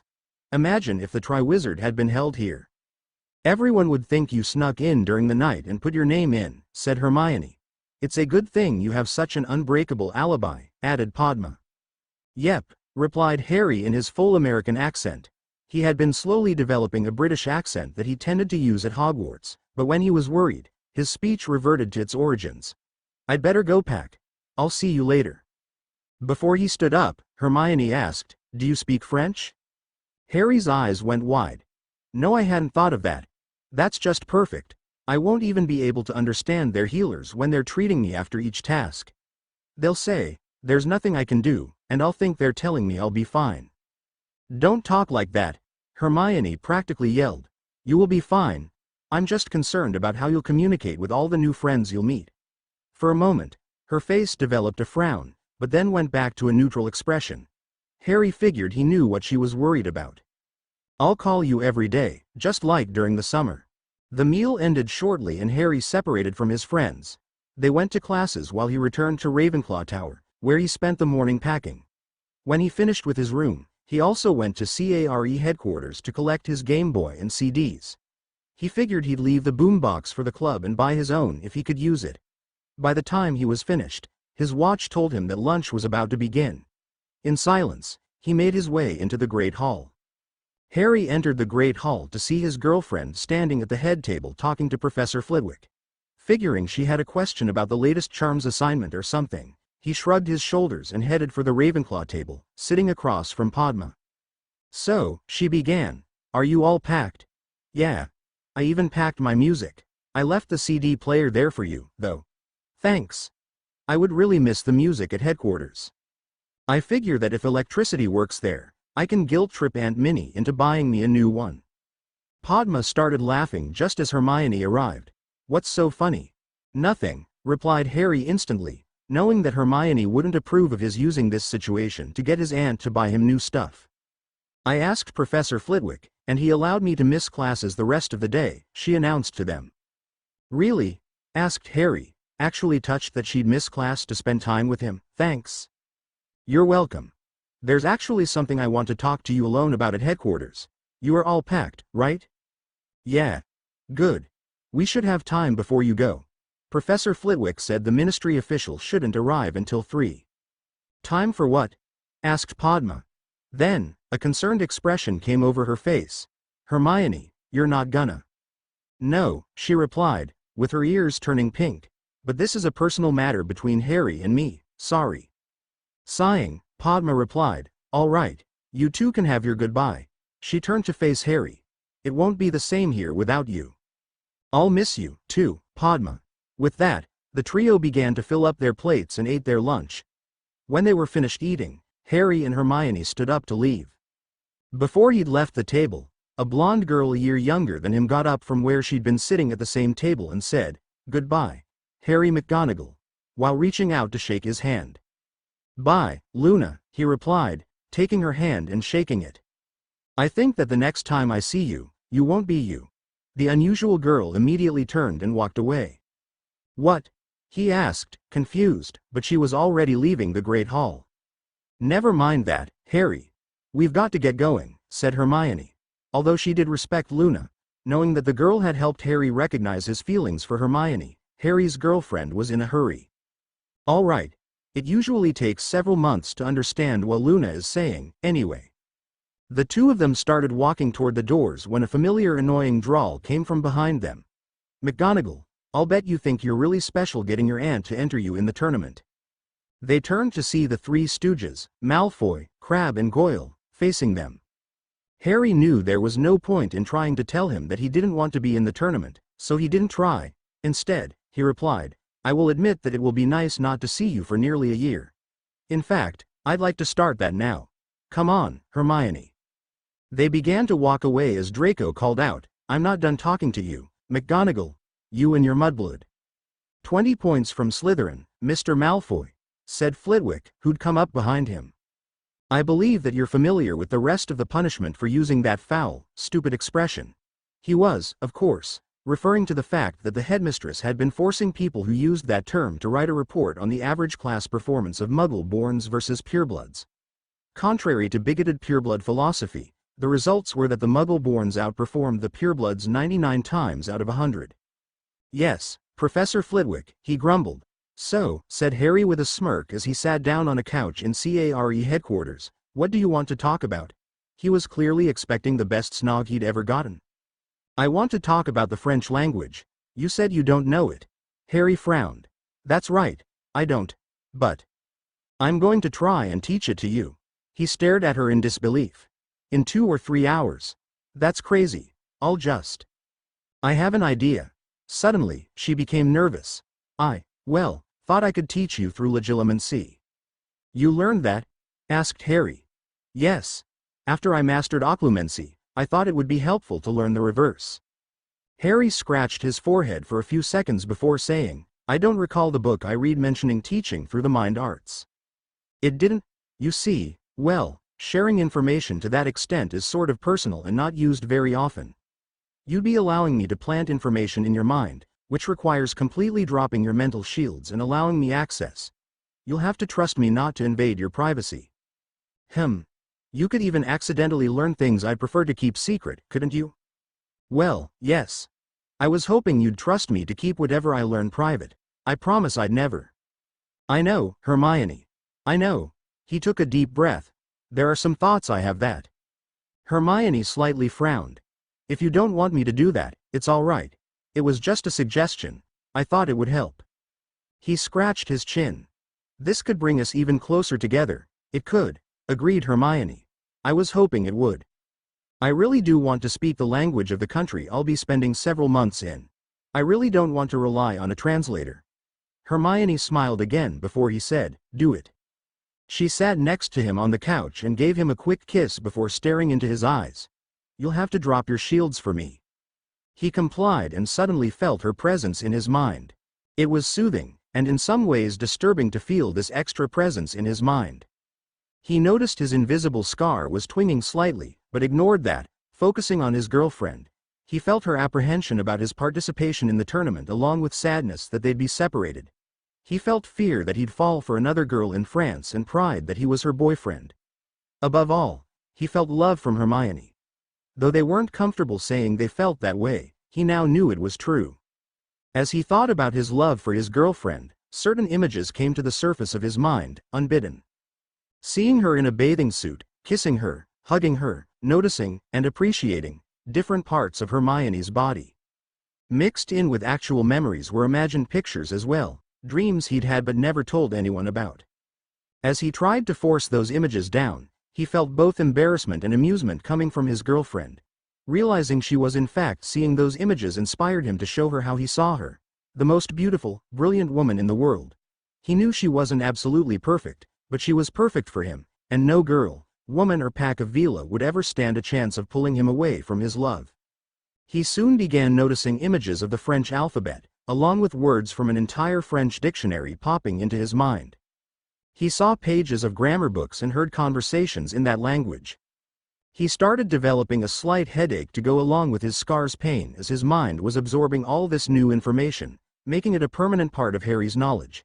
He saw and heard flashes of conversations Hermione had participated in while on holiday in Paris, and understood them. Before he knew it, he felt Hermione's presence withdraw from his mind. They were both gasping for breath as though they'd just run a mile. "Wow," they both said together. "That was more intense than I'd expected," Hermione stated before blushing. "I never realized you felt that strongly." "I do," he interrupted her as he gazed intently into her eyes, though not using mind arts. "I love you, Hermione, and this bloody tournament is not going to change that." "I love you, too," she responded, and Harry knew it was true. He leaned forward and kissed her. It was about 2 o'clock when the happy, slightly disheveled, couple emerged from CARE headquarters, having decided to walk around the grounds, since Harry wouldn't see them for several months, unless his girlfriend found some loophole in the tournament rules. "I'm certainly gonna miss these walks with you," Harry commented. "Me, too." She gave his hand a small squeeze while sighing. "I've heard some people say that temporary separation is good for relationships, but I just don't see how. I suppose I'll appreciate you more after months of misery. I'll see, don't talk that way. I'm sure you won't be miserable." "I don't know, Harry." The sound of Cindy McGonagall's voice was coming out of his pocket. "I guess Aunt Minnie told my mum," he commented while pulling out his mirror. "Hi," he said to the worried face of his mother in all but blood. He took a deep breath. "I guess Aunt Minnie called you." "Yes. I can't believe how unreasonable and ridiculous this is. How can they expect a 14-year-old, no matter how talented, to compete against 3 17-year-olds? This contest is dangerous even for them." "Mom," Harry interrupted, not wanting her to have a panic attack. "I do have some advantages, thanks to you and Dad. I've actually had more magical schooling than the others have, plus that workshop should give me an edge as well." "I know, honey, and I know you're at the top of your defense class, but still I'm worried, and you should be, too." "I am, Mother, believe me. I'm just trying to think positively. I'm sorry. You must be terrified and here I am making it worse." "I'm fine," he said stiffly. "I'm not happy I've got to go, but since I don't have a choice, I'll do my best." He paused. "Maybe I shouldn't do my best. What if I just—" "Don't you dare," said both his girlfriend and mother at the same time. "Hello, Hermione. I didn't know you were here," said Cindy. "Harry, if you go all the way to France and then purposely fail each task, you'll make yourself, Aunt Minnie, Hogwarts, England and America look very bad. They already know you didn't enter your name, and Aunt Minnie has, at her insistence, been questioned under Veritaserum to prove she didn't enter you, either. So, you don't have to prove to them you don't want to be in the tournament by protesting like that." "I guess not." The three chatted for a while before Hermione said, "I believe we'd better get back into the castle. The ministry representative will be here any time." "She's right. Bye, Mum." "Goodbye, Harry. I didn't want to make your mother even more scared, Harry, but I wondered if this had something to do with that Voldemort dream you had before the school year started." Sighing, he replied, "I wonder. Once I'm settled in, I'll call up Remus and Sirius and see what they think." "Good." She took his hand, and together they walked into the castle and to the Great Hall, where they found Professor Flitwick, along with Harry's trunk, which they assumed the house elves had brought. They chatted for about 5 minutes. The door opened, calling the young couple's attention to the person walking into the largest room in the castle. In walked someone he never thought he'd see again. He had red hair and glasses and seemed to look irritated. It was the oldest Weasley Harry had met that he recalled. "Hi, Percy," he called out. "Mr. McGonagall," he replied, sounding arrogant as he reached into his pocket. "On orders from Mr. Crouch of the Department of International Magical Cooperation, I have made you a portkey that will take you to Beauxbaton's Academy in France. Obviously, it won't work inside Hogwarts, so you'll have to accompany me to the gates before using it." "You made the portkey?" asked Hermione. "I thought you had to work for the Department of Magical Transportation too?" "I am fully qualified to make a portkey, Miss Granger, I believe.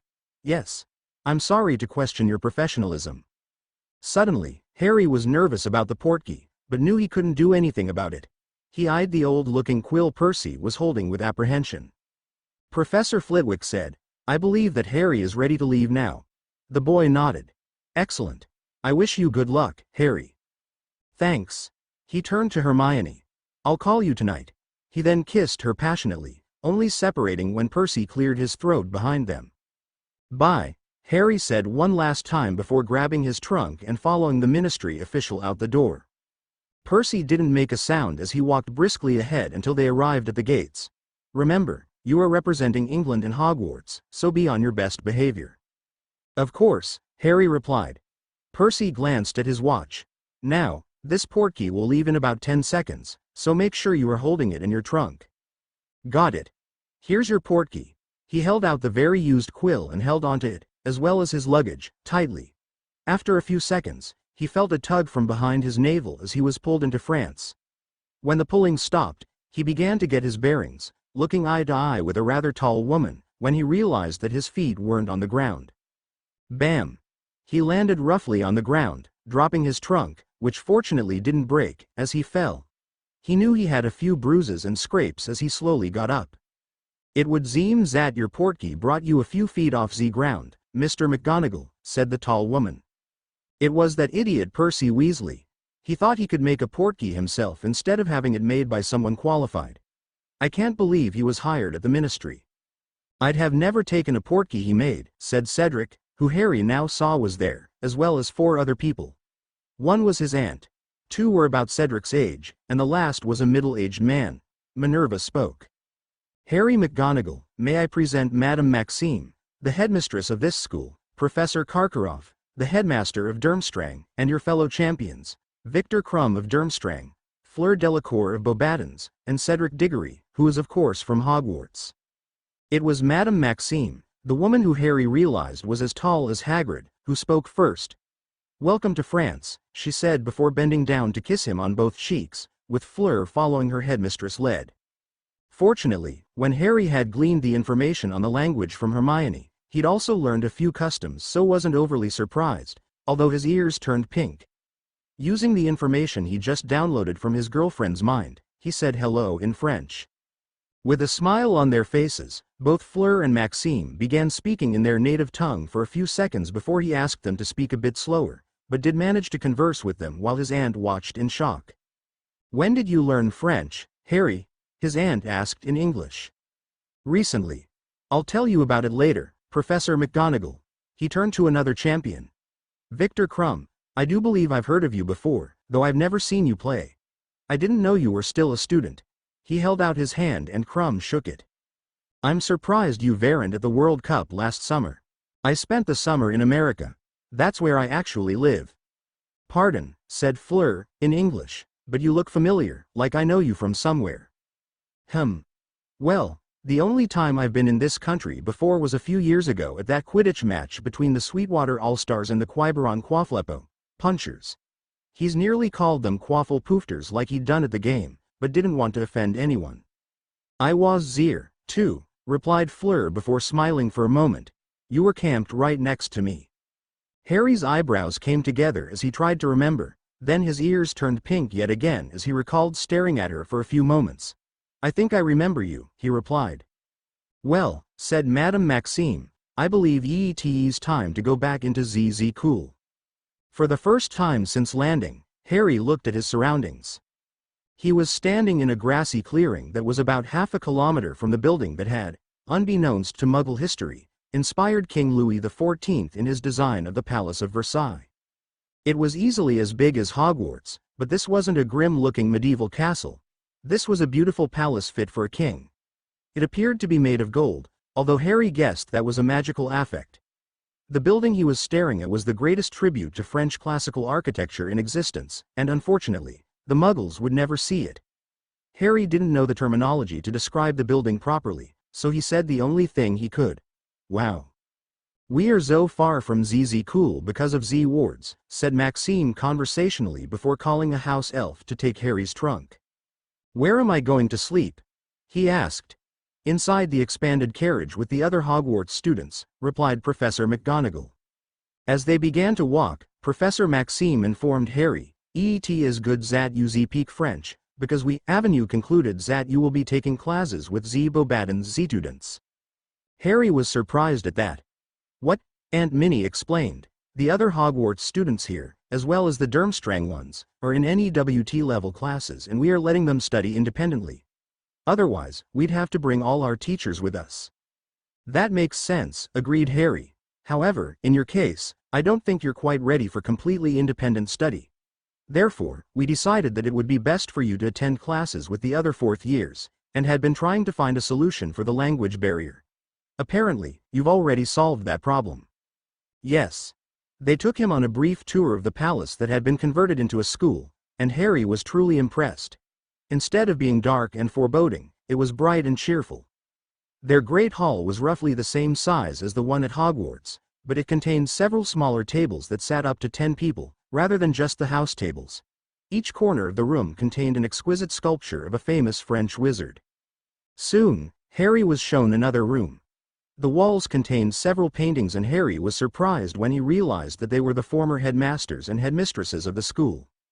In French, Maxime informed Harry that they believed that all the students, and not just the headmasters, should benefit from the wisdom of past heads of the school, so the portraits were hung in this public room rather than her office.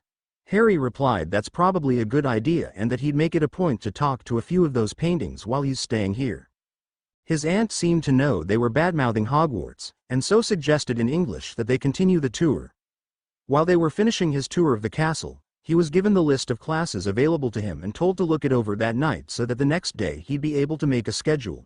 They didn't run into any other students because classes were in session, but Harry was told he would meet them at dinner.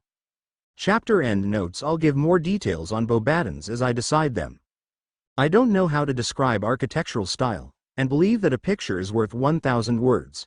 A picture of the Palace of Versailles is located at web links.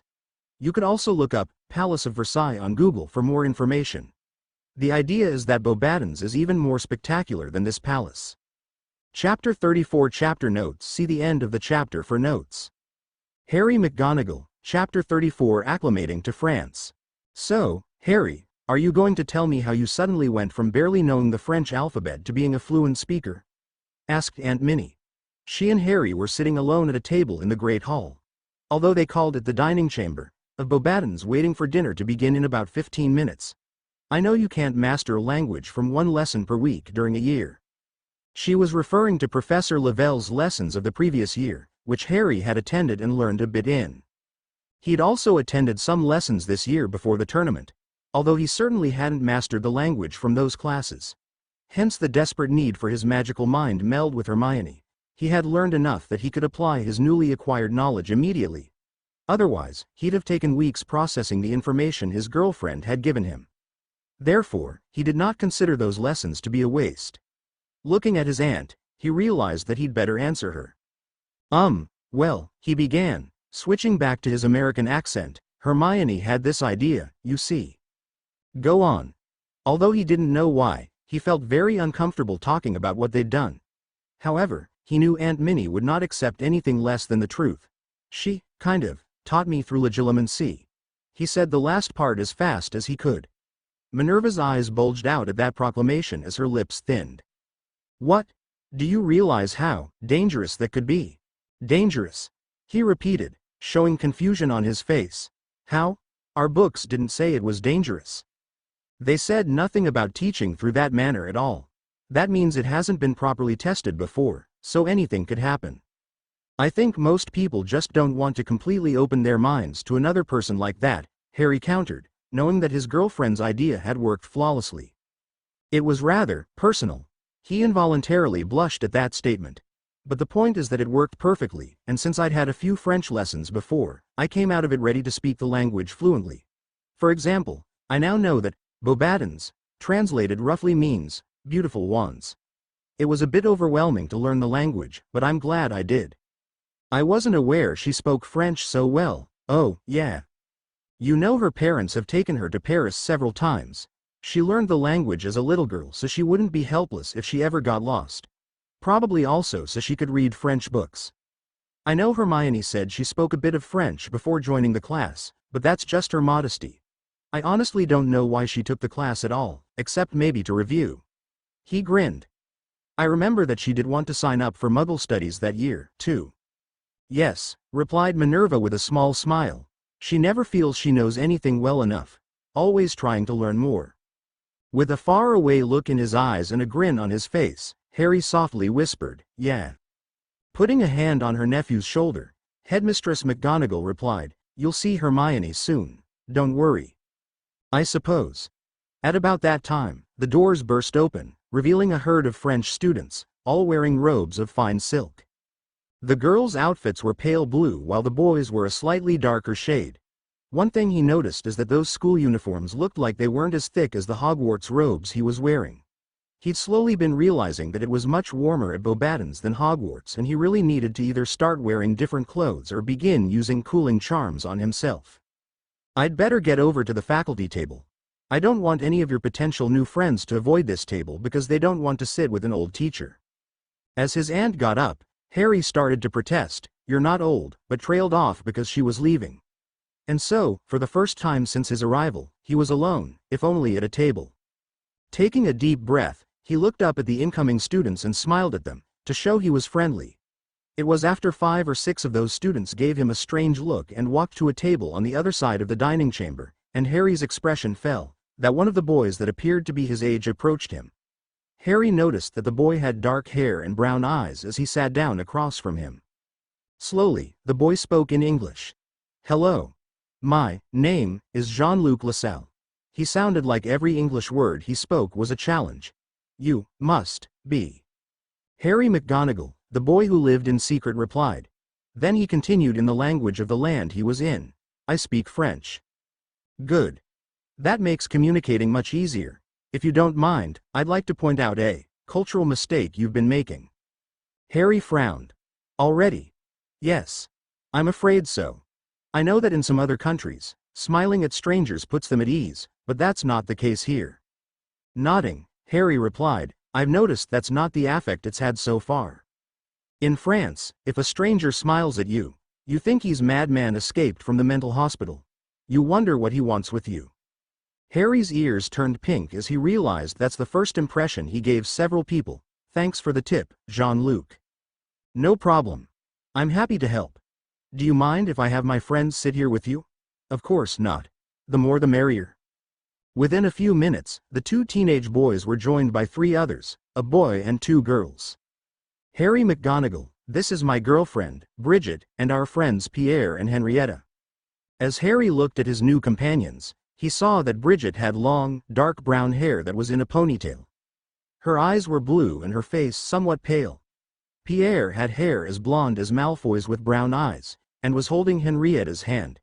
She had short dirty blonde hair that matched Harry's own, but her eyes were blue.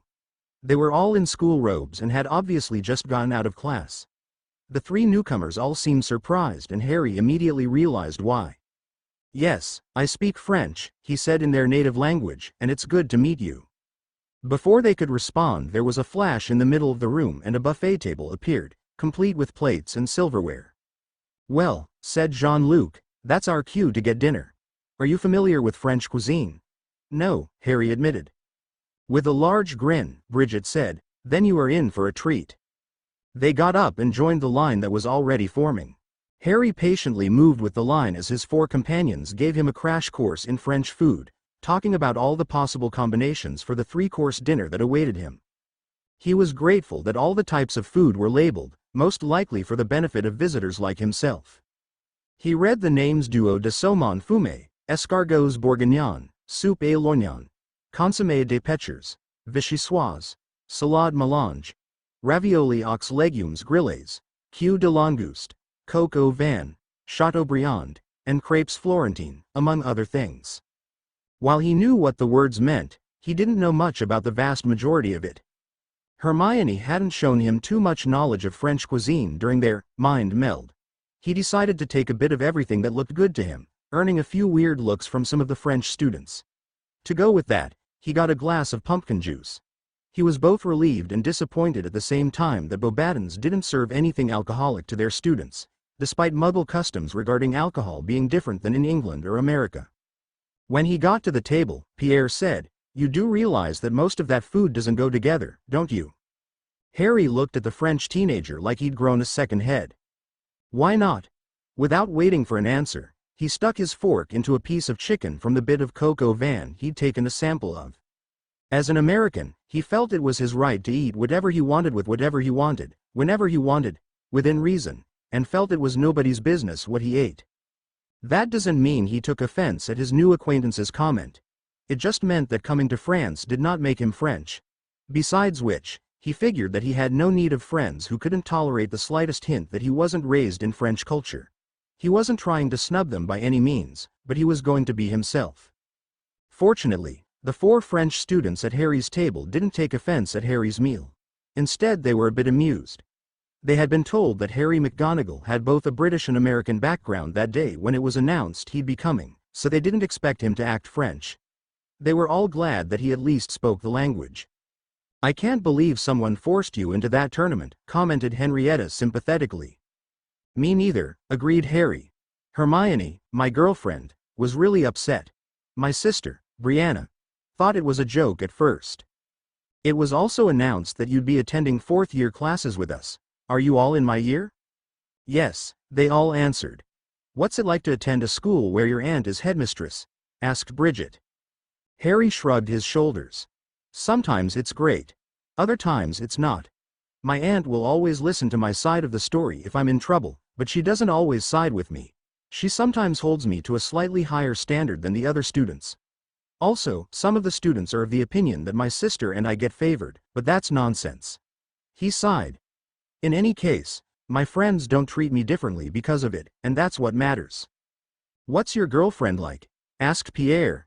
"You mentioned her name, Hermione." The girls at the table noticed how Harry's whole face lit up when he thought about her. "Well, she's brilliant. Top of our class. Beautiful, too. She's also one of the most compassionate people I've ever met. A great friend, too. We met just before starting Hogwarts and we're best friends. We've been dating for nearly a year now." He frowned for a moment. "I guess I'll have to miss our anniversary. Anyway, I already miss her. She'd love to get to see other schools like this." They continued talking throughout the meal, and Harry learned a bit about the classes he'd be starting the next morning. Before he went to the Hogwarts carriage, he found a private spot to call his girlfriend on his mirror. "Hi, Hermione," he exclaimed with a smile as soon as she answered. "It's good to see your face." "Yours, too. I've been so worried. So, you had no problem with Percy's portkey, I take it?" With a scowl, he replied, "Actually, that idiot put me a few feet above the ground and I fell." "Are you all right?"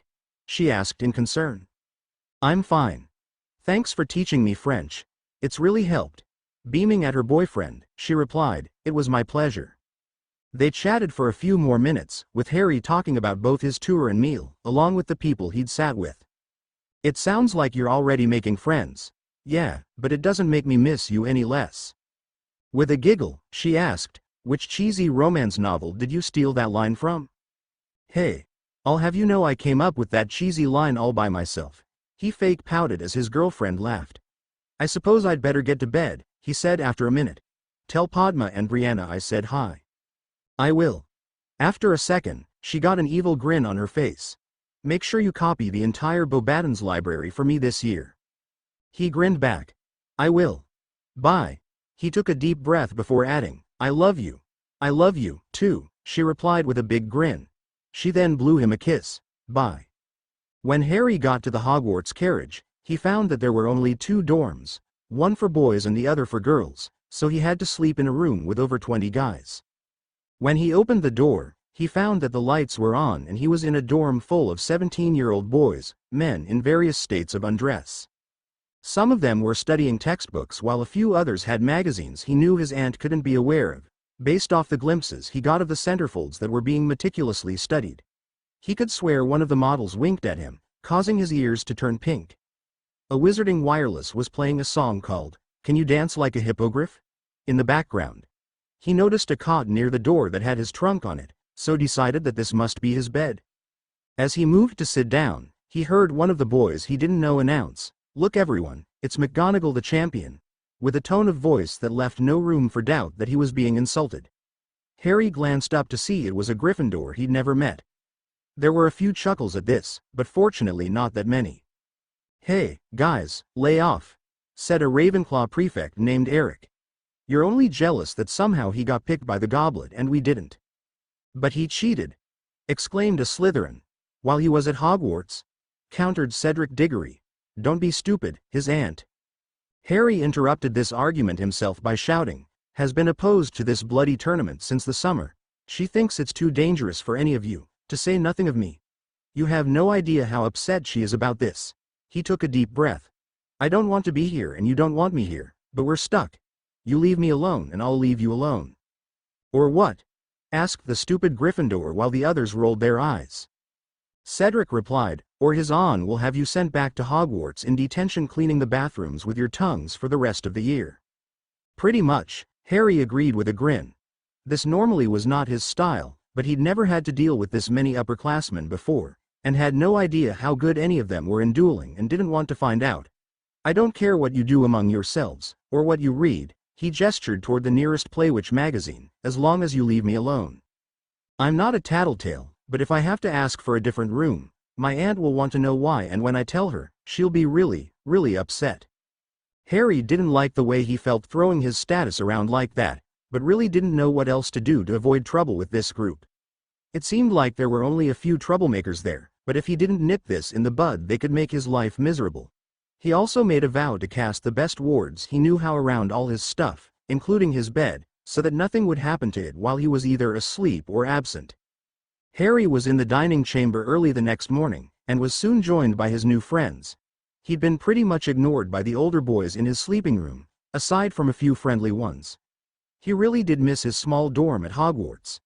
After they'd eaten their breakfast, Harry walked with Jean-Luc, Bridget, Pierre and Henrietta to their first class of the day, Transfiguration. Over the years, Harry had 3 teachers of this subject. First, he'd begun learning the basics at his American school.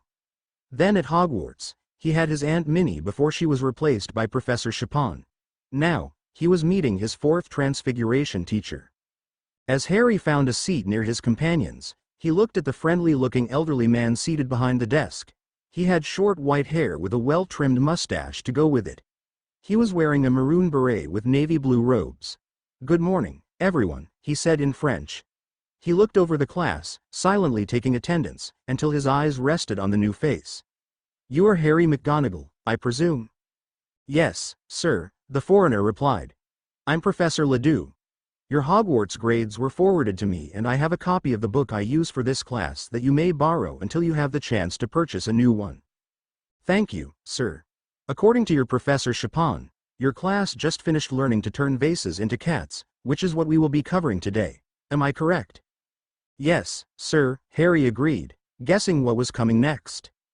Indicating a cheap plastic gray vase on his desk, the instructor asked, "Please demonstrate the spell, Mr. McGonagall." Quietly sighing at being singled out already, he got up and walked to the teacher's desk, after releasing his English wand from its holster. He pointed it at the vase, did the appropriate wand movements and said, "In Latin, inflecto felonus." The vase in question unerringly morphed into a gray kitten about the same size as the vase. It meowed, earning a few chuckles. "Well done, Mr. McGonagall. Were we at Hogwarts, I would have awarded you 10 points for Ravenclaw, but we don't have a system like that here. You may sit down." The professor turned to the rest of the class. "Did all of you catch the wand movement and incantation?" He then changed the kitten back into a vase and repeated the process for the class before setting them off to practice the spell. Harry, naturally, was asked to help by a few of the students. Some of the girls seemed to be flirting with him, but he pretended not to notice. As Harry continued the day, as well as the week, he found that he had no trouble keeping up with his classes, with the exception of History of Magic. He was slightly ahead or slightly behind in all of them but the class that was still being taught by a ghost at Hogwarts. 2 separate factors put Harry way behind in this class. One was that it was covering modern history that had happened since Binns had died, and the other was that, oddly enough, it concentrated more on French history than British. Charms and herbology seemed to be the specialty of Beauxbatons, and Harry was very glad he'd studied ahead. Otherwise, he would have been struggling to keep up. Hermione had spent all her free time during that first week trying to find a way for Harry to get out of the tournament, but to no avail. She informed him of her lack of progress every night in their mirror calls until finally he told her to stop. "We can't give up, Harry. You tried, Hermione, and I'm thankful. We just have to accept it." He'd been rehearsing that speech all day after he decided that he couldn't let Hermione obsess over the Triwizard forever. "We'll get through this. I know we will." She sighed, and Harry could actually detect a bit of relief on her features, but knew she'd never admit it. "I suppose you're right, but it still isn't fair." "I agree with you there, but then life isn't always fair." Deciding to change the topic, Harry commented, "Today they had the wand weighing." "Oh, I've read about that. They test every competitor's wand to make sure it's in working order." "Yeah," agreed Harry. "Rather than test it right before each task, they tested it once, a few weeks before the first task." Hermione smiled. "I can see your point, but it might be too much trouble." "Hermione, all the wandmaker did was to perform one spell with each wand. To test all 4 of the wands took 5 minutes." "Really? Then maybe they should check them before each event." "Exactly." He sighed. "They also had a reporter there." "Did you get interviewed?" she asked in concern. "No, he wasn't that interested in me. He, like everyone else, knows I didn't even want to be in the Triwizard, so he probably knows my story won't be upbeat." He then grinned. "It's just a good thing no one famous like Harry Potter was entered in the tournament." She grinned back. Yes, no reporter in the world would be able to resist interviewing him. "Yeah." He paused for a moment, trying to think of something to say. "I'll be visiting Boxville, their equivalent of Hogsmeade, tomorrow." "That should be nice. I've read that they have this wonderful bookstore called Plain de Livres." Harry smiled as his girlfriend's eyes lit up once again while he picked up a quill to write out her shopping list.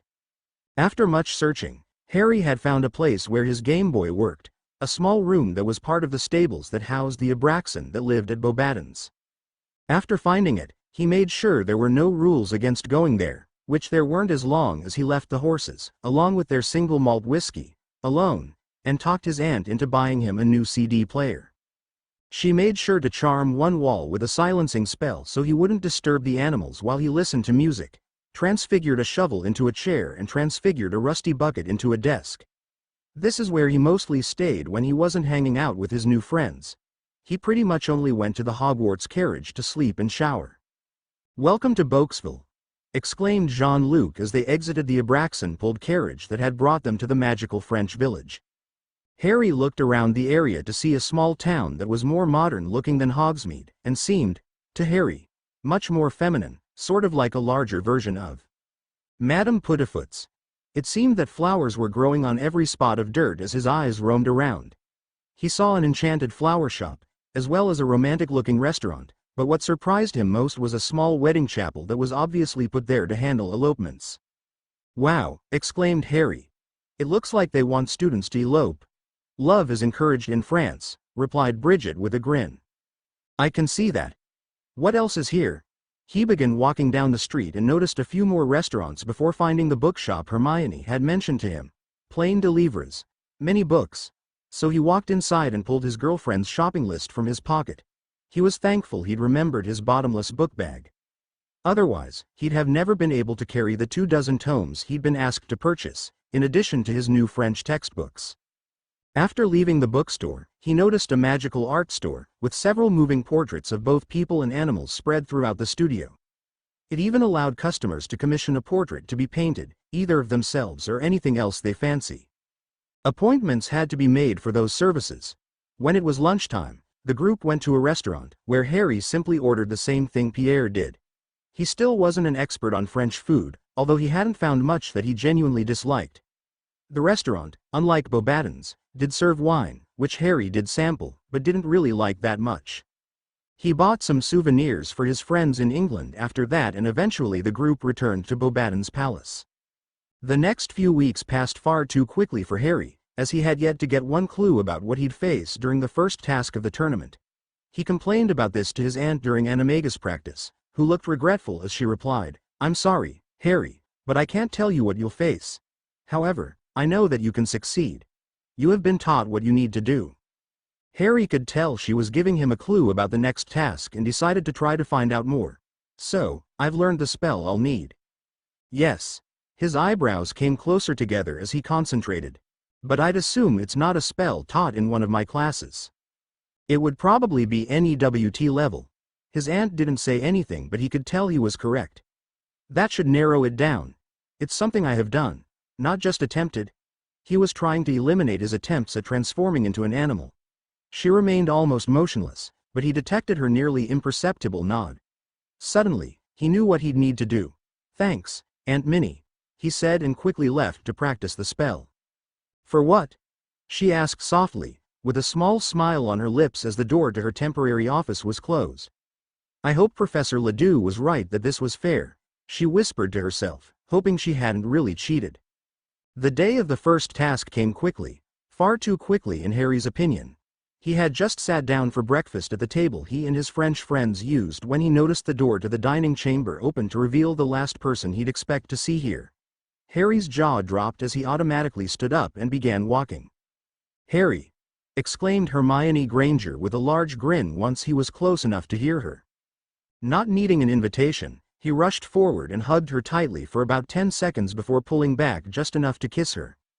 Neither of them noticed that nearly everybody in the room was watching them as his picked her up off the ground and spun her around while their faces were still molded together. They also didn't notice the flash of a camera. They probably wouldn't have noticed an explosion, either. When the need for air finally forced them to separate, a female voice behind Hermione exclaimed, "Get a room." Harry glanced to see his little sister. Surprisingly, he was actually happy enough to see her that he gave her a quick hug. "Hi, Brianna. What are you two doing here? You didn't think we'd miss the start of the tournament, did you?" asked Hermione. "Besides, your aunt said she wanted you in good spirits for the first task. Why didn't you say anything last night when we talked on our mirrors? I wanted it to be a surprise." "It was a good one." He gave his girlfriend a quick kiss. "I've missed you so much." "I assume this is the Hermione that we've heard so much about." Harry turned to see his small group of French friends. Jean-Luc had been the one speaking. "You weren't exaggerating when you said she was beautiful." Hermione blushed and said, "Thank you. Harry's told me about you as well." She then proceeded to guess all 4 of their names correctly. Harry then indicated his sister and said, in English, "This is Brianna. I think I mentioned her." "Yes," replied Jean-Luc. "Would you like to join us for breakfast?" He was actually improving his English with Harry there to help him. They returned to Harry's table and got to know each other better until the champions were called away to prepare for the task. As he was just leaving the table, he distinctly heard Bridget whisper in French to Hermione, "So tell me, is Harry a good kisser?"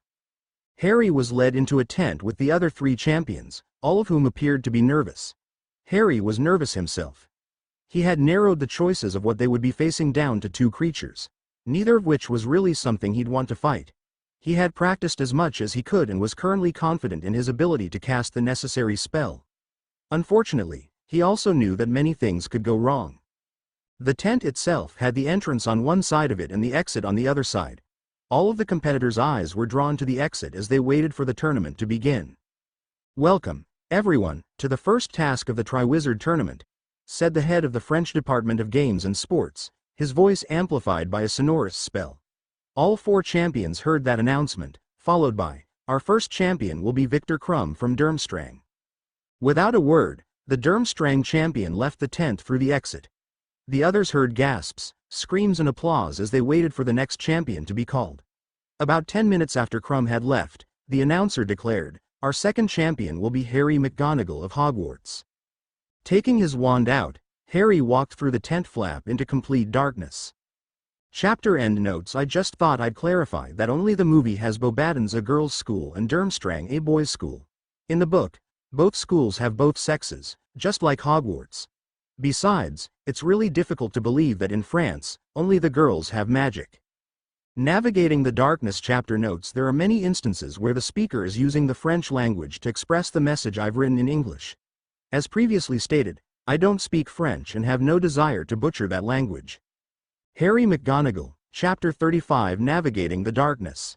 Lumos was the first spell that came into Harry's mind as he tried to look around the complete darkness he'd stepped into. He looked around to see he was in a cave-like tunnel. Whether he was in a real or artificial cave didn't really matter at this moment. All that mattered was that he had to walk forward, keeping an eye out for the Lethifold or Dementor Harry was sure would make an appearance. Because he wasn't feeling the effects of a Dementor, he was fairly certain it would be the other creature attacking him, but from where? If he used his Patronus charm now, it would give away that he knew what to expect, which would cause all kinds of trouble. Not to mention how difficult it was to sustain. He'd completely wear himself out magically. Then, just as he couldn't sustain it any longer, the monster would make its entrance. In other words, keeping a Patronus with him wasn't an option at this time. Perhaps when he was older he'd be able to handle that, but not today. He took another step forward, not noticing the black cape-like figure silently gliding along the floor about 10 feet away from him. "I hate this, watching and not being able to do anything," exclaimed Hermione from the stands. She was sitting between Brianna and Bridget watching a huge projection of the event. The audience was watching the pitch-black tunnel, only able to see what Harry's light spell revealed, which didn't include his nemesis. They had previously watched a Lethifold nearly suffocate Krum before he'd managed a Patronus that took the shape of an Arctic ice wolf that chased the monster away long enough for Krum to make it through the tunnel, where he was given a silver cube about the size of an apple.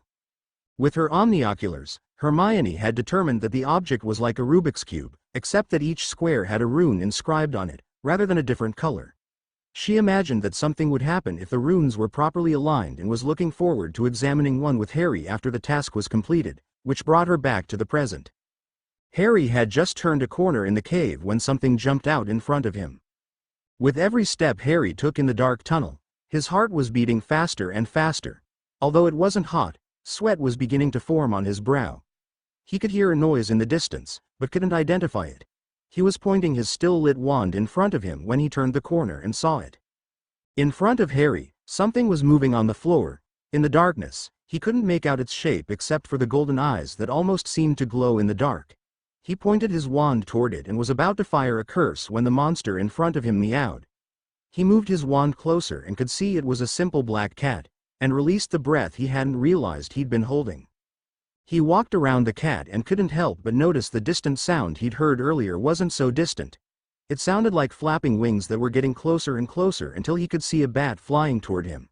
He dived to the ground instinctively and watched about a dozen bats fly above him and continue down the cave. He was about to get up when something started sliding onto his body. "No, Harry. Use your Patronus," shouted Hermione from her seat. "You do realize he can't hear you, don't you?" asked Brianna without moving her own eyes from the display.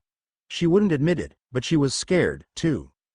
As Harry felt the Lethifold's clammy touch on his ear, he panicked for a moment before the word Patronus seemed to echo in his mind.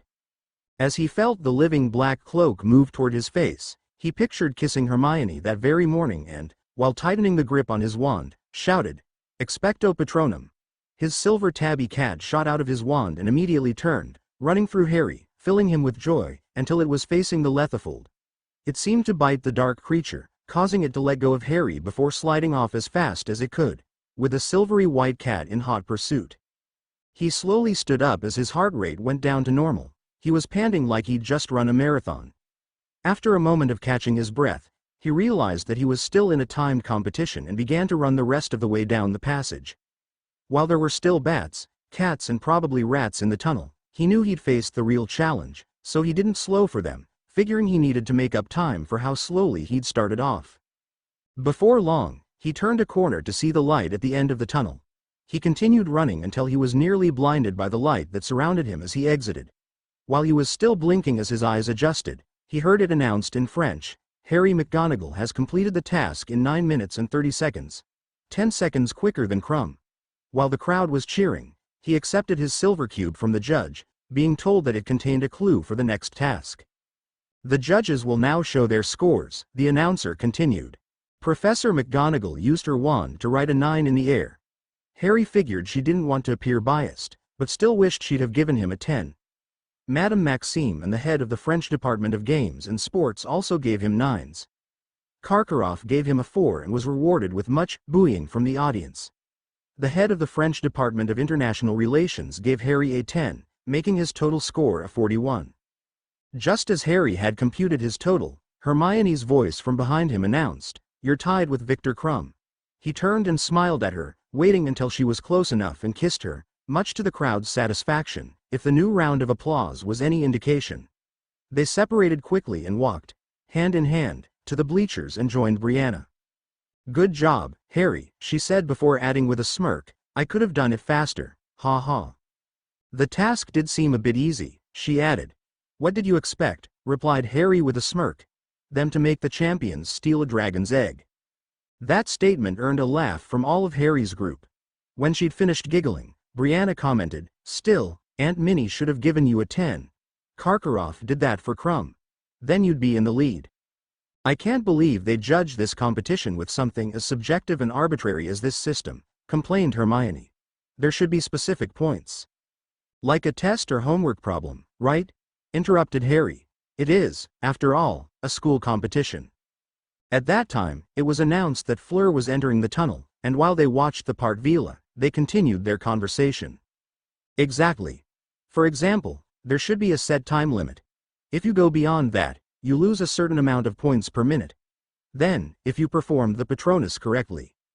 They continued discussing how they thought the tournament should be judged while Fleur, and later Cedric, went through the event. Fleur got 40 points while Cedric, who ended up fastest through the maze, got 42.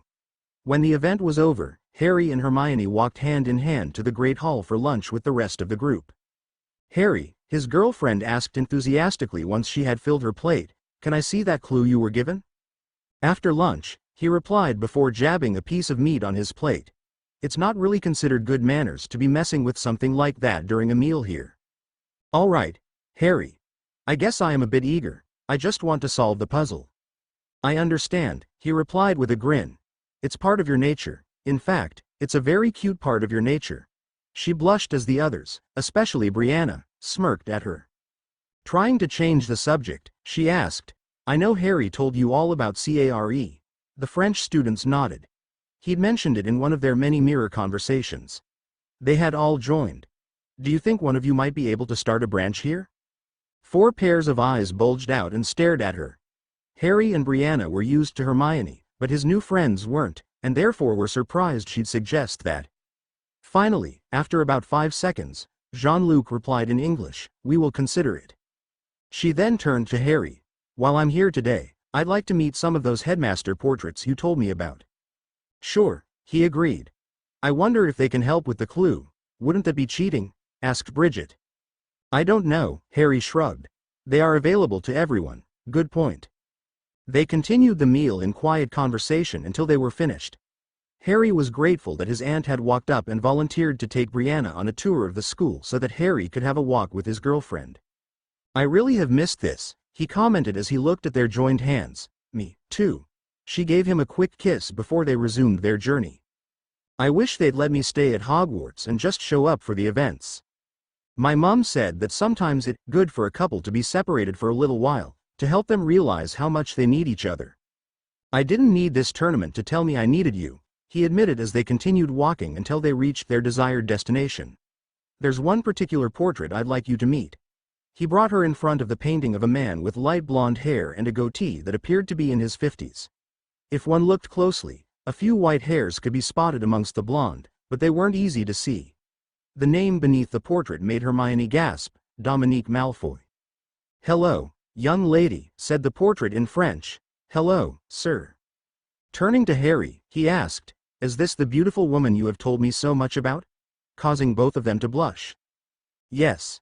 She and my sister came here for the first task. She's Hermione Granger, the most brilliant witch in the world." "Harry," she scolded. "I am no." The portrait interrupted her rant.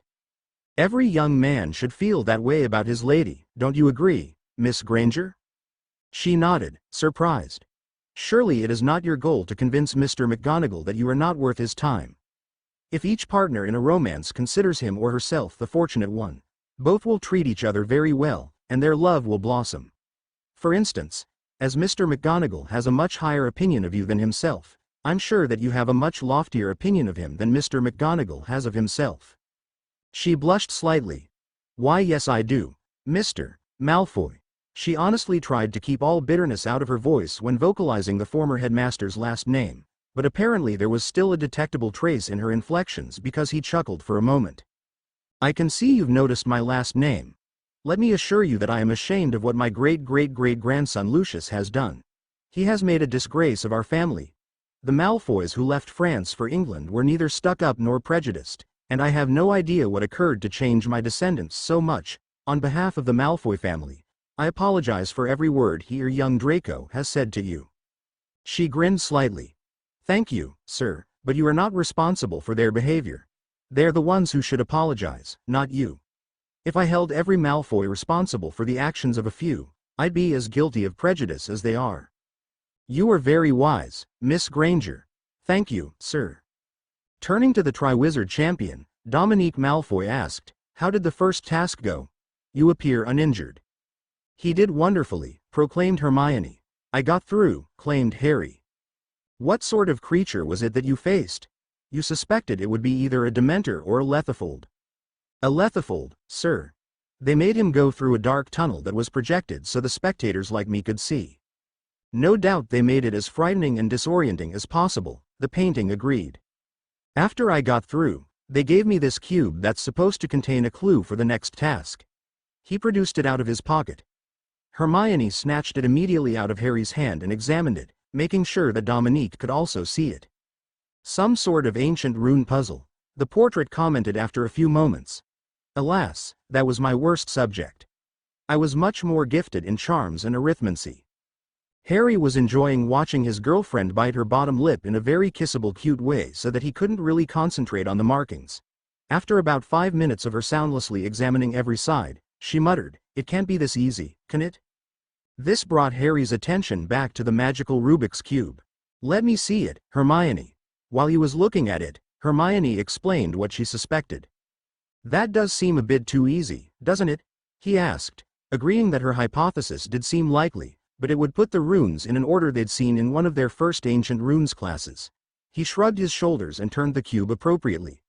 Suddenly, a loud, ear-piercing scream emanated from the magical object, causing Harry to drop it as the noise persisted. Finally, he bent down and moved the runes out of alignment before picking it up. "I would imagine," said the portrait with a slight smirk, "that you guessed incorrectly." However, neither human was paying attention as their ears were still ringing. "I'll see you later, sir," said Harry, "when I can hear properly again." "It was nice meeting you, sir," managed Hermione. "This is going to take some research," she commented in English to Harry before pulling a camera out of her purse. "I'm going to take pictures of all 6 sides of that cube so I can study them at Hogwarts. Also, I'd like to stop by the library here." By coincidence, they ran across Brianna and Minerva when they were approaching the library, so the 5 of them walked into the library together. However, Hermione seemed to disappear into a world of her own as she saw all the books she'd never read stacked around her. Harry chuckled and muttered that his girlfriend looked like a toddler in a candy store, earning a giggle from his 2 female companions that weren't in a world of their own.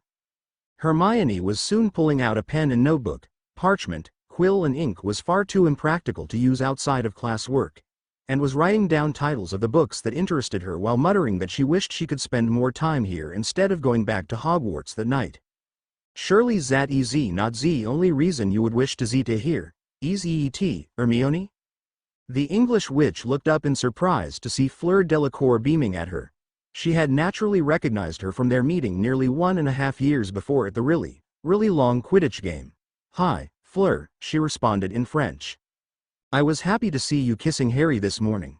I was right about him being smitten with you, wasn't I?" Blushing, Hermione agreed. "I can tell you that many girls have attempted to flirt with Harry, but have had no success at all. His heart belongs to you." Hermione grinned. "I know I can trust him. He'd never be unfaithful to anyone he was dating." "That may be true, but he's not even tempted. You're the only girl he wants," the part Vila insisted. "He loves you." Blushing, Hermione nodded. "I know. Good, I'll leave you to your exploration of our library." After dinner, followed by a passionate kiss between Harry and his girlfriend, Hermione and Brianna portkeyed back to Hogwarts. After that, time seemed to pass quite quickly. Neither Harry nor Hermione had figured out the clue to the second task 2 weeks later when a special announcement was made to the school at dinner by Madame Maxime while Harry was eating with his French friends. "As usual, we will be having a Yule Ball. However, this year, as part of the Triwizard tournament tradition, it will occur on Christmas Day itself, and the dancing will be opened up by the 4 champions and their partners." "Just great," thought Harry. I have to dance in front of people. At least Mom taught me how so I don't make a fool of myself. I hope Hermione can come." At the thought of his girlfriend, he glanced in Aunt Minnie's direction. She seemed to know what he wanted to ask and nodded with a small grin on her face. "I assume that means Hermione will be able to attend?" asked Pierre, who'd been watching Harry exchange the look with his aunt. "Yeah," he replied. "Now I just have to ask her. If she was willing to come to watch you fight a Lethifold, of course she'll come for a dance," said Bridget. "You're right. I'm not even sure why I feel nervous asking my girlfriend out." "If you are nervous, then it's best to get it over with. Call her," suggested Jean-Luc. "I will, tonight," he decided. "Of course I'll come, Harry," Hermione replied happily that night. "How could you think I wouldn't?" He shrugged his shoulders. "I don't know. Maybe I thought you wouldn't want the attention. I kissed you twice in front of that whole school," passionately, she pointed out. With a smirk, he replied, "Believe me, I remember." "Good. You'll get more of the same this Christmas," she said seductively. After a few moments, she added, "Maybe I can talk my parents into spending Christmas break in France." "You'd still need to portkey here, probably," said Harry. "I know, but I happen to like France." "I'll like France better when you're here. You should write those corny lines on cards and sell them," laughed Hermione, causing her boyfriend's ears to turn pink. "I know it sounds corny, but I really do miss you," replied Harry. "I know, Harry, and I miss you, too. I love you. I love you, too." The next 2 weeks went by quickly and enjoyably for Harry, despite the fact that neither he nor Hermione had solved his clue for the second task. The only real annoyance he had were the few dozen different French girls that asked him to the Yule Ball. He politely declined each invitation the same way. "Thank you for the invitation, but I'm already going with my girlfriend." Some of them took that rejection well. Others glared at him. He really couldn't understand their problem. As his girlfriend had pointed out before, they'd kissed very publicly, so it should be common knowledge that he was taken. "It's not that they don't know about your girlfriend. It's just that they think they can distract you from her. Most boys your age aren't very faithful to their girlfriends," Henrietta explained. "You are a very desirable boyfriend right now. You're from a different country. You're a Triwizard champion who performed just as well as his older competitors, exceeding almost everyone's expectations." "In other words," said Pierre, "they want a piece of you." "Well, I'm afraid they're too late," proclaimed Harry. "I know that and you know that, but they won't believe that until they try." And try they did, all the way up until Hermione arrived at Beauxbatons on Christmas morning. "I'm dreaming of a French Christmas" chapter notes. See the end of the chapter for notes. Harry McGonagall, Chapter 36. I'm dreaming of a French Christmas. "Harry," a voice called to the teenager as he walked into the living room of his house in America. He looked around to see the house was decorated for Christmas, including a large pine tree covered in lights and ornaments. However, no wrapped packages were under the tree. Instead was a beautiful English girl with bushy brown hair. She was wearing a green robe fastened around her by a large red bow. She smiled at him and said, "Happy Christmas." His mouth went dry as he started walking toward her for about 5 seconds until he heard a male voice calling his name. "Wake up, Harry," the voice called again, causing the boy who lived in secret to open his eyes. Now, instead of looking at Hermione, he was looking at Cedric Diggory. He glared at the evil monster who'd just pulled him away from his wonderful dream. "Just 5 more minutes," he muttered before grabbing his pillow and putting it over his eyes. "All right. I just thought you'd want to know your girlfriend is outside, but I'll just tell her you thought sleep was more important." Cedric laughed as a now fully awake Harry jumped out of bed. "Tell her I'll be there in 10 minutes. Even though he was anxious to see Hermione, he figured she'd prefer he shower first. "And brush my teeth," he added silently, remembering her greeting the month before, when they'd snogged in front of everybody. "I will," replied Cedric, "and Happy Christmas." "Merry Christmas," Harry managed to say before closing the bathroom door. 9 minutes and 58 seconds later, Harry, with messy wet hair, pushed the door to the temporary Hogwarts boys' dormitory open to see Hermione sitting on a stool reading. She was wearing jeans and a winter coat with her hair in a simple ponytail, but as far as he was concerned, she was wearing the most exquisite outfit in the world. She looked up and smiled radiantly at him. Before she could even say anything, he'd put his hands on her cheeks, bent down and kissed her. He hadn't even noticed the plant Hermione had sat under, but followed the tradition anyway. How he missed that simple, yet amazing sensation of touching his lips to hers. He forgot all about the pressures on him to open the Yule Ball, to figure out the clue for the second task of the tournament, even the tournament itself, as he let himself get lost in this glorious moment, until a bright flash caused them to pull apart. He looked around to see a woman, who he guessed was a reporter, putting down a camera. She had long straight black hair that was just showing hints of going gray. If he had to guess, Harry would have said the woman was in her early 50s. How stirring, she commented in French. The youngest champion has a brief moment under the mistletoe with his girlfriend. I'd imagine you miss him, Miss Granger. Especially knowing how many French girls much prettier than you have been propositioning him. Before Hermione answered, Harry angrily remarked, I'm sorry, but I haven't seen one French girl who's half as beautiful as Hermione. We were just leaving. He didn't even notice the bright smile on his girlfriend's face, but he did hear her whisper into his ear, Happy Christmas, my love. After a delightful breakfast, during which Harry realized that in his rush to see Hermione, he hadn't even noticed the stack of presents by his bed, the couple returned to his dorm and he began opening presents. The way he'd realized his oversight was when Hermione thanked him for the present he'd gotten her. A book on the history of magical France, written in French, along with a bottle of genuine French perfume, charmed to protect the wearer from minor hexes. Upon opening his presents, Harry found he'd gotten a few new Game Boy games from Brianna and a few of his Hogwarts friends. His parents had given him some books on magical and Muggle defense while his Aunt Minnie had given him a book on advanced transfiguration. He had been making significant progress in his attempt at becoming an anime guy, but still was nowhere near completing a transformation. He figured he'd put off studying his new book until after he'd mastered that. Finally, he opened his present from Hermione as she watched him nervously. It was a relatively small package wrapped in gold paper which Harry carefully removed to find a black velvet box. He opened it to find a gold chain with a small, flat ball with tiny wings. Fortunately, in his opinion, it wasn't moving. It opens, explained Hermione while her boyfriend was inspecting his golden snitch necklace. He looked more closely and found that moving the wings in a certain way unlocked it to reveal that it held two magical photographs, one of him and the other of Hermione, that appeared to have been taken on the day of the first task. However, at the moment they were in the same frame, in the middle of a passionate snog. He chuckled at that, causing his girlfriend to inspect what was amusing him. She giggled as the couple broke up and looked at them, clearly annoyed. At the rate they're going, commented Harry with a smirk, there'll be a baby in the picture soon. Her face completely red, Hermione replied, of course there won't be. Magical photos can't reproduce. As Harry laughed at her reply, she changed the subject. Can I see your cube? I think I've figured it out. Harry looked surprised. You didn't say anything about that. I only got the idea yesterday and thought it could wait until I actually could test it out myself. He opened his trunk and took out the cube he'd been given at the end of the first task and handed it to his girlfriend. While she was adjusting the order on the Rubik's Cube type puzzle, she exclaimed, I think we were going about it all wrong using the simplest solution. It's like a trick question where they wanted you to guess that. I found another set of runes, much rarer, that uses the same symbols in a slightly different pattern. This one.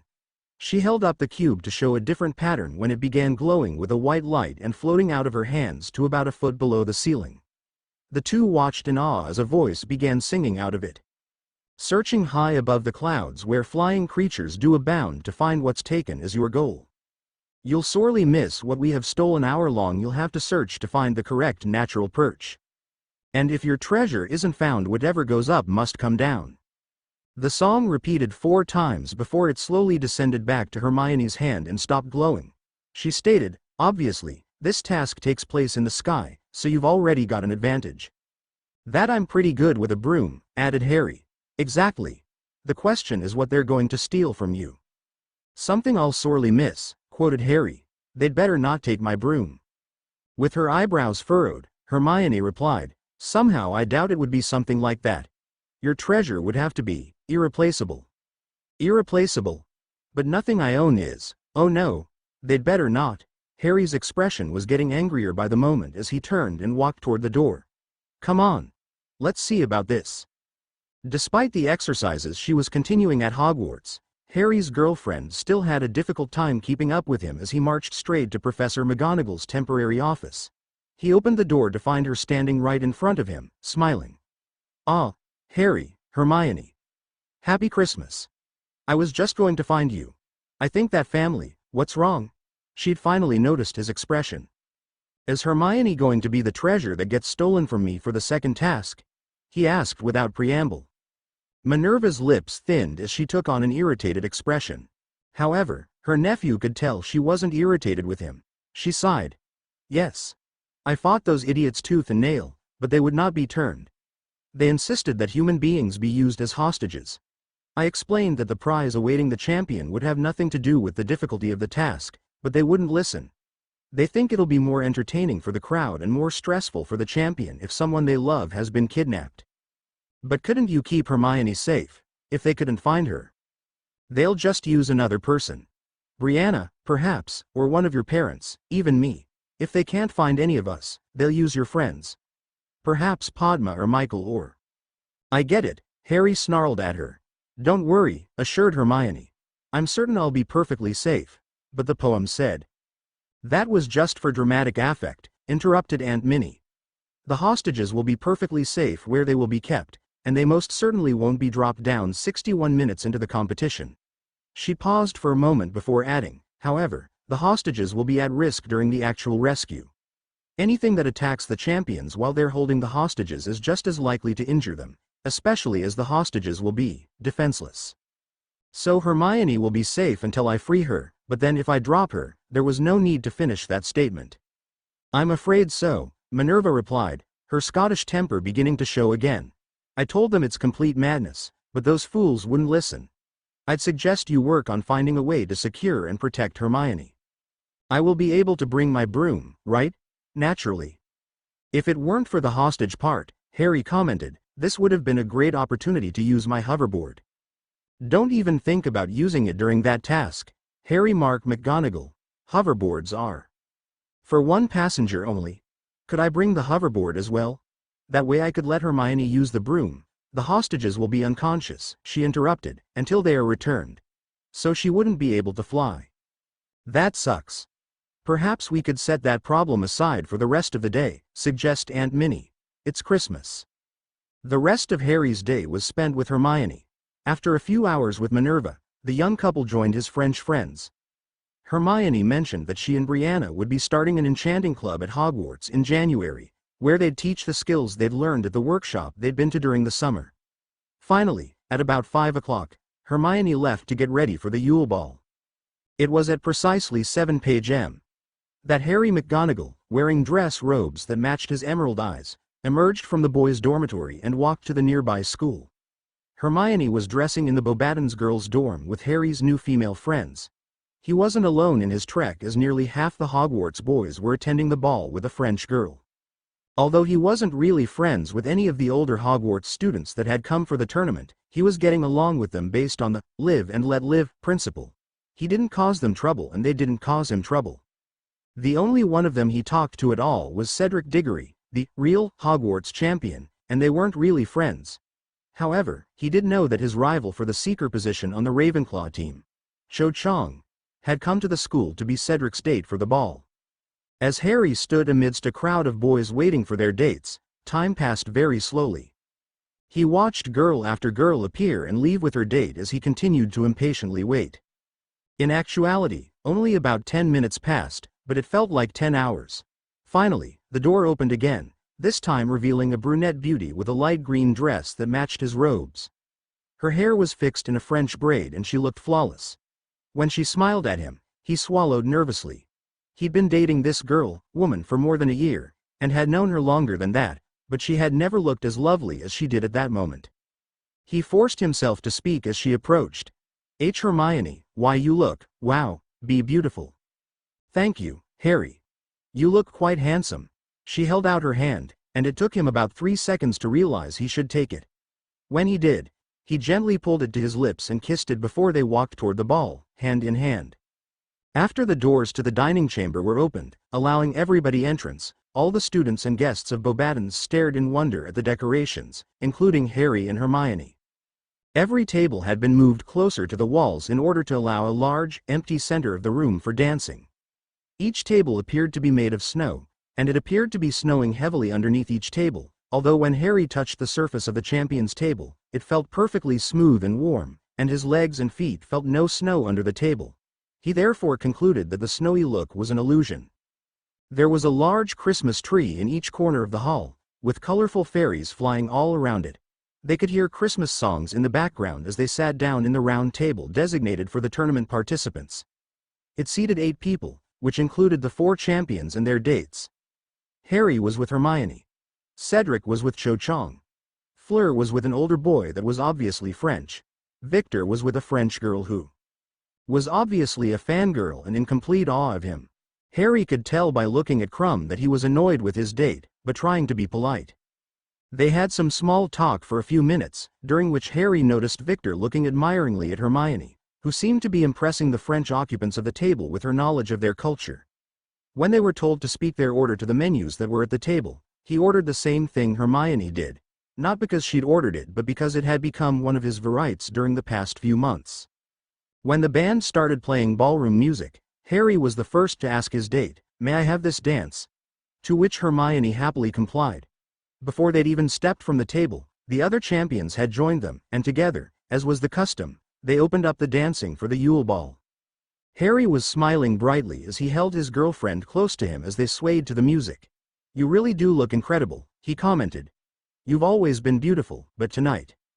She blushed. "Thanks. I tried to look all right. It wouldn't do for a champion's date to be Hermione, plain Jane, Granger. I had to." "You are not plain, Hermione. How many times do I have to tell you you're beautiful? You've even read it in my mind." He was referring to when she taught him French through Legilimency, where she'd seen how he sees her. She beamed at him. "I know how you see me, because of your love, but I am not the only one who thinks you're gorgeous." Victor Crumb was looking at you. He was just politely paying attention while I was speaking. He was wishing you were his date. Trust me. I know how a guy thinks. He wishes he was the one holding you right now. He does know. She stopped talking when she glanced at the Quidditch star in question to see that he was staring at her rather than his date, who appeared to be chattering away, oblivious to the fact that her dancing partner was ignoring her. "I told you," said Harry. "I'm just glad we started dating before he even saw you. Otherwise he'd have been trying too. Victor Crumb would have never asked me to the Yule Ball. I'll bet he would have, and I certainly wouldn't blame him. You are, without a doubt, the most wonderful girl here and I'm the luckiest bloke." She blushed even redder than before. "You're delusional, but I love you anyway." "And I love you, too, but you're the one who's delusional if you don't think that other guys would love to dance with you." At that moment the song ended and he gave her a quick kiss before the next song, a faster one, began playing. They continued dancing through 5 songs before stopping for a bit while Harry went to get them drinks. "Pardon me," greeted an attractive blonde French girl wearing a pink dress while Harry was asking his menu to provide him with 2 drinks. "You are Harry McGonagall, aren't you?" "Yes," he replied emotionlessly. He had a feeling he knew where this was going. "I'm Emma Watson and was wondering if you'd like to dance." He sighed. "I'm sorry, but I'm here with my girlfriend that I love very much, as you and every student here knows very well. For the past few months I haven't gotten to spend nearly enough time with her, so I intend to spend as much time with her as possible. Happy Christmas." He then walked off with the 2 drinks that had appeared on the table during his conversation. At the same time Harry was talking to Emma, Hermione was approached by a boy from Durmstrang with dark brown hair and blue eyes. "Hello," he said with a thick accent. "My name is Daniel Radcliffe." Hi," she replied, not wanting to be rude as she watched a girl who was much prettier than herself approach Harry. "I'm Hermione." "Hermione is a very beautiful name. Also, I could not help but notice that you are very attractive." Thanks," she responded, getting more uncomfortable and annoyed as she could tell the blonde girl was flirting with her boyfriend. "Would you care to dance with me?" She grinned as she saw Harry walk away from the tart, leaving her looking very disappointed. "No, I'm with my boyfriend. Here he comes now. Harry, over here." Daniel glared at Harry for a moment before walking away. "Who was that?" he asked while giving his girlfriend her drink. "Don something. I'll bet he was trying to get you to dance with him, wasn't he?" He sounded amused, not jealous. She blushed and nodded. "See? I told you that any bloke with eyes would ask you out." "If you believe that, then why aren't you jealous?" she countered smugly. 3 reasons, he replied without skipping a beat. First, I believe you would never go behind anyone's back like that. Second, I believe you love me like I love you. Third, if I had to worry about you cheating on me, then you wouldn't really be my girlfriend even if you claimed to be. And I wouldn't want to date a girl like that anyway. I picked a girl that I could trust even if I'm hundreds of miles away, but I'm really glad you're here tonight. So am I, she replied before getting on her tiptoes and kissing him. They danced a few more songs before Harry gave Hermione a tour of the broom closets of Abondened. At midnight, Harry and Hermione shared one last passionate kiss before she had to leave. Overall, it was a perfect Christmas. Chapter end note. Sorry about the chapter length, but I think the Yule Ball deserves its own chapter. The next one will cover the second task. Harmless Flying Creatures. Harry McGonagall, Chapter 37. Harmless Flying Creatures. The next few months passed quickly for Harry as he made sure to practice his flying, just to stop himself from getting rusty. One day, Professor Ledoux, the French transfiguration teacher, saw him on his broom and praised his flying skills, mentioning that, in his opinion, if he kept hard at it every day his flying skills would rival Crumb's. He also mentioned that he should study up on flying creatures if he wanted to absolutely master the art. Harry suspected the man was trying to give him a clue about the second task, but since he already knew about it, the hint didn't really affect his training plans. He was told, via his mirror, that the enchanting club that Hermione and Brianna started at Hogwarts was doing well, with over 20 members. Enough of them chose to enchant hoverboards that they actually had a pickup game of Quidditch where one of the teams used hoverboards instead of brooms. You should have seen it, Harry, exclaimed Brianna excitedly through the mirror Harry was holding. Even Hermione, who was on the broomstick team, couldn't keep up with us. We were winning by 100 points, until the snitch was spotted. I suppose it is harder to follow the snitch on one of those things, agreed Harry. That stupid little ball just had to fly straight down, and Ginny couldn't keep up with Cho during that dive. I can't blame her, either. Only someone completely out of their mind would do a dive like that on a hoverboard. I suppose it would prove difficult, Harry agreed nonchalantly. She eyed her brother suspiciously. I hope you're not planning on trying that. You'll kill yourself. No, I'm not, he agreed. But I do plan on making a few improvements to my board. Later that night, after Harry had completed his planned fiddling with his hoverboard, he received his nightly call from his girlfriend, who'd suggested that a team where only the seeker had a broom, while the others had hoverboards, would have a huge advantage in any game of Quidditch. 2 free hands with which to handle the quaffle or beater bats. Before Harry knew it, the day of the second task had arrived. Harry was nervously picking at his breakfast when his sister entered the dining chamber. As expected, Hermione wasn't with her. Despite the fact that he'd been warned of this, he still felt a knot form in his stomach. He knew that he would have to put his girlfriend at risk by trying to rescue her. The thought of just not participating had occurred to him, but he knew he couldn't do that, not after he'd already been told he had to do his best when he'd suggested doing the same thing during the first task. He was truly upset with the arrangers of this contest, but really couldn't do anything about it. He decided he should greet his sister, so he got up and walked toward her. Brianna, he said with a grin as he hugged her. Thanks for coming. How are you doing? I'm doing great, she replied happily. I'm ready to watch you humiliate all those other champions today once you get on your broom. Then I'll humbly admit I taught you everything you know. Harry laughed at that comment. I doubt I'll be humiliating Crumb, but I do think I'm a better flyer than Cedric, and I've never seen Fleur on a broom. I've asked around and found out she's never even tried out for Quidditch. He took a deep breath. That doesn't mean she can't fly. But it does make that very likely. It is funny that the other 3 champions are all Quidditch seekers. Yeah, it is. I never thought of that. Brianna frowned just before commenting, I'm sure you noticed Hermione's not here. Sighing, he admitted, I have. I suppose she's currently hanging from a tree. I told her she could have hid. And put someone else in danger, interrupted Brianna. You know she'd never do that. I know, he nodded. Too much like me in that respect, I guess. Yep, his sister replied with a smirk. Besides, I think she wants to be the girl in your arms at the end of the task. The rest of the morning passed with Harry, Brianna and Minerva catching up until it was time to prepare for his adventure. At 11:30, the 4 champions were called into a tent to have their current task described to them by the head of the French Department of Games and Sports.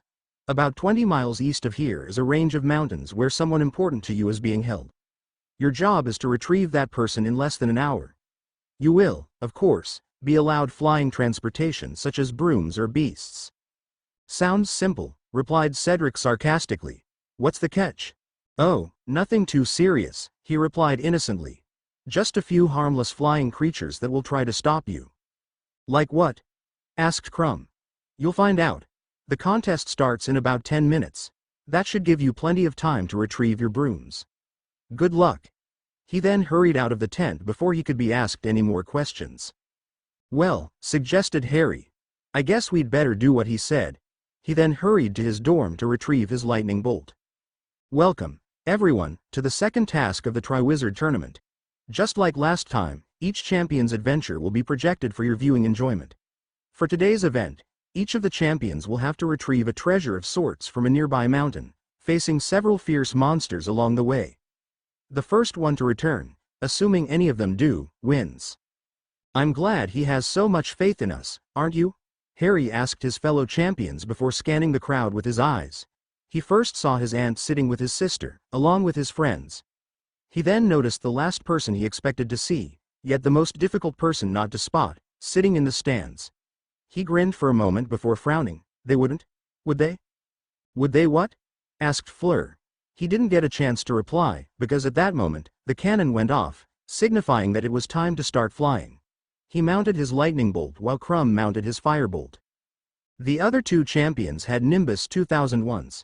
Harry pushed his broom as fast as he could, which was faster than Cedric and Fleur could go, but Victor's firebolt, with its acceleration of 150 miles per hour in 10 seconds, left him at a distant second place. Harry kept pushing his broom to the maximum while watching Crumb heading east. Suddenly, Victor appeared to have been rammed into by something, but Harry couldn't see anything. The Durmstrang champion barely managed to stay on his broom, but wasn't moving very fast. Now as he was being rocked from side to side while Harry was catching up, wondering if this beast had been disillusioned. He, naturally, couldn't hear the announcer say, with humor in his voice, it would appear that Victor Crumb has just met one of the Thestrals. When Harry got within 30 feet of Victor, he felt something hit him in the side that nearly knocked him off his broom. I guess I found one of whatever Crumb's facing, he thought while trying to figure out what to do. Taking another look at Victor, he got an idea. I'll bet these demons can't keep up with this, he muttered before pulling his broom down into a full Wronski feint. Pulling up only a few feet from the ground and gliding along the surface for about a mile before pulling up. He didn't even notice Crumb was following until he was passed on the way up by the Bulgarian Seeker. The other two champions were still fighting their invisible assailants, unable to pull off the professional move to avoid them, although Cedric was making slow progress getting around the beasts. Thankfully, Harry didn't feel any invisible beasts attacking him when he got back up to 100 feet above the ground. He sighed as he saw a mountain in the distance until he noticed a large group of hippogriffs approaching Crumb. The small army of 10 split up so that 5 began attacking Victor while the other 5 headed toward him. Okay, he thought. How'd I bow from on top of a broom? He never answered himself, because at that time one of them reached him and sliced him across the chest with its claw. Ow! He screamed as his shirt started soaking up his blood. New sparks, he muttered, releasing his wand into his right hand after releasing its grip on his broom. He wasn't happy about what he was about to do, but didn't see any other choice. Now he had something else to be mad at the contest's organizers for. No matter what spell he used against the noble beasts, they would probably die. Reducto! He shouted, aiming his wand at the nearest hippogriff's wing. It shrieked in pain as a large wound opened. The beast began slowly falling while frantically flapping its other wing. Harry hoped it would land softly enough to survive, but couldn't wait around to find out as his back was attacked by another. He swore before violently turning his broom around and blasting the beast with another. Reducto! This spell hit the half-eagle, half-horse in the chest, sending it careening toward the ground. He turned toward the others, pointing his wand with an angry expression on his face. They seemed to pause for a moment, before flying beyond him toward another approaching champion, who Harry recognized as Cedric before speeding up past Crumb, who was still fighting his last 2 hippogriffs. He was now above the mountain. A natural perch, he muttered to himself, remembering the poem about this task. His seeker eyes began searching for the highest tree, which he saw was nearby. Coming closer, he noticed that 4 people, 2 of which he recognized as Hermione and Cho, were tied to different branches of the tree. The other 2 were a little girl who looked a lot like Fleur, along with the girl Crumb had taken to the Yule Ball. Knowing the other hostages would be perfectly safe in the tree, he quickly freed Hermione and pulled her onto his broom in front of him, keeping one arm around her waist as he began flying away. He saw Crumb approaching his position as he flew and almost ignored him until he noticed the expression of terror on Victor's face. Crumb pointed and shouted, "Behind you," before flying toward his hostage. Harry turned quickly to see a huge fireball headed toward him, and behind the fireball was what he'd feared the moment he saw Hagrid in the stands, a Hungarian horntail. He swore as he swooped down, barely avoiding the blast, although he had a bad feeling that the bristles on his broom had caught fire. However, he never got the chance to find out. Harry started to pull back up when he felt like he'd been hit by a tree. He heard a loud crack as his broom broke right in the middle. His hostage fell with one piece while he was falling with the other. He realized that the dragon's tail had hit them, but was thankful the horns on it hadn't. With a calm he didn't think he was capable of, he pulled a small piece of wood out of his pocket and performed an enlarging charm, restoring his hoverboard to its original size. As both he and his girlfriend continued falling, he performed a sticking charm on his right foot so that it would stay glued to the board. He then performed the first ever Wronski feint on a hoverboard, gaining as much speed as possible as he dived below his girlfriend, catching her about 30 feet above the ground. As soon as his arms caught her, he lost his balance and found himself upside down and falling. Pulling his right foot back with as much power as he could, in a move similar to a somersault, he managed to right himself about 5 feet above the ground. He heard a loud roar that reminded him that the dragon was still nearby, so, seeing no alternative, he threw Hermione over his shoulder, holding her by the legs with only his left arm, while getting his wand back in his hand. He turned as he gained altitude to see the dragon approaching them. He quickly shot off several reductos at the monster that had nearly killed Hermione, managing to destroy one of its eyes. He was going to fire again, but saw someone else beat him to the other eye. He turned to see Cedric approaching his position, still headed toward the hostages. As the horntail roared in anger and pain, Harry hurried up, hoping the blind dragon wouldn't be able to find him. He was bleeding, bruised and winded, and didn't know how much more he could take. He had about a minute's reprieve, during which time he noticed Fleur was limping on the ground holding a broken broom, before he heard a roar that he'd recognized from a visit to the zoo. It sounded like a lion, which confused him until he saw 4 griffins, lions with eagle wings, surrounding him from above. He swore, not for the first time during this task. Knowing he wouldn't last through a fight with those monsters, he decided to find out just how fast his hoverboard could go. He could see the palace approaching as he tried to outfly the magical creatures. He could hear their wings flapping as they got closer, so he realized his plan of avoidance wouldn't work. He turned and pointed his wand at the first beast he saw. "Reducto," he shouted before turning to the next and doing the same. After the second was killed, Crumb approached. Harry was horrified to see one of the remaining griffins manage to claw Victor's hostage before the Bulgarian blasted its head off. Harry quickly reductoed the last monster before both he and Crumb raced toward the palace, hoping nothing else was coming. Although Harry's hoverboard was fast, it wasn't in the same class as a firebolt, so Victor got back to Bobadden's first and flew straight to the makeshift hospital where his hostage was immediately treated by one of the healers while his time was announced. Harry went to that same destination, where both he and Hermione, who gratefully was uninjured beyond a few bruises, were examined.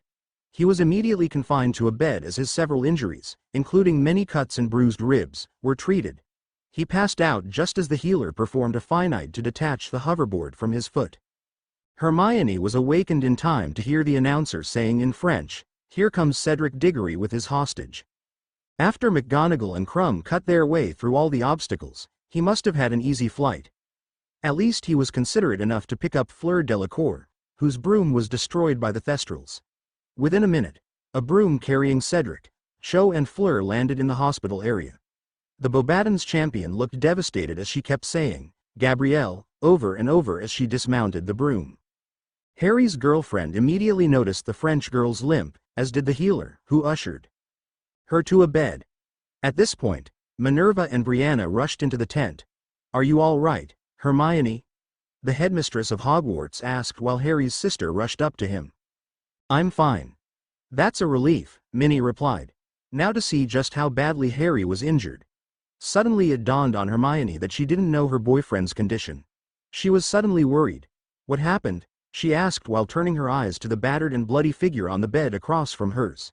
She got more and more upset as Minerva and Brianna explained what Harry had faced. What were they thinking? She half-asked, half-screamed at her headmistress. "That some people complained that the first task wasn't difficult enough," she replied angrily. "I'm sure they thought it was quite entertaining to see all of you nearly killed this time." "So, what was my score?" asked Harry, who'd just woken up after being healed to the point of only having a few bruises. Hermione, who realized her boyfriend was trying to lighten the mood, replied, "Your aunt actually hasn't told me yet." "Well?" he asked. "I suppose I got second place. Actually, that is all of us judges with the exception of Karkaroff, felt that you should get first place because your hostage was uninjured. Therefore, the scores were that you got 43. Crumb got 42. Diggory got 30. Delacour got 15. Hermione added, "That makes the overall scores thus: Harry 84, Victor 83, Cedric 72, Fleur 55. With an excited smile, she turned to her boyfriend and shouted, "You're in first place." Harry Potter, I presume? Chapter notes. See the end of the chapter for notes. Harry McGonagall, Chapter 38. Harry Potter, I presume? It was into the tent with semi-lighthearted group celebrating that, despite all the hardships, Harry McGonagall was in first place, that a huge man entered. Everyone gathered around the boy who lived in secret recognized him immediately as the former groundskeeper who had left Hogwarts a few years before to work at a dragon reservation. "Hello, Harry," he exclaimed happily. "Ya, have grown. You, too, Hermione." "Hi, Hagrid," replied the fourth champion of the Triwizard. He had noticed the half-giant before the contest began, which had made him suspect the presence of a dragon. While he thought that fighting a dragon was crazy and the organizers of the event should all be locked up, he wasn't angry at Hagrid because it wasn't his fault. "It's good to see you. How have you been?" After the others greeted the world's largest dragon handler, he replied, "I've been doing real good.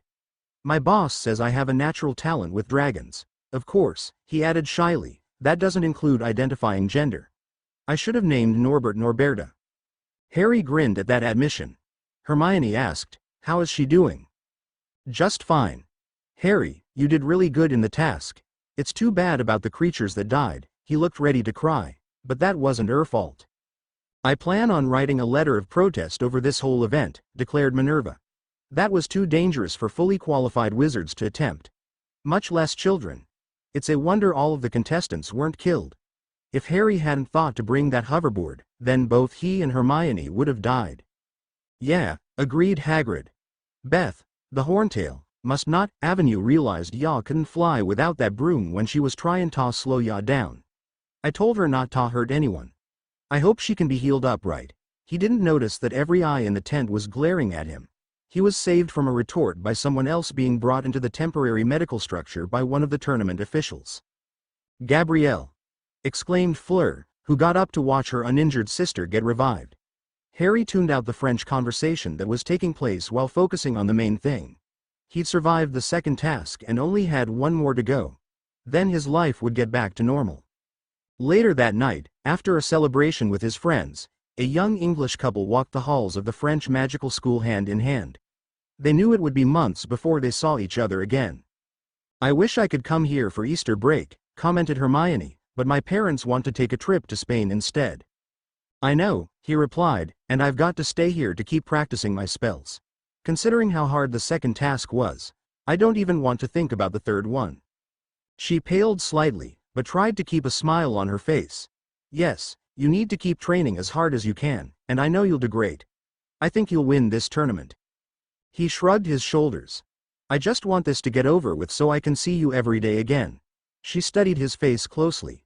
"You really mean that?" "Yes, I do. I've already told you that I love you. I hate the separation that this stupid game is causing. I know we talk on the mirrors every day, but it's not the same. I miss you so much. I'm here now," she replied seductively as she leaned closer and kissed him. Sometime later, the happy couple showed up at the entrance to the school, so that Hermione could leave with Brianna, who Harry did hug goodbye after enduring a few comments speculating on where he and his girlfriend had been and what they had done. In the weeks following the second task, Harry was even more popular than before. He'd impressed a lot of people with the way he used his hoverboard, although some of them thought he was insane the way he performed a Wronski feint with it. Many were trying to convince him to start a club on enchanting so that they'd be able to make hoverboards and other things. "You should get a wizarding patent on hoverboards," suggested Sirius through Harry's mirror. "Actually, Brianna should since she made the first," added Remus, who was sitting next to Sirius in America. "I think I'll suggest that the next time we talk. She's the one who figured out how to do it."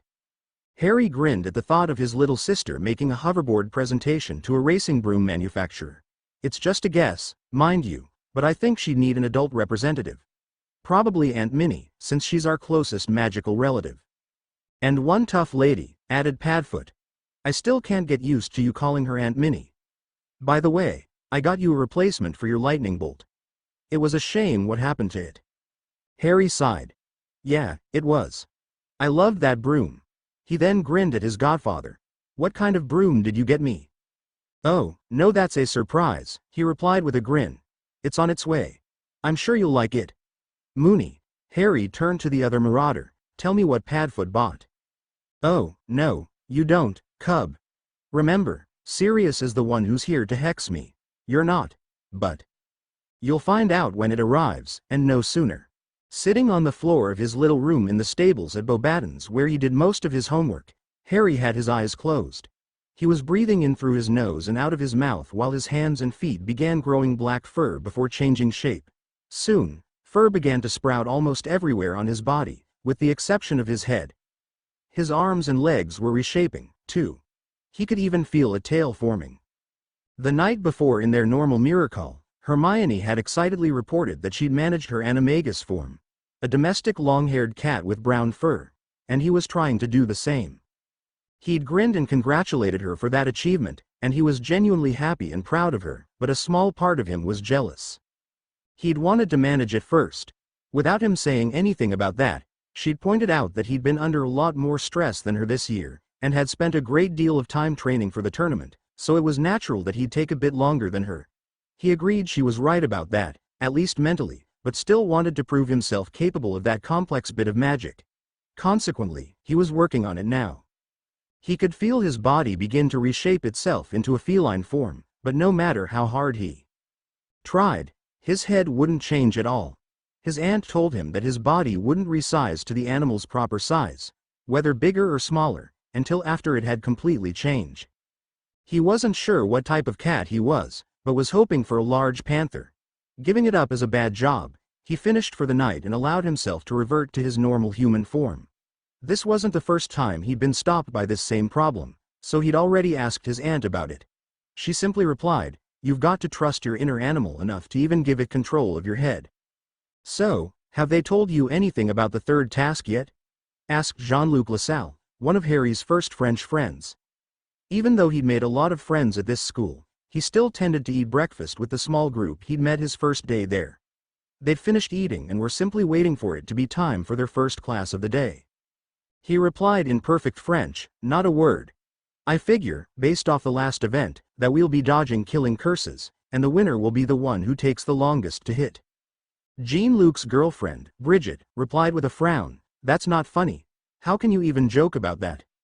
Harry shrugged his shoulders. "It's either laugh about it or worry myself into a heart attack before the task starts. Anyway, it should be a bit safer this time." There were a lot of complaints that the task was too dangerous. He grinned. "I'm sure my aunt sent the loudest howler of them all." "That was ridiculous," agreed Pierre. "It's as though they wanted at least one of you to die." "Who knows?" replied Harry. "That could really be the plan. They still haven't found out who entered me in this game, nor why." "Now there's a happy thought," commented Henrietta. "I guess we could change the subject," replied Pierre, realizing his girlfriend didn't want to talk about possible murders. "How do I make one of those hoverboards?" Before Harry could answer that question, two owls entered the room, carrying one long thin package together toward him. Harry McGonagall's face lit up as he realized what it must be. "That's my new broom," he exclaimed as he reached for the package, not noticing his aunt approaching with a camera as he ripped the parcel open. What kind is it? Asked Jean-Luc, who was watching with the others. As Harry examined it, his face moved from confusion to disbelief and finally to pure joy. It's a firebolt, he proclaimed while Aunt Minnie photographed his face. He blinked a few times from the flash before looking at her in confusion. He wanted to see the look on your face, she explained simply before returning to the staff table. Harry then voiced the one problem he saw with receiving this wonderful gift. How in the world am I going to make it through all our classes today before trying this out? That was indeed a difficult challenge for the boy who lived in secret as he sat through his classes, barely paying attention as he daydreamed about his new broom. You're lucky you didn't get detention with how you messed up in Charms class, commented Pierre with a grin as they approached the Quidditch pitch after dinner. I know. I'll admit it, he replied, but who wouldn't be distracted by receiving a firebolt? Me, answered Bridget, but Harry wasn't listening. He hardly knew that his best French friends were with him as he marched toward his destination, broom in hand. It's the only broom I know that's truly superior to the lightning bolt. He went on describing the world-class racing broom's stats until they reached the pitch. He stopped and mounted it. He whooped in joy as he flew faster than ever before on a broom that seemed to respond to his thoughts rather than movement. He missed this. It had been over a month since his first broom had been broken. While he loved his hoverboard, it wasn't quite the same. He could move much faster and had more control than he'd ever be able to achieve with his board. Not that there weren't situations where a board would be better, most Quidditch positions, for example, but this would always be what a seeker needed to follow a snitch wherever it went. He made a mental note to thank Sirius profusely that night.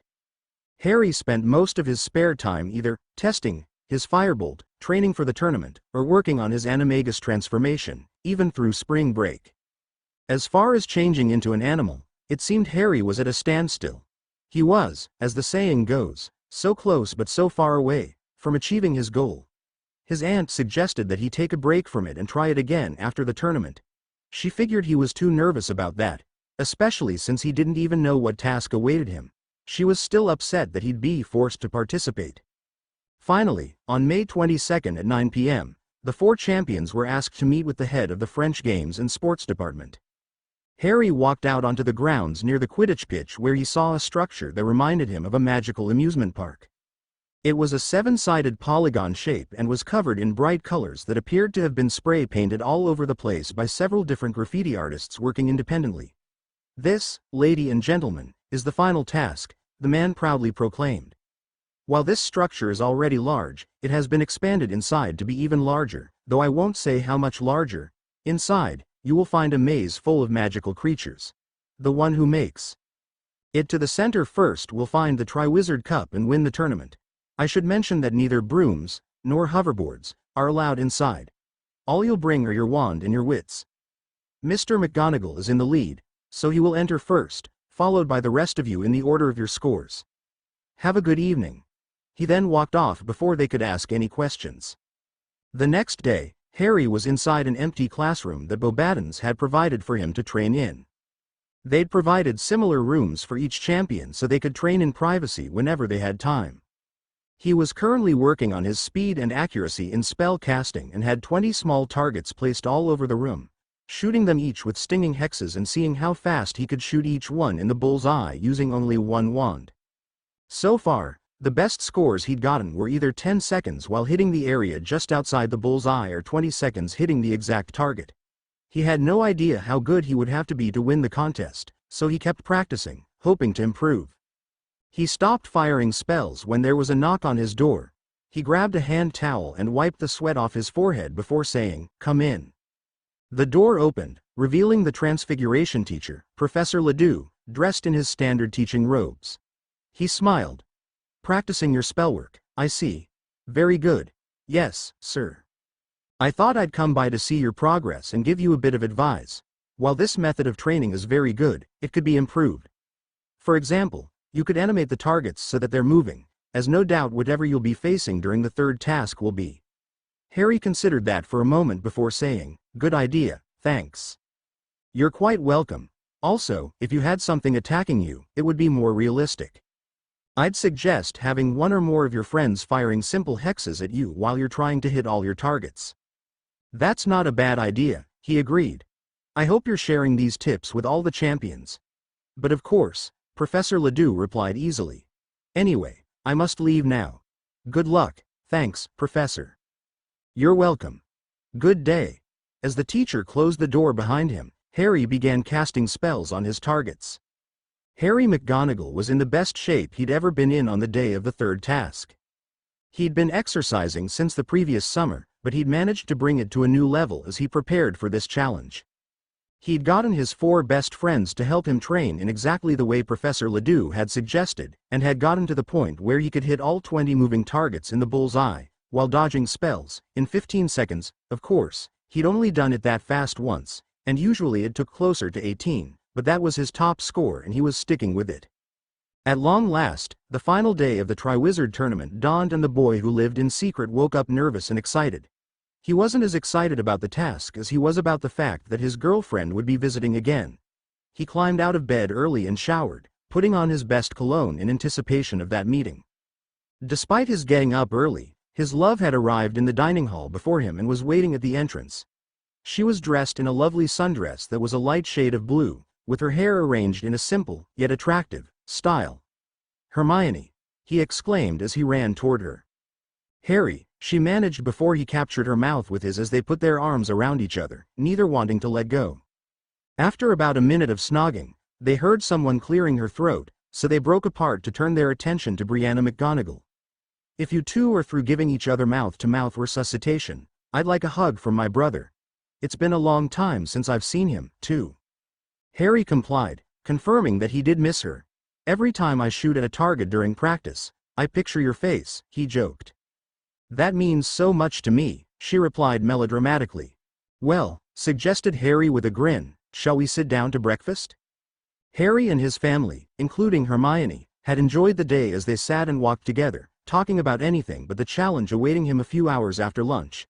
When the second meal of the day had been enjoyed, he and his girlfriend walked off for some alone time before the task at hand. How are you feeling? Asked Hermione. He sighed, a bit nervous.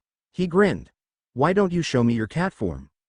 Smiling, she replied, all right, and with that, she began to change quickly, turning into the brown long-haired cat.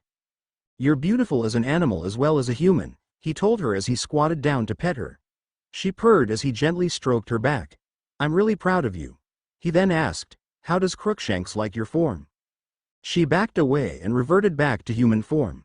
He ran to the other side of the room the first time I changed in front of him, but then slowly approached me. I'd hoped I could communicate with him, but he hasn't said a word I recognized. Too bad. It would have been nice. His face then developed an evil grin. He doesn't fancy you, does he? Because if he does, I'll have to. Hermione interrupted him by laughing. Don't worry. He's not your rival. Good, he laughed. I'd hate to lose you to a Kneazle. You're in no danger of that, she replied before kissing him soundly. Welcome, everyone, to the third and final task of the Triwizard tournament. The huge crowd began cheering and clapping as the 4 champions gathered just outside the door to the maze. As band music played, Harry surveyed the crowd, first finding Hermione sitting with Brianna and his Beauxbatons friends. He loved seeing his girlfriend cheer for him. His eyes then found his Aunt Minnie sitting with the judges. Then he spotted someone he hadn't expected to find, wearing colorful wizarding robes and sporting a long white beard. Albus Dumbledore.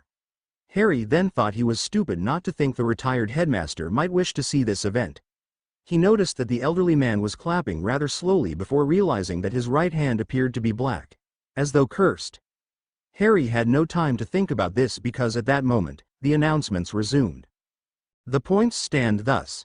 In 4th place, with 55 points, is the Beauxbatons champion, Fleur Delacour. The largest section of the crowd cheered loudly, which made sense to Harry because he was in France at the very school she was representing.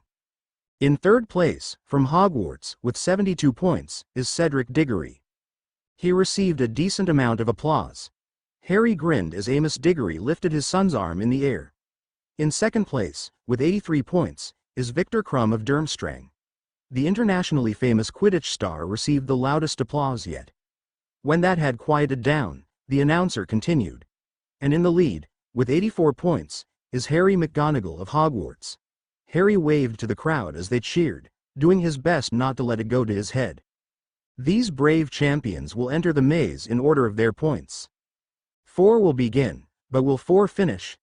The door to the maze structure was opened, and for the first time, Harry could look inside. Not that it helped, since all he saw was a wall. As with the other 2 tasks, you will be able to monitor each champion's progress on the screens. Mr. McGonagall, please step in front of the door with your wand at the ready. He complied. Let the task begin. Mustering all the courage he could, Harry stepped into the maze. He was surprised at how quickly the sound of the cheering crowd disappeared as he made his decision to turn left. The walls seemed to be glowing an eerie yellow, which was the only light in this maze. He soon came upon an opportunity to either go straight or turn left, which would bring him closer to the center. He turned left and took a step, only to be attacked by a huge swarm of Cornish pixies. He started pushing them away from his face while running before stupefying the electric blue creatures that were blocking his view. Once he'd hit all 15 of them, he looked around to see he was in a dead end, so he had to backtrack. Running, he made his way back to where he'd made a wrong turn and continued his journey. He soon found another opportunity to turn left, which he did. After taking about 10 steps, he started feeling unnaturally cold. He performed a warming charm on himself, which didn't help him a bit, as he continued following the corridor as it turned a corner. He began hearing his birth mother's screams, begging Voldemort not to kill her baby, and knew what he was facing. Gritting his teeth and bringing his occlumency shields up to full strength, Harry looked up and saw a black-robed figure floating toward him. Forcing the memory of kissing Hermione that morning to the front of his thoughts, Harry shouted, "Expecto Patronum!" releasing a silver tabby cat to run toward the Dementor, chasing it out of his path. He ran, yet again, hoping to be long gone before the evil beast returned. Soon, he had a choice to go either right or left. He could not go forward. He performed the Point Me spell to make his decision to go left. He knew he'd made the correct decision when he saw the next dangerous beast. This one had a lion's head, a goat's body, and a dragon's tail. "Bloody hell!" shouted Hermione from the stands. First a Dementor and now a Chimera. What the hell do they think they're doing?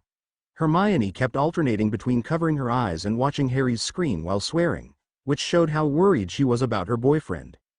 "Language, Hermione," replied Brianna with a slight smirk from next to her. She, too, was worried about her brother, who was sending the strongest reducto he could at the beast.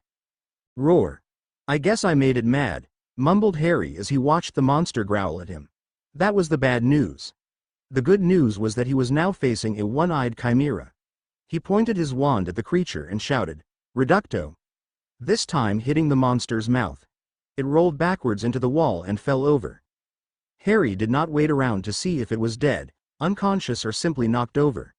He ran as fast as his legs could go, around the nearest corner until he fell into a pond. It took him a moment to regain his bearings and decide he'd better swim back up to the surface before he drowned.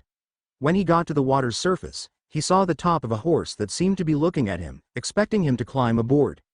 However, he trusted nothing in this maze, and immediately realized that it was a Kelpie, explained Hermione. "That's what it's got to be. If Harry mounts it, he's as good as dead. I hope he remembers to." Harry concentrated on what he needed to transfigure a piece of cloth he'd ripped off his shirt into and performed his spell. At this moment, he didn't regret 1 second he'd spent studying magical creatures. He formed the cloth into the shape of a bridle and levitated it onto the water beast, rendering it docile and unthreatening. He then swam about the length of an Olympic-sized pool until he got to the surface he could climb out of before performing a drying spell on himself. However, his socks still felt wet inside his shoes, but he had no time to waste. A Point Me spell helped him get his bearings and he continued, eventually making a turn that put him face to face with a creature that had the head of a man, body of a lion, and the tail of a scorpion. A bloody manticore. A bloody manticore. One sting from that tail will kill him. What is wrong with those idiots who designed this tournament? Are they really trying to kill all the champions? This was said by Brianna, who was now terrified that she was about to watch her brother's death. Hermione wholeheartedly agreed. "Wingardium Leviosa!" Harry shouted, while pointing his wand at the manticore. He wanted to make sure there was no way that tail could get anywhere near him. He breathed a sigh of relief when it rose up out of his way.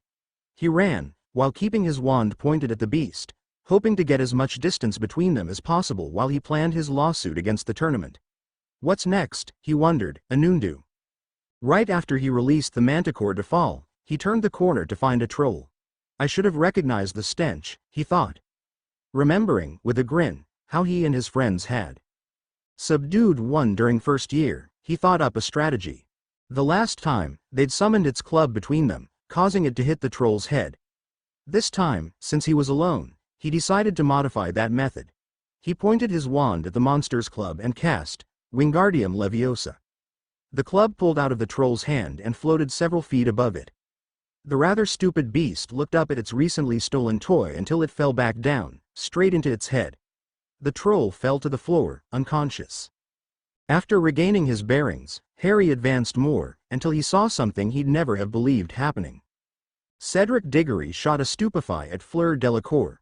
The boy who lived in secret pointed his wand at his fellow Hogwarts student, noting that his eyes looked glazed over, indicating the imperious curse, and fired a stunning spell, the red beam connecting with Cedric's torso.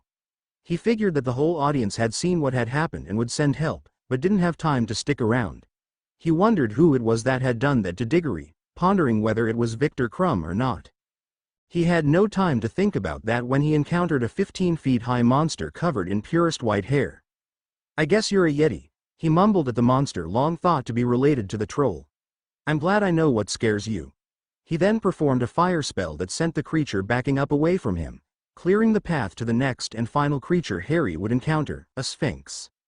I offer a riddle, human, the creature with a human head and lion body said in perfect English, as though it knew which contestant was which, while Harry wondered about the part lion theme of this task. If you answer it correctly, you may pass. If you do not answer it, you may leave unmolested. However, if you answer incorrectly, I'll kill you. What's the riddle? He replied, seeing no harm in hearing the question. The answer is one word made of 3 answers. The first part is to make an attempt. The next is to not be foolish. The last is not easy. Harry thought about it for a few minutes, going over the clues in his mind, finally grinning when he realized the answer. Try wise hard as Triwizard. Correct, the Sphinx replied, moving out of the way. You have earned the cup. Harry, shouted a voice behind him. He turned to see Victor Crumb running. Not knowing whether or not the Bulgarian champion had cursed Cedric, nor whether Crumb himself was bewitched, Harry ran forward, finally seeing the cup. As a result of his exercises, he was able to run much faster than the man who spent more time sitting on a broom rather than running. As he reached the prize, a grin formed on his face. Not only had he survived this tournament he'd been forced to participate in, but he'd won.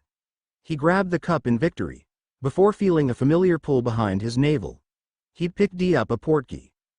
Harry landed in the middle of what appeared to be an old cemetery, but before he could look around much, he took a stunner to the face, knocking him unconscious, causing him to drop the trophy. He awoke to find himself tied to a large gravestone. The location where his lighting scar had once been was aching and he felt a semi-large cut on his left palm that was still bleeding. He would not be able to catch his spare wand with that hand. He opened his eyes to see Peter Pettigrew staring in anticipation at a large cauldron. Before he could even hazard a guess at what was happening, black smoke began rising out of the cauldron, soon taking the shape of a man, or what once was a man. Harry shivered in fear as he realized that he had just witnessed the rebirth of Voldemort. "Robe me, Wormtail," the naked, undead Dark Lord commanded. It was at this moment that Harry realized Peter was missing his right hand and was still bleeding from the injury. He gasped in horror at the thought that the rat had done it to himself as part of this dark ritual. After Peter had helped him into a black robe, Riddle told him to give me my wand. "Ah," said Voldemort as he walked toward him. "I see you're awake now, Harry. I've been interested in you ever since our encounter in Hogwarts 4 years ago. I couldn't understand why your touch destroyed Quirrell, until I developed a theory that you are not who you claim to be. I found out everything about you that I could, including your dueling skill, which is why Wormtail was ordered to stun you on sight. A pathetic wizard such as he couldn't hope to win against you, had you begun fighting. I couldn't risk anything ruining this ritual. Your name and age, along with the apparent absence of the legendary boy who lived, got me wondering about whether or not that could be you, no doubt hidden as part of one of Dumbledore's schemes." As Tom Riddle came closer and closer, his captive's headache became worse.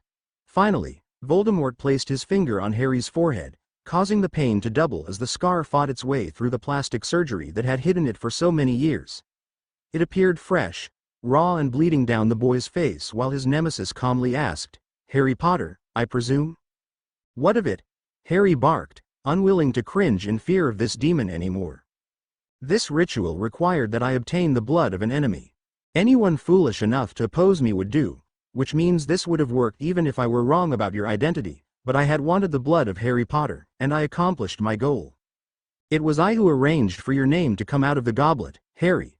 I knew you'd win, although I arranged a bit of help to make sure, but anyone who could possibly be any threat to me must be more talented than the average wizard." He sighed happily. "Let's see what you're made of, shall we? Crucio."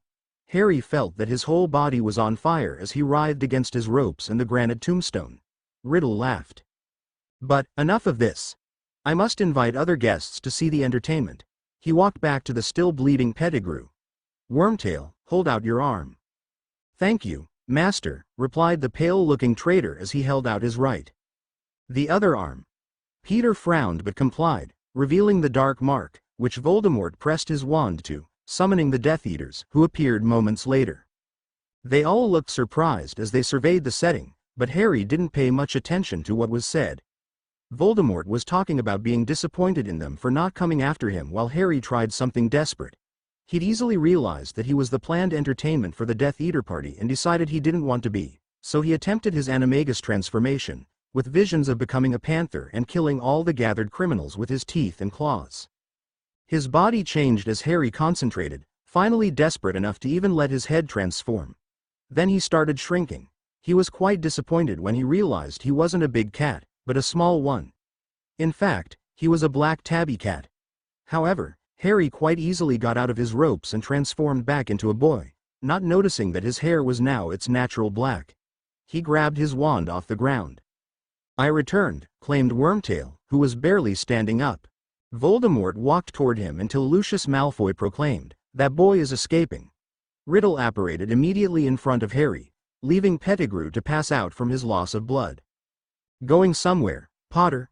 he asked with a grin. Harry pointed his wand at the Triwizard Cup and said, "Accio Portki," just as Voldemort violently grabbed him. The cup hit the both of them at the same time, and both of them disappeared. In the meantime, Hermione, Brianna and Minerva were in a complete state of panic. They, along with everyone in the crowd, had seen Harry grab the cup in victory. However, while they were cheering, the winner disappeared. It had been over 15 minutes and now Harry's family and girlfriend were standing on the ground waiting for some clue to follow. The other champions had left the maze as well, and were being spoken to by aurors. Dumbledore, with his withered right hand, was also standing with them. He'd been evasive as usual when asked about his injury, but did seem very concerned about Harry. Suddenly, a flash of light interrupted them as, in front of the entire crowd, the Triwizard Cup, the now raven-haired champion with a bleeding lightning-shaped scar, and the newly revived Dark Lord appeared. Riddle managed to stay on his feet, but the boy who lived fell to the ground. The crowd gasped as several of the older spectators recognized the description of the evil wizard who'd nearly taken over England, using a French phrase as his name. Paying no mind to the crowd, Voldemort pointed his wand at Harry, shouting, "Crucio! No one defies me." Harry writhed in pain for about 5 seconds until a flash of gold light nearly hit Tom in the face. As he dodged, his spell on Harry ended. Voldemort frowned when he saw who'd just attacked him. "Dumbledore. I must admit I'm a bit surprised to see you." Albus, who'd pulled out his wand and stepped forward once he'd gotten over the shock of seeing Riddle in a new body, replied, "I, too, am a bit taken aback by your sudden appearance, Tom." He sent a silent spell that surrounded the Dark Lord in a small tornado. After 2 seconds, the air funnel pushed out in all directions, knocking most people nearby, including Harry who'd just gotten up, off their feet. Dumbledore stood firm while Voldemort spoke. It was clever to disguise Harry Potter as an American, even changing his appearance, but not clever enough to fool me. At that moment, several members of the crowd turned their eyes on the 4th Triwizard champion, who'd just gotten back on his feet and was aiming his wand toward his foe. "Give it up, Potter!" Riddle shouted as with a small gesture Harry's wand was on the ground. Tom then sent a spell toward Dumbledore's direction, causing the grass around him to grow, rapidly surrounding the aged wizard before moving toward him as though trying to choke him. With a flick of his legendary wand, Albus trimmed all the grass around him, making the small radius he was standing in look like a golf course. Another flick sent the newly trimmed grass straight toward Voldemort as Dumbledore calmly stated, "I must admit that protecting the boy who lived in that fashion was a wonderful idea. He has grown into an exceptional youth. But that stops tonight," Riddle proclaimed as he turned his wand toward the boy in question, once again holding his wand, who appeared to be trying to decide if he should interrupt the duel between masters or not. "Avada Kedavra," he shouted. In surprise at being targeted at that moment, with no time to duck, Harry shouted, "Reducto." Hoping the two spells would hit each other. They did. Suddenly, Harry found himself in a battle of wills with Voldemort as an affect he hadn't planned on occurred. The beams from their wands were fighting each other. Concentrating so hard he didn't even notice that the two of them were now inside a cocoon of light by themselves. He pushed his spell all the way into Voldemort's wand, which suddenly released echoes of its previous spells. First were echoes of the spells the Dark Lord had used in combat, followed by ghost-like representatives of the last people he'd killed. When Lily and then James Potter showed up, they told Harry in unison, "We love you so much, and are so proud of you. Tell the family that took you in how grateful we are to them." "I will," promised Harry. James commanded, "Release the spell, now." Harry pulled his wand away, causing the cocoon of light to fade, revealing that Dumbledore and Hermione had approached it, but on opposite sides. Harry's girlfriend had ignored the protests that Minerva had made when she ran up to try helping Harry in any way she could. The echo of Lily Potter, which only had a few moments to linger, looked at the young woman she knew her son loved dearly. "Nothing would make me prouder than for you to become my daughter-in-law."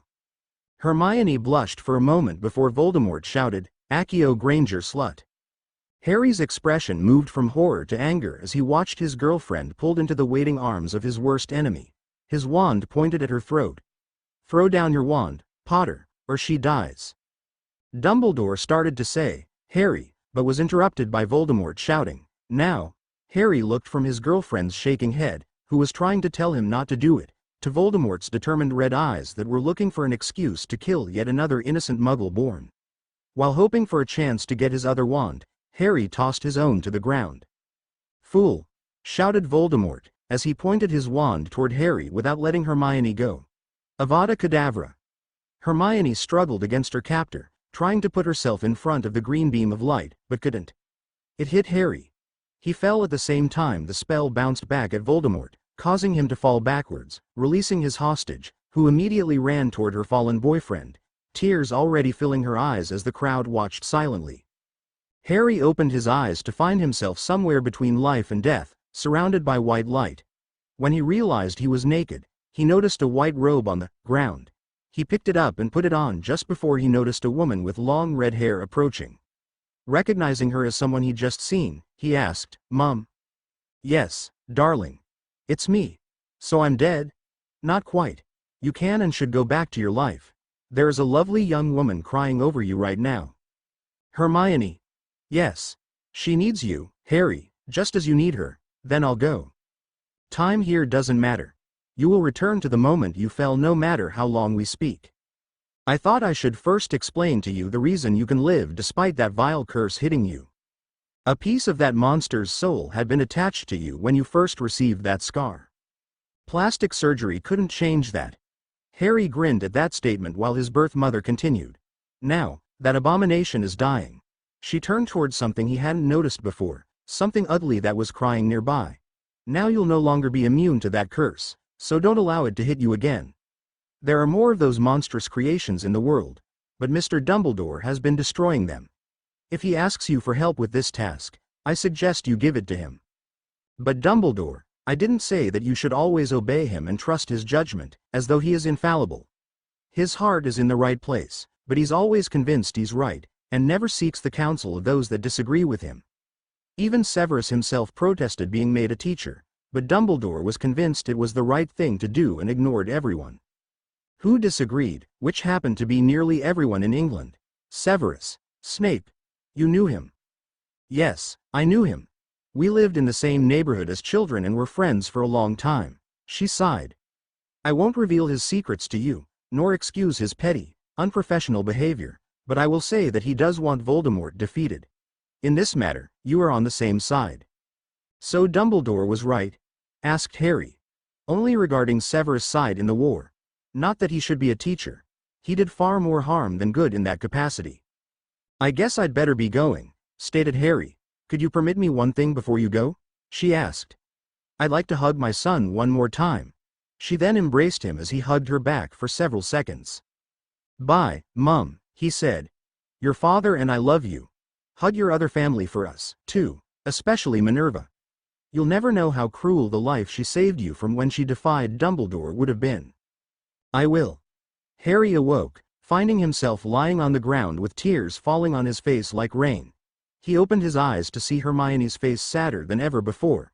He asked, "What's wrong? You're acting like somebody died." Her eyes widened. She grinned. Then she scowled. "Don't you ever scare me like that again." "Look!" shouted Brianna from afar. She was standing next to Minerva while pointing in the direction of the fallen Dark Lord. He looked to see Voldemort get up with a furious expression and disappear with a small pop at the same moment. A dozen French aurors arrived, ready to do battle. Professor Ledoux, who'd been watching the whole battle in fascination, now looked nervous. He was standing with the other professors, near Harry's family. He'd completely lost track of the time when his watch beeped, indicating another hour had passed. He casually reached into his back pocket to retrieve a flask he'd been drinking from for the entire year. He pulled it out before his hands started trembling, causing him to drop it. "What's wrong?" asked one of the professors. "I guess it was stressful to watch. What's going on?" Barty Crouch Jr. knew the gig was up. He was beginning to transform back to himself. He shakily pulled out his wand, but was quickly disarmed by a nearby auror who'd noticed the exchange. He changed completely and was arrested and taken to a French holding cell, where he would be thoroughly interrogated, revealing that he'd been the one to enter Harry's name in the goblet, using the signature he'd put on the English ministry form Harry had filled out during the summer, evaluating his Hogwarts experience. It was he who'd turned the Triwizard cup into a portkey and placed the Imperius on Cedric. Who would have gone after Crumb next had Harry not stunned him? To make sure Harry won. He would also reveal that his father had broken him out of Azkaban with his mother's help, and had been keeping him under house arrest, with the help of the Imperius curse, ever since. Harry was taken to the hospital wing to be treated for exposure to the Cruciatus curse, after which he'd been interviewed by the aurors, who asked him for his memory of Voldemort's resurrection, which he willingly provided, accidentally leaving out his escape, wherein he turned into a cat. Dumbledore left soon after that, saying that he needed to get in touch with the old crowd, leaving Harry alone with his family and girlfriend. "So, why did you change your hair color?" asked Hermione. "What do you mean?" asked Harry, who hadn't seen a mirror since before the task began.